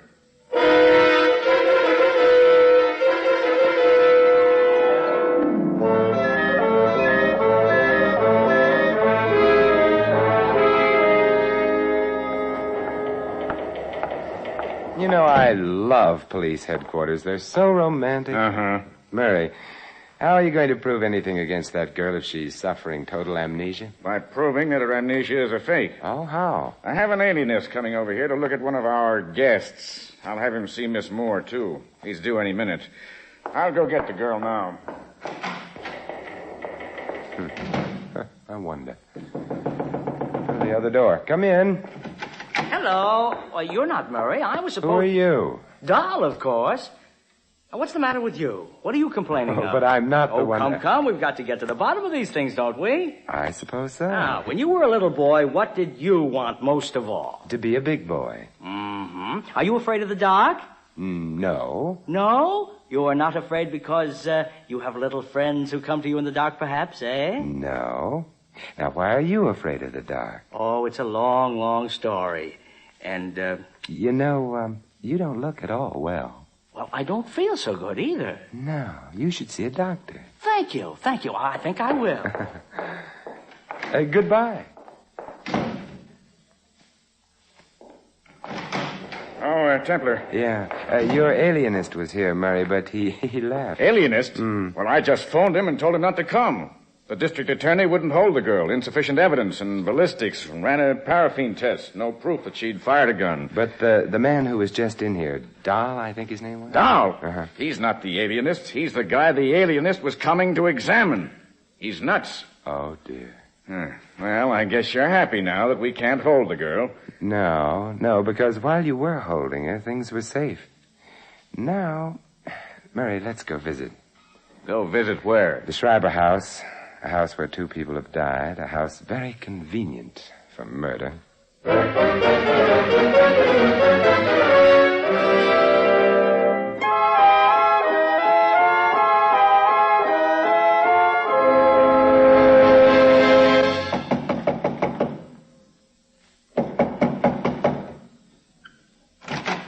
Yes? It's no Oz, Walters. We're coming in. Yes, sir. Dorothy's home? Yes, sir. She got here when? 10 minutes ago, perhaps. Well, we'll go to the library. Yes, sir. She got here 10 minutes ago, and then? She sat in this room for a few minutes, made a phone call, and went up to bed. She tried to phone you, Mr. Templar. I'll wake her up and get her down here. Hold on. Tinsley around? In the guest room, playing solitaire, I think. Get him down here, too. That I will, sir. And Walters. Yes? You come back, too. Sure. Having fun, Templar? I don't care very much for this stage of any case, but I... What are you doing with that telephone? Hiding it under the couch here. Are you being subtle again? Again? Oh, you flatter me. Simon. Hello, Dorothy. Sorry to have had you waked, Oh, but I wasn't asleep. I was trying to remember.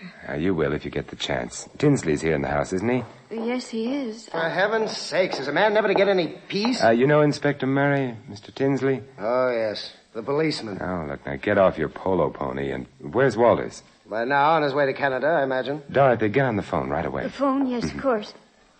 Oh, there doesn't seem to be one in here. Perhaps in the next room. Why do you want me to phone? I don't. But you just said... Dorothy, didn't there used to be a phone in this room? I don't know. I don't remember. Oh, yes, your amnesia. But you remember everything that happened since the blow on your head, don't you? Well, of course. Well, then equally, of course, since you were in this room a very little while ago, and since you used a phone in here, you should have remembered that.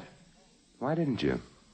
Well, I don't know. It slipped my mind. No, Dorothy, it didn't slip your mind. You were merely being over-careful. What does that mean? It means that you are not now, nor ever were, suffering from amnesia. Why should I pretend to have amnesia? Because you killed your uncle. You knew you'd need something to help you out in court, so you wandered about until you found someone on whom you could try out your amnesia. That happened to be me. You're just saying those things without proof. Besides, there was a paraffin test. It indicates merely that you wore gloves when you shot your uncle. It indicates I might have worn them. If I'd shot him, you can't prove I did. I can prove your amnesia was phony, that along with some other things. How can you prove it? Very simple. Your hat. What?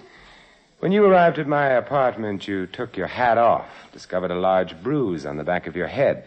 That was to supply a plausible reason for your amnesia. But, Dorothy, as I remarked to the cab driver at the time, your hat was immaculate, untouched. You asking us to believe that the killer knocked you out and then carefully put your hat back on your head again? I'm not asking you to believe anything. I'm going. Oh, what a charming revolver. The one you used on your uncle? It still has bullets in it, so don't try to stop me. Dorothy, you didn't ask me how I could be so sure the killer hadn't done that business with your hat. I don't care.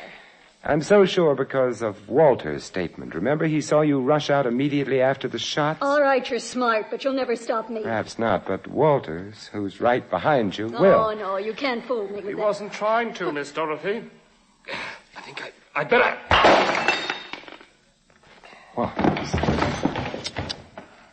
You're no gentleman. You knocked Miss Moore out with a bottle. Yes, sir. But you said you were going to You Canada. misunderstood me, sir. I merely said I was going to get some Canada Dry. Now the bottle's ruined. That's too bad. Oh, never mind, Walters. No harm done. Inspector Murray, you'll take Miss Moore, and I'll take an old-fashioned.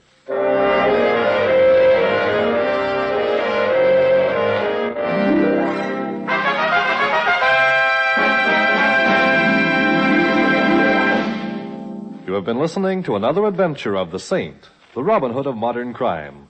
And now here is our star, Vincent Price. This is Vincent Price inviting you to join us again next week at this same time for another exciting adventure of the Saint. Good night.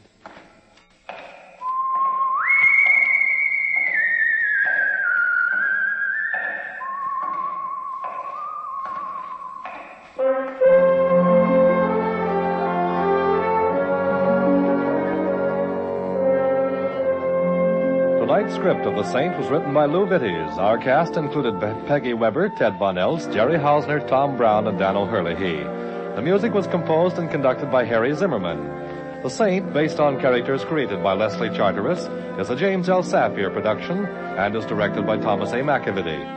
Vincent Price is soon to be seen in Robert Lippert's production of The Baron of Arizona. All you Saint fans will be glad to know that the Saint comic books are on sale at all newsstands. Your announcer, Merrill Ross.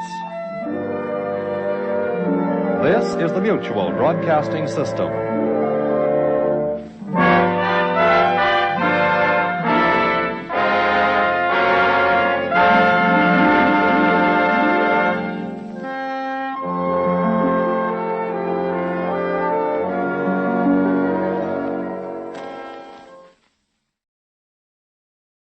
The Whisperer.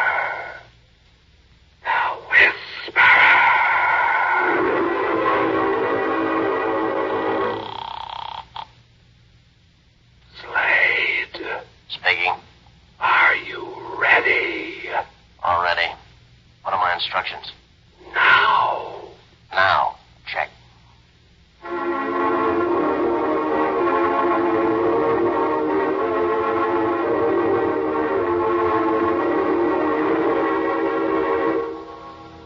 Presenting The Whisperer, starring Carlton Young.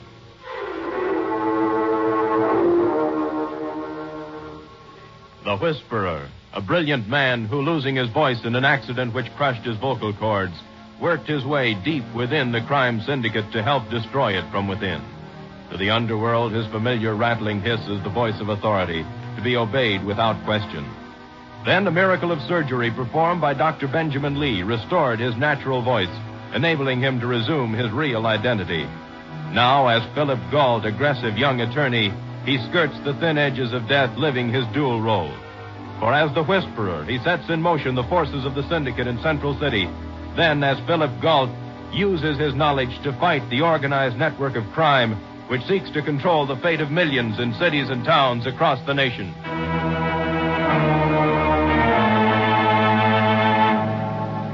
Now, in Dr. Lee's office, we find Ellen Norris, the doctor's nurse and the only other person besides the doctor who knows of Phil's dual identity, watching anxiously as Phil, speaking in the voice of the Whisperer, makes his report to a superior in the syndicate.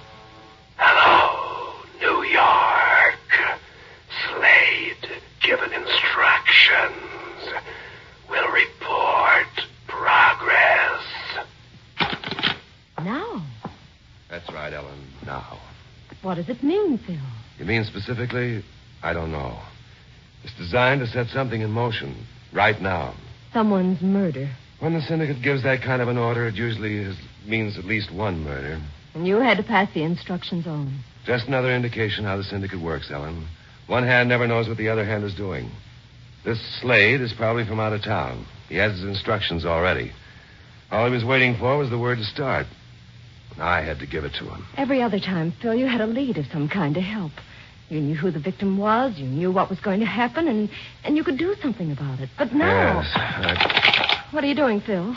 The only lead I have is the telephone number where I reached Slade. But how are you... The phone company won't give it to me, but the police can get the address. Lieutenant Denver? Mm-hmm. Excuse me, honey. Homicide, please. I have an idea the lieutenant's already suspicious of your extra-legal activities, Phil. How long... Hi, Lieutenant. Need a favor. Uh-huh. I've got a phone number. I need the address. Cheshire, 1789. That's right. No, it's just a little checking on a client. Yeah, I'm at Ellen's office. Thanks. He must be in a good mood. The lieutenant's plenty smart, Ellen. He knows I wouldn't want the address for any reason that might kick back. Little does he know. In this case, what he doesn't know might save him some grief. If you can stop whatever it is from happening. Yes, if. Sweetheart. Uh-huh. It's kind of late, and I'm going to be on the move pretty soon. How's about meeting you later for supper? You can get a sandwich now, maybe take a show or something, and then I'll join you. Mm-mm. Well, it's past dinner time already, and you haven't had anything to eat since lunch. I know. I'm starving. Well, then. And every time I have an appointment with you for dinner, it's always delayed anywhere from 3 to 5 hours. Well, you see what I mean? The best thing right now is for you to grab a bite and meet me later. Consequently, since I'm a creature of habit, I've got myself into the habit of irregular dinner hours. Well, now's your chance to get regular. I'm staying with you. But don't you... No buts. I'd be wondering about what was happening all the time. Ruin my digestion. I'm with you, lover. No, wait a minute. Hello? Oh, yes. Hello, Lieutenant. Uh-huh. Yes, I know where that is.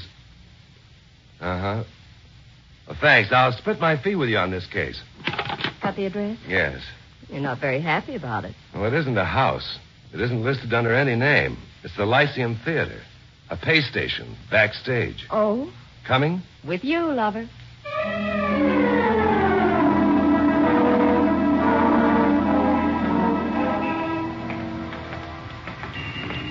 Oh, look what's playing, Phil. Romeo and Juliet. Oh, that would be a nice way to spend an evening in the theater. Maybe it'll be more entertaining backstage. Not that I don't think you're brilliant, darling, but just how are you going to get any information if that phone was a pay station? Seems to me this job's just about hopeless. Just about hopeless for the somebody on the other end, too, Ellen. We've got to try. Here we are. Let me do the talking. Don't I always?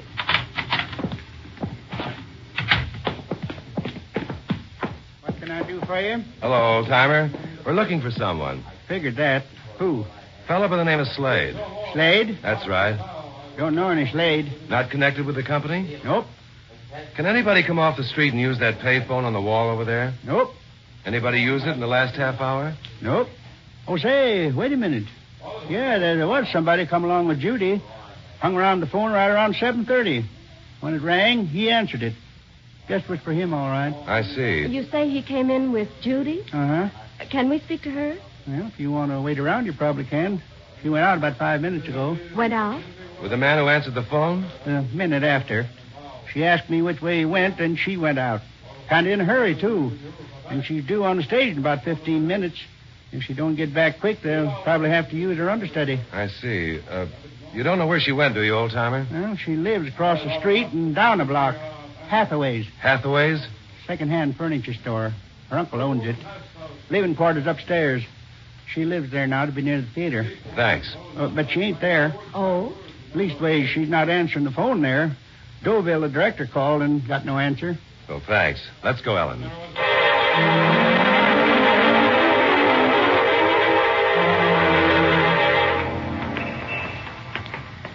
Hathaway's. Oh, here it is.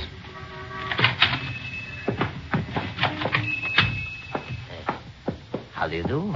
Mr. Hathaway? Vladimir Hathaway, at your service. We're looking for a young lady by the name of Judy. Oh, why, Judy is at the theater down the street. She's appearing in Romeo and Juliet.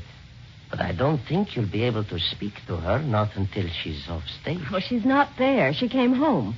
She does live here. Why, of course. Judy's my niece.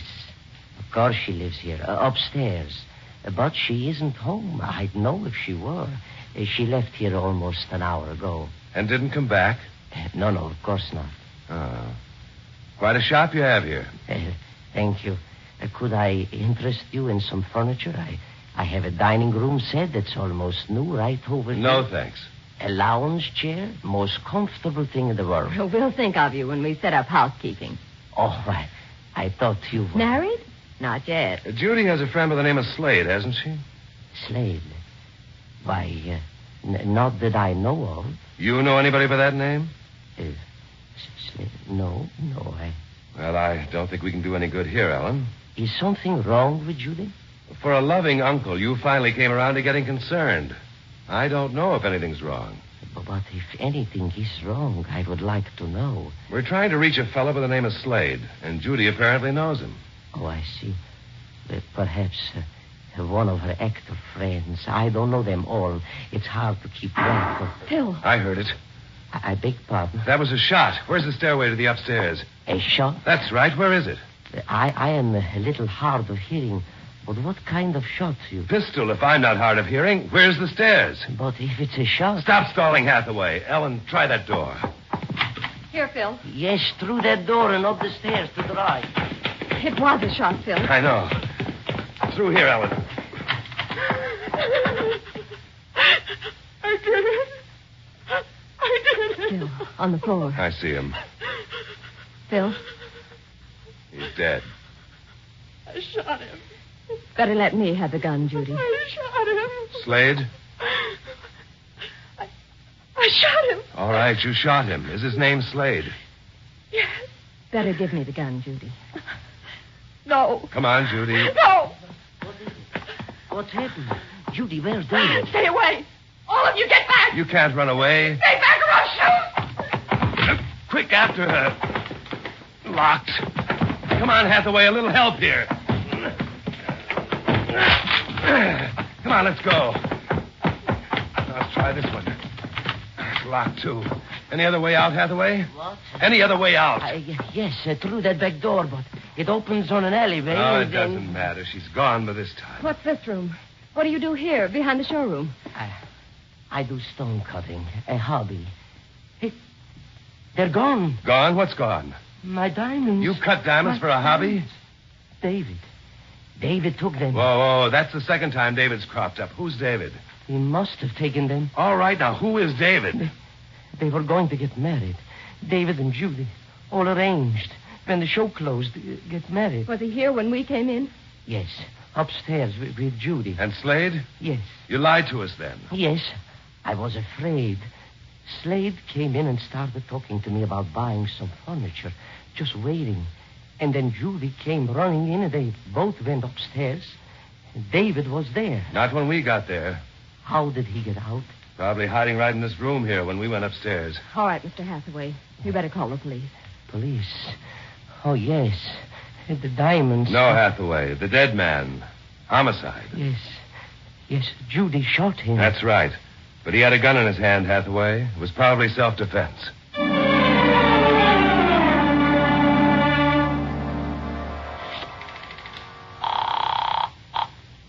Hello, New York. Central City reporting. Our man Slade has been killed. We will put Operation X-22 into effect.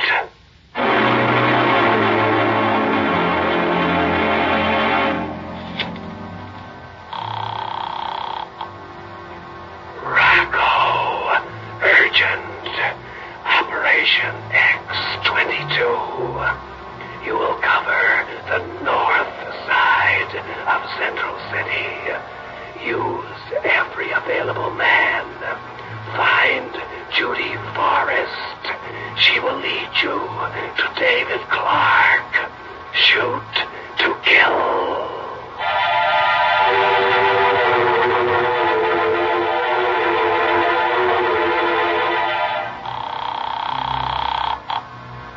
Nick, urgent. Operation X-22. You will cover the east side of Central City. Use every available man. Find Judy Forrest. She will lead you to David Clark. Shoot to kill.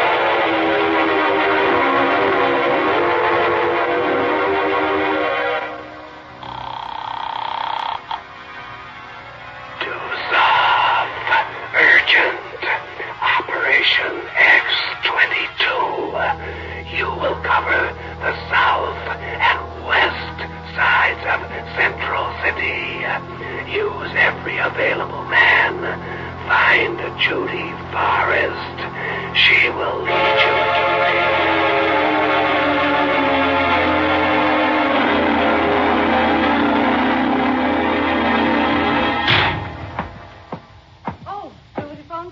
Come on, sit down, Phil. No, thanks. What's wrong, Phil? You look as if... Operation X-22. What's that? A dragnet. A syndicate dragnet. For Judy? Uh-huh. Poor, frightened kid. To kill her? Her and David Clark. Why? If I knew that, I'd probably understand a lot of things, Ellen. Like why Hathaway is such a confounded liar. What chance does she have, Phil? None. What are we going to do? Try to find her before the syndicate does. Try to find her. All right, Phil. Finish your sandwich. Mm-mm. I've just lost my appetite.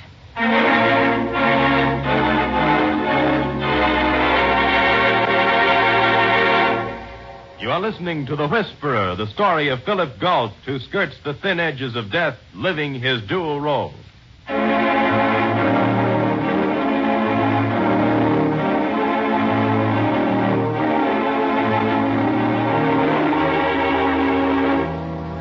Dragnet, not a police dragnet, but a syndicate dragnet, more deadly, more vicious, with orders to shoot on sight. Philip Galt, in his guise as the Whisperer, has passed along the syndicate's orders, and now, without knowing where Judy Forrest is, he must protect her from the dragnet he himself set in motion. Seems like such a hopeless task, Phil, finding Judy. We have one lead, Hathaway. Seems like such a bewildered kind of man, Phil. Much too bewildered. What do you mean? Those diamonds of his, for one thing. What about them? Diamonds in a broken-down place like that? And first he said they were his stones, a hobby. Then he said it was part of a job and they belonged to someone else. No, Ellen, something's wrong there. You didn't have to take the car if you wanted to go back to a store, Phil. You're going past it now. Uh-huh. Why? In case the store is being watched. By whom? The syndicate, Ellen. This is a logical place for them to pick up a lead, too. We just walk in off the street. We look like customers. We drive up. They take special notice of us and the car. Oh. We'll park down here and walk back. Phil, any ideas why Judy shot that Slade fellow? None. Or how David is mixed up in it? No. But I can take a guess. Okay. What's your guess? My instructions to Slade were now. That's right. We find Slade in Judy's apartment. Therefore, whatever Slade was going to do, it had something to do with Judy or... David. Yes. And Hathaway said David and Judy were going to be married. Mm-hmm. And Slade was probably going to kill one of them. Maybe both. Oh, all right so far. Now, what about the diamonds? What about David taking them? That's something I can't even guess about. Here we are.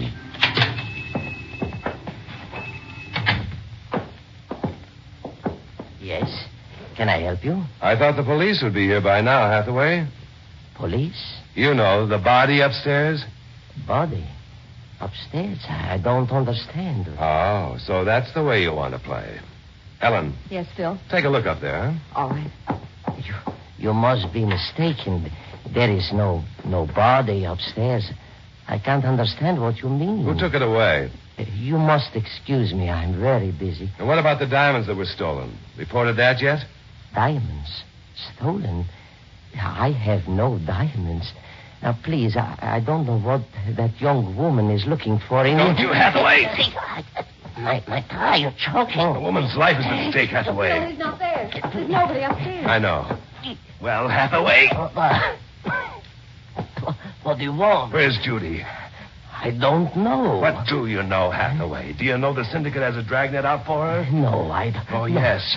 I don't know where she is. They will kill me. They will. Who will? The syndicate. The diamonds. Cutting them up and passing them along. Part of the syndicate. A small link in the chain. David. What about him? He stole them from me. I'm responsible for them. I don't know what they'll do to me now. What about Slade? I don't know about him. David, part of the syndicate, wanted to quit. Judy wanted him to quit so they could get married. She didn't want him involved in... So Slade came around to kill David? Yes. And Judy shot Slade to prevent him from killing David? Yes, please. Please, you got to protect me. They came and took Slade away. They must be watching this place. Maybe even now, they know you are here. They know I talked to you. Where's Judy? I don't know. I swear to you, I don't know. And David? You are not with the syndicate? I'm trying to help Judy. Yes. I don't know where he is, but I can tell you where he lives. Where?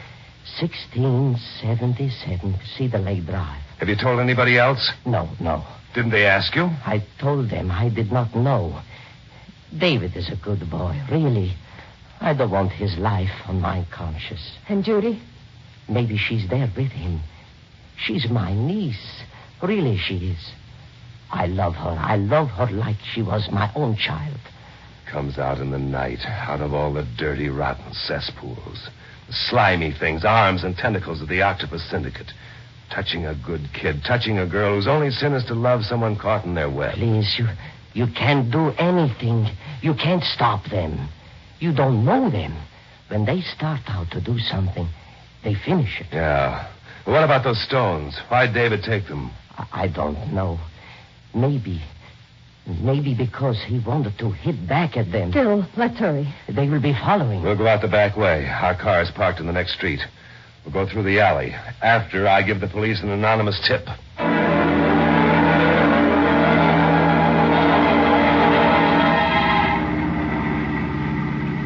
Well, is it clear, Ellen? Does it begin to make sense? Yes, Phil. David wanted out. He wanted to quit the syndicate, and they wouldn't let him. Afraid he might inform on them.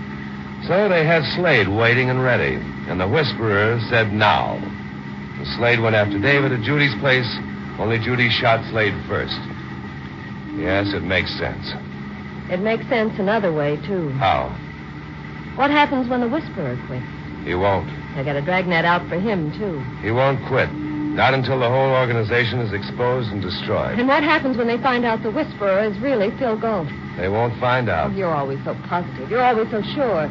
But one day you'll make a slip, or they'll begin to suspect. Oh, All they have to do, Phil, just suspect that Phil Galt is a whisperer. This is Cedar Lake Drive. Can you spot some of the numbers? You haven't even been listening. Yes, I have, Ellen. Where are we? 1400 block. And it's 2 streets down. Reach around behind you, sweetheart, and take out that package, will you? Yeah, that's it. What is it? Open it. That's right. I'm going to pull up here. We'll walk the rest of the way back. But what is this, Phil? Strings, rubber bands, elastic? Attached... Cute, isn't it? There's nothing cute about a gun. That's a 25, a toy. A toy that can kill. Here. I'm going to put it on under my jacket. But what are all those rubber bands and things? Well, that was originally designed for a card shop, Ellen. You know, to drop aces out of a sleeve at the propitious moment. Oh? But the gun? That's my refinement. Instead of having an ace up my sleeve, I've got a 25. All I have to do is drop my hand fast and the gun falls into my palm. An ace, too. An ace of spades. Phil. I want you to stay here. No. This might be dangerous. I want you to stay here. No. Now, please, honey. No. All right. We got to hurry. I don't think we've been followed over here. They'd have shown up by now. Maybe we can get there before the shooting starts. That's why you strapped on that contraption. Just precaution. Uh-huh. That's how certain you are you'll be able to get out of this without shooting.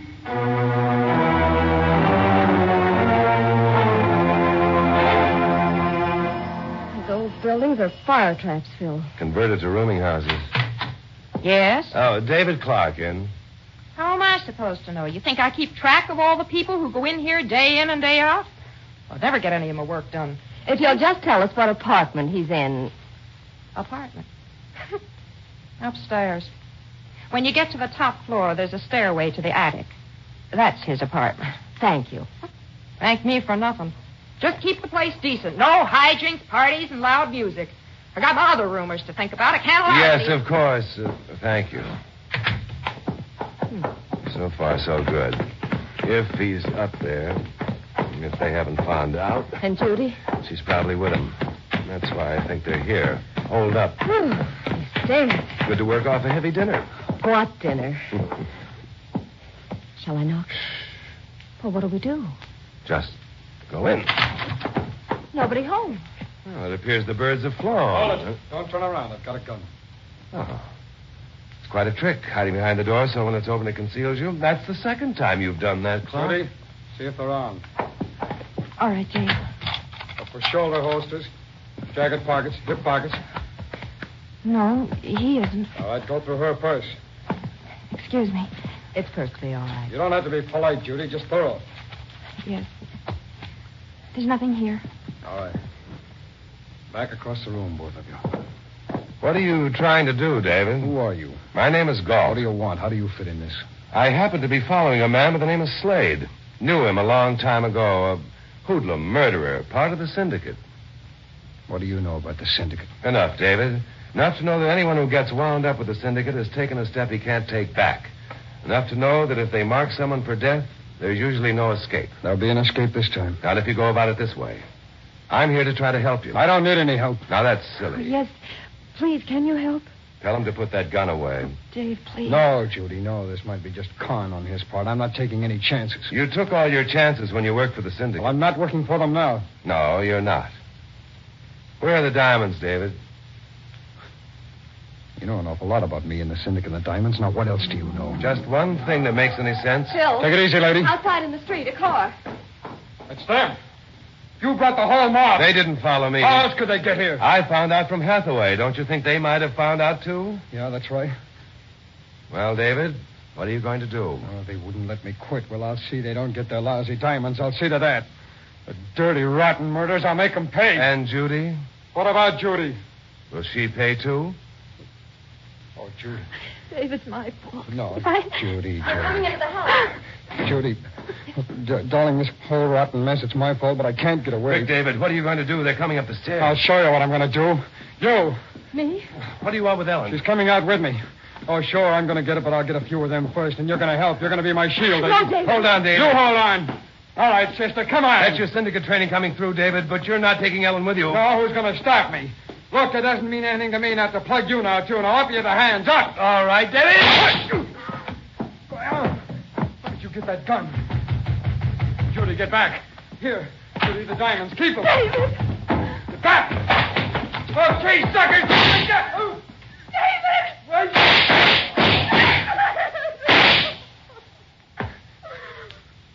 Judy. Judy, I made him pay.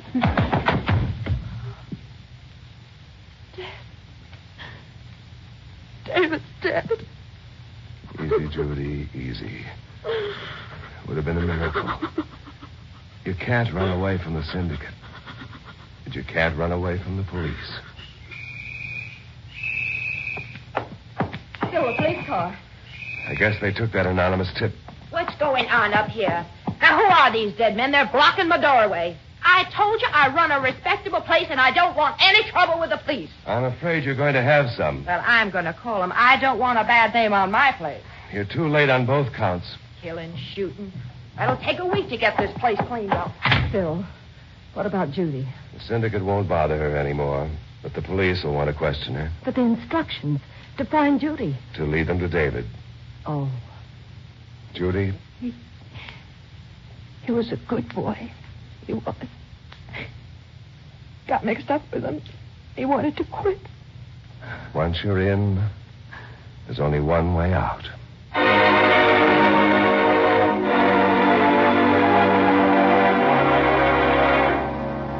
They took Hathaway in for questioning? Yes, in a prison term. And the two syndicate mugs that ran off in the car were killed in a gunfight with the police.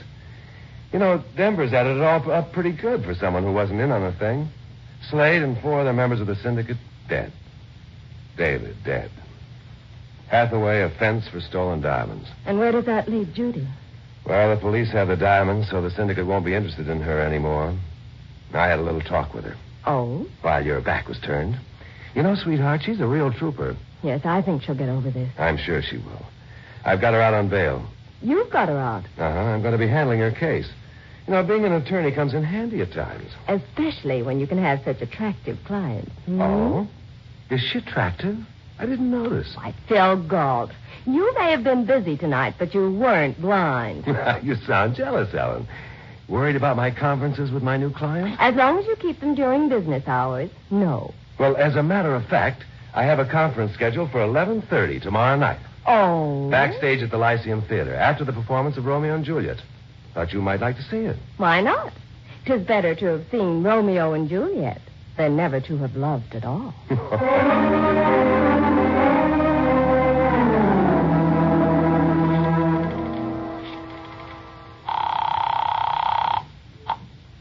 Hello, New York.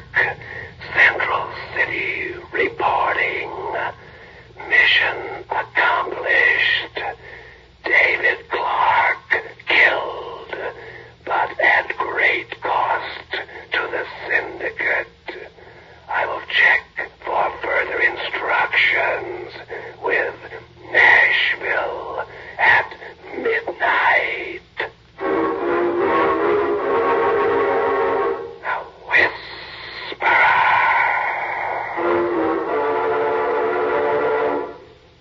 The Whisperer is based upon stories and characters created by Stetson Humphrey. Any similarity to persons living or dead is purely coincidental.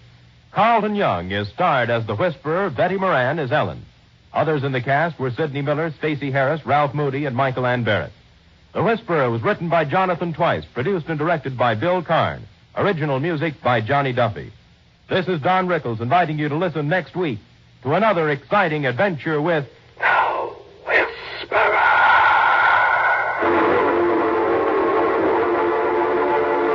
And now, stay tuned for the mystery program that is unique among all mystery programs. Because even when you know who is guilty, you always receive a startling surprise at the final curtain. In the Signal Oil program, The Whistler.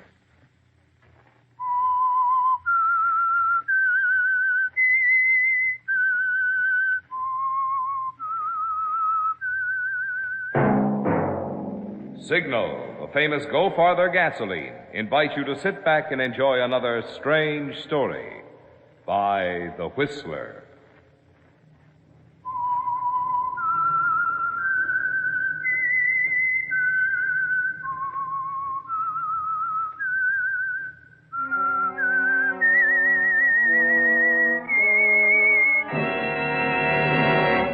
I am the Whistler, and I know many things, for I walk by night. I know many strange tales hidden in the hearts of men and women who have stepped into the shadows.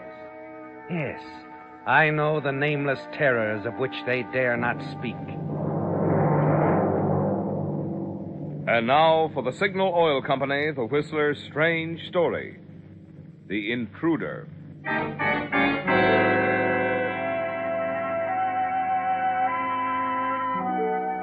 The sleek convertible had cut a devious course through the back and side streets of the town, skirting the main road that led to the small suburb. At the wheel, Eve Traherne sat rigid, her face tense, expressionless, her jaw set, her eyes riveted on the road ahead of her. The white nurse's uniform she wore seemed entirely out of character. The watch she glanced at as she wheeled the car around a curve, a dazzling blob of diamonds, was not a nurse's watch. Indeed, Eve Traherne was not a nurse, yet she was on her way to perform a nurse's duties at the bedside of an ailing woman. And there was murder in her heart.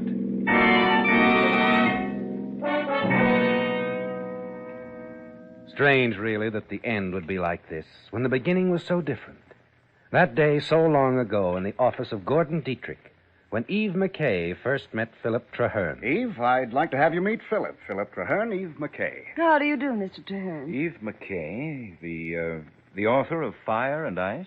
Oh, you've read my book. Philip checks through all my historical novels. Eve is a history professor at Litchfield. We were roommates there years ago. Really? Tell me, Professor, did you like Fire and Ice? Well, there were some flagrant historical discrepancies in it, Miss McKay. I meant the writing. Well, to tell you the truth, Miss McKay, I'm afraid I found some of your characters a bit hard to believe. Flame Winthrop, for example. Yes. Perhaps women like Flame do exist, and I just don't know about them. After all, I guess I'm just an old college pedant with ink in my veins. Yes, perhaps you are, Professor. Well, I hope I haven't offended you. Gordon, tell her I mean well. Oh, Eve knows that, I'm sure. As a matter of fact, Professor, I was going to ask for your help. I have a first draft, a novel on the Renaissance. It's almost finished. I'd like for you to look at it before I go any further. I wouldn't want any more flagrant historical discrepancies. You know. Well, I'd be very glad to. Fine. I just live a few blocks from here. Just remember that Philip lives in Litchfield. Those trains don't run all night. Why, Gordon, it shouldn't take an hour. And I'll drive him to the station myself. Come along, Professor.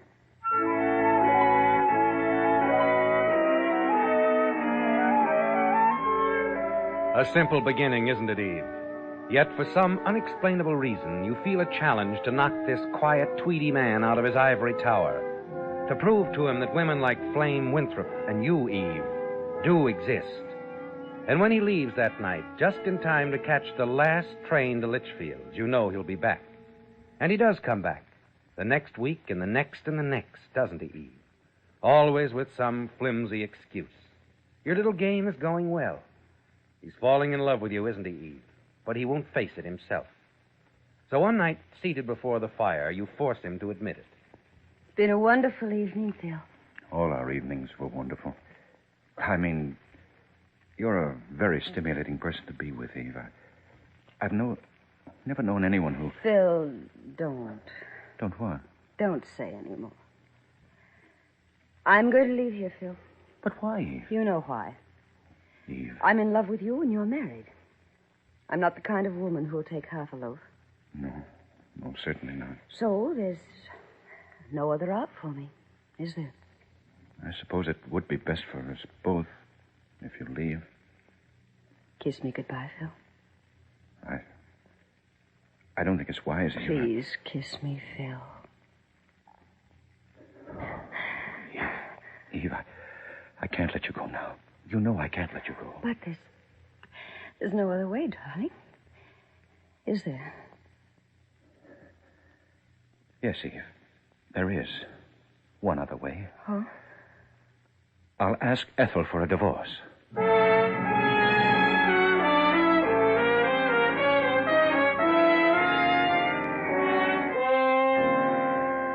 Strange, isn't it, Eve? You should feel triumphant.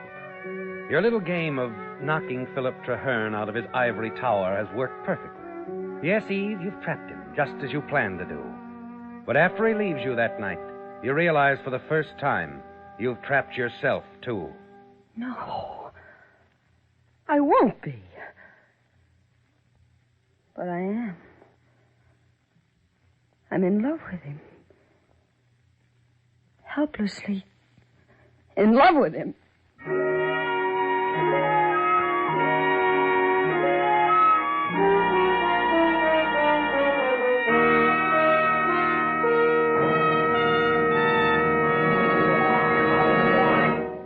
If your car doesn't spring to life the moment you touch the starter, don't blame your car. Try a tank full of Signal Ethyl. If your car's pickup doesn't make other drivers cast envious glances in your direction when the traffic light says go, don't blame your car. Try a tank full of Signal Ethyl. And if pings and loss of power are forcing you to shift on hills that other cars walk up in high, don't blame your car. Try a tank full of Signal Ethyl. After all, the performance any car delivers can be only as good as the gasoline you use to power it. That's why it's only natural that Signal Ethyl, a true premium quality gasoline, will bring out the best in any car, whether it's brand new or pre-war too. So if you're not happy about the way your car is acting, don't apologize for it. Drive into a Signal station.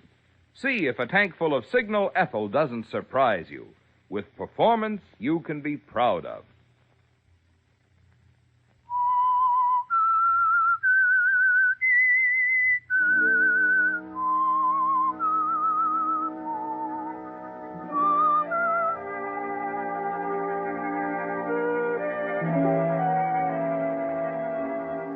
Yes, Eve, that was the beginning. Your first chance meeting with Philip. Your determination, because of his patronizing attitude toward your book, to prove to him that you could interest him as a woman, if not as an author. And it worked out, didn't it, Eve? Except that in the process of making him fall in love with you, you've fallen in love with Philip, too. His divorce from Ethel was a mere formality after that. And now you're Mrs. Philip Traherne, wife of a history professor at Litchfield. Not quite the role you'd intended for yourself. But as you approached the door of his home in the little college town for the first time, you determined to make Litchfield, as well as Philip, forget that Ethel Traherne ever existed. Well, welcome home, Professor Traherne. Thank you, Mrs. Wilkes. It's good to be back. This is Mrs. Traherne. Hello, Mrs. Wilkes. Good afternoon, ma'am. Yes, it's certainly fine to be back. Well, Lady Macbeth. And how are you, huh? Philip, you didn't tell me you had a cat. Oh, didn't I? Well, I have. Just about the most beautiful tortoiseshell cat I've ever seen. Oh, why Lady Macbeth? Mrs. Traherne named her that because she was always washing those orange marks on her paws. How very clever. Now, come here, lady. Come on. I'd like to pet you.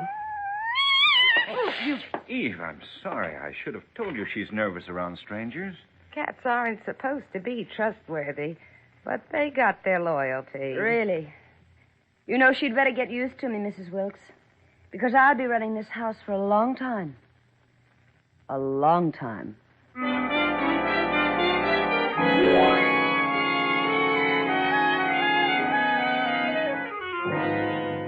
And that's your introduction to Litchfield, Eve. You've been in town less than 5 minutes, and you've already alienated Philip's housekeeper and his precious cat, Lady Macbeth. In that short time, too, you've sensed that you have a formidable threat in Ethel, Philip's first wife. And in the weeks that follow, you're made to realize that you don't belong in Litchfield. You're not accepted. And most of all, that you'll never replace Ethel in Litchfield's affections.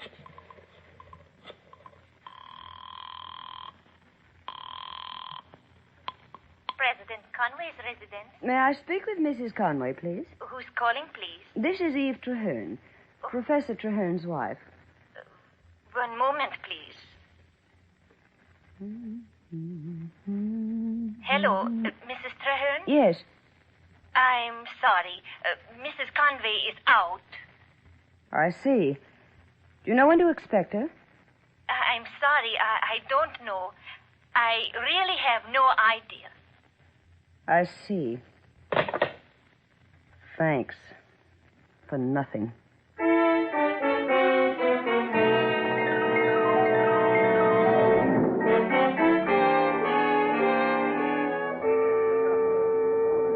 Hello. Do you mind if I share your table? Of course not. Sit down. Thanks so much. I'm Della. You're Professor Hutchins' daughter. I know. Oh, really? Are you from the college? I'm Professor Treherne's wife. You're Eve. I mean, Yes, I know what you mean. jeepers, look at that clock. I had no idea it was so late. I'm afraid I won't have time to eat. Awfully nice meeting you, Mrs. Treherne. Goodbye.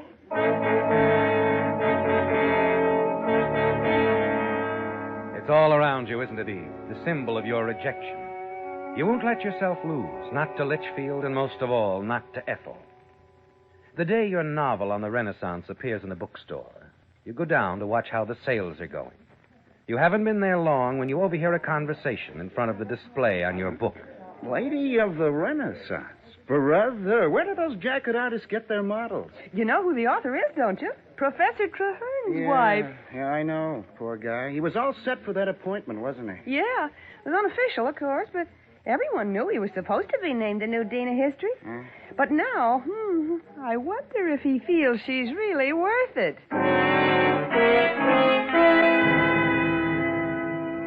It's a shock, isn't it, Eve? You knew nothing of the prospective deanship for Philip.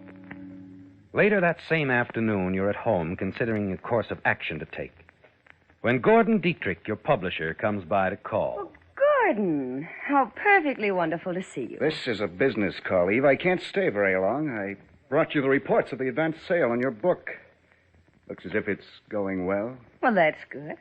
Although I must say it doesn't seem to please my publisher very much. I don't like to mix my professional life with my personal life, but Gordon, I don't believe I understand. Philip is my friend, Eve. So is Ethel. I like them married to each other. You had no right to break it up, deliberately as you did. Philip didn't seem to mind. And after all, it is our affair. That's right, it is, entirely. Just the same, I'd rather you found another publisher for any future work you may do. Very well, I will. If that's the way you feel about it.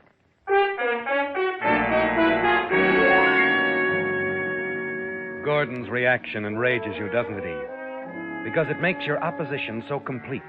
It makes you even more determined that Philip shall have that deanship. Not in spite of you, but because of you. Shortly after Gordon leaves, you hit on a plan. That same afternoon, you go into the city. A hurried overnight trip about the book, you tell Philip. Once there, using your ingenuity and your money in the right places, you gather your weapons. And late the next afternoon, armed with the ammunition to satisfy the one weak spot of President Conway of the college, you call at his office. My uncle was such a strange man, President Conway. Several of the first editions he left me turned out to be fakes. I'm afraid it takes an expert like yourself to distinguish between them. It's amazing. Amazing, Mrs. Treherne. Every one of these books is genuine. Thackeray, Dickens, Jonathan Swift, and all in excellent condition. I can't say how I envy you. I only wish I could appreciate them as you do. I'm afraid they're just books to me. Just books.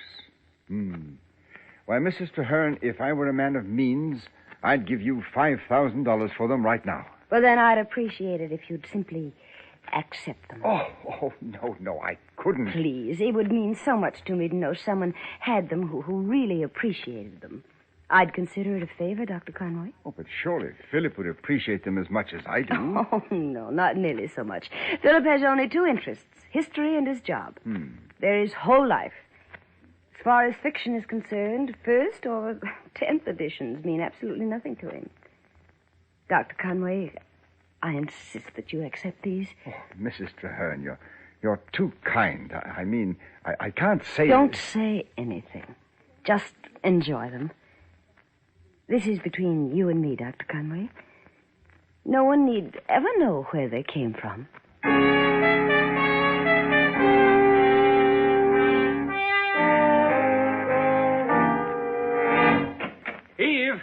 Eve, where are you? Here, dear. It happened, Eve.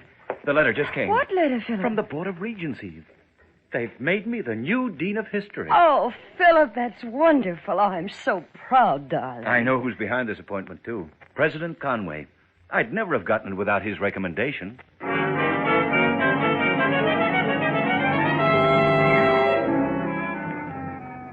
You've worked wonders, haven't you, Eve? And you're sure that when Philip is installed as Dean of History, Your position in Litchfield will be guaranteed, and you need fear nothing more from Ethel. The day of Philip's installation finally comes, and you're ready for it. And at mid-afternoon, you're standing before the bedroom mirror, admiring your gown, when there's a tap on your door. Yes, what is it? Mrs. Conway is downstairs to see you, ma'am. The president's wife? Yes, ma'am. Oh, how the mighty have fallen. Mrs. Wilkes, I've told you never to let that cat in my room. Get her out of here. Yes, ma'am. Come on, Lady Macbeth. Get out of here, you... Come on, Lady Macbeth. I was to take the rest of the day off, ma'am. Will you be coming down? When I'm ready. You may leave for the day, Mrs. Wilkes. Tell Mrs. Conway I'll see her in 10 minutes.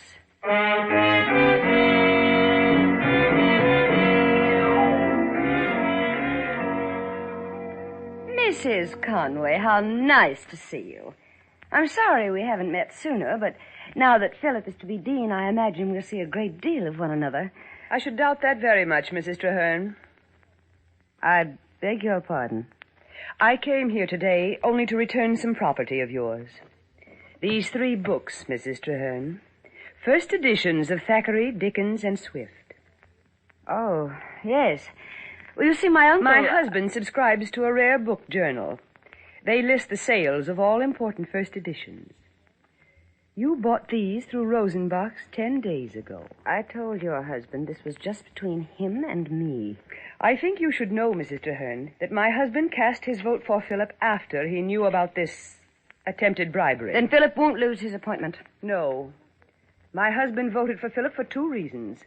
1, because Philip deserves the deanship. He's right for the job. And 2, Mrs. Traherne, because Ethel is a very dear friend of ours, and she pleaded that Philip's divorce not affect our decision. Ethel. You have her to thank for the appointment, Mrs. Traherne. And let me tell you something. You'll never replace Ethel. Not in the college's affections or in Philip's. I'm sure you feel you can speak for Litchfield, Mrs. Conway. But I know my husband. You may not like it, but Philip is in love with me.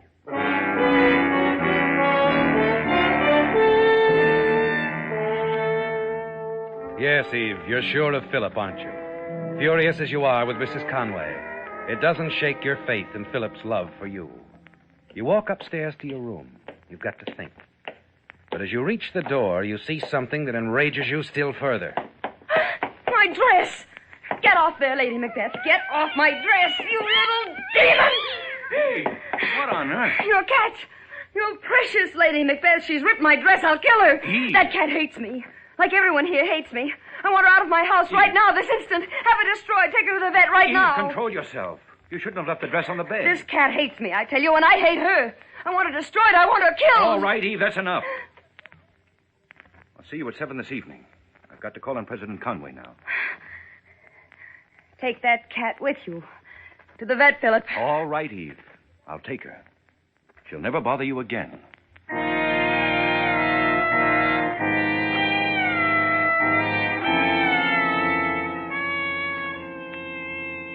You watch him pick up the cat and walk out of the room and down the stairs. You glance at your watch.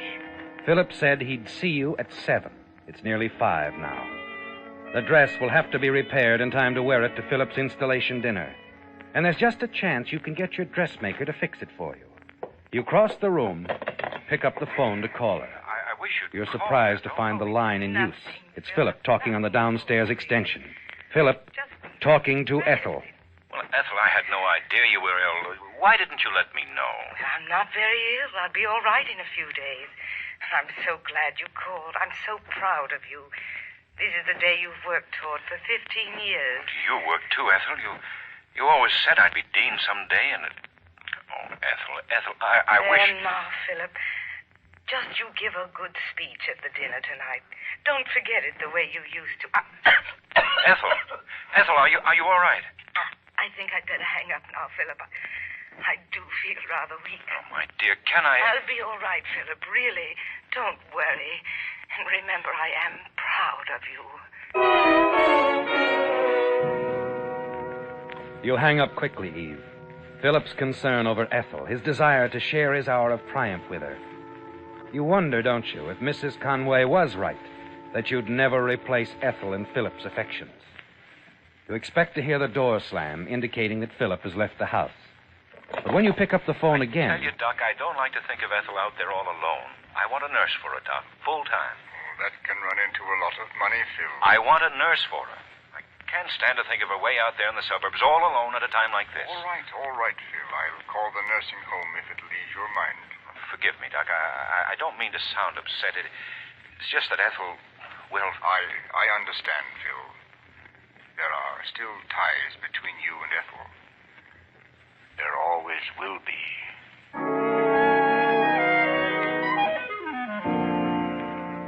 You grip the phone till your knuckles are white, Eve. For now you know that what Mrs. Conway said is true. Ethel will always stand between you and Philip, as long as she lives. As long as she lives, Eve. You step to the bedroom window, watch Philip leave the house carrying Lady Macbeth in the crook of his arm. Then you see him hail a passing taxi and ride off. You're glad he's leaving you the convertible, the family car. For suddenly you see a solution. Pick up the phone and dial a number.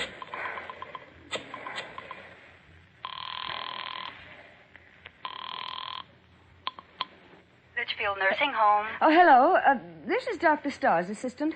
The doctor just phoned you, I believe, about sending a nurse out to Mrs. Ethel Traherne's. That's right, he did. Well, the doctor asked me to cancel that call. You see, I know Ethel, that is Mrs. Traherne, quite well.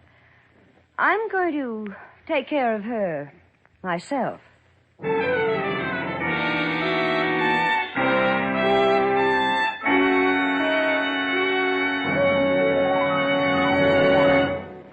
Because cool weather starting puts an extra strain on your car's battery.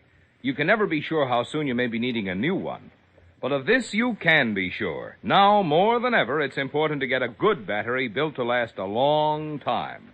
A battery such as Signal's Deluxe battery that's built to last up to 2.5 times as long as ordinary batteries, because they're guaranteed not for just 12 or 18 months, but for a full 30 months on a service basis. It actually costs you less per month to own a Signal Deluxe battery. Yet while you're enjoying its economy, you're also enjoying up to 35% more power for quicker starting and to take care of the many electrical gadgets on today's cars. That's because the microporous all-rubber separators in Signal Deluxe batteries, which are considered the greatest battery improvement in 20 years, hold twice as much acid solution between the plates. Now, what's more, right now, Signal dealers are offering generous trade-in allowances for old batteries, plus liberal credit terms. So, if your present battery is getting old or tired, you'll be wise to play safe. Get a Signal Deluxe battery now.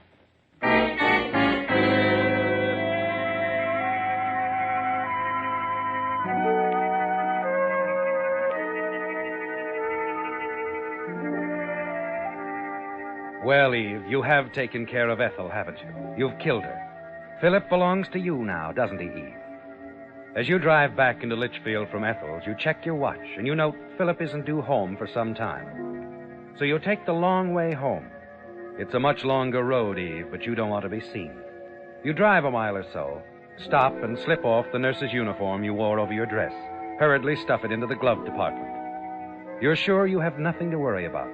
Mrs. Wilkes is not at home. She's been gone for hours, and no one need ever know that you left the house this afternoon. As you turn into the driveway of your home, you stop the car at the side entrance of the house. Hello, Eve. Gordon. Well, what are you doing here? I was waiting for Phil. He asked me to come up for his installation as dean. I see. I've been waiting here for an hour. Maybe I misunderstood Phil about the time. You've been here an hour? Well, that's right. Well, look. But, Well, there's Phil getting out of that taxi. Hey, Phil. Oh, Gordon. Eve? Oh, Phil. What's wrong? It's Ethel. She's dead. Dead? Oh, Phil. Oh, Philip, I'm so sorry. I've just come from there. Looks like an accident. How did it happen, Phil? Apparently, she smothered to death. Her face was turned into a pillow. She must have been sleeping awfully hard to have smothered that way. The police say she may have taken sleeping pills. But that sounds reasonable. No, but dear. it isn't. No. Ethel never took them. Never in her life. Dr. Starr says he never prescribed any. No, I'm not satisfied with this accidental thing. The police aren't either. Was she alone, Phil? Could anyone have come in? Well, that's it. If we could only prove someone else had been there, we'd know it was no accident. No one saw anyone enter or leave. But why would anyone think Ethel was murdered? No one said she was. Yet? Well, I know, but... When did it happen, Phil? Well, it had to be within the last hour or so. I talked with Ethel on the phone about an hour and a half ago. Where were you for the last couple of hours, Eve? Gordon. I was here when you drove in, Eve. Where had you been? Philip, are you going to let him talk to me this way, practically I don't like accusing that me? kind of talk, Gordon. I won't have it. But... Why, it's Lady Macbeth. Philip, I thought you took her to the vet's this afternoon. No, Eve, I didn't. I don't know how she got back She here. just jumped out of the convertible. I saw it. What's that got to do with it? Eve, you just drove that car in here. You were at Ethel's, Eve. You had to be at Ethel's at the time she died. Philip, darling. That's the only place Lady Macbeth could have climbed into the convertible. Darling, you don't know what you're I'm saying. sorry, but I do, Eve. You see, I couldn't bear to have that cat destroyed. I had to find some place where Lady Macbeth would be happy, cared for. So after I left here this afternoon, I took her to Ethel's.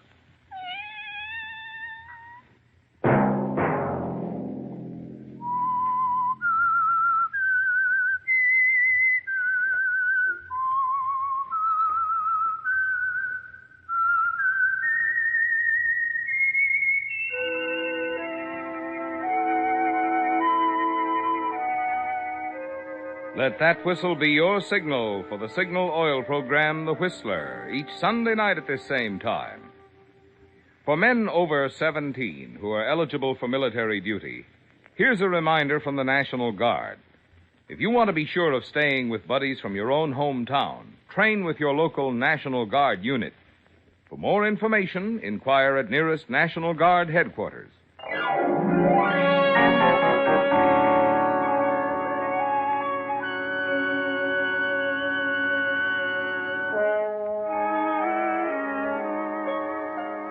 Featured in tonight's story were Bill Foreman, Joan Banks, Bill Johnstone, and John Stevenson. The Whistler was produced and directed by George W. Allen, with story by Betty Julius, music by Wilbur Hatch, and was transmitted to our troops overseas by the Armed Forces Radio Service.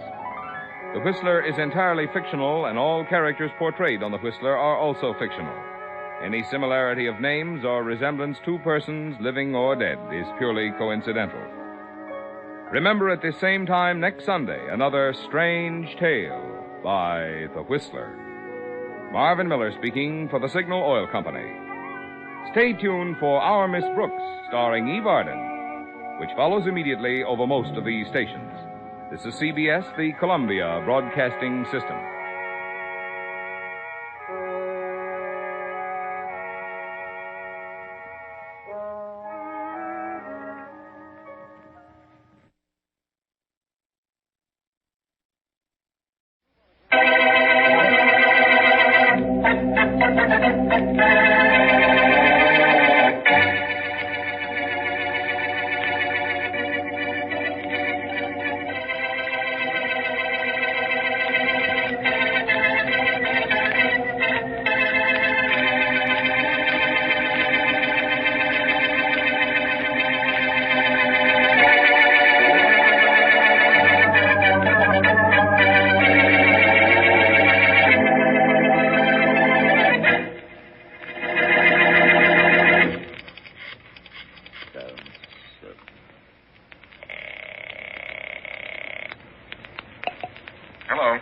Hello, Blackie. Yes? This is Charlie Kingston. Oh, Charlie, hello. Hi. Well, when'd you get to town? Yesterday.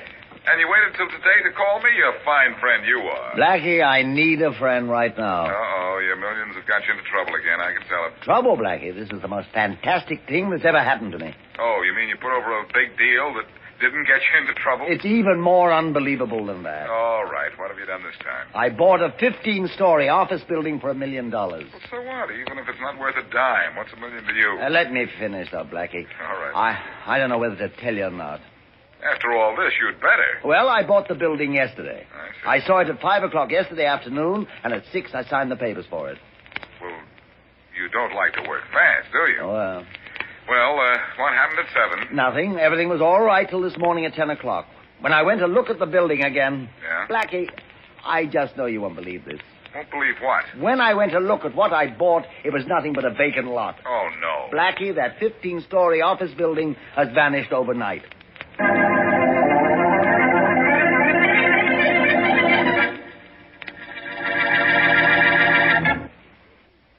And now back to Dick Calmer as Boston Blackie. Enemy to those who make him an enemy. Friend to those who have no friend.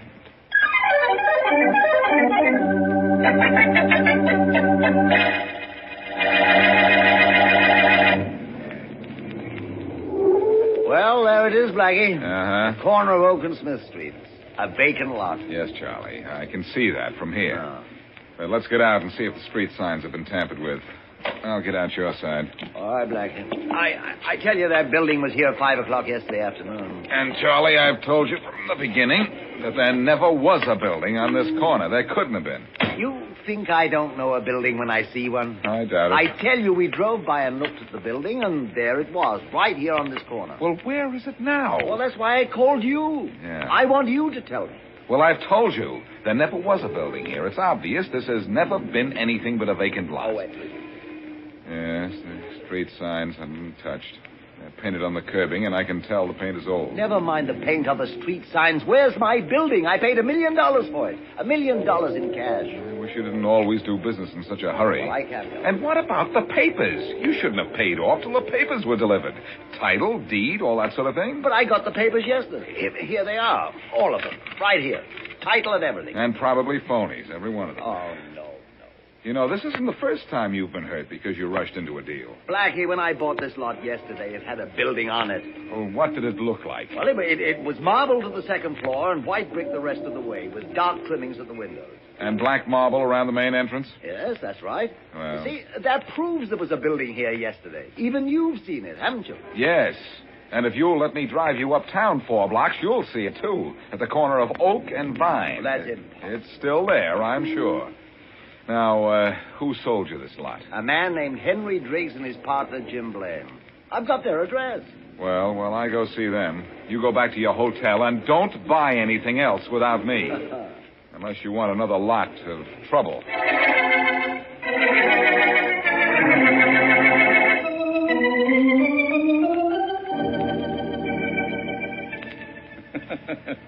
We did it, Jim. Yep. I told him we'd do it, and it'd be easy. Well, I'm afraid of this one. It was too easy, Henry. I told you Kingston was a born sucker. I don't know. He's famous for the way he does business. In a hurry, rush it through. Get it over with like that. Yeah, well, he's not going to get over it when he finds out that this was a slick deal. I'm afraid he'll go to the police. So what if he does? It means trouble. All we have to do is say we never saw Kingston in our lives and that he's crazy. And we made no deal with him. Yes, but he can prove we did. With what? Phony papers to real estate we don't even own?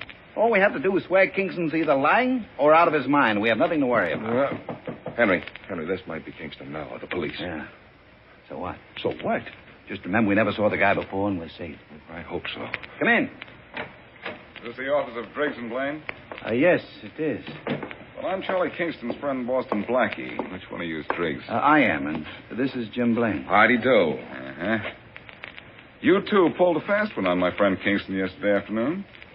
You did? I'm afraid there's been some mistake. The only thing you have to be afraid of, Blaine, is me if you don't give back that $1 million you swindled from Kingston. What? I swindled? You sold him a vacant lot yesterday when what he thought he was buying was a 15-story office building. Well, that's the most fantastic thing I ever heard. Ridiculous. What vacant lot? What office building?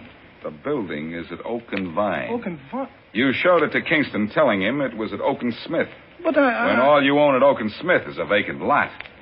We don't even own that, Blackie. So how could we sell it to this Charles, or whatever his name is? I'm afraid your friend is either out of his mind or has an odd sense of humor, Blackie. You're afraid of a lot of things, aren't you, Blaine? No. I suppose you're going to say now that you've never seen Charlie Kingston. Well, Blackie, we haven't. And that's the truth. Maybe you'd better talk to your friend again. I intend to, Driggs. And I think I'll be back to talk to you again. You afraid of that also, Blaine? Well, no, not a bit. I'd very much like to get this straightened out. Don't worry. I'll be back to straighten you out, too. Well, we're still doing it, aren't we, Jim? Henry, now I am afraid. Of what? Now I have to take my money to the police. Oh, no, you Oh, yes, I do. I didn't know Boston Blackie was Kingston's friend. Now, if you won't give me my $500,000, I'm going to call your wife and tell her to give it to me. Peggy doesn't know anything about this deal or that I have a $500,000. And she's not going to know. Henry, you give me my share, or I'm going out to the nearest policeman I and tell him... warned you I'd do this next time I had trouble with you, and this time I mean it. Henry, no. Put that gun away. Yes, I will, Jim. But first I got to take care of you. No, Henry, don't. No, don't.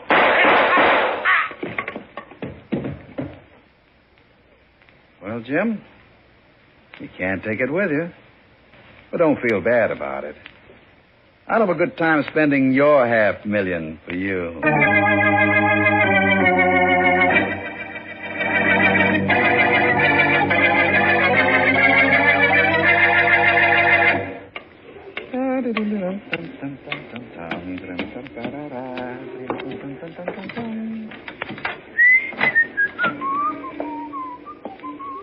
Oh, Peggy. Huh? Peggy, I'm home. Oh, hello, Henry. Well, what are you so happy about this morning? I've had a wonderful morning at the office, Peggy. Mm-hmm. So wonderful I thought I'd come home to my darling wife and say, Peggy Driggs, how about a kiss for a millionaire? Told me a lot of lies, but never a million of them at one time. Give me a kiss, darling, and I'll tell you a secret. Uh-oh.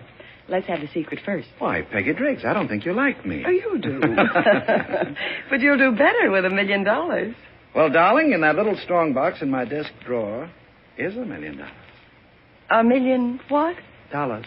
Huh? All ours, too. Well, where'd you get it? Half of the deal with a certain wild spender named Charlie Kingston, and half from a dead man, my late partner, Jim Blaine. Oh. Jim's dead? You'd be dead, too, if I just put 3 bullets into you.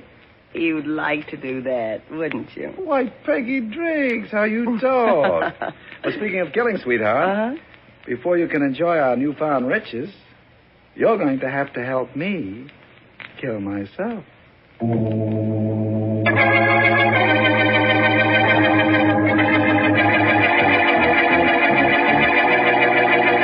There's no question about it, Faraday. Mm-hmm. Blaine was killed by Henry Driggs, his partner. Yeah, that's fine, Blackie. But Driggs has disappeared, just like that building your friend Kingston bought. That building didn't disappear, Faraday, and you know darn well it didn't. It was 4 blocks away from the lot that Kingston actually bought. When I showed him the building, he admitted he'd been tricked. That guy has more money than brains, hasn't he? And you and I together have less of both. Oh, you've got money. Never mind about the scrape Kingston's in. Yeah, I don't. I'll get him back his $1 million before he spends the other $99 million he still has. You think Driggs has it, huh? Yes, and killed Blaine for Blaine's share of it. That's the motive for the crime. Thanks, Detective. I was sure of it the minute Charlie identified Blaine's body as belonging to one of the men who swindled him. I got a dragnet out for Driggs. Well, I hope it drags Driggs in. Mm-hmm. Have you watched his house? Yeah, there's been a man watching it ever since the discovery of the murder. But no one's at home in his house, not even his wife. They've probably both gone into hiding. Come in. Oh, Inspector. Yeah, Matthews, what is it? They wanted us to bring in Henry Driggs. That's right. Well, here's his hat and coat. Yeah, but he's not in them. Oh, hello, Blackie. Hello, Matthews. What happened? Did you get close enough to Driggs to get his hat and coat away from him? No, Blackie. Police officer just brought it in. Driggs was driving across High River Bridge with his wife when he suddenly stopped the car, got out, ripped off his hat and coat, and dove off the bridge into the water. Oh, fine. Our killer kills himself. Yes, sir. Go on, bad news. And his wife gave police the motive. He confessed to her he killed Jim Blaine, his partner, in an argument. They're dragging the river for his body now. Who witnessed this suicide, Matthews? Only his wife, Blackie. She drove the car off the bridge and reported to police what had happened. Where's she? She's at home now, they said. Well, Blackie, that proves your theory. Driggs killed Blaine, all right.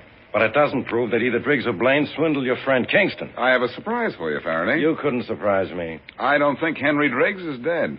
I think he's very much alive, and so is this case.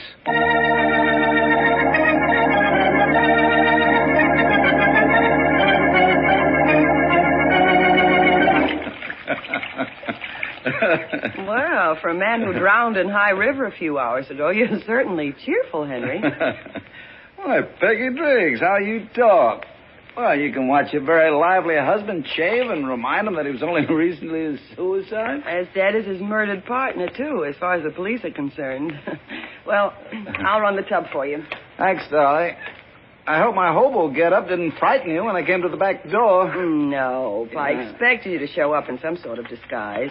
You can't walk the streets while the police are dragging the river for your body. No, I guess I can at that.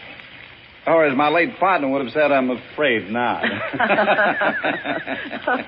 You don't want the water too hot, do you, darling? You know I don't. Yeah, I guess that shave is close enough to keep me handsome till we get out of town. You all packed? Yeah, just about. I left room in one of your suitcases for your strongbox. Thanks, Peg. You weren't joking that you're $1 million richer because you killed Jim, were you? Just $500,000 richer, sweetheart. Oh. Jim's $500,000. The other half was already mine. Uh-huh. We got it all in a little deal we made with a man named Kingston. But you wouldn't have told me you had a dime, would you, if you hadn't killed Jim and needed someone to help you stage a suicide? Why, Peggy Driggs, I don't think you trust me. Oh. You know, I've always given you everything I could. Yeah. Now, don't let the water run over the edge of the tub. I won't. And I won't let you run out on me with $1 million in your pocket. Oh, Peggy, don't. Put that bottle down.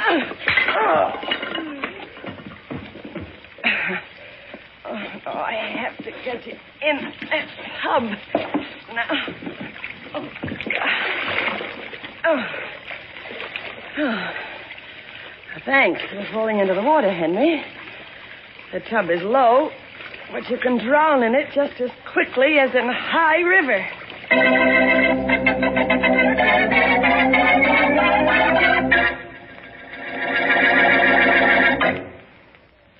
And now back to Boston Blackie.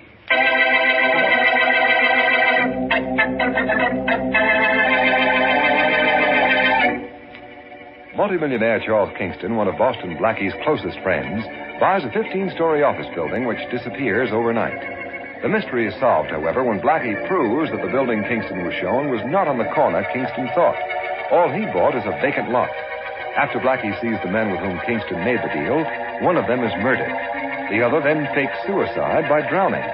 While police are dragging the river for his body, his wife does drown him in the bathtub of their home. As we return to our story, water is still running into the tub. Oh, gotta keep you down. You can't answer the doorbell, can you, Henry? Huh?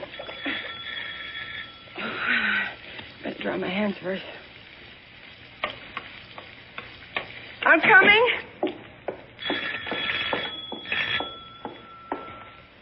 Who is it? Boston Blackie. Well, what do you want? I'd like to talk to Mrs. Driggs, Peggy Driggs. Oh, I'm Peggy Driggs. Could you come back later or wait outside a few minutes? I'm not dressed. I'll wait. Thank you. I won't be long. I better call Larry. Sure hope he's in.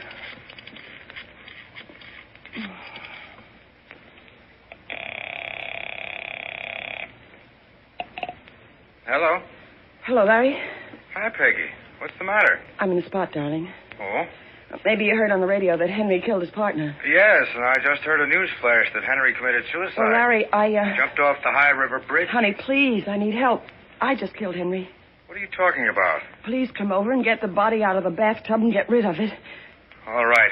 I'll be over as soon as it's dark tonight and get rid of the body for you. Yeah, and then come back here after you've taken care of Henry. Okay. Bye, darling. Goodbye.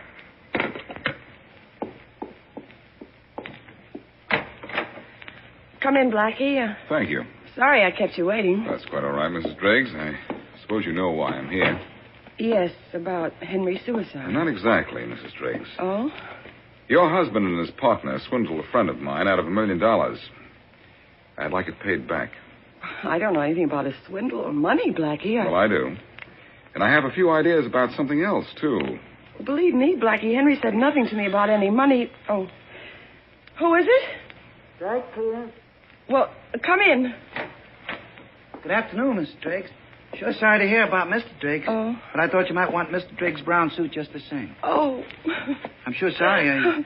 I guess I did the wrong thing, huh? Just put the suit on the chair there, please. Oh, sure, mister. There you are. So long, Mr. Driggs. Sure, I'm sorry. Oh, please, Blackie, come back some other time. I can't talk to anyone right now. I understand. Forgive me for what I was thinking when I came here. Yes, of course. I'm convinced now your husband did kill himself, after all.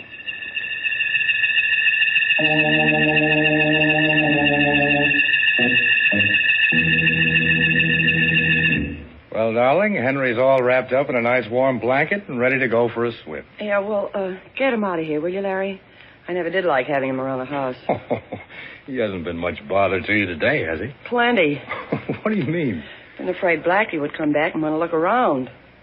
Well, you said you'd get rid of him after dark. It's dark now. And Henry's heavy. You have to help me carry him out the back way and into my car. Oh, do I have to? Well, you can do that much for me in return for what I'm doing for you. Oh, all right. That's the girl. Now, you sure he's got identification on him? Sure. Initialed ring and belt buckle and wallet with all his usual papers. Good.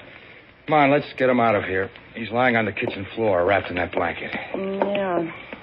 Yeah, I see. You take the feet, and I'll take his shoulders. Ready? Yeah, I'm ready. Oh, he's heavy.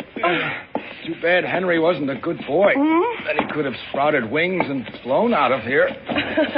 Wings, Larry? Sure.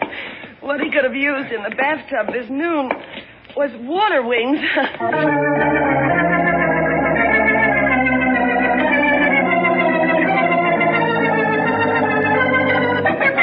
I hope you don't mind a second visit to the morgue in 2 days, Mr. Kingston. Well, I'm not crazy about it. Yeah, but I want you to identify this body if you can. I'll do my best, Inspector Faraday. You identified Jim Blaine's body yesterday, Charlie. And though I haven't seen this body yet, I think it's Driggs. Pulled out of High River this morning. That's right. Let me pull the sheet down. There. It's Driggs, all right, Inspector. Jim Blaine's partner. Well, Charlie, we found the swindlers for you, but not your $1 million. That's next on my list. Not on mine, Blackie, just yours. Okay. I know who killed Blaine, and this suicide closes the case. You think so? Well, I guess I'll phone Mrs. Driggs, tell her to come down and claim the body. Wait a minute, Faraday. Hmm? Let me have a better look at what Driggs is wearing. Go ahead. That suit's brown, isn't it? Yes, and wet. Blackie, I don't see what difference it makes what suit he's wearing. Unless my $1 million is in the pockets. Wait a minute, Charlie. Faraday, the suit on Driggs' body solves this case. And it's not suicide, but murder.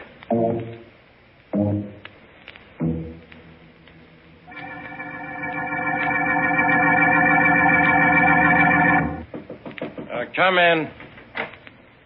Oh, Inspector. Yeah, Matthews? That dry cleaner's delivery man Blackie sent for us here. We'll send him in, Sergeant. Sure thing. Yeah, send him in. Okay, fella. Go right in. Okay. But, gee, I sure didn't do nothing wrong. I don't know why the police want to see me. That'll be all, Matthews. Yes, sir. Hello, pal. Remember me? Hey, yeah. You're the guy who was at the Driggs place when I delivered Mr. Drake's suit. The name's Blackie, Boston Blackie. And the name's Mott if he's got me wasting my time again. And yours, too. Gee, I didn't do nothing wrong. Unless I missed my hunch, you did something just right. Tell me, this suit on Faraday's desk here, have you ever seen it before? Let me look at it. Yeah. Hey, it's all wet. Yeah, because the man wearing it was pulled out of High River this morning, all dead. Well, then he must have jumped in the river late yesterday afternoon. Huh? Because that's the suit I delivered to the Driggs place about 3:30 yesterday. You sure? I'm positive.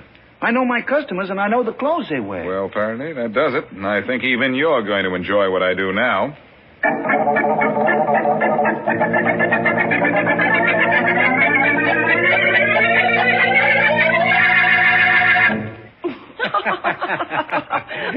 Oh, Larry, you're wonderful. Very clever, too. I think you were terrific to remember to put a suit on Henry before you took him to High River. I was so excited I forgot to tell you the story I told the police. Your story of the suicide is that he went off the bridge fully clothed except for his hat and top coat. Yeah. Oh, the phone. Excuse me. Mm-hmm. Hello? Hello, Mrs. Driggs. This is Boston Blackie. Oh. Oh, yes, Blackie. Any news of my husband? Yes, there is, Mrs. Driggs.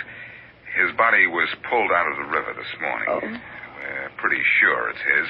Mm-hmm. It's here at the police morgue right now, and, well, I thought... I know what you're going to say. I have to come down and identify it, don't I? Yes, you do, Mrs. Driggs. Oh. It's merely routine, though.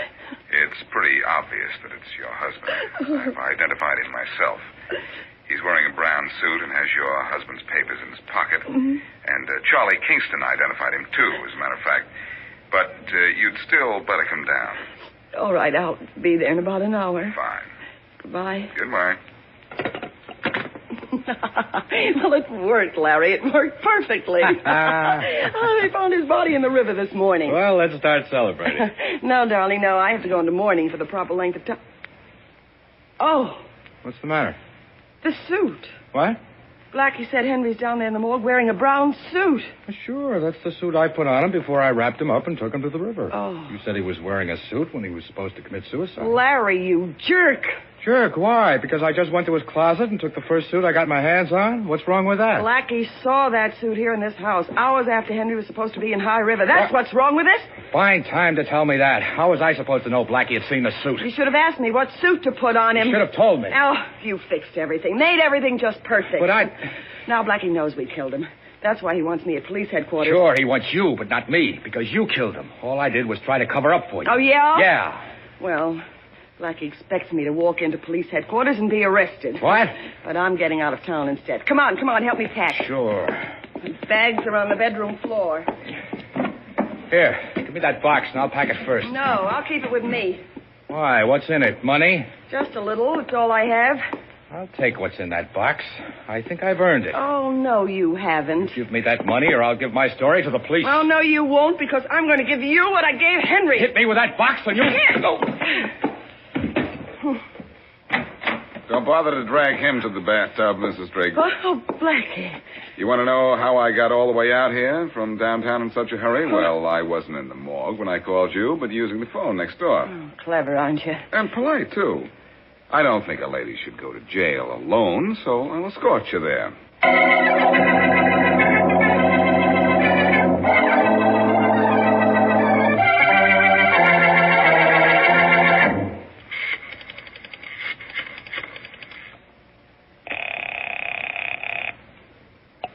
Hello.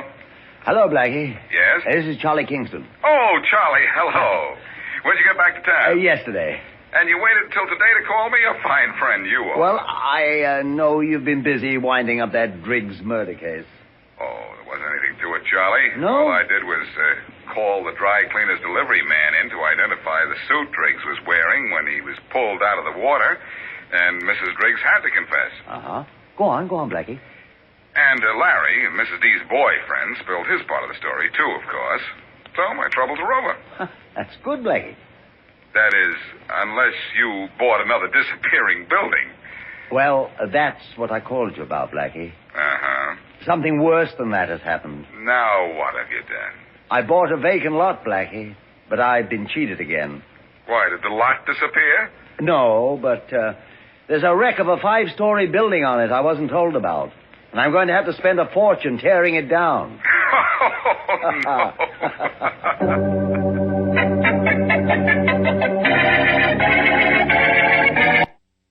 Gangbusters. Gangbusters, presented in cooperation with police and federal law enforcement departments throughout the United States. The only national program that brings you authentic police case histories.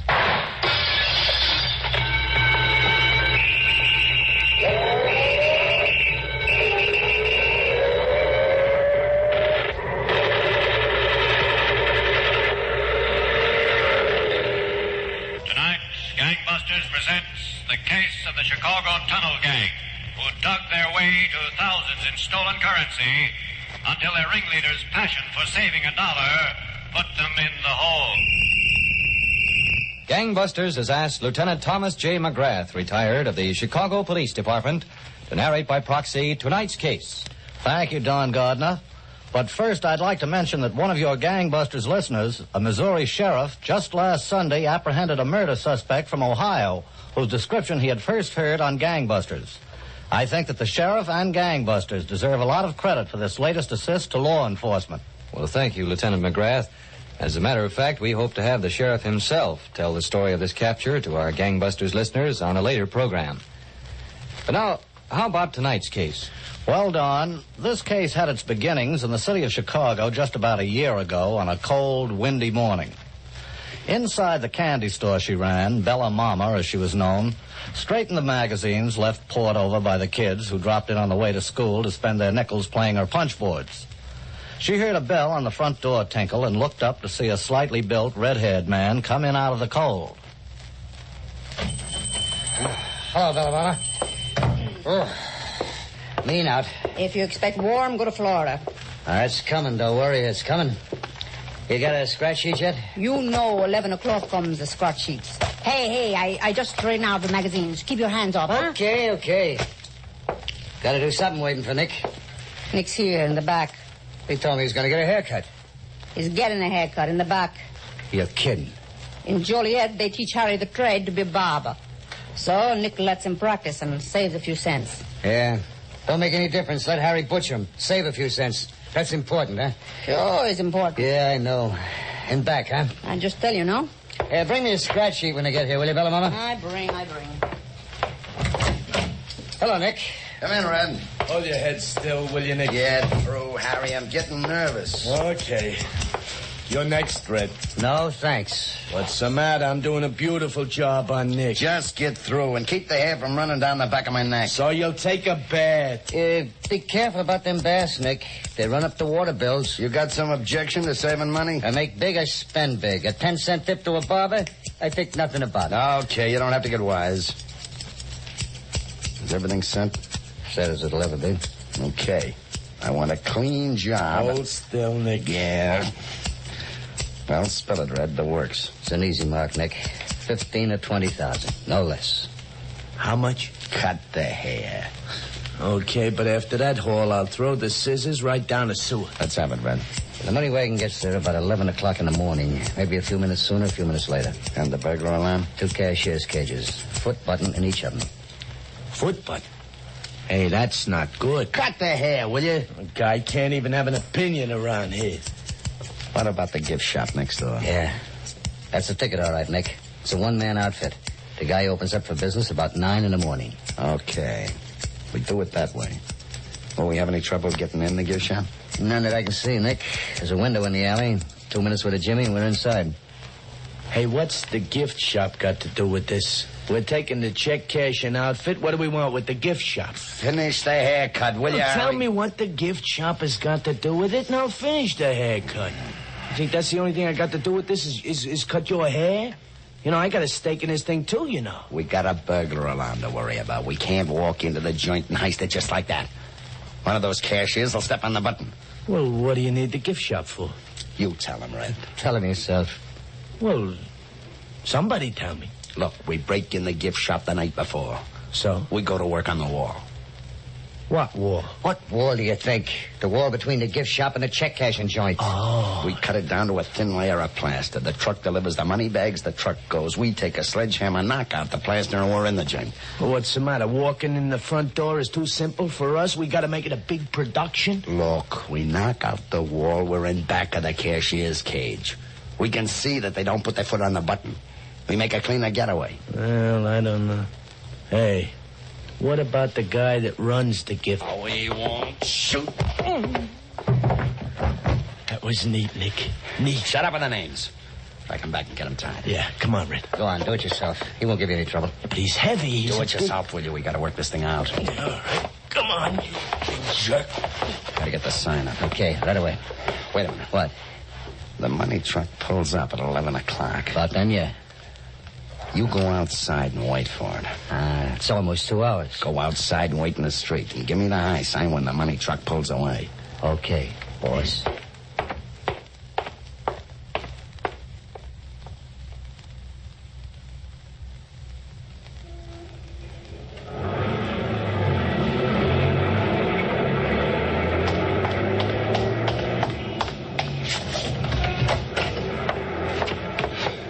It's okay. Left the door? Yeah, sure they left the door. What do you say? What are we waiting for? How's Junior back there? Oh, he ain't going no place. Okay, grab one of them sledges. All right, I got mine. Now stand back. Hey, get easy, will you? Get on that side. Here, you mean? Yeah, there. You all set, Red? I'm set. Okay. Now when I give the word, both of you knock out the wall. I'll jump through with the gun, and you come right after me. Yeah, come on. Give the word. Get set, Harry. I'm set. Okay, knock it through. There she goes. Watch as I'm coming through.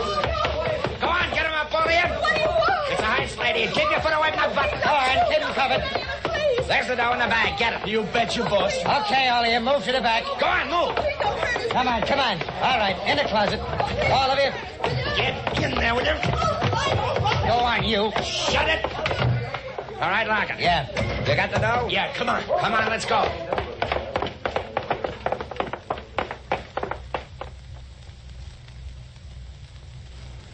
Well, what does it come to, Nick? Let me add it, will you, Red? 2. Yeah. 14,332 and some change. Who needs a change? Come on, cut it up. Why don't you wait for Harry to get back from dumping the car? He'll get his. You take it and you cut it 3 ways. Just a second. Where you going? Just a second. Bella Mama, Yeah, Nick? come here a minute, will you? Sure, Nick. What's the matter? Come in, come in. What's the idea, Nick? Bella Mama, how'd you like to make a fancy note? This is real money? What do you think it is, jelly beans? Listen, Bella Mama, when Harry gets back here, tell him things got awfully hot. A couple of cops are around. Uh-huh. Red and me, we flew to the hotel. And that he should wait until tomorrow morning and give me a ring on the telephone. Okay? Why, Nick? You want your C note? Sure. Then never mind why. Give her 100, Red. Okay. 20, 40. You take the 100 and tell Harry, huh? 80. Okay, Nick, if you say. 100. Hey, 20, 40. It's all there. Go on, Bella Mama. Get out front. Sure. You want a scratch sheet, Red? Yeah, pin one in, will you? He ain't got time for horses today. Go on, Bella Mama. Yeah, I'm going. What's the pitch, Nick? Harry's good for cutting hair, but he wouldn't know what to do with this kind of dough. He worked, didn't he? He's got his slice coming. Don't 7 grand sound better to you than 4.5? A little better. Harry won't be so pleased. Well, start him along. I got another job just like this one. It's all set. We could use his help. Then, the kiss off. Look, you do this to Harry, maybe you got me in mind. Now, Red. No, give me that now, Red business. I know how you are with a buck. We'll cut it half in 2 right now. There's plenty of time. We'll cut it half in 2 right now. Okay, if you want it that way. Yeah, I want it that way. What happens about Harry when he wises up? What's the matter? You don't think there's enough water in the lake? Oh. Yeah, I guess there's plenty. But we need him on the other job, so we stall. Okay, Red? Yeah, okay. Come on. Let's split it half in 2. So, Don, within an hour after this sensational robbery, the ringleaders were already planning to dispose of the weakest member of the gang and share the money between themselves. But what criminals consider a weak link often proves the strongest wedge for investigating authorities.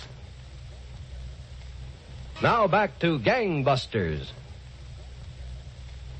Lieutenant McGrath, you were telling us that a gang of bandits led by Nick Lococo held up a Chicago currency exchange and robbed it of a large sum of money. That's right, Don.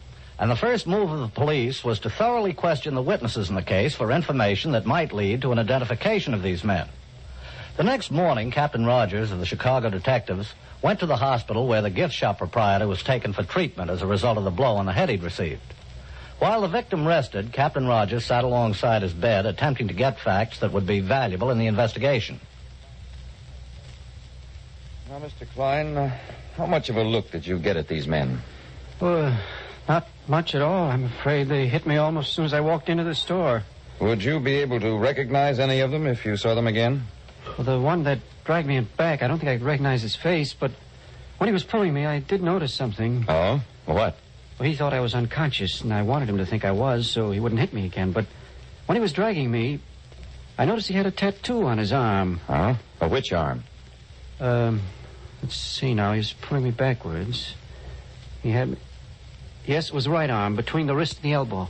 Do you remember what kind of a tattoo it was, Mr. Klein? It was a girl, I think, a bathing beauty. You sure of that? Well, I'm pretty sure, Captain. Well, I think this will be a lot of help to us, Mr. Klein. If anything turns up, we'll be in touch with you.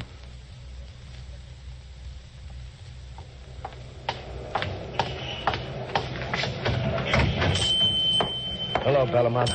Oh. Hello, Harry.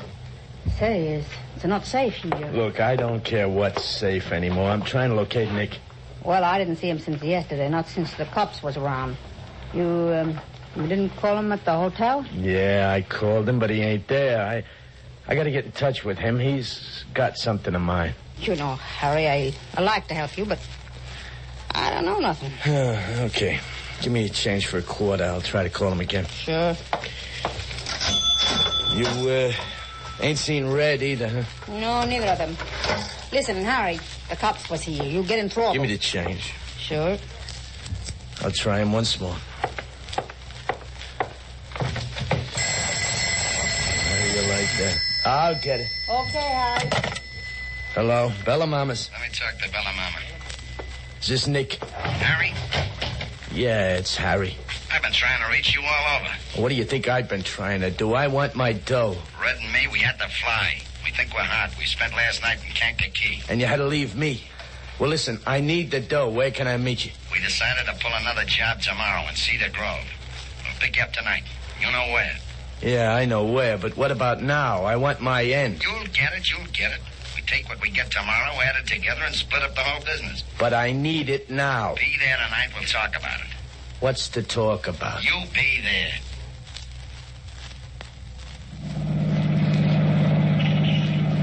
Come on, Nick. Let's start splitting up the dough right now. This is the second Listen, job. Harry, right now we got more to think about than splitting up. There's 1 million cops in the neighborhood. Traffic's pretty bad, eh, Red? It ain't good. Well, look, this is the second job I broke my back over, and I ain't seen $1 yet. Pull over, Red, quick. Yeah. Well, what's the matter?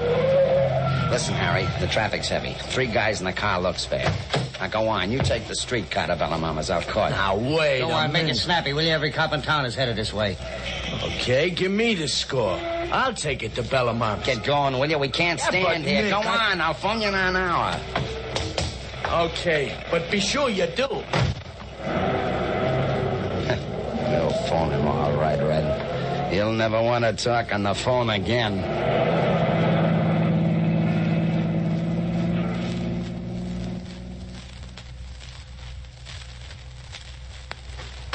Captain, cashier made an identification. The guy with the tattoo. Oh? Yep. She nailed one picture immediately. Harry Wagner. This one.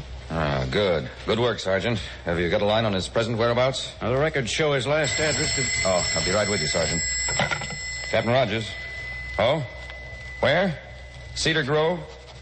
Cedar Grove. Okay, we'll get going out there. See you. Come on, Sergeant. What's up? Another currency exchange stick-up. Same tunnel game. Let's get out there. I'm right with you.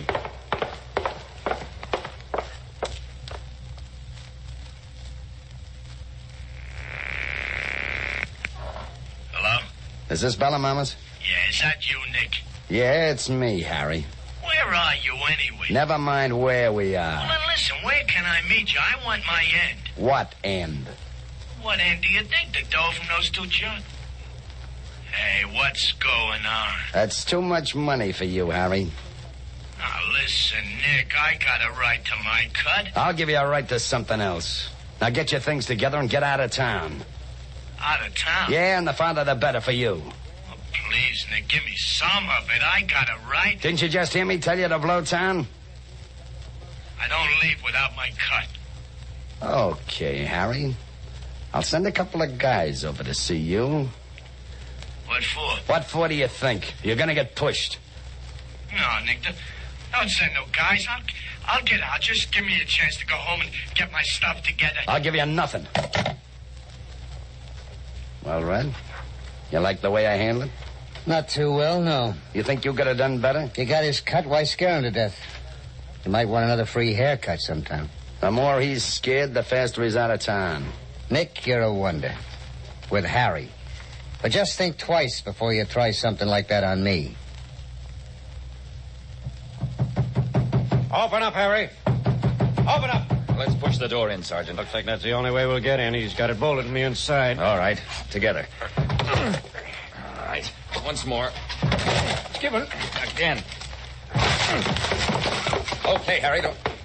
Must be around someplace. Hey, the closet. Watch him now. Okay, Harry. Come out of that closet. Come out of there or we'll shoot through the door. Come on. Now, listen, guys. Let go, guys, please. I'll get out of town. Tell Nick you can keep my cut. I'll get out of town. No, look, tell Nick I don't want to get pushed. I'll get out. He can have my end. Your end of what, Harry? The tunnel jobs?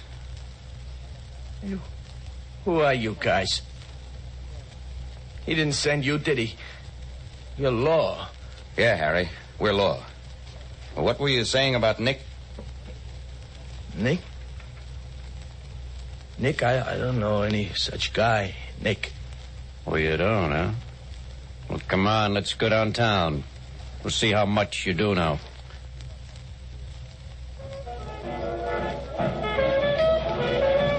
Red.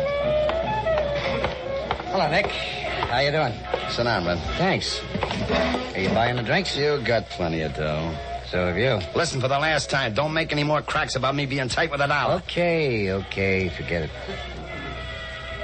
You hear anything from Harry? No, did you? He must have left town okay. So I'd say. Look, Red, I got another guy lined up and another job, prettier than the last two. What do we do with the other guy after job? Dump him like Harry? Maybe. Or is it me this time? Now, Red. Just watch your step, Nick. Harry and me are entirely different guys. In more ways than one. Hey, bartender, over here.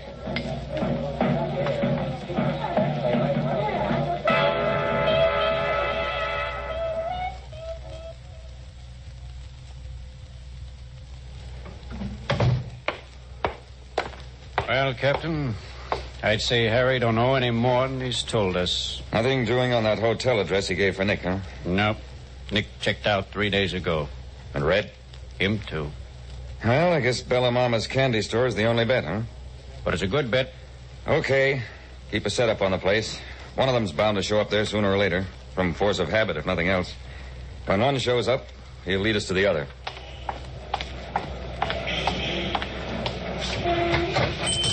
Hello, Bella Mama.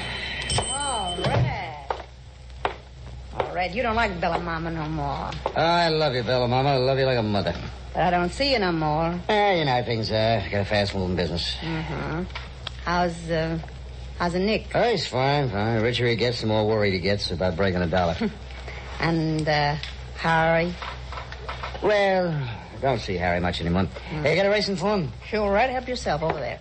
Bye. Here, there's a couple of good ones going tomorrow. Bella Mama, don't play the horses. That's the only thing I don't like about you. You remind me too much of Nick. Hey, keep the change.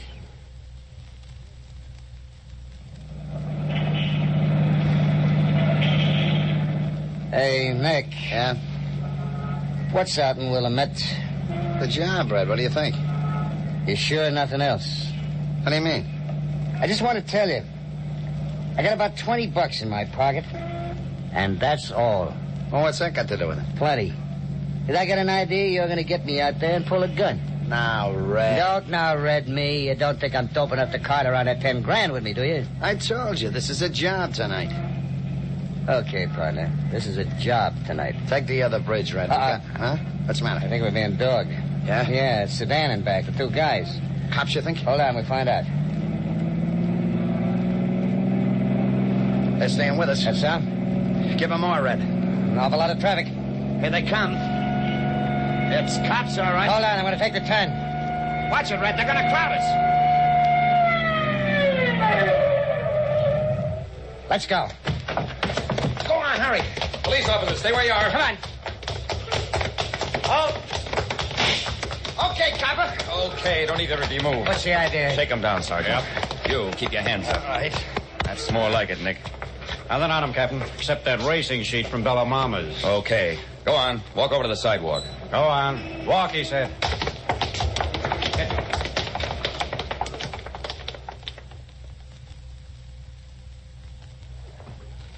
And that, Don, was the end of this notorious gang of tunnel bandits. The ringleaders are now serving maximum terms of 40 years each in the Illinois State Penitentiary at Statesville. Well, thank you, Lieutenant Thomas J. McGrath, for this most enlightening case history. And gangbusters, congratulations to all the members of the Chicago Police Department who participated in the investigation leading to the arrest and conviction of these dangerous criminals. See it? Adventures of Michael Shayne, Private Detective.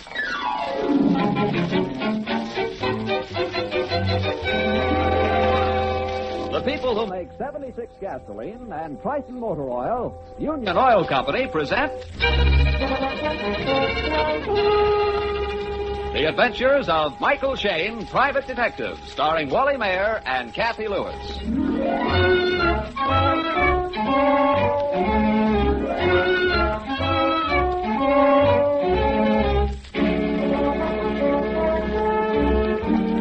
San Francisco is a city of color and activity, and in the course of time, Mike Shayne's office has had its share of both. At the moment, Mike and his assistant Phyllis Knight have almost more color than they can take. Seated between their two desks is a young man with curly red hair, a red tie, orange shirt, and green coat. Mike squints at him thoughtfully. But I don't understand, Mr. Cullenward. Why would anyone want to kill Mr. What's his name? Demetro Sador. Oh, yes. Mm-hmm. But why? Has he got any enemies? Mr. Shayne, a great piano virtuoso like Demetro Sador has many jealous rivals. And then his awful temper, there's no telling. Why did he start getting these threatening letters, Mr. Cullenward? Last week. We went to the police at once. They investigated, or tried to. But Demetro wouldn't help in the least. He was very annoyed.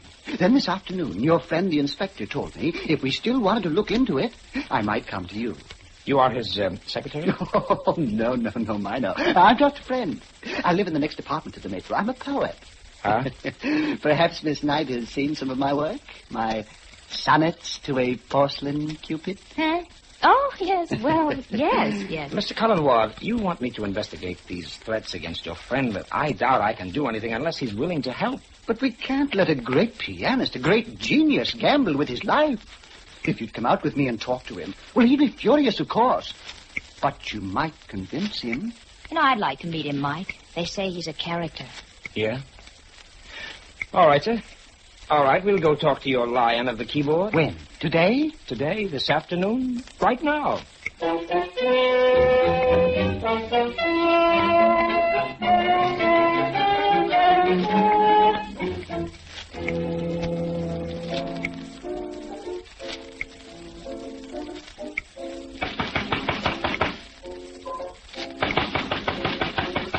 I don't believe he hears us. Oh, yes, it's always this way. I'll just keep pounding.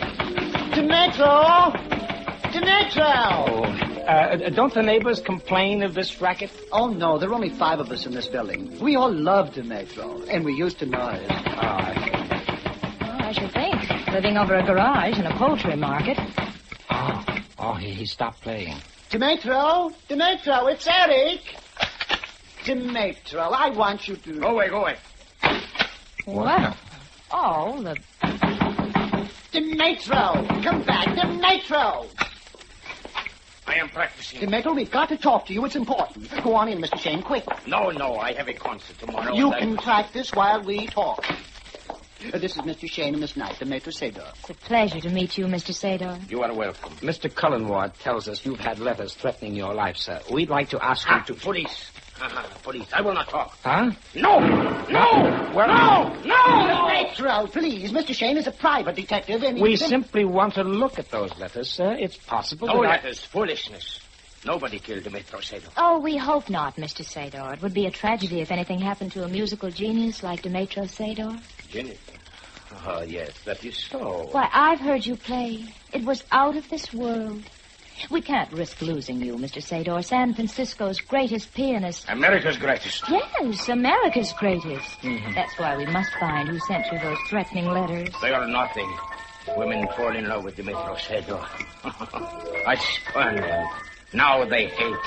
I have no time for them. I am married to my music. Yes, sure. Now, if you'll just show us the letters, please. No, all foolishness. But we have to see them. No! Please, Mr. Sador. There is the door. Go! No, go! Be better, Mr. Shayne. I'm sorry. Oh, okay. You're the boss. You are the first people to come to my studio today. And you are the last. Well, how do you feed that guy? Through the bars? I'm frightfully sorry, Mr. Shayne. Eric, what in the name of Three-Toed Pete went on in there? I could hear it through the wall. Oh, it was about those letters again. Mr. Shayne, Miss Knight, Rita Amodio. How do you do? How do you do? Oh, those letters. Probably they were mailed by some crank. That's possible. Well, we'd better be moving along, honey. I'm sorry we couldn't do anything for you people. Here, hold on. We just can't let you walk off with just a thank you. Let me take you both to dinner. Oh, that's very nice of you. What do you say, Mike? Well, it's okay with me. Oh, fine. We'll go to the little Russian restaurant on the hill, the Cossack Club. Huh? And I'll read you some of my poetry, Miss Knight. Oh. I know you'll get a kick out of it. Uh-huh. Right on the shins.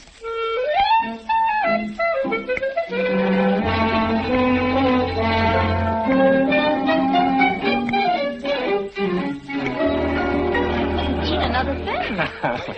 But please, you must have some dessert. No, thanks. No, we really have to be going. Yes, we have tickets to the theater or something. Oh, just one more poem. Just one more. My ode to a lonely seagull. Listen. What meanest thou, bird of sad lament? Phil. Inspector, well, what are you doing here? They told me I'd find you here. I understand you talked to that piano player this afternoon. Yes, about an hour and a half ago. Mind going back to his studio with me? Well, it's useless, Inspector. He won't talk to you, me, or anybody. I know he won't. He's dead.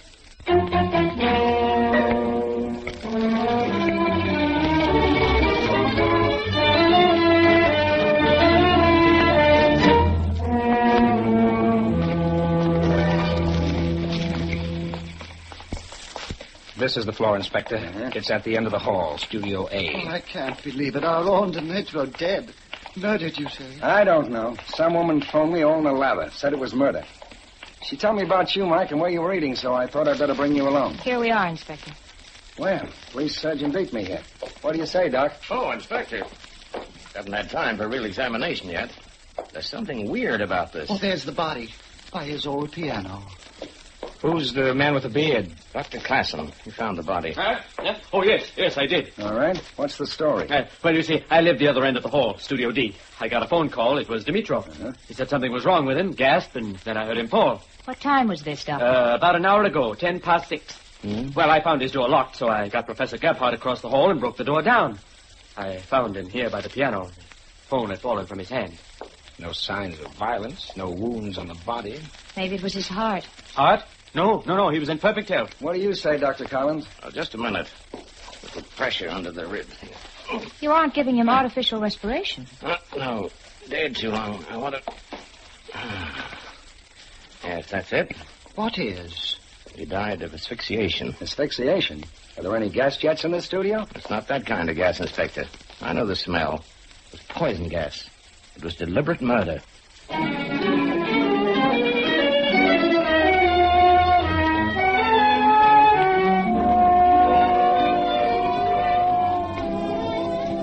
We'll return to Michael Shayne and his adventures in just a moment. Friends, did you ever stop to think that you may be driving a car with a sticky engine? Well, that's just what happens when your engine is full of sludge. You see, this engine sludge, formed by some oils, is sticky stuff. It can gum up piston rings, plug oil lines, and otherwise interfere with smooth, efficient performance. In addition, sludge is often abrasive, full of harsh metal particles that score the inside of your engine. Now, draining your oil will not remove sludge. That's why Union Oil Company recommends flushing out your engine from time to time with Cleanse Oil, the special solvent action cleansing oil. Cleanse Oil is harmless to your motor, but its dissolving action penetrates to every working part, cutting sludge out swiftly and cleanly. Then, when the Cleanse Oil is drained out, the sludge flushes out with it, leaving your engine clean. And with a fresh supply of pure, paraffin-based Triton motor oil, you're all set for hundreds of miles of clean, safe engine operation. To clean your engine out this quick, easy way, just drive in wherever you see the sign of the big orange and blue 76 and ask the Minuteman for Cleanse Oil service. Thank you.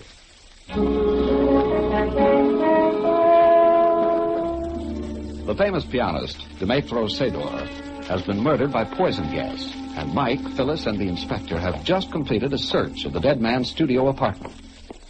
Mike, I don't see how it could be murder. The door was locked from the inside, the same with the windows. Yeah. Demetro Sedor was asphyxiated by poison gas. He did it himself. Fine, except for one thing. The poison gas must have been in some kind of a container. Well, where is it? We've checked the whole apartment. He didn't have anything stronger than aspirin tablets. Okay, it was the work of a ghost who oozed through the keyhole, gave the guy chloroform, then trickled out onto the windowsill. Maybe I can help you, Inspector. Yes, Dr. Collins. I just examined the man's throat. There's signs of cauterizing. Death was almost instantaneous. I'd say the gas was something like Jotite, supposedly a secret German product. Either liquid or vapor. Yeah. That's a terrific help. Mike, you smell something?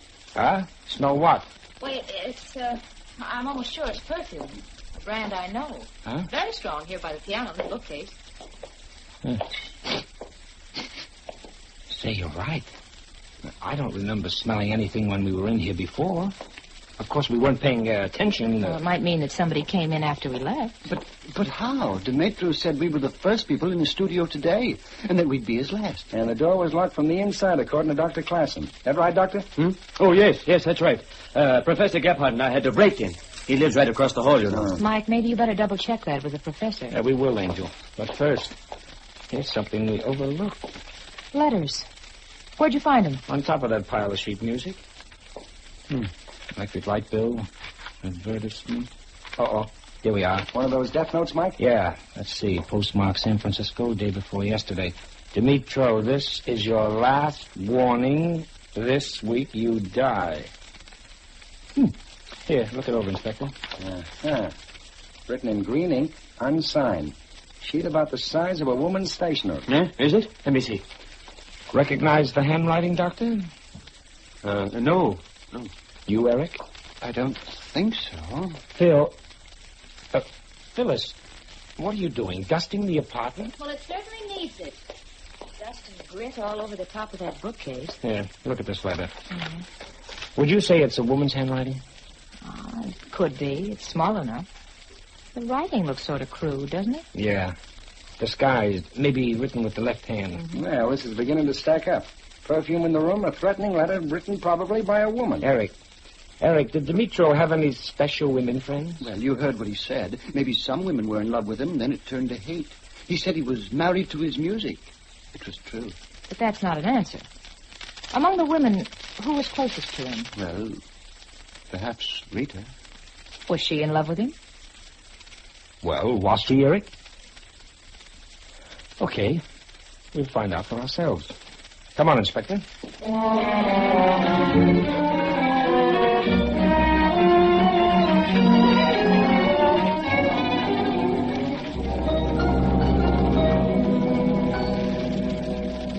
I'll be glad to answer your questions, gentlemen. Won't you sit down on my hassocks? On your what? Hassocks. My pillows. Oh. I don't believe in chairs. Rita, Miss Amodio, after Eric took us to dinner, which was about 5:45 p.m., did you hear anything unusual in the studio next door? Not a thing. I was sitting here reading. I heard Demetriou playing Grieg's piano concerto.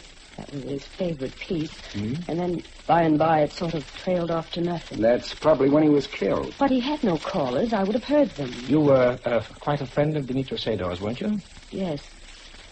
He was a wonderful man. I can't imagine anyone killing him, and Yes? Well, I was just wondering, could it be possible? Oh, no, it's foolish. Could what be possible? Well, it was at a cocktail party last week at the Reynolds. I remember something Dr. Klassen said.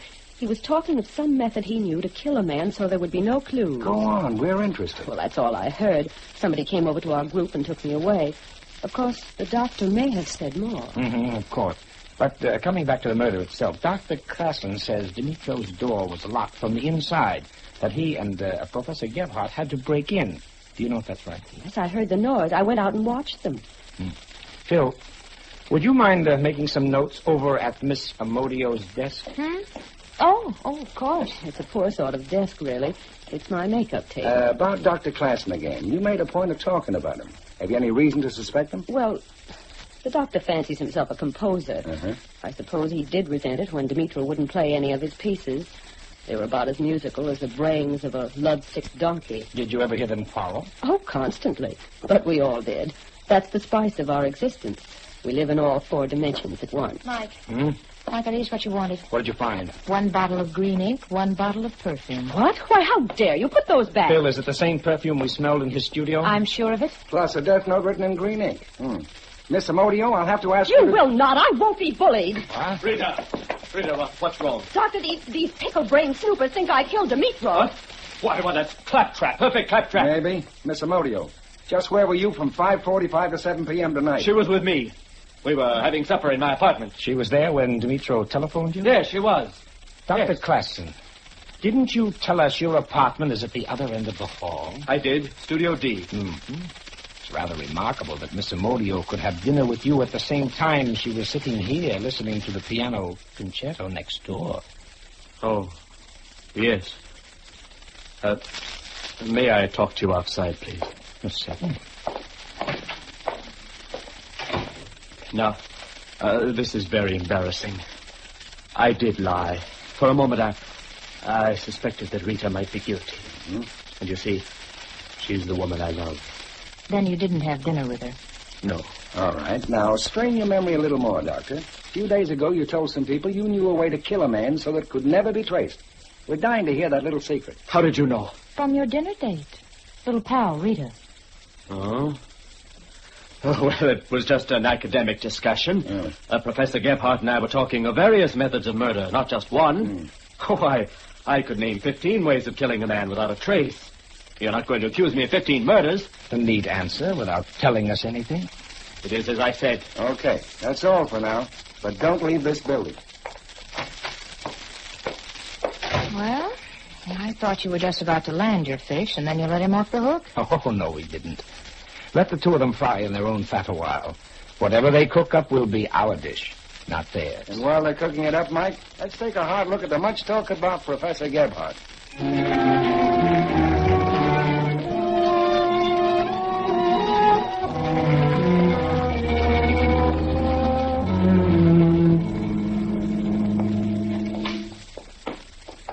Yes, gentlemen, it was most sad about Dimitro, and such a strange death that the class and I were completely mystified. We wanted to talk to you, Professor. You stay very much to yourself, don't you? Yes, I'm working on experiments. As you see, my apartment is also my laboratory. Here, I will clear off the chair so you may sit. Jeepers, did you ever see such a jumble? Stuffed animals, glass, tubing, goosenecks, pots, kettles, Rufus machines. Sit down. Thank you. Professor Gebhardt, we'll come right to the point. First, you know if Dimitro Sador had any visitors tonight between 5:45 and about 6:10? No, I would have heard them. These walls are like tissue paper. Uh-huh. And now about Dr. Klassen. We understand, Professor, that last week at a party he told you of some special way of killing a man without leaving a clue. Yes, I remember. Do you know what that method was, Professor? In part, it was some sort of gas. A gas? Yes, it was something he learned as a doctor, I suppose. Do you know what kind of gas? No. He uses my laboratory and experiments with his ideas, but he does not tell me everything. Oh. Do you know, Professor, if Rita Amodio was in love with Dimitri? In love? Well... In other words, she was? She is a lovely girl, but she was for Dimitro just a fly buzzing around. Dimitro was very cruel. Then perhaps she might have killed him. Rita? No, she could not. She was with me. With you? But the doctor... Yes, we had dinner here, the two of us. Dr. Klassen tried to claim he had dinner with her. Now, don't tell us, Professor, that you're in love with her, too. Well, I am not ashamed. Mind if we take a little look around your laboratory? I would prefer not. I'm afraid we must, Professor. If you will tell me what you want, I do not like anyone to handle my apparatus. What are all these broken glass tubes? Please, gentlemen. Oh, good heavens, what now? It's Rita. Come on.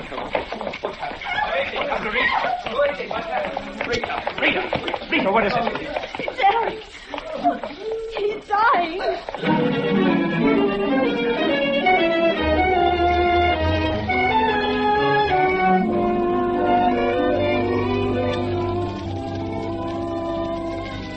In just a moment, we'll rejoin Mike and Phyllis in their adventures. Ladies and gentlemen, a common error among motorists is to blame excess carbon on the gasoline they use. Actually, nearly all carbon formed in automobile engines comes from the lubricating oil. Now, another interesting fact is that lubricating oils differ widely in the amount of carbon they'll form. In fact, in a recent comparative test made with the 7 leading motor oils sold in the West, Triton motor oil contained 38% fewer carbon-forming elements than the next best oil, 86% less than the average. All of which boils down to the laboratory fact that you'll get maximum protection from carbon if you use Triton motor oil. The secret of Triton's superiority lies in Union Oil Company's exclusive propane solvent refining process, a process so valuable that it's been patented by Union Oil Company. So, friends, with mechanics as scarce as they are today, why not take advantage of the extra protection Triton motor oil will give you against carbon? Triton is a 100% pure paraffin-based lubricant. You can buy Triton motor oil at all Union Oil Minuteman stations. Just look for the sign of the big orange and blue 76. Thank you.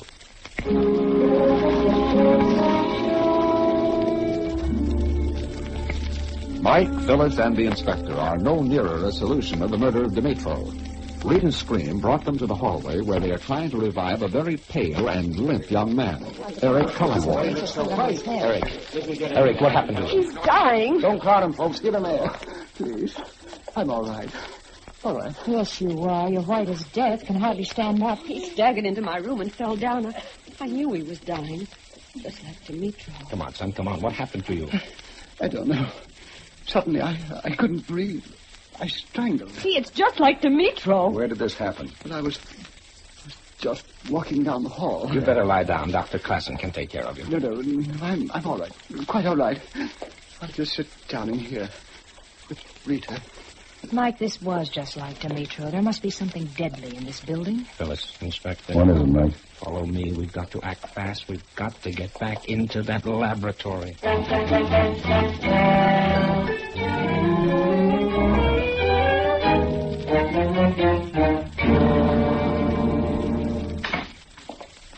Jeepers, if the professor walks in here on us... Now, listen. Just before Rita screamed, I asked the professor about some broken glass tubes and bottles. Yeah, Mike. Here they are on this bench. They look almost like electric light globes. Phil, back in Dimitro's studio, you said something about a lot of dust and grit. Yeah, on the bookcase. Was it like the grit on this bench here? Well, yes, it was. That's not grit, Angel. It's powdered glass. Yeah? Does it mean something to you, Mike? I don't know yet, but there might be some connection. Hey, wait a minute. Honey, that cabinet you're leaning on, is it a phonograph? Yes. Has it got a record on it? Wait a minute.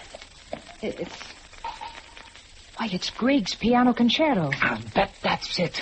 All right, kids, we're going to make an experiment. Honey, start that phonograph.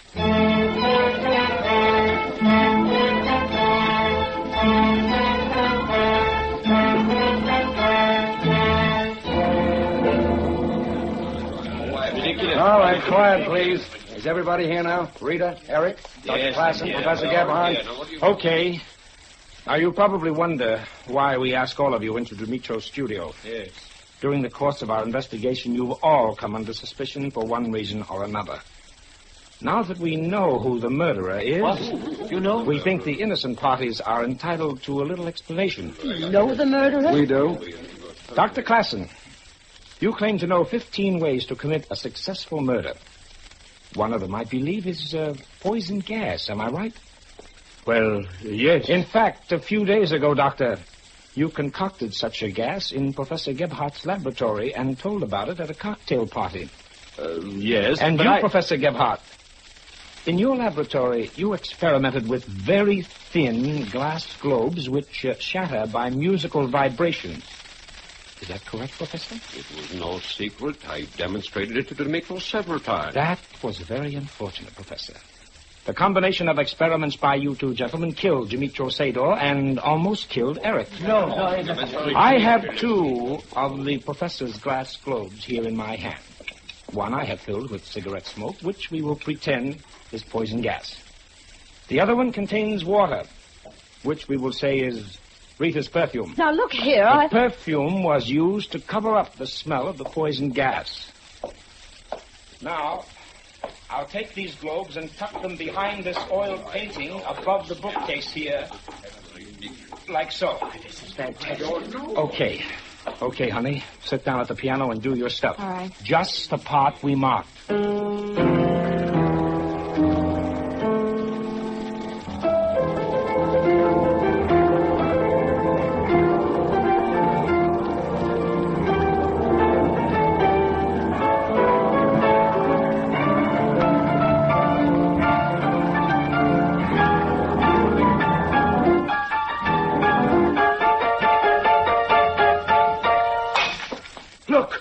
There's water running down the wall. And the cigarette smoke. The globes broke. Yes.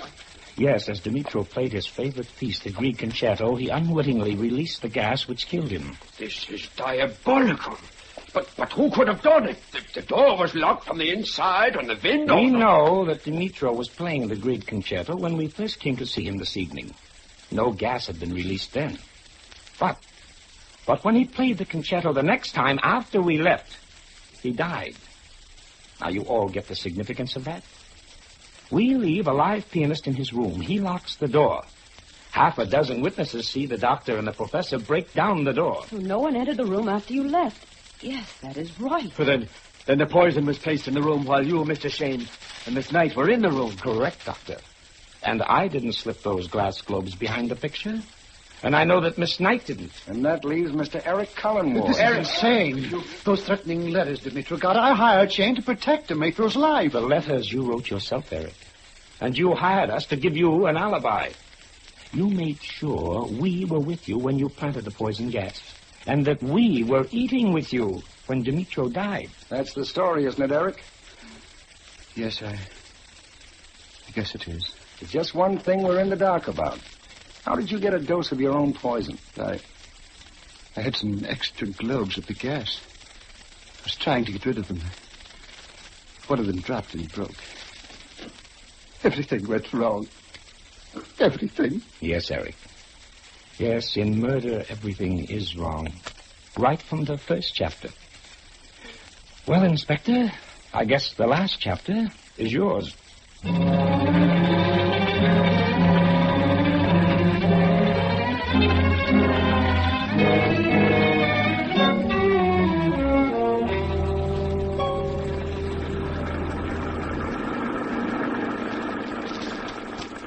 Hey, kids, look at that clock. You realize for once we've solved the case and we're on our way home before midnight? Mm-hmm. Hey, what's the matter with you kids? You're so quiet. Oh, I was just thinking. Do you suppose Eric was in love with Rita, too? Of course. When Eric thought he was dying, where did he head for? Rita's apartment. That was his motive. Rita was in love with Dimitro. Eric figured his only chance with her was to get rid of Dimitro. His one dumb trick was to use her perfume. That almost put the handcuffs on his lady love. Mm-hmm. 3 men in love with 1 woman. I wonder, what has she got that I haven't? Oh. Well, now, that shouldn't worry you, Angel. What have you got that she hasn't? You know the answer. Oh, Michael.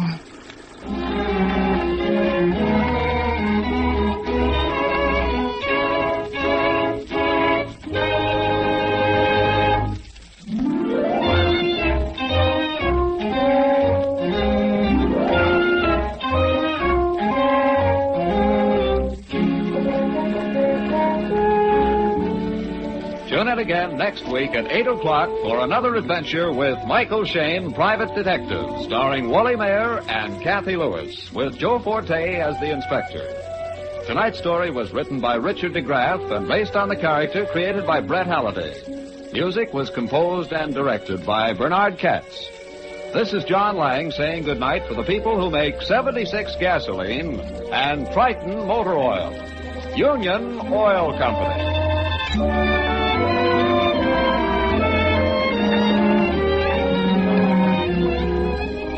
This is the Mutual Don Lee Broadcasting System.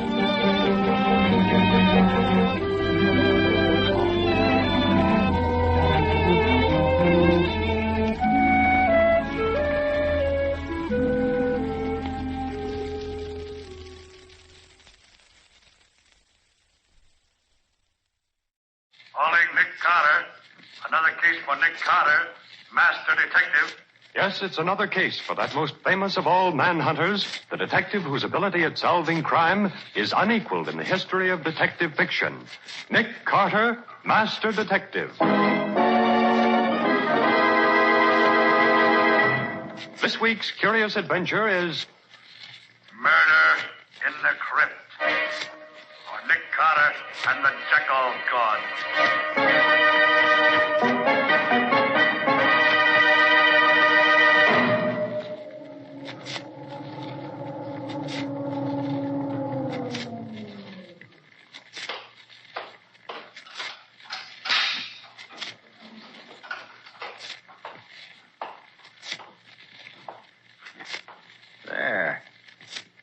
never know that I came here this time any more than he did the other times I was here. Those footsteps coming this way. It's Anubis. Anubis. Oh, it can't be. I am Anubis, guardian of the dead. No. I must be dreaming. I am Anubis, the jackal god. But you're not. No.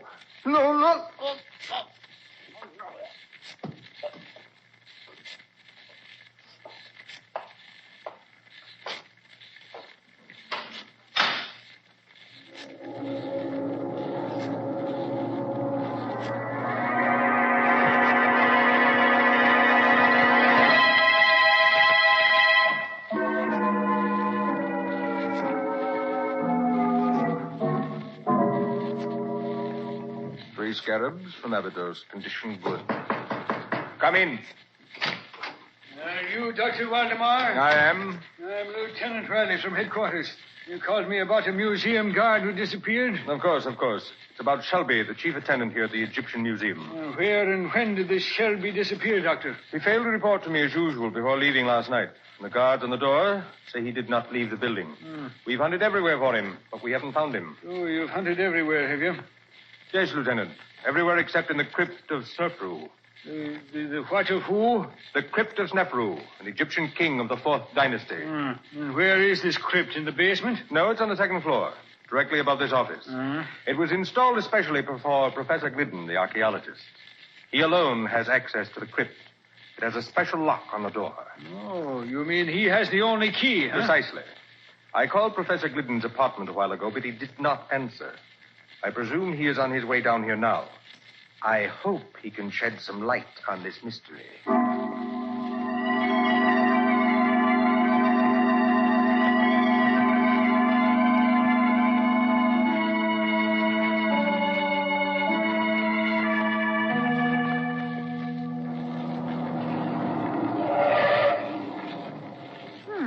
Nick, isn't this the Egyptian Museum across the road? Yes, Patsy, it is. Never been in it? Looks too much like a mausoleum for me. Are we going in to look at the mummies? That, Patsy, depends entirely upon Professor Glidden.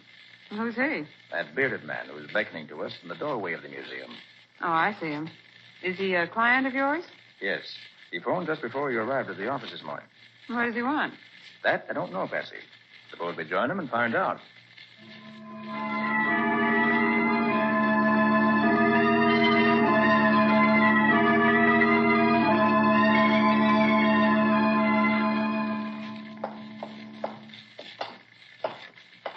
And you say, Professor, that the Archaeological Society gave Dr. Waldemar the money to complete the museum. Yes, Mr. Carter. Provided that he would install a special crypt where I could place the relics from the tomb of King Snefru for examination and classification. So the crypt is officially your property? For the present, yes. When my work is finished, it will be open to the public. I see. And just where do I come in? I want you, Mr. Carter, to be present when we search the crypt, so there will be no question that Shelby is not there. This is Dr. Waldemar's office? It is. Oh, good morning, Glidden. This is Lieutenant Riley from headquarters. Hello there, Lieutenant Riley. Nicholas Carter and Patsy, too. We haven't seen each other for a long while. Now, don't tell me that you're looking for this man Shelby, too, Nick. I am, Riley. At the request of Professor Glidden. Oh. So since Dr. Waldemar has asked you to perform the same service, Riley, why don't we work together? We're glad to, Nick. Fine. Oh, you wouldn't object if Lieutenant Riley helped search the crypt, would you, Professor? Not at all. Well, Riley, shall we adjourn to the crypt? Right, Nick. The crypt is on the 2nd floor, right over this office.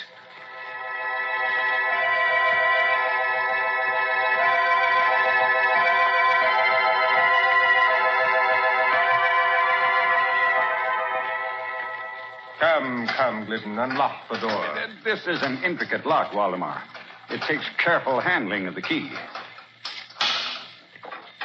There. Where's the light switch, Professor Glidden? Just inside the door to the right. Very well, I'll... There. Well, would you look at that now? I never saw a statue to resemble that beast. The body of a man and the head of a dog it has. I'd call it the head of a jackal, Riley. Am I right, Professor Glidden? You are, Mr. Carter. That bronze statue is a life-size figure of Anubis, the jackal god. Anubis was the guardian of the dead, and his statue was set at the entrance of ancient tombs to keep out thieves. A jackal face is enough to scare anyone away.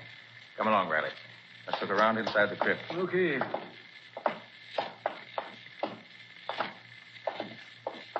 Well, here's a mummy case, which I suppose contains old King Snefru in person. Quite right, Mr. Carter. Yeah, now here's the old boy's throne. It looks like the original Morris chair. Let's see. There's nobody hiding under it, Riley. Okay, Nick. Here, now look over there. In the alcove over behind the statue. Now, what is it? An ancient Egyptian bathtub? That, Riley, is a sarcophagus. A stone coffin. The one that once contained the mummy case we just saw. Gosh, now, it's a big thing now, ain't it? What's all this crazy writing on the front of it? Those are hieroglyphics, Riley. Inscriptions about old King Snefru. Oh. What's inside this thing, Nick? Oh, probably nothing now, Riley. Just the big open.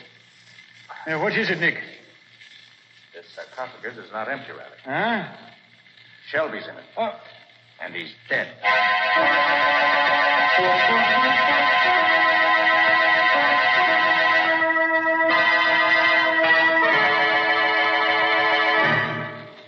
Once again, Lieutenant Riley, I must reply that I know nothing of this matter. As I've told you, I scarcely knew Shelby. Now, look here, Riley. Your evidence against my client is purely circumstantial. Nick, it's a disgrace to the memory of old Sim Carter, the way his one and only son tries to misinterpret the bald facts. The bald facts in this case is this, Riley. You have no proof that Professor Glidden even came to this museum last night. Look, all I want is one more bit of circumstance, Nick. Dr. Waldemar, can you think of anything else that might be, well, interesting in this case? Now, let me see. Look, Nick. A strange woman coming down the corridor toward us. She looks like something revived from ancient Egypt. She walks like a cat. You can't hear the slightest footsteps. Quiet, Patsy. She's stopping close enough to overhear us. Lieutenant Riley, I have it. Ask the professor just how he knew that Shelby was missing when he telephoned Carter this morning. I shall answer that question, Dr. Waldemar. Where did you come from? Who is this lady, Dr. Waldemar? Allow me to introduce Madame Dackler, our librarian. Oh, you have a library in this museum? Oh, yes. The library is in the other wing near the elevator. I was the person who informed Professor Glidden that Shelby was missing. I telephoned him this morning, after the search began. And Professor Glidden telephoned me, Riley, asking me to come here to protect his interests, which I have so far tried to do. Madame Dackler comes from Cairo. She's an Egyptian, well-versed in ancient lore and legend. Madame Dackler, do you really believe those old Egyptian legends? I must believe them.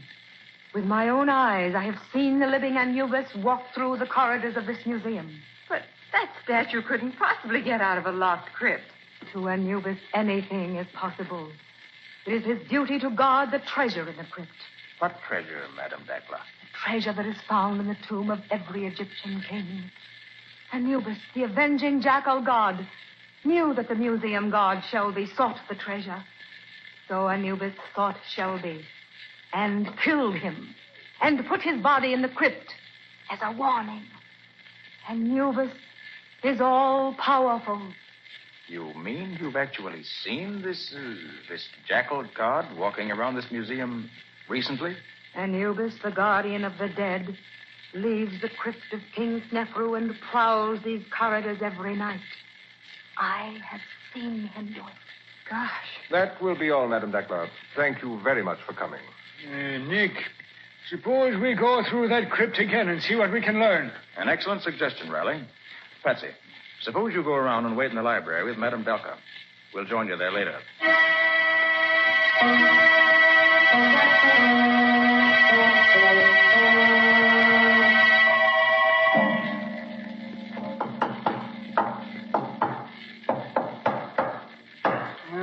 Nick, this crypt is as solid as a rock. We've tested every inch of floor and walls and ceiling here. Yes, Riley, every spot we've tapped seems to be solid stone or concrete.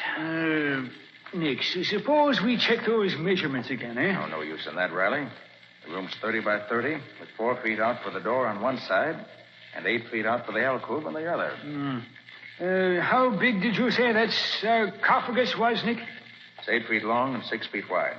Practically the same size as the alcove it's standing in. And it's 4 feet 6 inches high. Why? And I was just thinking, Nick, that's an awful big chunk of rock there. Well, Professor Glidden says this one weighs over 1,100 pounds. It's over half a ton. Just goes to show that the floor in this crypt must be solid to support such a weight day in and day out. There's an answer to this case somewhere, Riley. Even if I don't know yet where it is. Come on. Let's get back to the office. If I'd followed my better judgment, I'd have locked Professor Glidden in a jail cell first. It wouldn't be wise just yet, Riley. You're wrong there, Nick. And I'll tell you why. This door here is the only way in and out of that crypt. And this key, the only key there is now, belonged to Professor Glidden.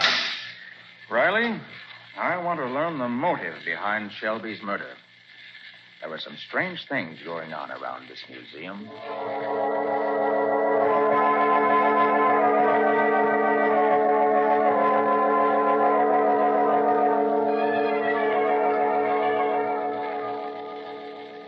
Three ancient anklets, one jar of perfume. Come in, come in. Oh, it's you, Mr. Carter. Miss Bowen. Yes. Well, are you convinced that only Glidden could have entered that crypt upstairs? I never like to accept the obvious, Dr. Waldemar. Oh, there goes the closing bell. I must put these Egyptian relics back in the vault. Oh, we're right ahead. A large vault, that is, Dr. Waldemar. Yes. The museum requires a large vault. I had this one built here in the wall especially. Was it included in the original plans for the museum? Well, no, not exactly. This wing of the building was still unfinished when the architect died. In completing it, we made some minor changes. I see. Doctor, do you think Madame Dakla... You must excuse me for a few minutes, Carter. I must speak to the attendants before they leave. It was one of poor Shelby's duties. It will only take a few minutes. By the way, Patsy, there's something on Waldemar's desk that should interest you. You mean that odd-looking jar? Mm-hmm. It contains some ancient Egyptian perfume, he said. Smells like roses. Very strong. You better put it in the vault, Patsy. Waldemar must have overlooked it. Can you smell it, Nick? It's powerful stuff. Yes, I can smell it all right. Put it in one of the shelves in the vault. Oh. What's the matter, Patsy? I just tripped on a small step at the front of the vault. You didn't spill any of that priceless perfume, did you? Oh, I'm afraid... Yes, I did spill a few drops of it, Nick. Well, don't tell Waldemar. Oh, I hear him coming. Come out of the vault and look innocent. Okay. Well, Carter, another day is done. Oh, if you'll please stand away from the vault, Miss Bowen. I should like to close the door. Thank you. By the way, Doctor, was there any treasure buried with King Snefru? Probably. It was the custom. But it is also probable that such treasure was stolen centuries ago. Well, isn't Glidden interested in the matter of treasure? Possibly. But he's more interested in translating the hieroglyphics on the sarcophagus. Well, Patsy, I must be going. You must be going. You mean you're going to leave me here in the museum? Only for a little while. I want you to go back to the library and have a talk with Madame Dakla, Patsy. Talk about what? I'll tell you that while we're walking to the other wing. Good night, Dr. Waldemar. Good night, Mr. Carter.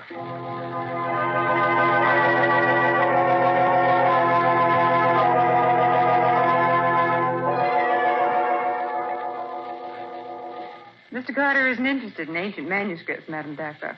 He wants to see the architect's plans for this museum. Oh, but he should ask Dr. Waldemar for those. I don't think Dr. Waldemar has them. Mr. Carter wants the original plan. I shall be glad to see if I can find them for you. I shall try the file cabinet by the door.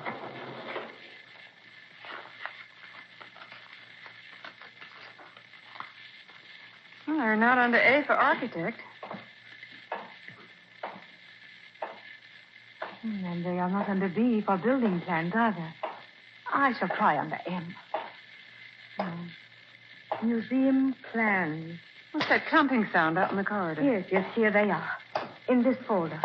Plans for Egyptian Museum to be erected... Look! Coming through the door. Anubis. Welcome, Anubis. Anubis gives no greeting to those who defy him. I have never defied you, Anubis. You have sought the treasure that I guard. Never. I have always... Let Let go of her, whoever you are. Let go.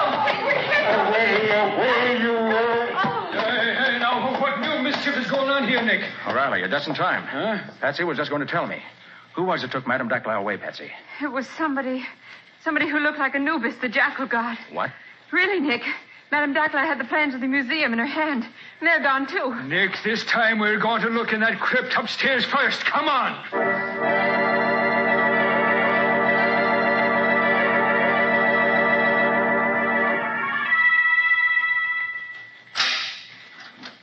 All right, find that light switch now, Nick. Right, Riley.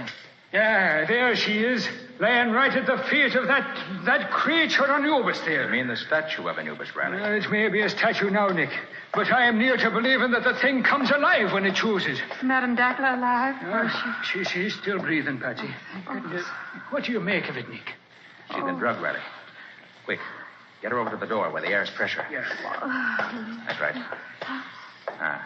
She's coming around now. Where am I? You're all right, Madame Dacla. Oh, but I am in the crypt now. And the last I knew, I was in the library. I knew it. I knew steel doors are no barrier to Anubis. Help her outside, Patsy, so I can lock the door here. You lean on me, Madame Dacla. But I tell you, it is useless to lock that door. Anubis can pass through all barriers. Maybe so, but Professor Glidden can't. Come on, Madame Dacla. I'll take you back to the library. Then I'm going to put the professor in jail where I can keep my eye on him. From now on, there'll be no flooring on this. Patsy. When Riley opened the crypt just now and found Madame Dacla, did you notice the peculiar fragrance in the place? I must have been too excited to notice it, Nick. What was it like? It was the perfume of roses, Patsy. Musty, ancient roses. You should have recognized it. You mean it was like the perfume from the bottle I spilled in Waldemar's office? Yes, Patsy. It smelled exactly the same.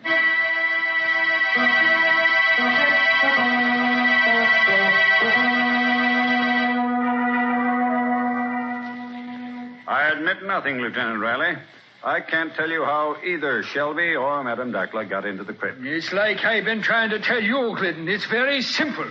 You had 2 keys, but you only gave me 1. And as I've been telling you, Lieutenant Riley, there was no duplicate key. Stay out. I'm busy here. I said stay. Hello, Riley. Hello, Glidden. So it's you again, Mr. Nicholas Carter. Well, I don't care whether Professor Glidden is your client or not. We're not releasing him. I don't want him released, Riley. I just want to ask him a few questions. Tell me, Professor Glidden, when you sent those relics of King's nephew to the Egyptian Museum, did Dr. Waldemar have any chance to examine them? Why, no. They were all heavily boxed and crated. That is, everything except the sarcophagus. That was handled separately. Waldemar installed the sarcophagus in the crypt before I arrived. I see. I seem to recall that Shelby helped him set it up. The boxes and crates were all upstairs when I got back. But I opened them alone and set up everything myself, including the statue. That's all I wanted to know. I'm sorry, Professor, that you'll have to spend the night here. But I hope to arrange your release by morning. All right, Sergeant. Take the professor to his cell. Yes, sir. Come along, Professor. Say, Riley. Will you do something for me? Why should I? Why shouldn't you? You'll learn something yourself, and that's always a help in a murder case. All right, Nick. When can I lose? Fine. Pick up Patsy. She has all my notes, and you may need them. Then both of you go to the crypt. Where'll you be, Nick? I have to attend to another matter first. Now listen carefully, Riley. Here's what I want you to do. When you get to the...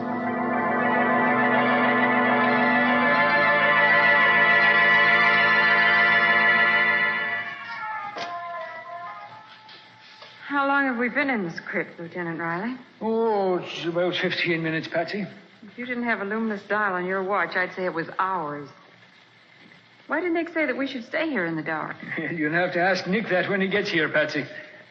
Where did Nick say he was going? Well, no, it might be that he's calling on Madame Dacla. What? Oh, it's just a questioner, you understand. Oh, Riley, of all the ridiculous notions. Well, Dacla's boyfriend Anubis is right here beside us, Patsy. Do you see it? The statue of Anubis must be solid bronze, Patsy. If nothing happens here, something will happen when I find Mr. Nick Carter.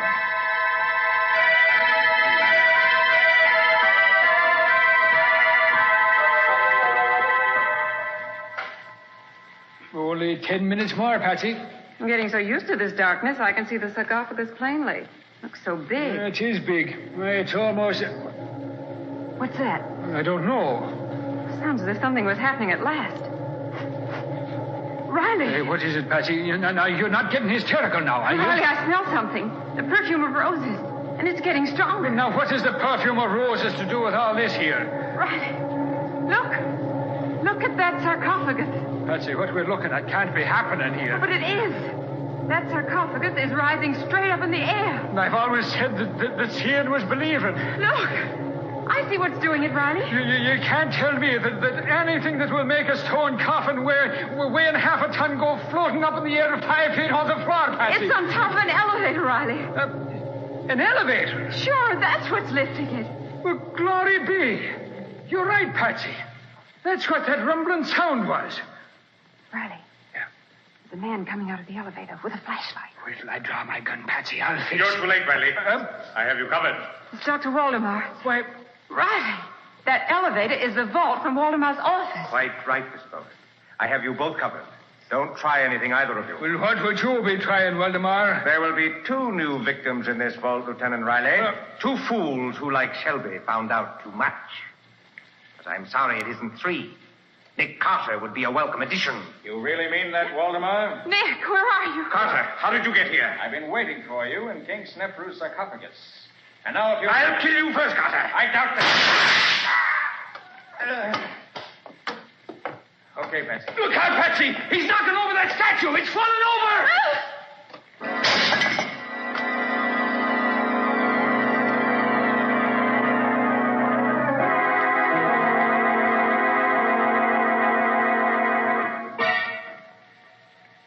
The professor will be along in a minute now, Patsy. He called me at the hospital and asked me to meet him here outside the crypt in 15 minutes. Said he wanted to examine the elevator in the crypt. Was Waldemar dead, Nick? No, Patsy. I only wounded him. He knocked himself out when he staggered against the statue of Anubis. Waldemar made a complete confession when he recovered consciousness. He's admitted that he was hunting for the king's treasure and wanted to find it before Professor Glidden finished translating the hieroglyphics. And he was using the elevator to make secret trips between his office and this crypt. Exactly, Patsy. When Waldemar completed the new wing of the museum, he modified the original plans and put his office at the end of the first-floor corridor. Then he built this crypt on the second floor, right over his office. Evidently, the elevator was already installed, and Waldemar brought the sarcophagus up on top of it. And there was a sarcophagus standing in an alcove that was really the elevator shaft. Mm-hmm. The elevator itself became the vault in Waldemar's office. He disguised it with shelves and loaded them with curios. But it was still an elevator. And you think Shelby found out about it? Shelby must have helped Waldemar arrange things, since it was more than a one-man job. And then later, Shelby decided to look for the treasure on his own. Apparently. Waldemar confessed that he murdered Shelby for those very reasons and left the body in the crypt to blame the crime on Professor Glidden. And Waldemar put Madame Dacla in the crypt so Glidden would be blamed again. Exactly. But he didn't have to kill Dacla. She knew nothing, you see. He merely grabbed Dacla in order to get the original plans of the museum. And here comes the professor now, Nick. Oh, hello, Professor. Right on time, I see. I'm so glad to find you here, Carter. I wanted you to be here when I examined the crypt in the elevator. I want no more surprises. Well, I don't think anything else is going to happen up here, Professor, but I'll be glad of the chance to do a little extra looking around myself. Oh, there's that Anubis again. He's on his face this time. It was quite clever of Waldemar to disguise himself as Anubis. He really did resemble the statue. Well, look, Nick. Where, Patsy? There at the statue lying on the floor. Why, the head is completely turned around. Yes, the fall must have knocked it loose. Oh, give me a hand with it, Professor. We'll set it up again. Oh, certainly, Carter. It's pretty heavy, but... Yes, it is. Go. Oh, Nick, is it real? I imagine it is, Miss Bowen. Why, this must be the treasure of old King Snefru's. So that's where the royal treasure was hidden. Waldemar must have looked everywhere except in the head of this statue. So Anubis was really the keeper of the treasure. Well, congratulations, Professor. And I hope this discovery makes up for all your troubles. It does indeed, Mr. Carter. I shall now be able to visit Egypt again.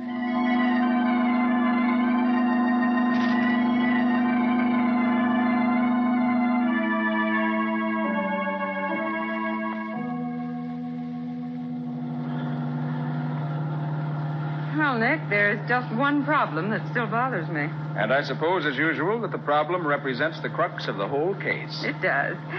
When I put that jar of perfume on the shelf, did you already know that the vault was an elevator? I did, Patsy. The elevator floor wasn't quite level. That's why you tripped as you went into the vault. But of course. But, Nick, what made you think it was an elevator in the first place? Quite simple, Patsy. There had to be an elevator to take the sarcophagus up to the crypt on the second floor. But, Nick, there's an elevator in the other wing of the museum. They could have taken the sarcophagus up that way and wheeled it across to the crypt. Patsy, how large is the sarcophagus? Why, it's 8 feet long and 6 feet wide and 4.5 feet high, didn't you say? Mm-hmm. And how wide is the door to the crypt? 4 feet, according to your measurements. Exactly. Now, Patsy, do you think you could put a sarcophagus 4 feet 6 inches high through a door only 4 feet wide? Of course not, Nick. Of course not, Patsy. Not even Dr. Waldemar could do it. Up through the alcove was the only way. Waldemar probably hoped that no one would think to compare the size of the door to the size of the sarcophagus. And nobody did, except Nick Carter.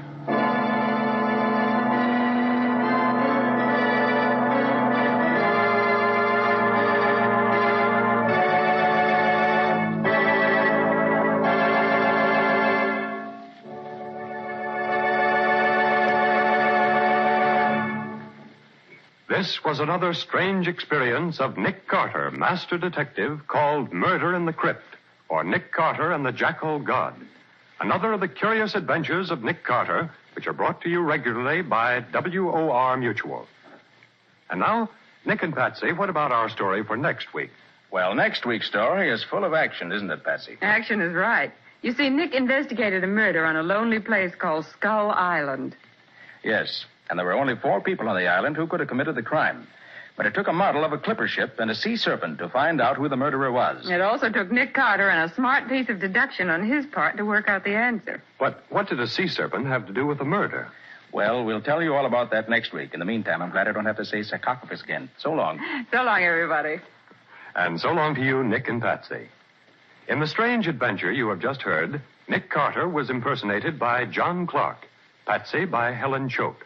The story was written for Nick Carter by Walter Gibson. Original music was played by Lou White. The entire production was under the direction of Jock McGregor.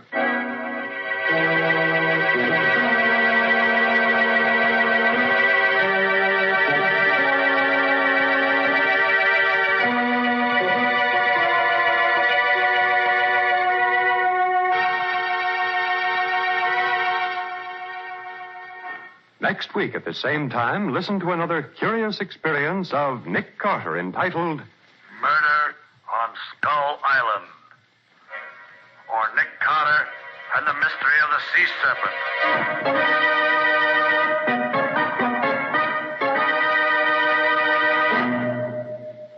This story is a copyrighted feature of Street and Smith Publications, Incorporated. The Return of Nick Carter is produced in the studios of WOR and is broadcast over most of these stations every Monday evening at 9:30 Eastern Wartime. This is Mutual.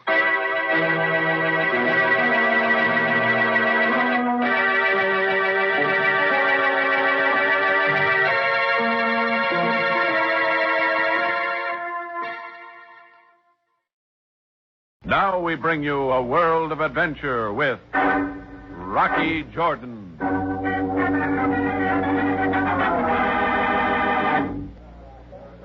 I'd been eyeing the guy sitting in the back booth for quite a while.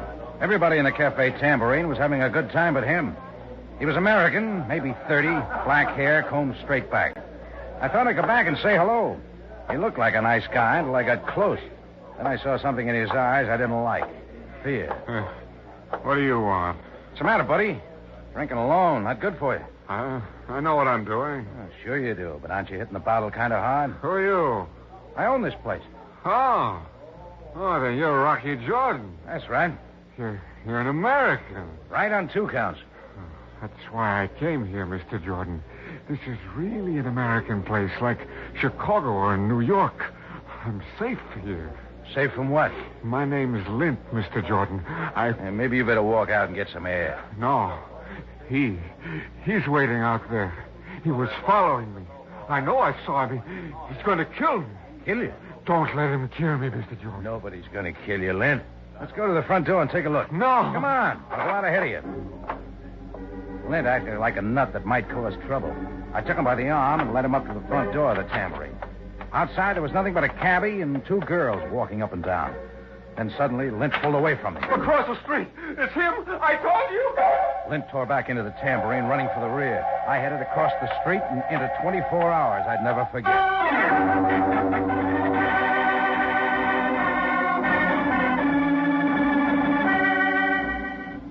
On a narrow street not far off Cairo's native quarter stands a Cafe Tambourine, run by Rocky Jordan. The Cafe Tambourine, crowded with forgotten men, alive with the babble of many languages. For this is Cairo, where modern adventure and intrigue unfold against a backdrop of antiquity. Tonight's Rocky Jordan story, Trail of the Assassin.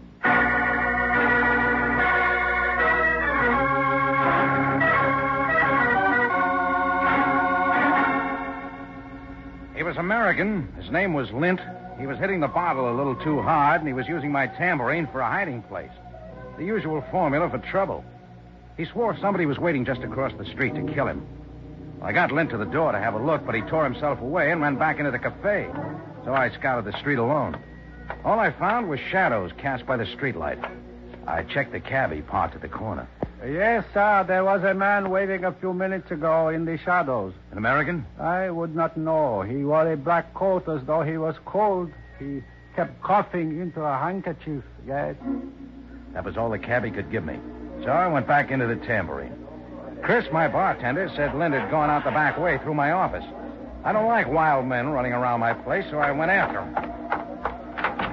I just opened the office door when I saw Lint stumbling toward me from the open alley door. He suddenly fell into my arms, pushing me back into the cafe.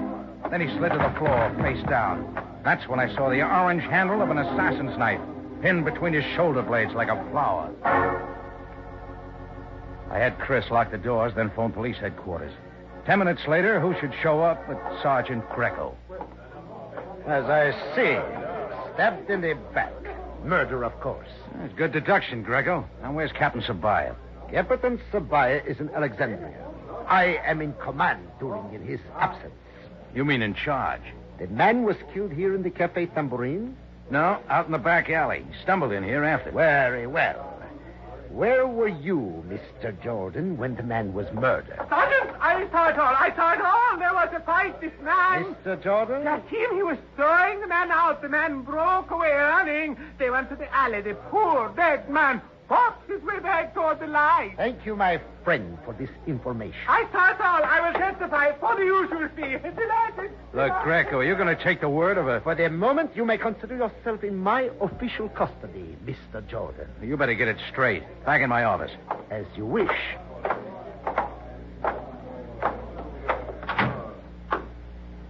Now, there is only one question unanswered. Huh? Only one? Your motive. Why did you kill this man Lint? You tell me. I advise you to cooperate, Mr. Jordan. Admit, this man was an old enemy of yours from America. You recognize the orange-handled dagger, didn't you, Greco? Of course. It is a type used by the tribe of Singori. That's right. Tribe of Singori, professional assassins. There have been too many murders in Cairo by those who would wish us to believe the tribe of Singori were the murderers. You will have to do better than that, Mr. Jordan. Why should I want to kill Lint? Never seen the guy before tonight. Your Americans have a tendency toward violence. Okay. You win, Greco. I killed him. Excellent. Now, we are progressing. You're making a fool of yourself. What? If I was going to kill a man, would I do it right outside my cafe with everybody here? In a rage, yes. Then pull him back into the light? Well, would I use a knife? Maybe a .45, but no knife, Greco. Well, go on. Take me down to headquarters. You look real good when Captain Sabaya gets back. As Captain Sabaya has done in the past, I hereby release you on your own recognizance. But I assure you, Mr. Jordan, I shall not rest until I have uncovered evidence to bring you to justice. Oh, what a brain. Also, your Cafe Tambourine will be declared off limits and closed until this affair is settled to my official satisfaction. That is all, Mr. Jordan. Greco went out and took the names of the witnesses. I told Chris to go on home. In 20 minutes, the cafe was empty. I locked the front door and turned off the overhead lights. There was a spilled drink on the piano. I picked up the glass and set it straight. Sat down. It'd be in the papers tomorrow with my picture. All about Lynch's murder in the cafe. Bad for business. Business? There wouldn't be any until Greco pulled down his official stickers. Lynn had been an American.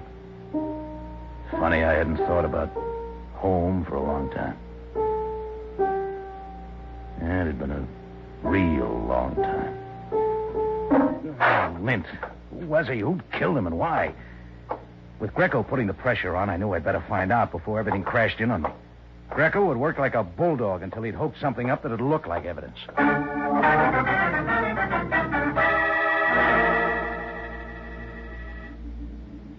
The next morning, I went to Mustafa Bey's shop down on the bazaar. In Cairo, 1950, he was one of the last true artisans making knives. Tempered blades, daggers, cutlasses. Mustafa Bey made them all. He was an old man. He knew everything that had happened in Cairo in the last 60 years. If anyone would, I figured he'd have the answer to the orange-handled dagger. Effendi, you wish to buy a blade of truth. Sorry, Mustafa. Oh, Jordan, sir. An old man who has burned his eyes over the forge until even the stars are lost to him. Is sorry that he did not rise to make welcome an old and trusted friend. Oh, thanks, Mustafa. I'll just sit here on the rug beside you. What brings Jordan Bey to the shop of an old man who finds himself as worthless as the moon to men that will not look up? Oh, you're not worthless. For 69 years, Effendi, I have made the finest blades. And my father before me, and his father before him, the same. Now, the pistol. Well, everything changes, Mustafa. Everything but ashes. Do not hasten to that far place where yours are destined to be found. Hey, look, maybe you can help me. I am a friend. The orange-handled daggers of the tribe of Singori. What do you know about them? The Singori are assassins. Oh, I know that. Yes, they were excellent customers. But the Singori were driven into hiding many years ago. Are they still active? It is said the camel may live from its hump, but there comes a time when the camel must drink. You're saying maybe the Singori are getting back into harness? You are concerned about the man who was killed with the orange Singori dagger at your cafe last night. You knew about that? Even so. If the Singori did it, it doesn't make sense that they'd leave their calling card. Mustafa is vain of his knives. See, my mark on this one. All artists are proud of their labor, and they mark it with their sign. So the Singori always leave the sign of their work, the orange dagger. Unless... Go on, Mustafa. Unless someone kills and wishes to point to the innocent. Oh, meaning maybe somebody did the killing with the Singori dagger to make it look like the tribe of assassins. All things are possible. Thanks, Mustafa. You've been a big help.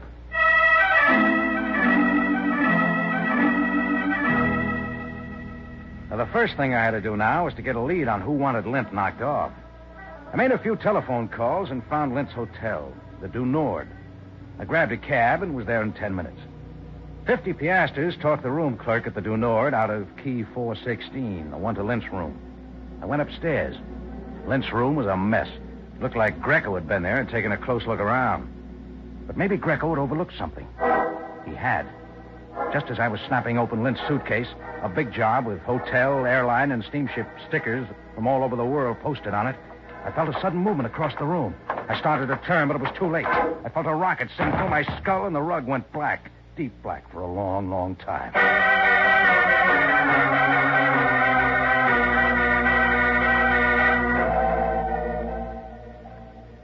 Are you all right now? when the rug began to lighten Here, I'll up, put this cold rag I found I was on. looking at the ceiling. Isn't that better? Framed by the ceiling was the face of a woman. Red hair hanging down, almost touching my face. Can you hear me? Green eyes, cool against a creamy tan. She was young. There, now isn't this better? I'm supposed to say, where am I? You're in room 416 at the Hotel du Nord. I don't get around much anymore. Ooh. Here, let me help you up. Thanks.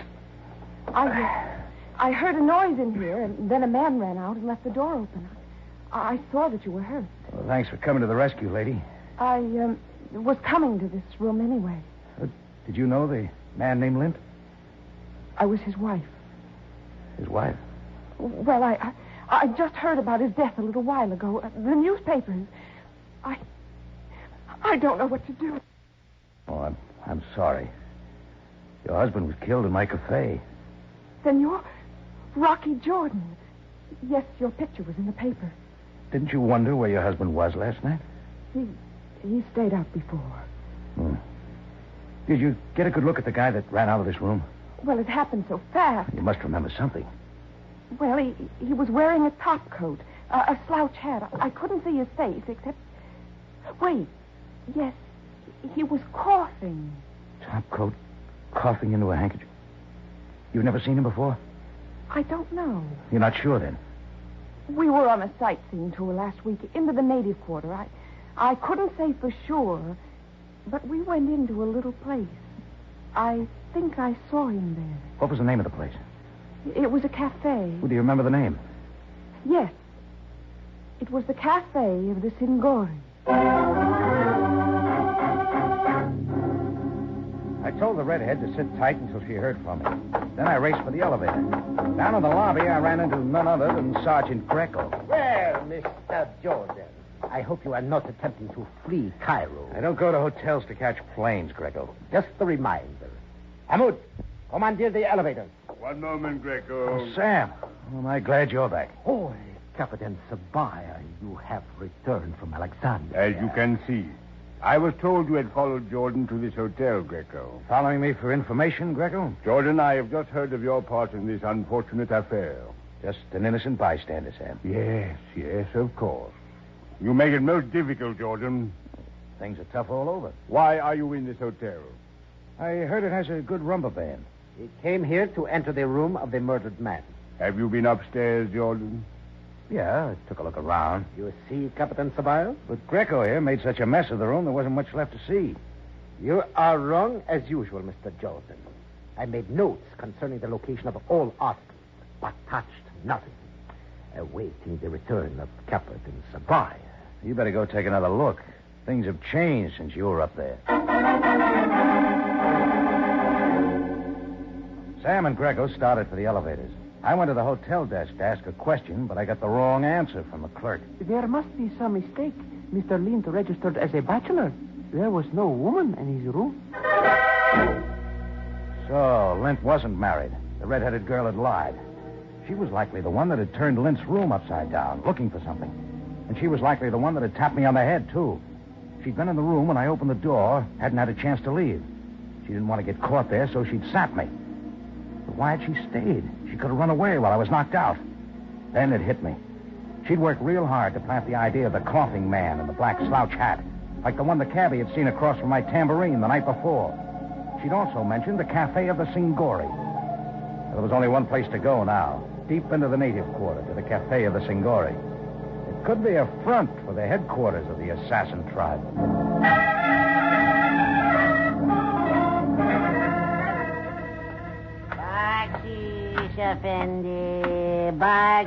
I passed the beggar at the entrance of the Cafe of the Singori.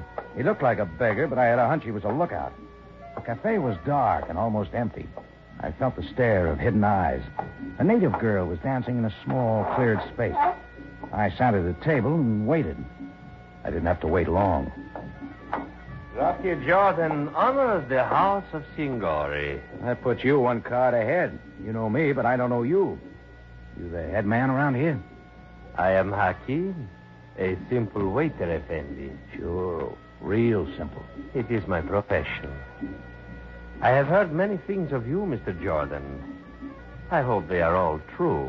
Believe half you see, nothing you hear. Estimable. It is a saying from a book of wisdom. No, it's a saying from 7th Avenue. Hakim considers it an honor to serve the wise Rocky Jordan. Oh, not so wise. I didn't come here for refreshments, Hakim. Oh? I can see you're real surprised. Perhaps Jordan Bey would care for company at his table. A man was killed in my cafe last night, Hakim. How unfortunate. Yeah, he thought so. Name was Lint. Ever heard of him? Englishman? USA. We do not get tourist trade so deep in the native quarter.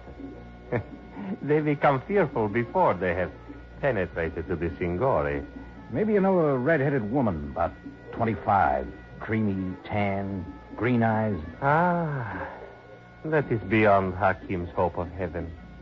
You had a customer here, maybe a week ago, an American, middle-aged, wears a black slouch hat, coughs a lot. Maybe he bought a little, service. I do not recall such a man, Effendi. But surely Rocky Jordan knows. The day of the tribe of Singori being hired as assassins is in the past. What kind of a knife are you carrying, Hakim? Inside your robe? None, Effendi. Well, let's take a look. Yeah, just like I thought. It's necessary for Hakim to protect himself in this low place of employment. 8-inch dagger. But you will notice, Effendi, the handle. Yeah, it's not orange. As I have said, the day of the assassin, alas, is over. All of you, it is all right. Sure, Hakim, sure. Effendi, listen. I must be careful here. Such a man as you have described has been seen in the quarter.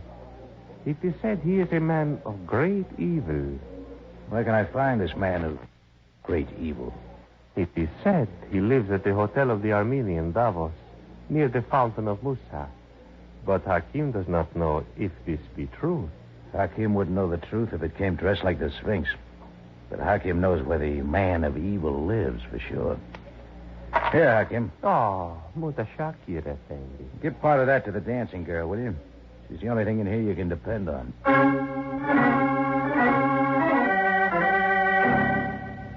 I had an idea if I was ever going to get my cafe open again, I'd better see the man of evil. I got to the Armenians Hotel by the Fountain of Musa about sundown, spread enough bakshish on the fly-specked front desk to get a straight answer, and walked up to room 237, the room of a man who had registered as Rufus Glanders. So, you are Rocky Jordan. Come in, Mr. Jordan. I've been expecting you. You're Rufus Glanders? I am called that. Another American? San Franciscan. Well, just why were you expecting me, Glanders? Lint was killed in your cafe last night. Well, you get right to the point. I've only been in Cairo a short time, Mr. Jordan. But already I've heard much of you. Your tenacity. Hey, you're a sick man. And a relatively poor one. I didn't come here to talk money. Money can be very important. You see, Mr. Jordan, I have used up my monetary reserves in traveling about the world. Yes, I noticed your suitcase down at the foot of the bed. So? People that tour the world usually pick up a lot of stickers for their luggage. That reflects middle-class taste. Oh, I don't know. Folks get quite a kick out of it. But your suitcase has just one sticker on it. I know.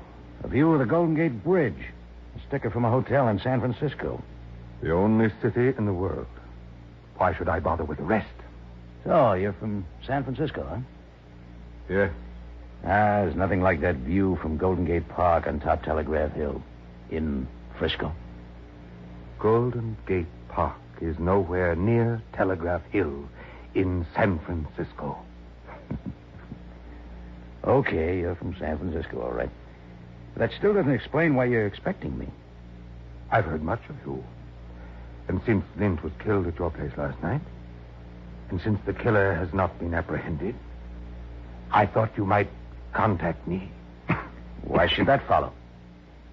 My reasoning for traveling all over the world on the little money that remained to me was to catch up with Lint and kill him. Maybe Captain Sabaya down at police headquarters would like to hear your story. Police got an idea I did Lint in. That's absurd. Last night, the cabbie outside my cafe spotted you waiting there to kill Lint. Yeah. I was there. At the end of a 6,000-mile search, I found him. I thought I could kill him. But I couldn't. You nailed him out back. No. If I had been able to kill Lint, I would have entered your cafe and accomplished it in the open. You see, Mr. Jordan, my life means nothing to me now. I have only a little time left. And Lint took everything that mattered to me when he left San Francisco. My money, my wife. Your wife has red hair? Beautiful red hair. I don't know about your story now, Glanders. But from where I stand, it looks like your wife's trying to put the finger on you. But you've seen her? She practically led me to you. Oh, Mr. Jordan. Stop stalling, Glanders. We're taking a trip to headquarters. Mr. Jordan, get back. Come on, Glanders. A shadow behind the window. I whirled toward the window that opened onto a fire escape. I dive for the floor. A knife. Coming through a knife. Getting down the fire escape. He won't stick around. Be careful, Mr. Jordan. Oh, yeah, I see him now. Running down the street. Who is it? You're lucky to be asking. That knife was for you, Glanders. Went into the sofa, right up to the orange handle. But who threw it? Who was he? A guy named Hakim. A guy who's got a lot of answers. Answers? But it's too late to follow. No, we don't have to. I know just where you and I are going to find him.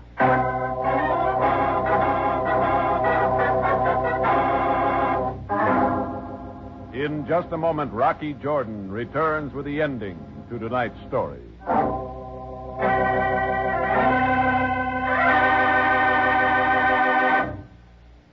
What is the war news today? Whatever it is, you want to help, don't you? Well, you can do something very important. You can contribute a pint of your blood every 3 months through Red Cross. Again, Red Cross is the official agency to collect blood for the armed forces when and wherever needed. That need is now. We must build up a blood reserve, and we must continue to take care of the day-by-day needs of our community. If you are a normally healthy person between the ages of 21 and 60, will you call your local Red Cross and make an appointment for a blood donation? Call your local Red Cross.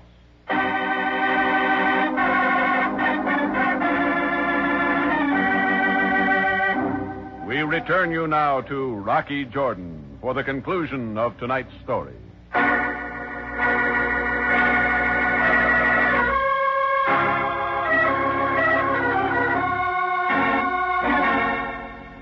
I headed out of the hotel room with Rufus Glanders in tow. Outside, we caught a cab and directed the driver deep into the native quarter to the cafe of the Singori.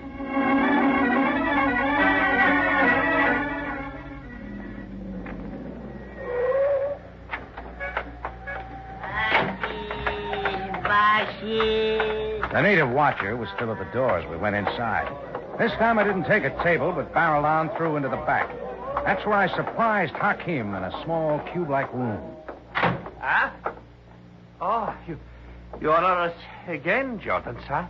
Breathing kind of heavy, aren't you, Hakim? It's been a most exceptional evening for business, Jordan, sir. Yeah, I'll bet. You know my friend here. I have never set eyes on this rascal before. As he says, Effendi, we have not met. You forget fast. Who hired you to put a dagger into Lint's back, Hakim? Very funny joke. Was it the woman with red hair? I do not understand. Be careful, Jordan. I hope you know what you're doing. It was the red-headed woman, wasn't it, Hakim? She paid you to kill Lint. She also paid you to put me on the trail of Glanders here. So I'd go to him and be caught there when you slipped a dagger into him, too. I was to be the fall guy. What manner of lie is this? She knew the police were already suspicious of me. And that'd be the payoff. Rocky Jordan, caught alone in a room with another dead American. Your funny story makes me laugh. Maybe this'll make you laugh, Hakim. I think the woman's here, in this cafe, right now. No, she's not. I'm so sure I'm going to call Captain Sabaya and have him search the place. No, you cannot do that. He'll make her talk. You know what she'll say, Hakim? She'll say, I paid Hakim the assassin 100 pounds to knife Lint and another 100 to kill Glanders. No, lie. Careful, Jordan. He's dangerous. Hakim the assassin. No, she will not tell them. Hakim took off like he knew where he was going, and he did. Before I could move, I heard a noise in the hallway, and a woman stumbled into the room. It was the redhead, and she was wearing an orange corsage pinned over her heart. the orange handle of a Singori dagger. Just then, Captain Sam Sabaya came in with about 10 men. One of them had Hakim by the neck. Let me go, let me go. Hey, you got the right man, Sam. The woman is dead. Yes, she's dead. How'd you get here? Must I always follow you to trouble, Jordan? Well, she was asking for it, Sam. She was hiding out here. I'd spotted her in Lint's hotel room, and she had the idea that Flanders here was after her to kill her. Flanders? Who is he? I was her husband. She hired Hakim No, to kill Lint and Glanders. When I got mixed up in it, it looked like a good idea to make me the fall guy. I will have to have more information. Well, this is a good time for you to talk, Glanders. Well, when Lint left San Francisco, he took nearly all my money, ruined my business. He took my wife with him, too. I followed them all over the world. I was going to kill them. But when I caught up with them here in Cairo, I found I couldn't kill. I also learned that Lint had thrown her out without a dime. Reason enough for a woman to hire an assassin to kill him, Sam. She probably got the lead of the Singori on a sightseeing tour. Oh, but you were lucky, Glanders. You were next on her list. She was going to make sure you didn't catch up with her. Lucky? I suppose. I put the pressure on Hakim here, and he killed his client so she wouldn't be able to testify against him. No, Jordan, no. That's when you walked in, Sam. Jordan, is it possible that you will ever leave the matter of justice to those in authority? Oh, hold it, Sam. Greco was out to get me. Oh, yes. I shall discuss this with him. Then I can open up the tambourine? At once, if you so desire. But I didn't so desire. I headed back to the cafe with Rufus Glanders, but I just didn't feel like opening up. It was kind of late, and we sat down at the bar, and I mixed a couple of drinks. Delicious drink, Jordan. Thanks, Glanders. May I propose a toast to the United States and to those of us who can never return. Why can't you go home? The matter of Lint's theft? He juggled books in the firm, making me appear to be a criminal. It was a personal matter, one which I do not care to explain. So you can't go back? No, I can't go back. That's tough. You know San Francisco? Oh, yeah.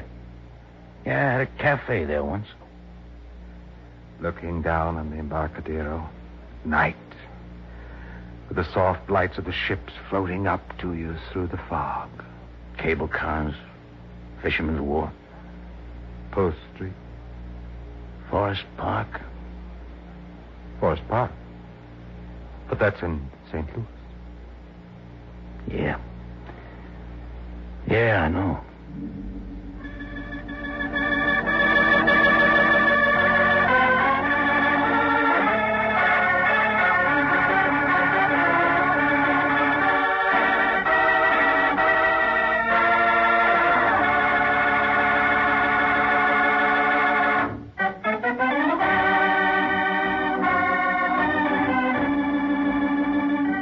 Rocky Jordan, written tonight by Gilbert Thomas, stars Jack Moyles in the title role with Jay Novello as Sam Sabaya, and is produced and directed by Cliff Howell with original music composed and played by Richard Arant. John Jacobs speaking. Rocky Jordan is presented over CBS, the Columbia Broadcasting System.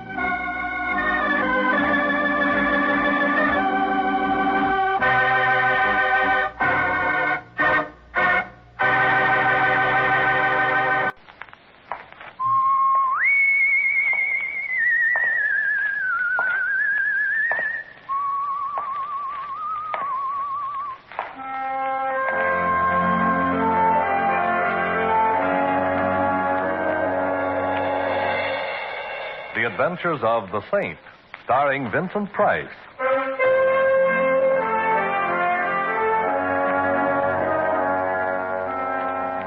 The Saint, based on characters created by Leslie Charteris and known to millions from books, magazines, and motion pictures. The Robin Hood of modern crime is now transcribed for radio, starring Hollywood's brilliant and talented actor Vincent Price as the Saint.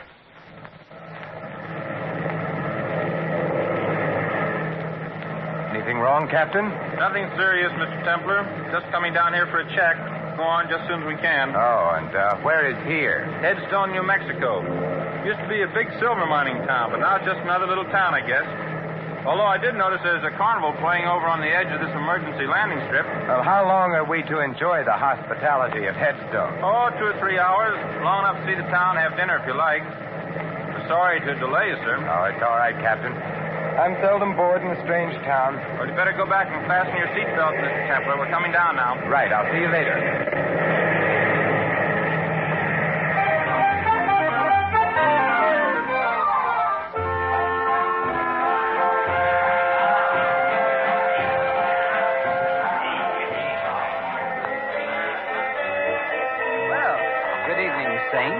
You know me?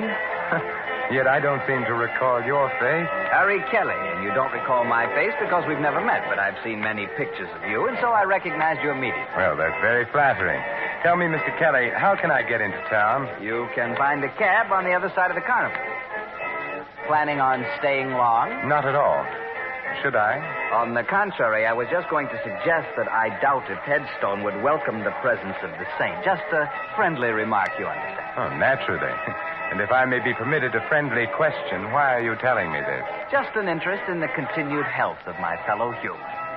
If you have any trouble in town, look me up. Anyone can tell you where to find me. Look, the big show is just about to start. See, little Fatima, the girl who shakes and shivers like a bowl full of jelly. Only 1 dime, 10 cents, the 10th part of $1. Hurry, hurry, hurry. Step right up here. What the stars hold for you. I read the past, the present, and the future. Learn your fortune, young man. I already know it, Grandmother. I'm destined to meet a tall, dark, and beautiful woman. I'll settle for nothing less. I see strange lines on your face, young man. Huh? I will tell your fortune without charge. Give me your hand.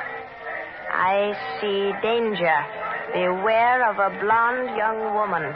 She will bring you death. There are worse ways of dying, Grandmother. I see danger. Much danger for one with a halo about his head. Blood and death. Unless he travels, I see... I think I'm beginning to get the idea. You might tell your crystal ball that I'm beginning to be interested. Goodbye, Grandmother, and may the saints bless you.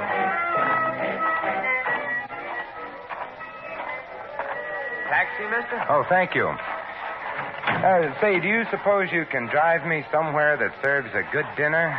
Sure. The Silver Dollar Hotel. Oh, fine. You know, I was just sitting there communing with nature about how many guys there are who blow their wad to watch some dame do a hula or won't spend a dime on a hack. Do I detect a touch of Brooklyn? How could you miss? That's me, chum. Ziggy from Flatbush. I used to drive a hack in Brooklyn. Now I own the only hack in Headstone. It's like, huh?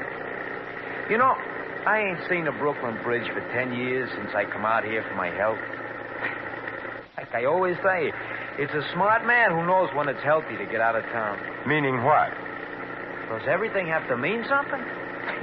Me, I mind my own business. I stay healthy. That's why I'm living in Headstone instead of under one. I see. But if you didn't mind your own business, I suppose you'd give me some advice about leaving Headstone. Is that it? No advice, Mac. That's part of minding my own business. Headstone is a great place for strangers to visit, if they paid up their insurance.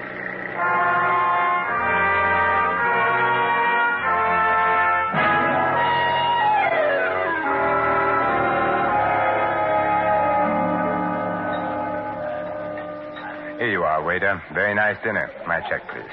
No, thank you. Keep the change. Hello. Well, this is a surprising hotel. First a beautiful dinner, and then an even more beautiful blonde. May I sit down? Oh, by all means, Miss... Betty Connolly. You're Simon Templar? I should have worn my dark glasses. But now that the truth is out, you might as well call me Simon. All right, Simon. Now, how did you know who I am? Now, don't tell me that you were just passing and recognized me. Why, Ziggy told me that you were here. He owns and drives the taxi here in Headstone. I know I shouldn't look a gift blonde in the hair, but why did Ziggy tell you I was in here? Well, Ziggy knows that I need help, and he thought, well, that is, since you're the saint, you might help me. Well, I have been known to help beautiful blondes on occasion. But tell me why you should need help, Betty. Someone's been trying to kill me. Oh, there should be a law against that. Are you sure? I've been shot at twice, and everybody here has been very unfriendly, except Ziggy and a man named Harry Kelly. I've noticed the unfriendliness in this town. But being unfriendly towards you is obviously an indication of insanity. Oh, please don't joke about it. I'm frightened. All right, my dear. Now tell me about it. Well, my father was known as Silver Slim Connolly. He lived here for years, but he sent me east to school when I was very young, and I didn't come back here until recently. My father died about a month ago. Oh, I'm sorry. He was broke, and all he left me was his old silver mine. He called it the Betty Mine, after me. And I take it somebody wants the mine. No, the mine is completely worthless. There hasn't been any silver in it for years. But, my dear, you were shot at twice. Have you any idea who did the shooting? No, but it might be the same man who told me to get out of town. Oh, who? Mike McCarthy. Ziggy says he's an eastern gangster who's been living out here for several months. Will you help me, Mr. Simon? Well, I've never been able to say no to a pretty girl. You mentioned a man named Harry Kelly before. Just who is he? He knew my father. He's been very friendly to me, although he thought I ought to leave town, too. I've met Mr. Kelly, and he intrigues me very much. I think we'll go see him. All right. Oh, just a minute. There was some red dust on your coat. Oh, thank you. Ziggy apparently doesn't get enough passengers to keep his cab dusted. Did you say Ziggy was parked outside in his chariot? Mm-hmm. He was when I came in. Oh, there he is. Yes, looking exactly as if he were back in Brooklyn. Ziggy! Oh, so she found you, huh? Thanks to your bird dogging, which I must admit in this case has done much to overcome any natural prejudice against cab drivers that I might have. Say, do you know where Harry Kelly lives? Sure. Let's go then. Hey, don't you ever clean out this hack? What's all this dust? Well, who knows? Maybe it was that redhead that hired me yesterday. So she had dandruff. Ziggy, you missed your calling. You're as funny as an undertaker. Well, now, Ziggy, I don't suppose you'd care to tell me why you warned me to get out of Headstone. Got me all wrong, Saint. I wasn't warning you. I was just talking about myself. And I don't suppose you'd care to tell me why somebody took pot shots at Miss Connolly here and told her to get out of town, too. Me, I don't know nothing. Like I was telling you, Saint, I mind my own business. Maybe you stay ignorant that way, but it's healthier, and I like it like that. Well, in that case, why did you send Miss Connolly in to see me? Well, like you can see, she's a pretty little pigeon. She needs to know some guy who'll help her. Now, it ain't no secret that the Saint goes around mixing in other people's business, so I tell her to see you. And who told you I was the Saint? I got eyes in my head, ain't I? Like I said, I used to hack in Brooklyn. I got around. What about this Mike McCarthy? Strictly smart money, Saint. Huh? A lot of guys have crossed his path once, if you get what I mean. What about Harry Kelly? Local stuff. A nice schmo, but no more. You're doing all right for a guy that doesn't know anything. You got me wrong, pal. Ziggy, he looks people over, but he don't see nothing except one guy is tough, another guy is a schmo, and maybe another guy is too nosy. I really don't think we should try to involve Ziggy, Simon. He's been very nice as it is. Yeah, she's got something, pal. I ain't really equipped for it because the way your head is, only a saint could feel at home.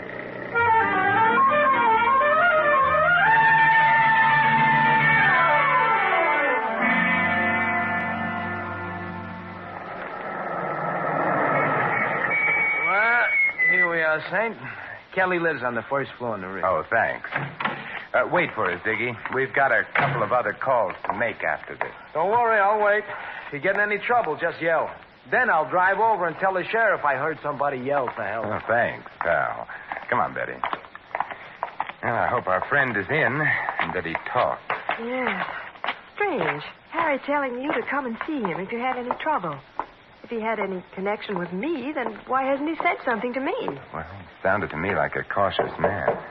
Maybe he did know something, but didn't want to say anything unless he felt sure something was going to be done. Well, we'll soon know.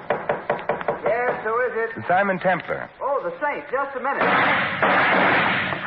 Those shots were in that room. This is no time for conversation, darling. We're going in. Oh, but... Like this. Kelly. Oh, Simon. Kelly. Kelly, this is Simon Templar. Saint? Yes, Kelly, the saint. Who shot you? The window.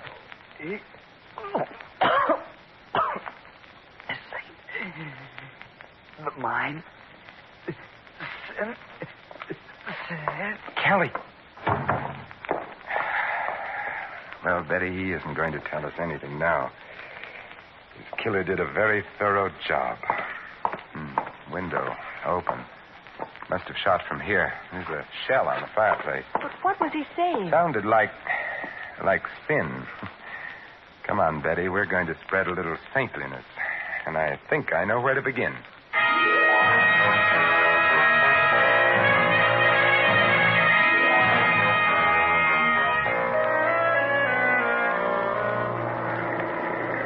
But Ziggy, didn't you hear anything? Well, I noticed some noise, but like I told you... I know. You mind your own business.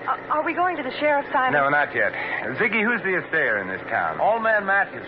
The office is closed now, but he lives right ahead there. That big white house. Okay, stop there. But, Simon... I'd like to satisfy a little curiosity about that mine of yours. I'll be right back. You stay in here, Betty.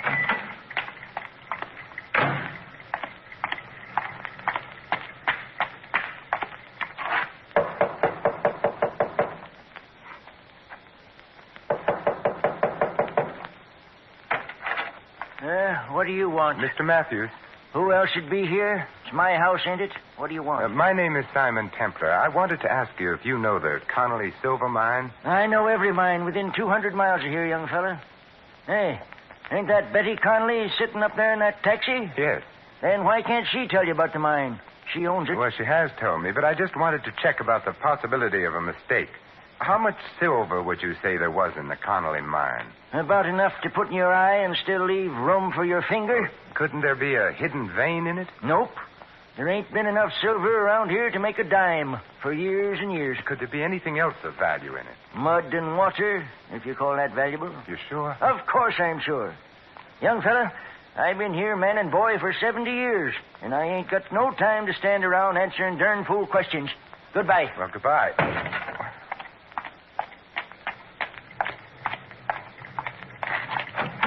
And Betty, you may be right. Old man Matthews says the mine is worthless, too.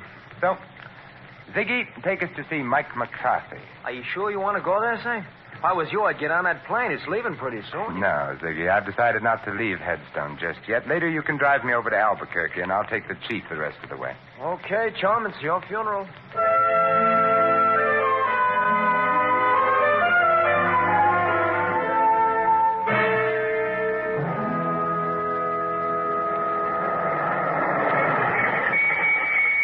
Simon, please be careful. Don't you worry, Betty. The Halo Wearers Benevolent Association would be very upset if anything happened to me. I'll be right out.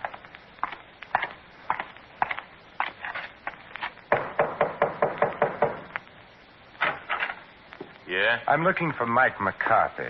Well, you found him. It's my Boy Scout training. It never fails. My name is Simon Templar. The Saint? I've been known by that name. So what? That's a very interesting question. I must try to think of an answer sometime. Meanwhile, I thought you might like to know that I heartily disapprove of your telling a certain Miss Betty Connolly that she ought to leave town. What's the girl to you? That's my business. I could make it mine. And if I do, your halo's going to slip down and start choking you. I thought bullets were more in your line. Meaning what? Meaning the shots fired at Miss Connolly and a little gunning job only a few minutes ago. I didn't do any gunning. But I'm liable to if you don't beat it. You sound so sure of yourself, Michael. That's because I got more in my hand than an itching palm. That's a very pretty gun, Mike. But I'm very much afraid that nothing will satisfy my curiosity short of knowing why you want to get Miss Connolly out of town. I got answers for nosy guys. 6 of them. Now just stand right there. Stay away from that desk, Saint, or I'll... Don't worry, Mike. I have no interest in this desk at all. But I do have an interest in Miss Connolly. And now, Michael, I'll bid you adieu.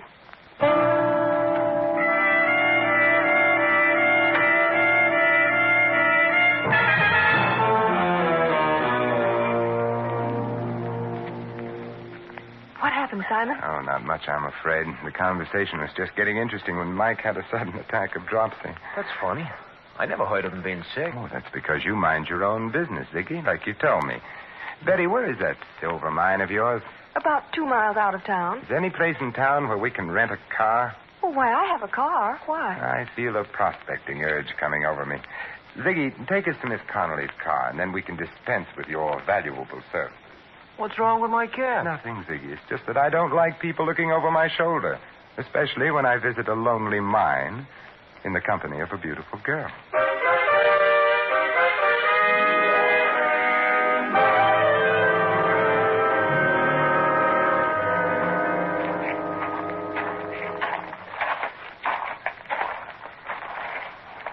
Well, here's the Betty mine, although I don't know why you want to see it. Frankly, I don't know either. But as long as I'm here, I might as well take the 40-cent tour. Certainly, sir. Right this way. This old cable car goes down into the mine. All we have to do is stand on the platform and pull the cable. It works with balanced weight. Clever, these 49ers. How far down? On the 40-cent tour, we give the exact distance. 354 feet, 6 inches. Thank you. And thank you for having electric lights in a mine that hasn't been worked for years. Oh, the mine has its own battery. See? Here's a bulb on the car. Shall we go down? What are we waiting for? Let's go. Maybe the lights will go out. Just hold it like that. I've been waiting for you two. Well, Michael McCarthy, I was wondering if we were going to have your company. And this time, wise guy, don't try anything. Don't tell me, Michael, that you're going prospecting with us. I'm riding down with you, but I'm coming back alone. Start the car down, Saint, but don't try no tricks. You have a suspicious mind, Mike. Well, here we go. Call out your floors, please. Mezzanine, ladies' underwear, galoshes, and accessories. You'll be singing a different tune pretty soon, Saint. You both had your chance to leave town your way. Now you're going to leave my way. Oh, Simon, I'm sorry. Oh, don't be, Betty. This is my first ride on an open cable car. And it'll be your last. I wouldn't be too sure. Unless that cable breaks before we get to the bottom. What are you talking about? Sucker! It's a little crowded here for a 1-2, so I guess a 1.5 will have to do.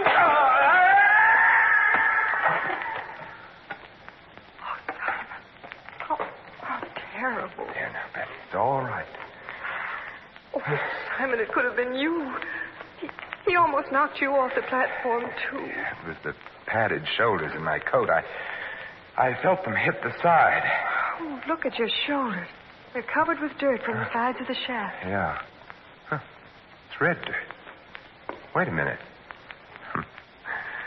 Well, we can go back up, Betty. Mike doesn't need our help, and I don't need anybody to answer questions anymore.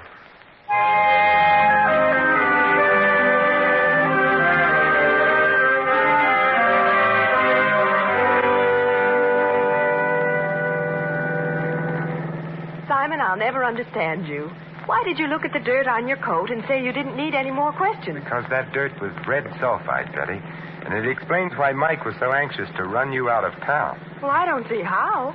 Red sulfide is used in paint, but that doesn't make it valuable. Red sulfide is also cinnabar ore from which we get mercury, and that is pretty valuable. Evidently, your mine is rich in cinnabar, so it's worth a lot of money, Betty. Oh, then that was what Kelly was trying to tell us when he said sin. Yes, he was trying to say cinnabar. How can I ever thank you, Simon? Well, I have a couple of ideas on the subject. Oh, but now people would say I was chasing you for your money. So I guess you can just see me off on the train. We'll stop in town and have Ziggy drive us to Albuquerque. Oh, but I'll drive you. No, I insist on taking a cab. I don't want you coming back alone. I may want to change my mind about fortune hunting.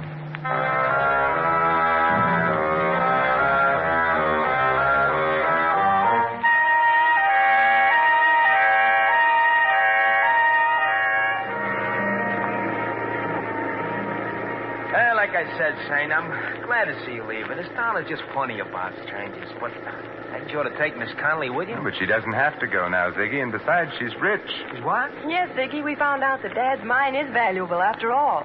You mean you found silver in it? No, mercury. Oh, the stuff they put in thermometers? That's the stuff, Ziggy. But it's used for a lot of other things, particularly in wartime, and it's worth a lot of money. Well, what do you know?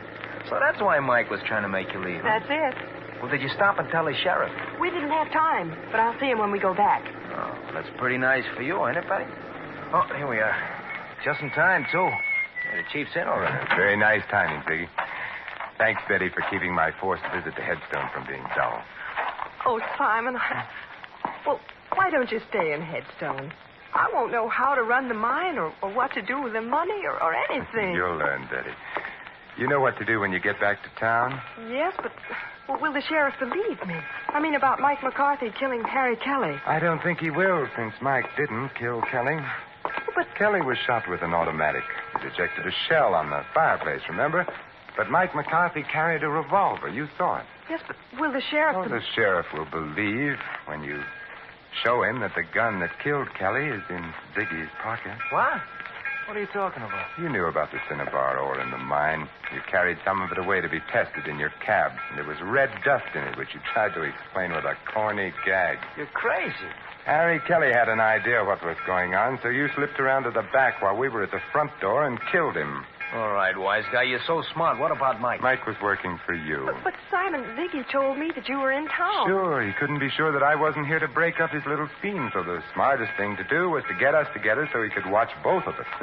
He thought I would use his cab, as I did, and it would be easy. But he slipped up when he sent Mike out to the mine ahead of us. Ziggy was the only one who knew where we were going. Okay, pal, you asked for it. Not this time, sweetheart. Like you said, pal, you should have followed your own advice about minding your own business. Well, he's all yours, Betty. The gun that killed Kelly is now on the seat beside him. All you have to do is turn the body and the gun over to the sheriff, and from there on in, he'll mind Ziggy's business for him. But, Simon... Don't worry, Betty. I'll stop back someday to make sure that Venus is in conjunction with Mercury.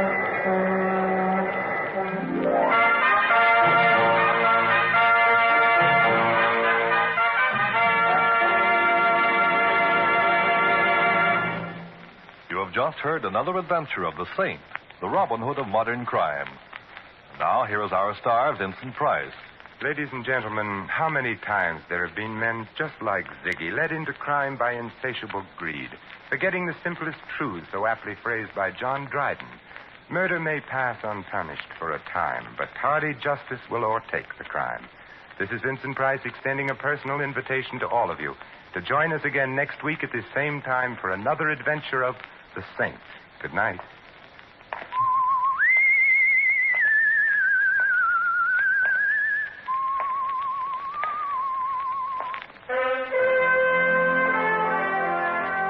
Tonight's script of The Saint was written by Michael Cramoy. Our cast included Harry Bartell, Barney Phillips, Colleen Collins, Fred Howard, and Tony Barrett. The music was composed and conducted by Harry Zimmerman. The Saint is a James L. Staffier Agency production and was transcribed and directed by Thomas A. McAvity. Don't forget that the Saint comic books are on sale at all newsstands. Your announcer, Merrill Ross. This is the Mutual Broadcasting System.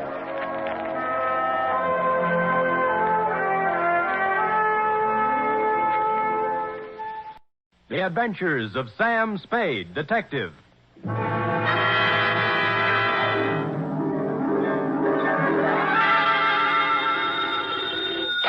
Sam Spade Detective Agency? Me, sweetheart. Sam, do you know you're in all the papers? Don't think I'm happy about it. You were standing on the sidewalk pointing, Mhm. and there's a dotted line running from you to X where they found the body. You mean where they found the last body, F? There were several before it. I know. All those poor, poor people. Tell me, Effie, how many dots were there running from me to where they found the body? Oh, let's see. 1, 2, 3, 6, 12. 12, Sam. That's what I expected. What does it stand for? For 1, 2, 3, 6, 12. Deaths, F. Oh, no, not really. But definitely. We just got in on the big finish. This is a tale of deceit and intrigue, F, strung through many islands and several countries. Yea, through a great many lives.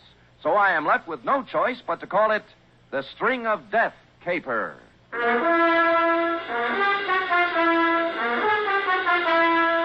For NBC, William Spear, radio's outstanding producer, director of mystery and crime drama, brings you the greatest private detective of them all in The Adventures of Sam Spade. Effie! Here I am, Don't shout. How are you, Sam? Oh, I'm all right, I guess. Oh, let me look at you. Yeah. Sam, you need a rest. You've been staying up too many nights. And going around with the wrong people. You don't have to tell me. Well, I have only this to say. If the people I've been going around with lately won't be going around anymore, so don't worry about me. all right, Sam, if you say so. Yeah. But you look so terrible. Your eyes are bloodshot. Aren't everybody's? And your hands are shaking. True, Effie, and here's why. Take it down. You ready? Well, don't make it too gory, Sam. Effie, I am not going to pull any punches. You'll have to take it as it came, the way I did. Date, fill it in. To Lieutenant I.C. Kelsey, Homicide Detail, San Francisco Police, from Samuel Spade, license number 1375596. Subject, the string of death caper. Dear Kelsey, it's hard to believe that the events of the past 48 hours all began with the discovery of the oyster, but they did, and they made a marked change in the census figures of several countries. The whole thing was incredible. The most incredible part of it was that I was careless enough to let myself get mixed up in it. The entire See Me saga began 2 days ago when my door opened and a woman walked in. Showgirl, type 7B, tight black skirt, too tight blouse, red alligator shoes, hair overdone in somebody's peroxide oven, you know, that kind of stuff. She chewed gum, of course, and swung a black patent leather handbag. And her charm bracelet was so loaded, I wondered if she could lift her arm. Let's face it, I'm stranded. Really? Where? Where'd you think? Here, right in this town. Well, my sympathies. Won't you sit down? Thanks. You're a gentleman. Well, even so. The next time I take a job somewheres, I'm going to carry a ticket back to where I came from and a 6-day supply of K-ration. Well, would you care to tell me about it? I was doing an act at the Gay Paris when the blow fell. Yes? They had a big floor show trying to boost business. But it didn't boost. It busted. Oh. The place was padlocked. Likewise, the owner's pocketbook. We were out 2 weeks' salary. We? I was the Olga half of the dance team of Ricardo and Olga. And then? Ricardo, the creep, must have been tipped off because the night we closed, at the end of his first number, he danced off the floor, out through the stage entrance, and was never heard from again. Well, I always say we're better off without those kind of people around anyway. Not when he buffaloes out with all your savings. I hate him already. Well, I sent a wire to my booking agent for help, and his answer came back something like this. Here, they're starving in the streets. At least you got a hotel room to do it in. Pardon? What a laugh. Oh, those agents are a shifty lot. They only like you when you're working. Ah, you're telling me. My rent's up at the end of the week, and after that, who knows? Well, now, madam, your story has touched me very deeply. Would it spoil your timing any if I asked you why you came to see me? Say, you know, you got a style there. It's unique. It's widely copied. Now, don't flash too much of that repartee and make me forget what I came here for. Just unburden yourself, Olga. No more repartee. The name's Kelly. Kelly Green. Oh. I wouldn't be seen on the street as Olga. Pardon, my mistake. Yeah. I came to ask you to find a guy named Captain Eric Nostrin. He's somewheres in San Francisco. An army man? Him? He bought that title in a saloon in Tahiti. He's a beachcomber. Tell him Kelly's got some information she wants to sell. You can reach me at the Embassy Hotel, 627. See you later, Sam. Just a minute, Kelly. Yeah? I hate to mention this to someone in your position, but there's a fee for my services. Oh, he'll pay you. The kind of information I got he wants real bad. Well, ta-ta. Ta-ta. Clearing everything off my desk, 2 shoes with feet in them, mine, I embarked on this dangerous assignment, if Brian Donlevy will pardon the expression. You know, I am not without sources of waterfront information, and in a couple of hours I found myself in a bistro called the Backwash, a place that hangs so precariously on the west bank of the bay that flies come to study it. Ah, hello, Sammy. How are you? Hello, Eddie. What's a good word? Well, Sammy, I know what I hear, but what I hear sometimes ain't the truth, or am I too quick for you? Give me a for instance. Well, the guy you called about is sitting down at the far end of this very same bar. At least he calls himself Captain Eric Nostrin. This is what I hear from my side of the bar. But whether he is or not what he says he is only something that can be verified by investigation. Or am I too quick for you? I'll have another pint of beer, bartender. Let me buy it. Sir, you can buy me drinks all night. But don't make the mistake of trying to get me drunk. Make it 2, will you, Eddie? Right, Sam. Sam. That means he knows you. You're okay by the house. Well, then you're okay by Captain Nostra. There you are, 2 beers. What's the rest of it, Sam? Spade. Yeah. Well, I'll tell you something about you, Sam Spade. You didn't come here to drink with me. You came to talk. Now, shall we go over in a booth? That's a good idea. Right. Yeah. Now I'm ready to listen. Do you know Kelly Green? Kelly? The dancer? Yeah. Why, every blasted sailor in the Orient knows Kelly.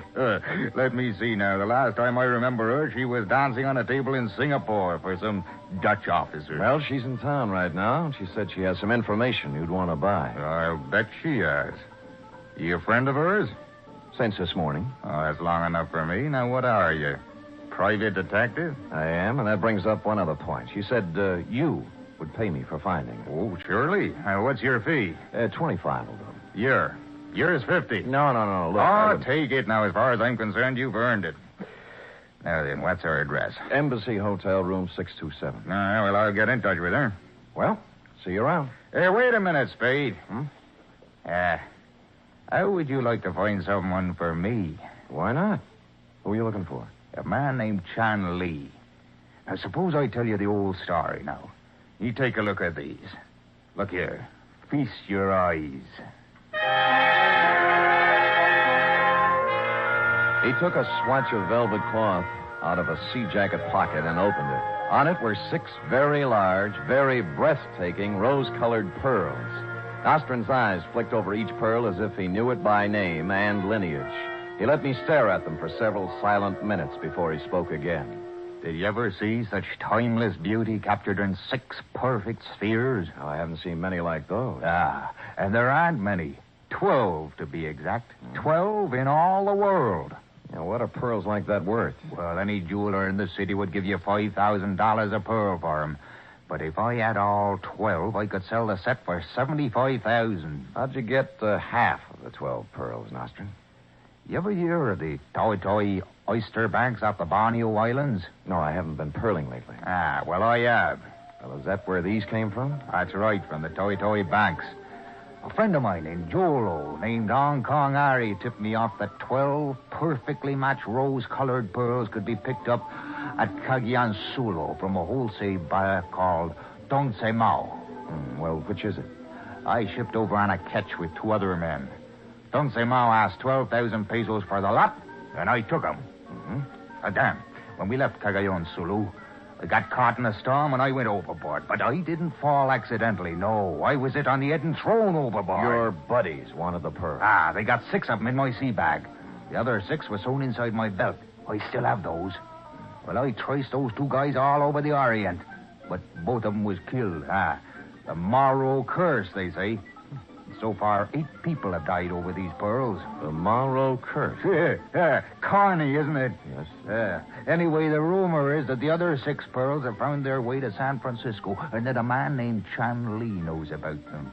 I've been here 48 hours, and I haven't found him. Well, what do you plan to do when you find him? Don't you worry, Spade. I have a buyer. I'll pay cash for him. All right, I'll give you $50 worth of looking for Chan Lee. Now, where can I get in touch with him? Are you in the book? Yeah. Then I'll find you. Just one thing, Spade. If Kelly likes you, you must be straight. Here, take a pearl. Now, wait a minute, Nostrand. You just said each one of these pearls is worth $5,000. $7,500 to me, but I want to play it this way. Now, if you find Chan Lee, you ask him if he knows me, and ask him if he knows about the pearls. Now, maybe he won't talk to you, so if he doesn't, just show him the pearl, and then walk out. He'll fall all over himself to find me. Well, you know best. I assume no responsibility for this pearl, though. I can handle the responsibility for both of us.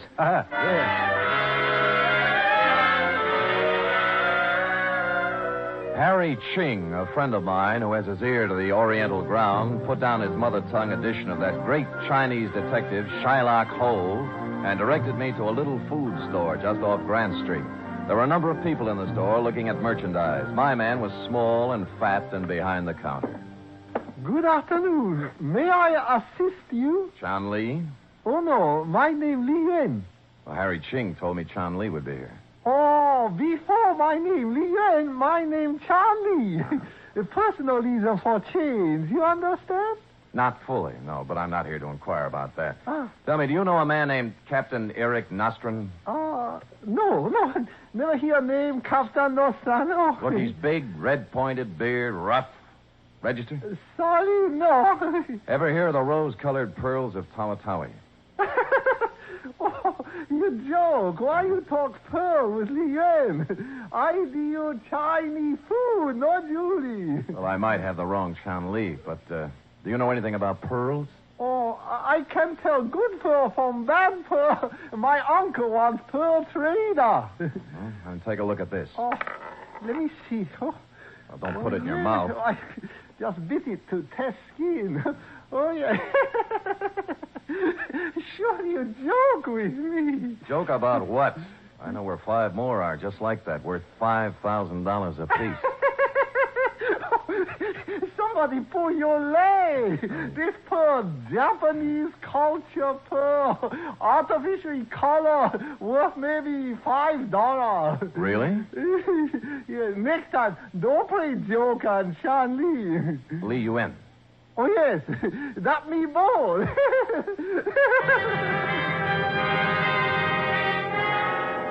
A skeptic, I took the pearl to a jeweler I know, and he told me Chan Li lied in his scraggly beard. It was the finest specimen of rose pearl he'd ever seen. Well, I went back to my office to wait for Nostran's call when and if it came. I say I went back to my office, but not directly in, because just as I was putting the key in my lock, something familiar pushed in between my shoulder blades. Mr. Spade, I know all the tricks, so don't try any. Just open the door and go in. You bet. Now sit down at your desk and put your hands on top of it. Yeah, you were looking at the tea in Chan Li's store, weren't you? I was. And I want the pearl you have. Me? You. All right, if you're going to make a scene, suppose you give me something. I don't have to give you anything. That pearl belongs to me. It was stolen from me, along with all the others. By Eric Nostran. Right. Bought those pearls from Tung Se Mao in Cagayan Sulu. Nostran was crew on my catch, and on the way back to Shanghai, he threw me overboard so he could have the pearls himself. Well, didn't you drown, Mr. Ivan T. Sanderson. Oh. Some Jap fisherman picked me up. Good. This is the first of the 12 rose-colored pearls I've gotten back, and I mean to get the other 11. Even if it takes a few dead bodies to accomplish it. Well, I admire your spirit, sir, but I'm afraid you've picked out a tough career. Where's Nostran? I don't know. You must know you're working for him. Look, he said he'd contact me. Honest, How did you get tied up with him? A girl named Kelly Green hired me to find him. Call her. All right. And ask her where Nostrand is. All right, I will. But don't point. It's not polite. Yes, well? Embassy Hotel. Oh, 627, please. Whom are you calling, please? Miss Kelly Green. Hello? Kelly? Yeah? Sam Spade. Yeah? Did Captain Nostran get in touch with you? No. Did you find him, Sam? I did. Well, he hasn't come up here yet. Not just Sam. Thanks for calling. Goodbye. She hasn't seen him yet. Thank you, Mr. Spade. I'll be checking with you from time to time. He pocketed his gun and stalked out with a $5,000 pearl in his hand. I knew he had heard the operator say Embassy Hotel, and I knew he heard Kelly Green's room number. So I let him get a small head start. He went directly to the Embassy Hotel. I followed him into the lobby. He got the one elevator, and I had to wait until it went up and came down before I got it. When I arrived at the 6th floor, the door of 627 was slightly open, and there was a sharp odor in the air. Ivan T. Sanderson wasn't there, and neither was Kelly Green. But dragging himself across the floor, trying to reach the door, was Captain Eric Nostran. He had 2 bullet holes in his back. I tried to help him, but he was beyond help. He collapsed, dead. As his body relaxed, his mouth slowly opened, and 5 rose-colored pearls rolled out.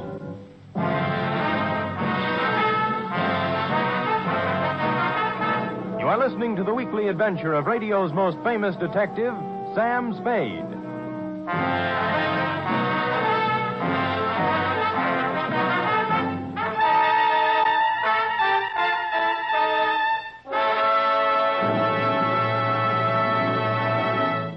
Three chimes mean good times on NBC. There's music and mystery with the Chimes every Saturday. Tomorrow evening for mystery, Herbert Marshall stars as the man called X. In all the strange and far-off corners of the world, wherever there is intrigue, danger, and romance, there you will find the man called X. For music, there's your hit parade with the top tunes in the land as selected by you and brought to you by Snooky Lanson, Eileen Wilson, and the Hit Paraders. Last week, Tennessee Waltz and My Heart Cries For You were the top tunes across the country. Will they topple? Well, you'll have the answer tomorrow on Your Hit Parade.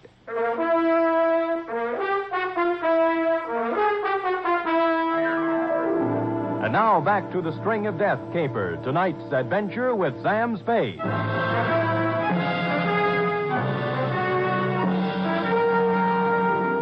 After I found Nostrand's body, I called you, Lieutenant Kelsey, and told you as little as I could. After that, I went out to dinner and then home to bed. This hiatus was necessary in order to let the pot of vicious intrigue bubble a little. Well, the next morning, at considerable expense, we added a new character to our play, which was already an extravaganza. Good morning. Well, good morning.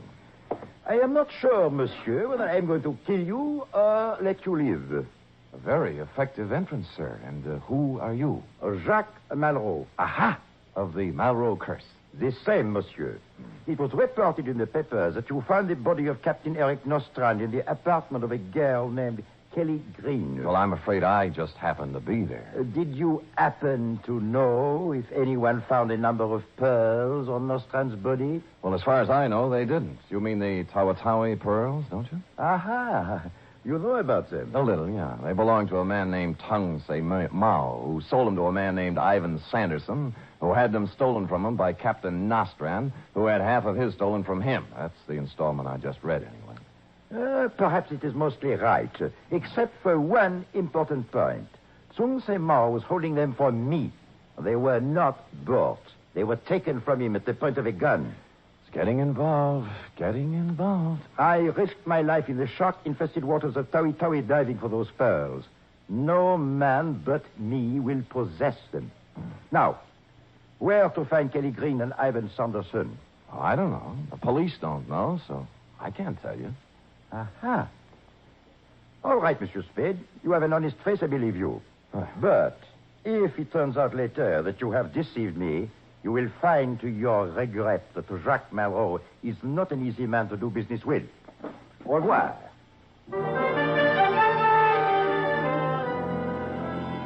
Following his exit, I allowed a pause for dramatic effect, and then dissolved into the next scene. On the front door of Chanley's grocery store, there was a sign, closed for the day, so I went around the block, through an alley, and came up on his living quarters from the back way. I stood at the back door and knew somebody was home listening to some Oriental arty shaw. I tried the doorknob, it turned, and I carefully opened the door and stepped in.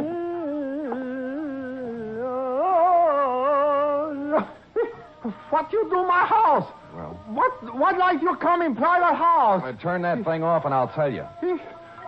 All right, get out or I call police. Son, I didn't come here to quibble with you. I came to speak right from the shoulder. What you talk about? The Tawatawi pearl. I don't know pearl. Get out. You know Nostrand was killed yesterday, don't you? I tell you before, I know no man named Nostrand. All right, where's Sanderson? What man? The tall man with the clipped mustache who was in your store yesterday when I was there. No, plenty people come my store. I not know them all by name. Come by anybody. Plenty mustache. All right. Play it your way for Look now. it out. But if you ever do meet up with Sanderson, just tell him that I have the other 5 pearls. The ones Nostrand was killed for. Just as I closed the door behind me, I saw a pair of red alligator shoes with a pair of nylons draped over them, pushed under a chair. I hesitated a minute, thought better, and hurried away. I went back to my office, pulled out a good book, and read for 3 hours. It paid off. Sam, I had to come to you. I'm in an awful jam. I should say you are. And it won't get you any easier when I call the police. I knew Eric was found in my apartment, but I didn't have anything to do with it. Nuts. I called you from here not 10 minutes before Nostrum was found dead. All right. He was there, but he wanted me to say he wasn't. Do you want me to tell you something else about yourself? I checked with the Embassy Hotel. Your bill was paid for a month in advance. You weren't stranded. It was a murder setup from beginning to end.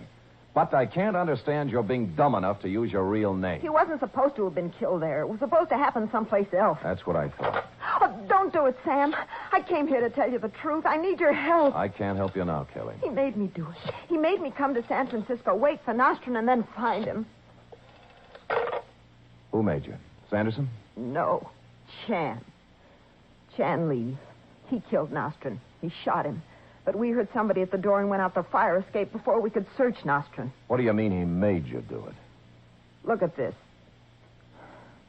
That arm isn't pretty, is it?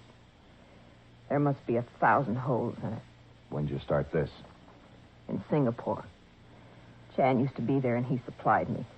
I had to follow him here because I didn't have enough money to buy it. I see. Well, Kelly, I'm sorry. Maybe the state will take that into consideration. Sam, I want to go into partnership with you. Partnership? Doing what? Selling pearls. You have 5 of them. I have 6 of them. Here. Where'd you get these? From Chan. I heard you there. After you left, he got excited and had to take something to quiet himself down. I grabbed these and beat it while he was still under. What do you say, Sam? Let's sell him and go someplace. Well, it might be arranged. Where's Sanderson? Ivan Sanderson? Yeah. He lives on a boat. It's a yawl, a trader anchored at Pier 32. Oh, don't worry about him, Sam. You can take care of him. I probably can. Did you ever hear of a guy named Jacques Malraux? Malraux? Jacques Malraux? Yeah. Is he in San Francisco? He was in here yesterday looking for you and Sanderson. Sam, the deal's off. I don't want to have anything to do with it. Here, keep the pearls.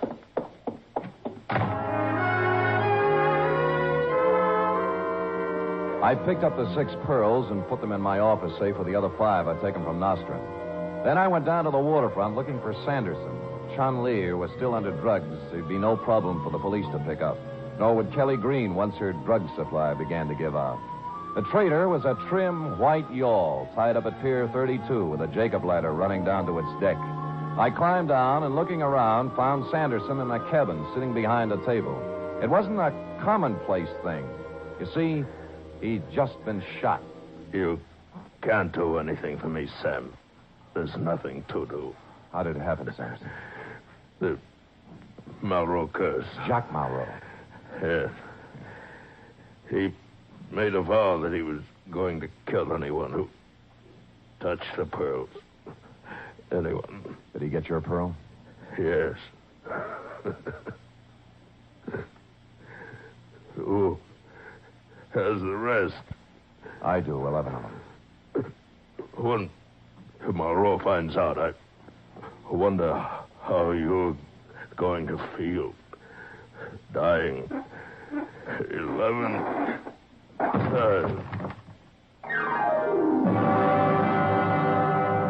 That's when I turned the whole thing over to you, Kelsey. I went back to my office, put in a call to your office, and gave you a complete rundown on the case from beginning to end. Who did what and how you might go about finding them. You said you'd be right over to pick up the pearls, but you got there a little late. I had no sooner put down the phone when... All right. You have a pearl.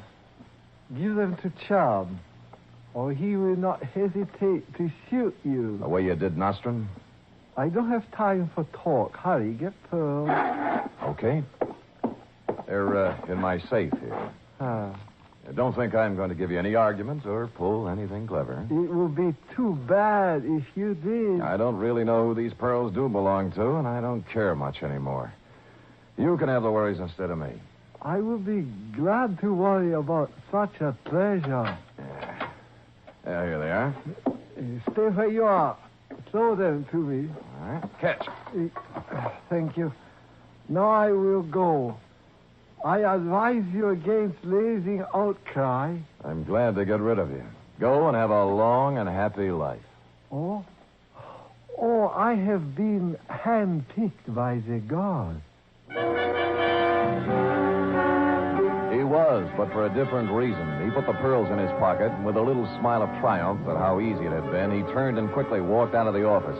He even closed the door politely. But outside, he didn't get far. I ran for the hall, sliding my .38 out of its holster. Chun Li lay still on the floor, and his coat pocket had been turned inside out. Steps were pounding down the stairwell, and I followed. When I hit the sidewalk, he was half a block away and running. I fired at him, and he stopped and fired back. My second one caught him full in the chest, and he fell twisting across the sidewalk. I walked right up to him, but it was all over. Jacques Malraux was dead.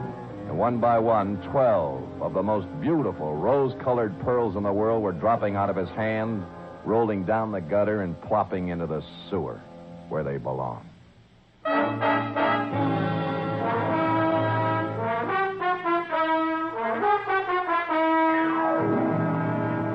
Period. End of string. Sam, did they all go down the sewer? Every pearl, Effie. Who knows where they might be now? Maybe at the filtering plant. Maybe out to sea. Sam, could I get off early tonight? Effie, put that thought out of your mind. They're not worth it. Oh, but Sam, all that well. I said forget it. Now go type that up. Oh. Go on, scoot.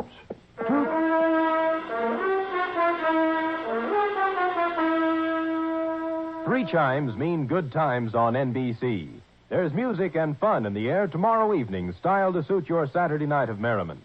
Dennis Day brings you songs and comedy in his charming, boyish manner, and then Judy Canova gets together with her frolicsome friends for Mountain Melody and Mayhem, followed by Grand Ole Opry with singing MC Red Foley and his gang. It's a Saturday night of fun designed for you.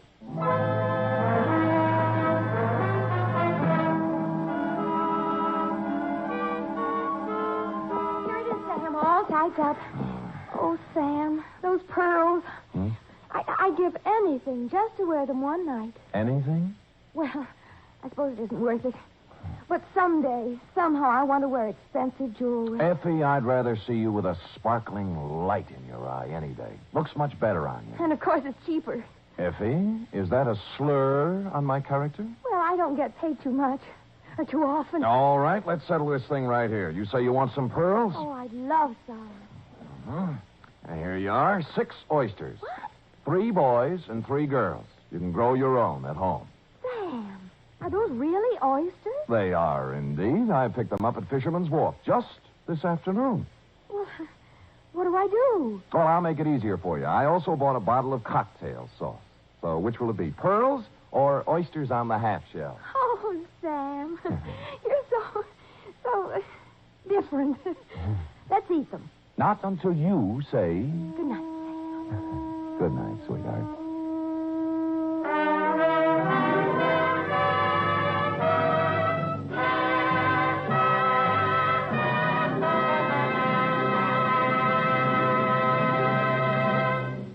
The Adventures of Sam Spade are produced, edited, and directed by William Spear. Sam Spade was played by Stephen Dunn.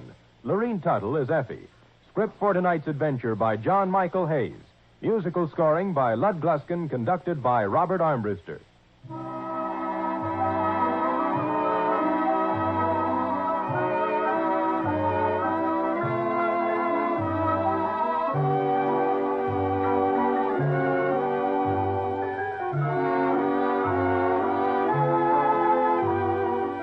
Join us again next week, same time, for another adventure with Sam Spade. Now, the Magnificent Montague, then it's Duffy's Tavern on NBC.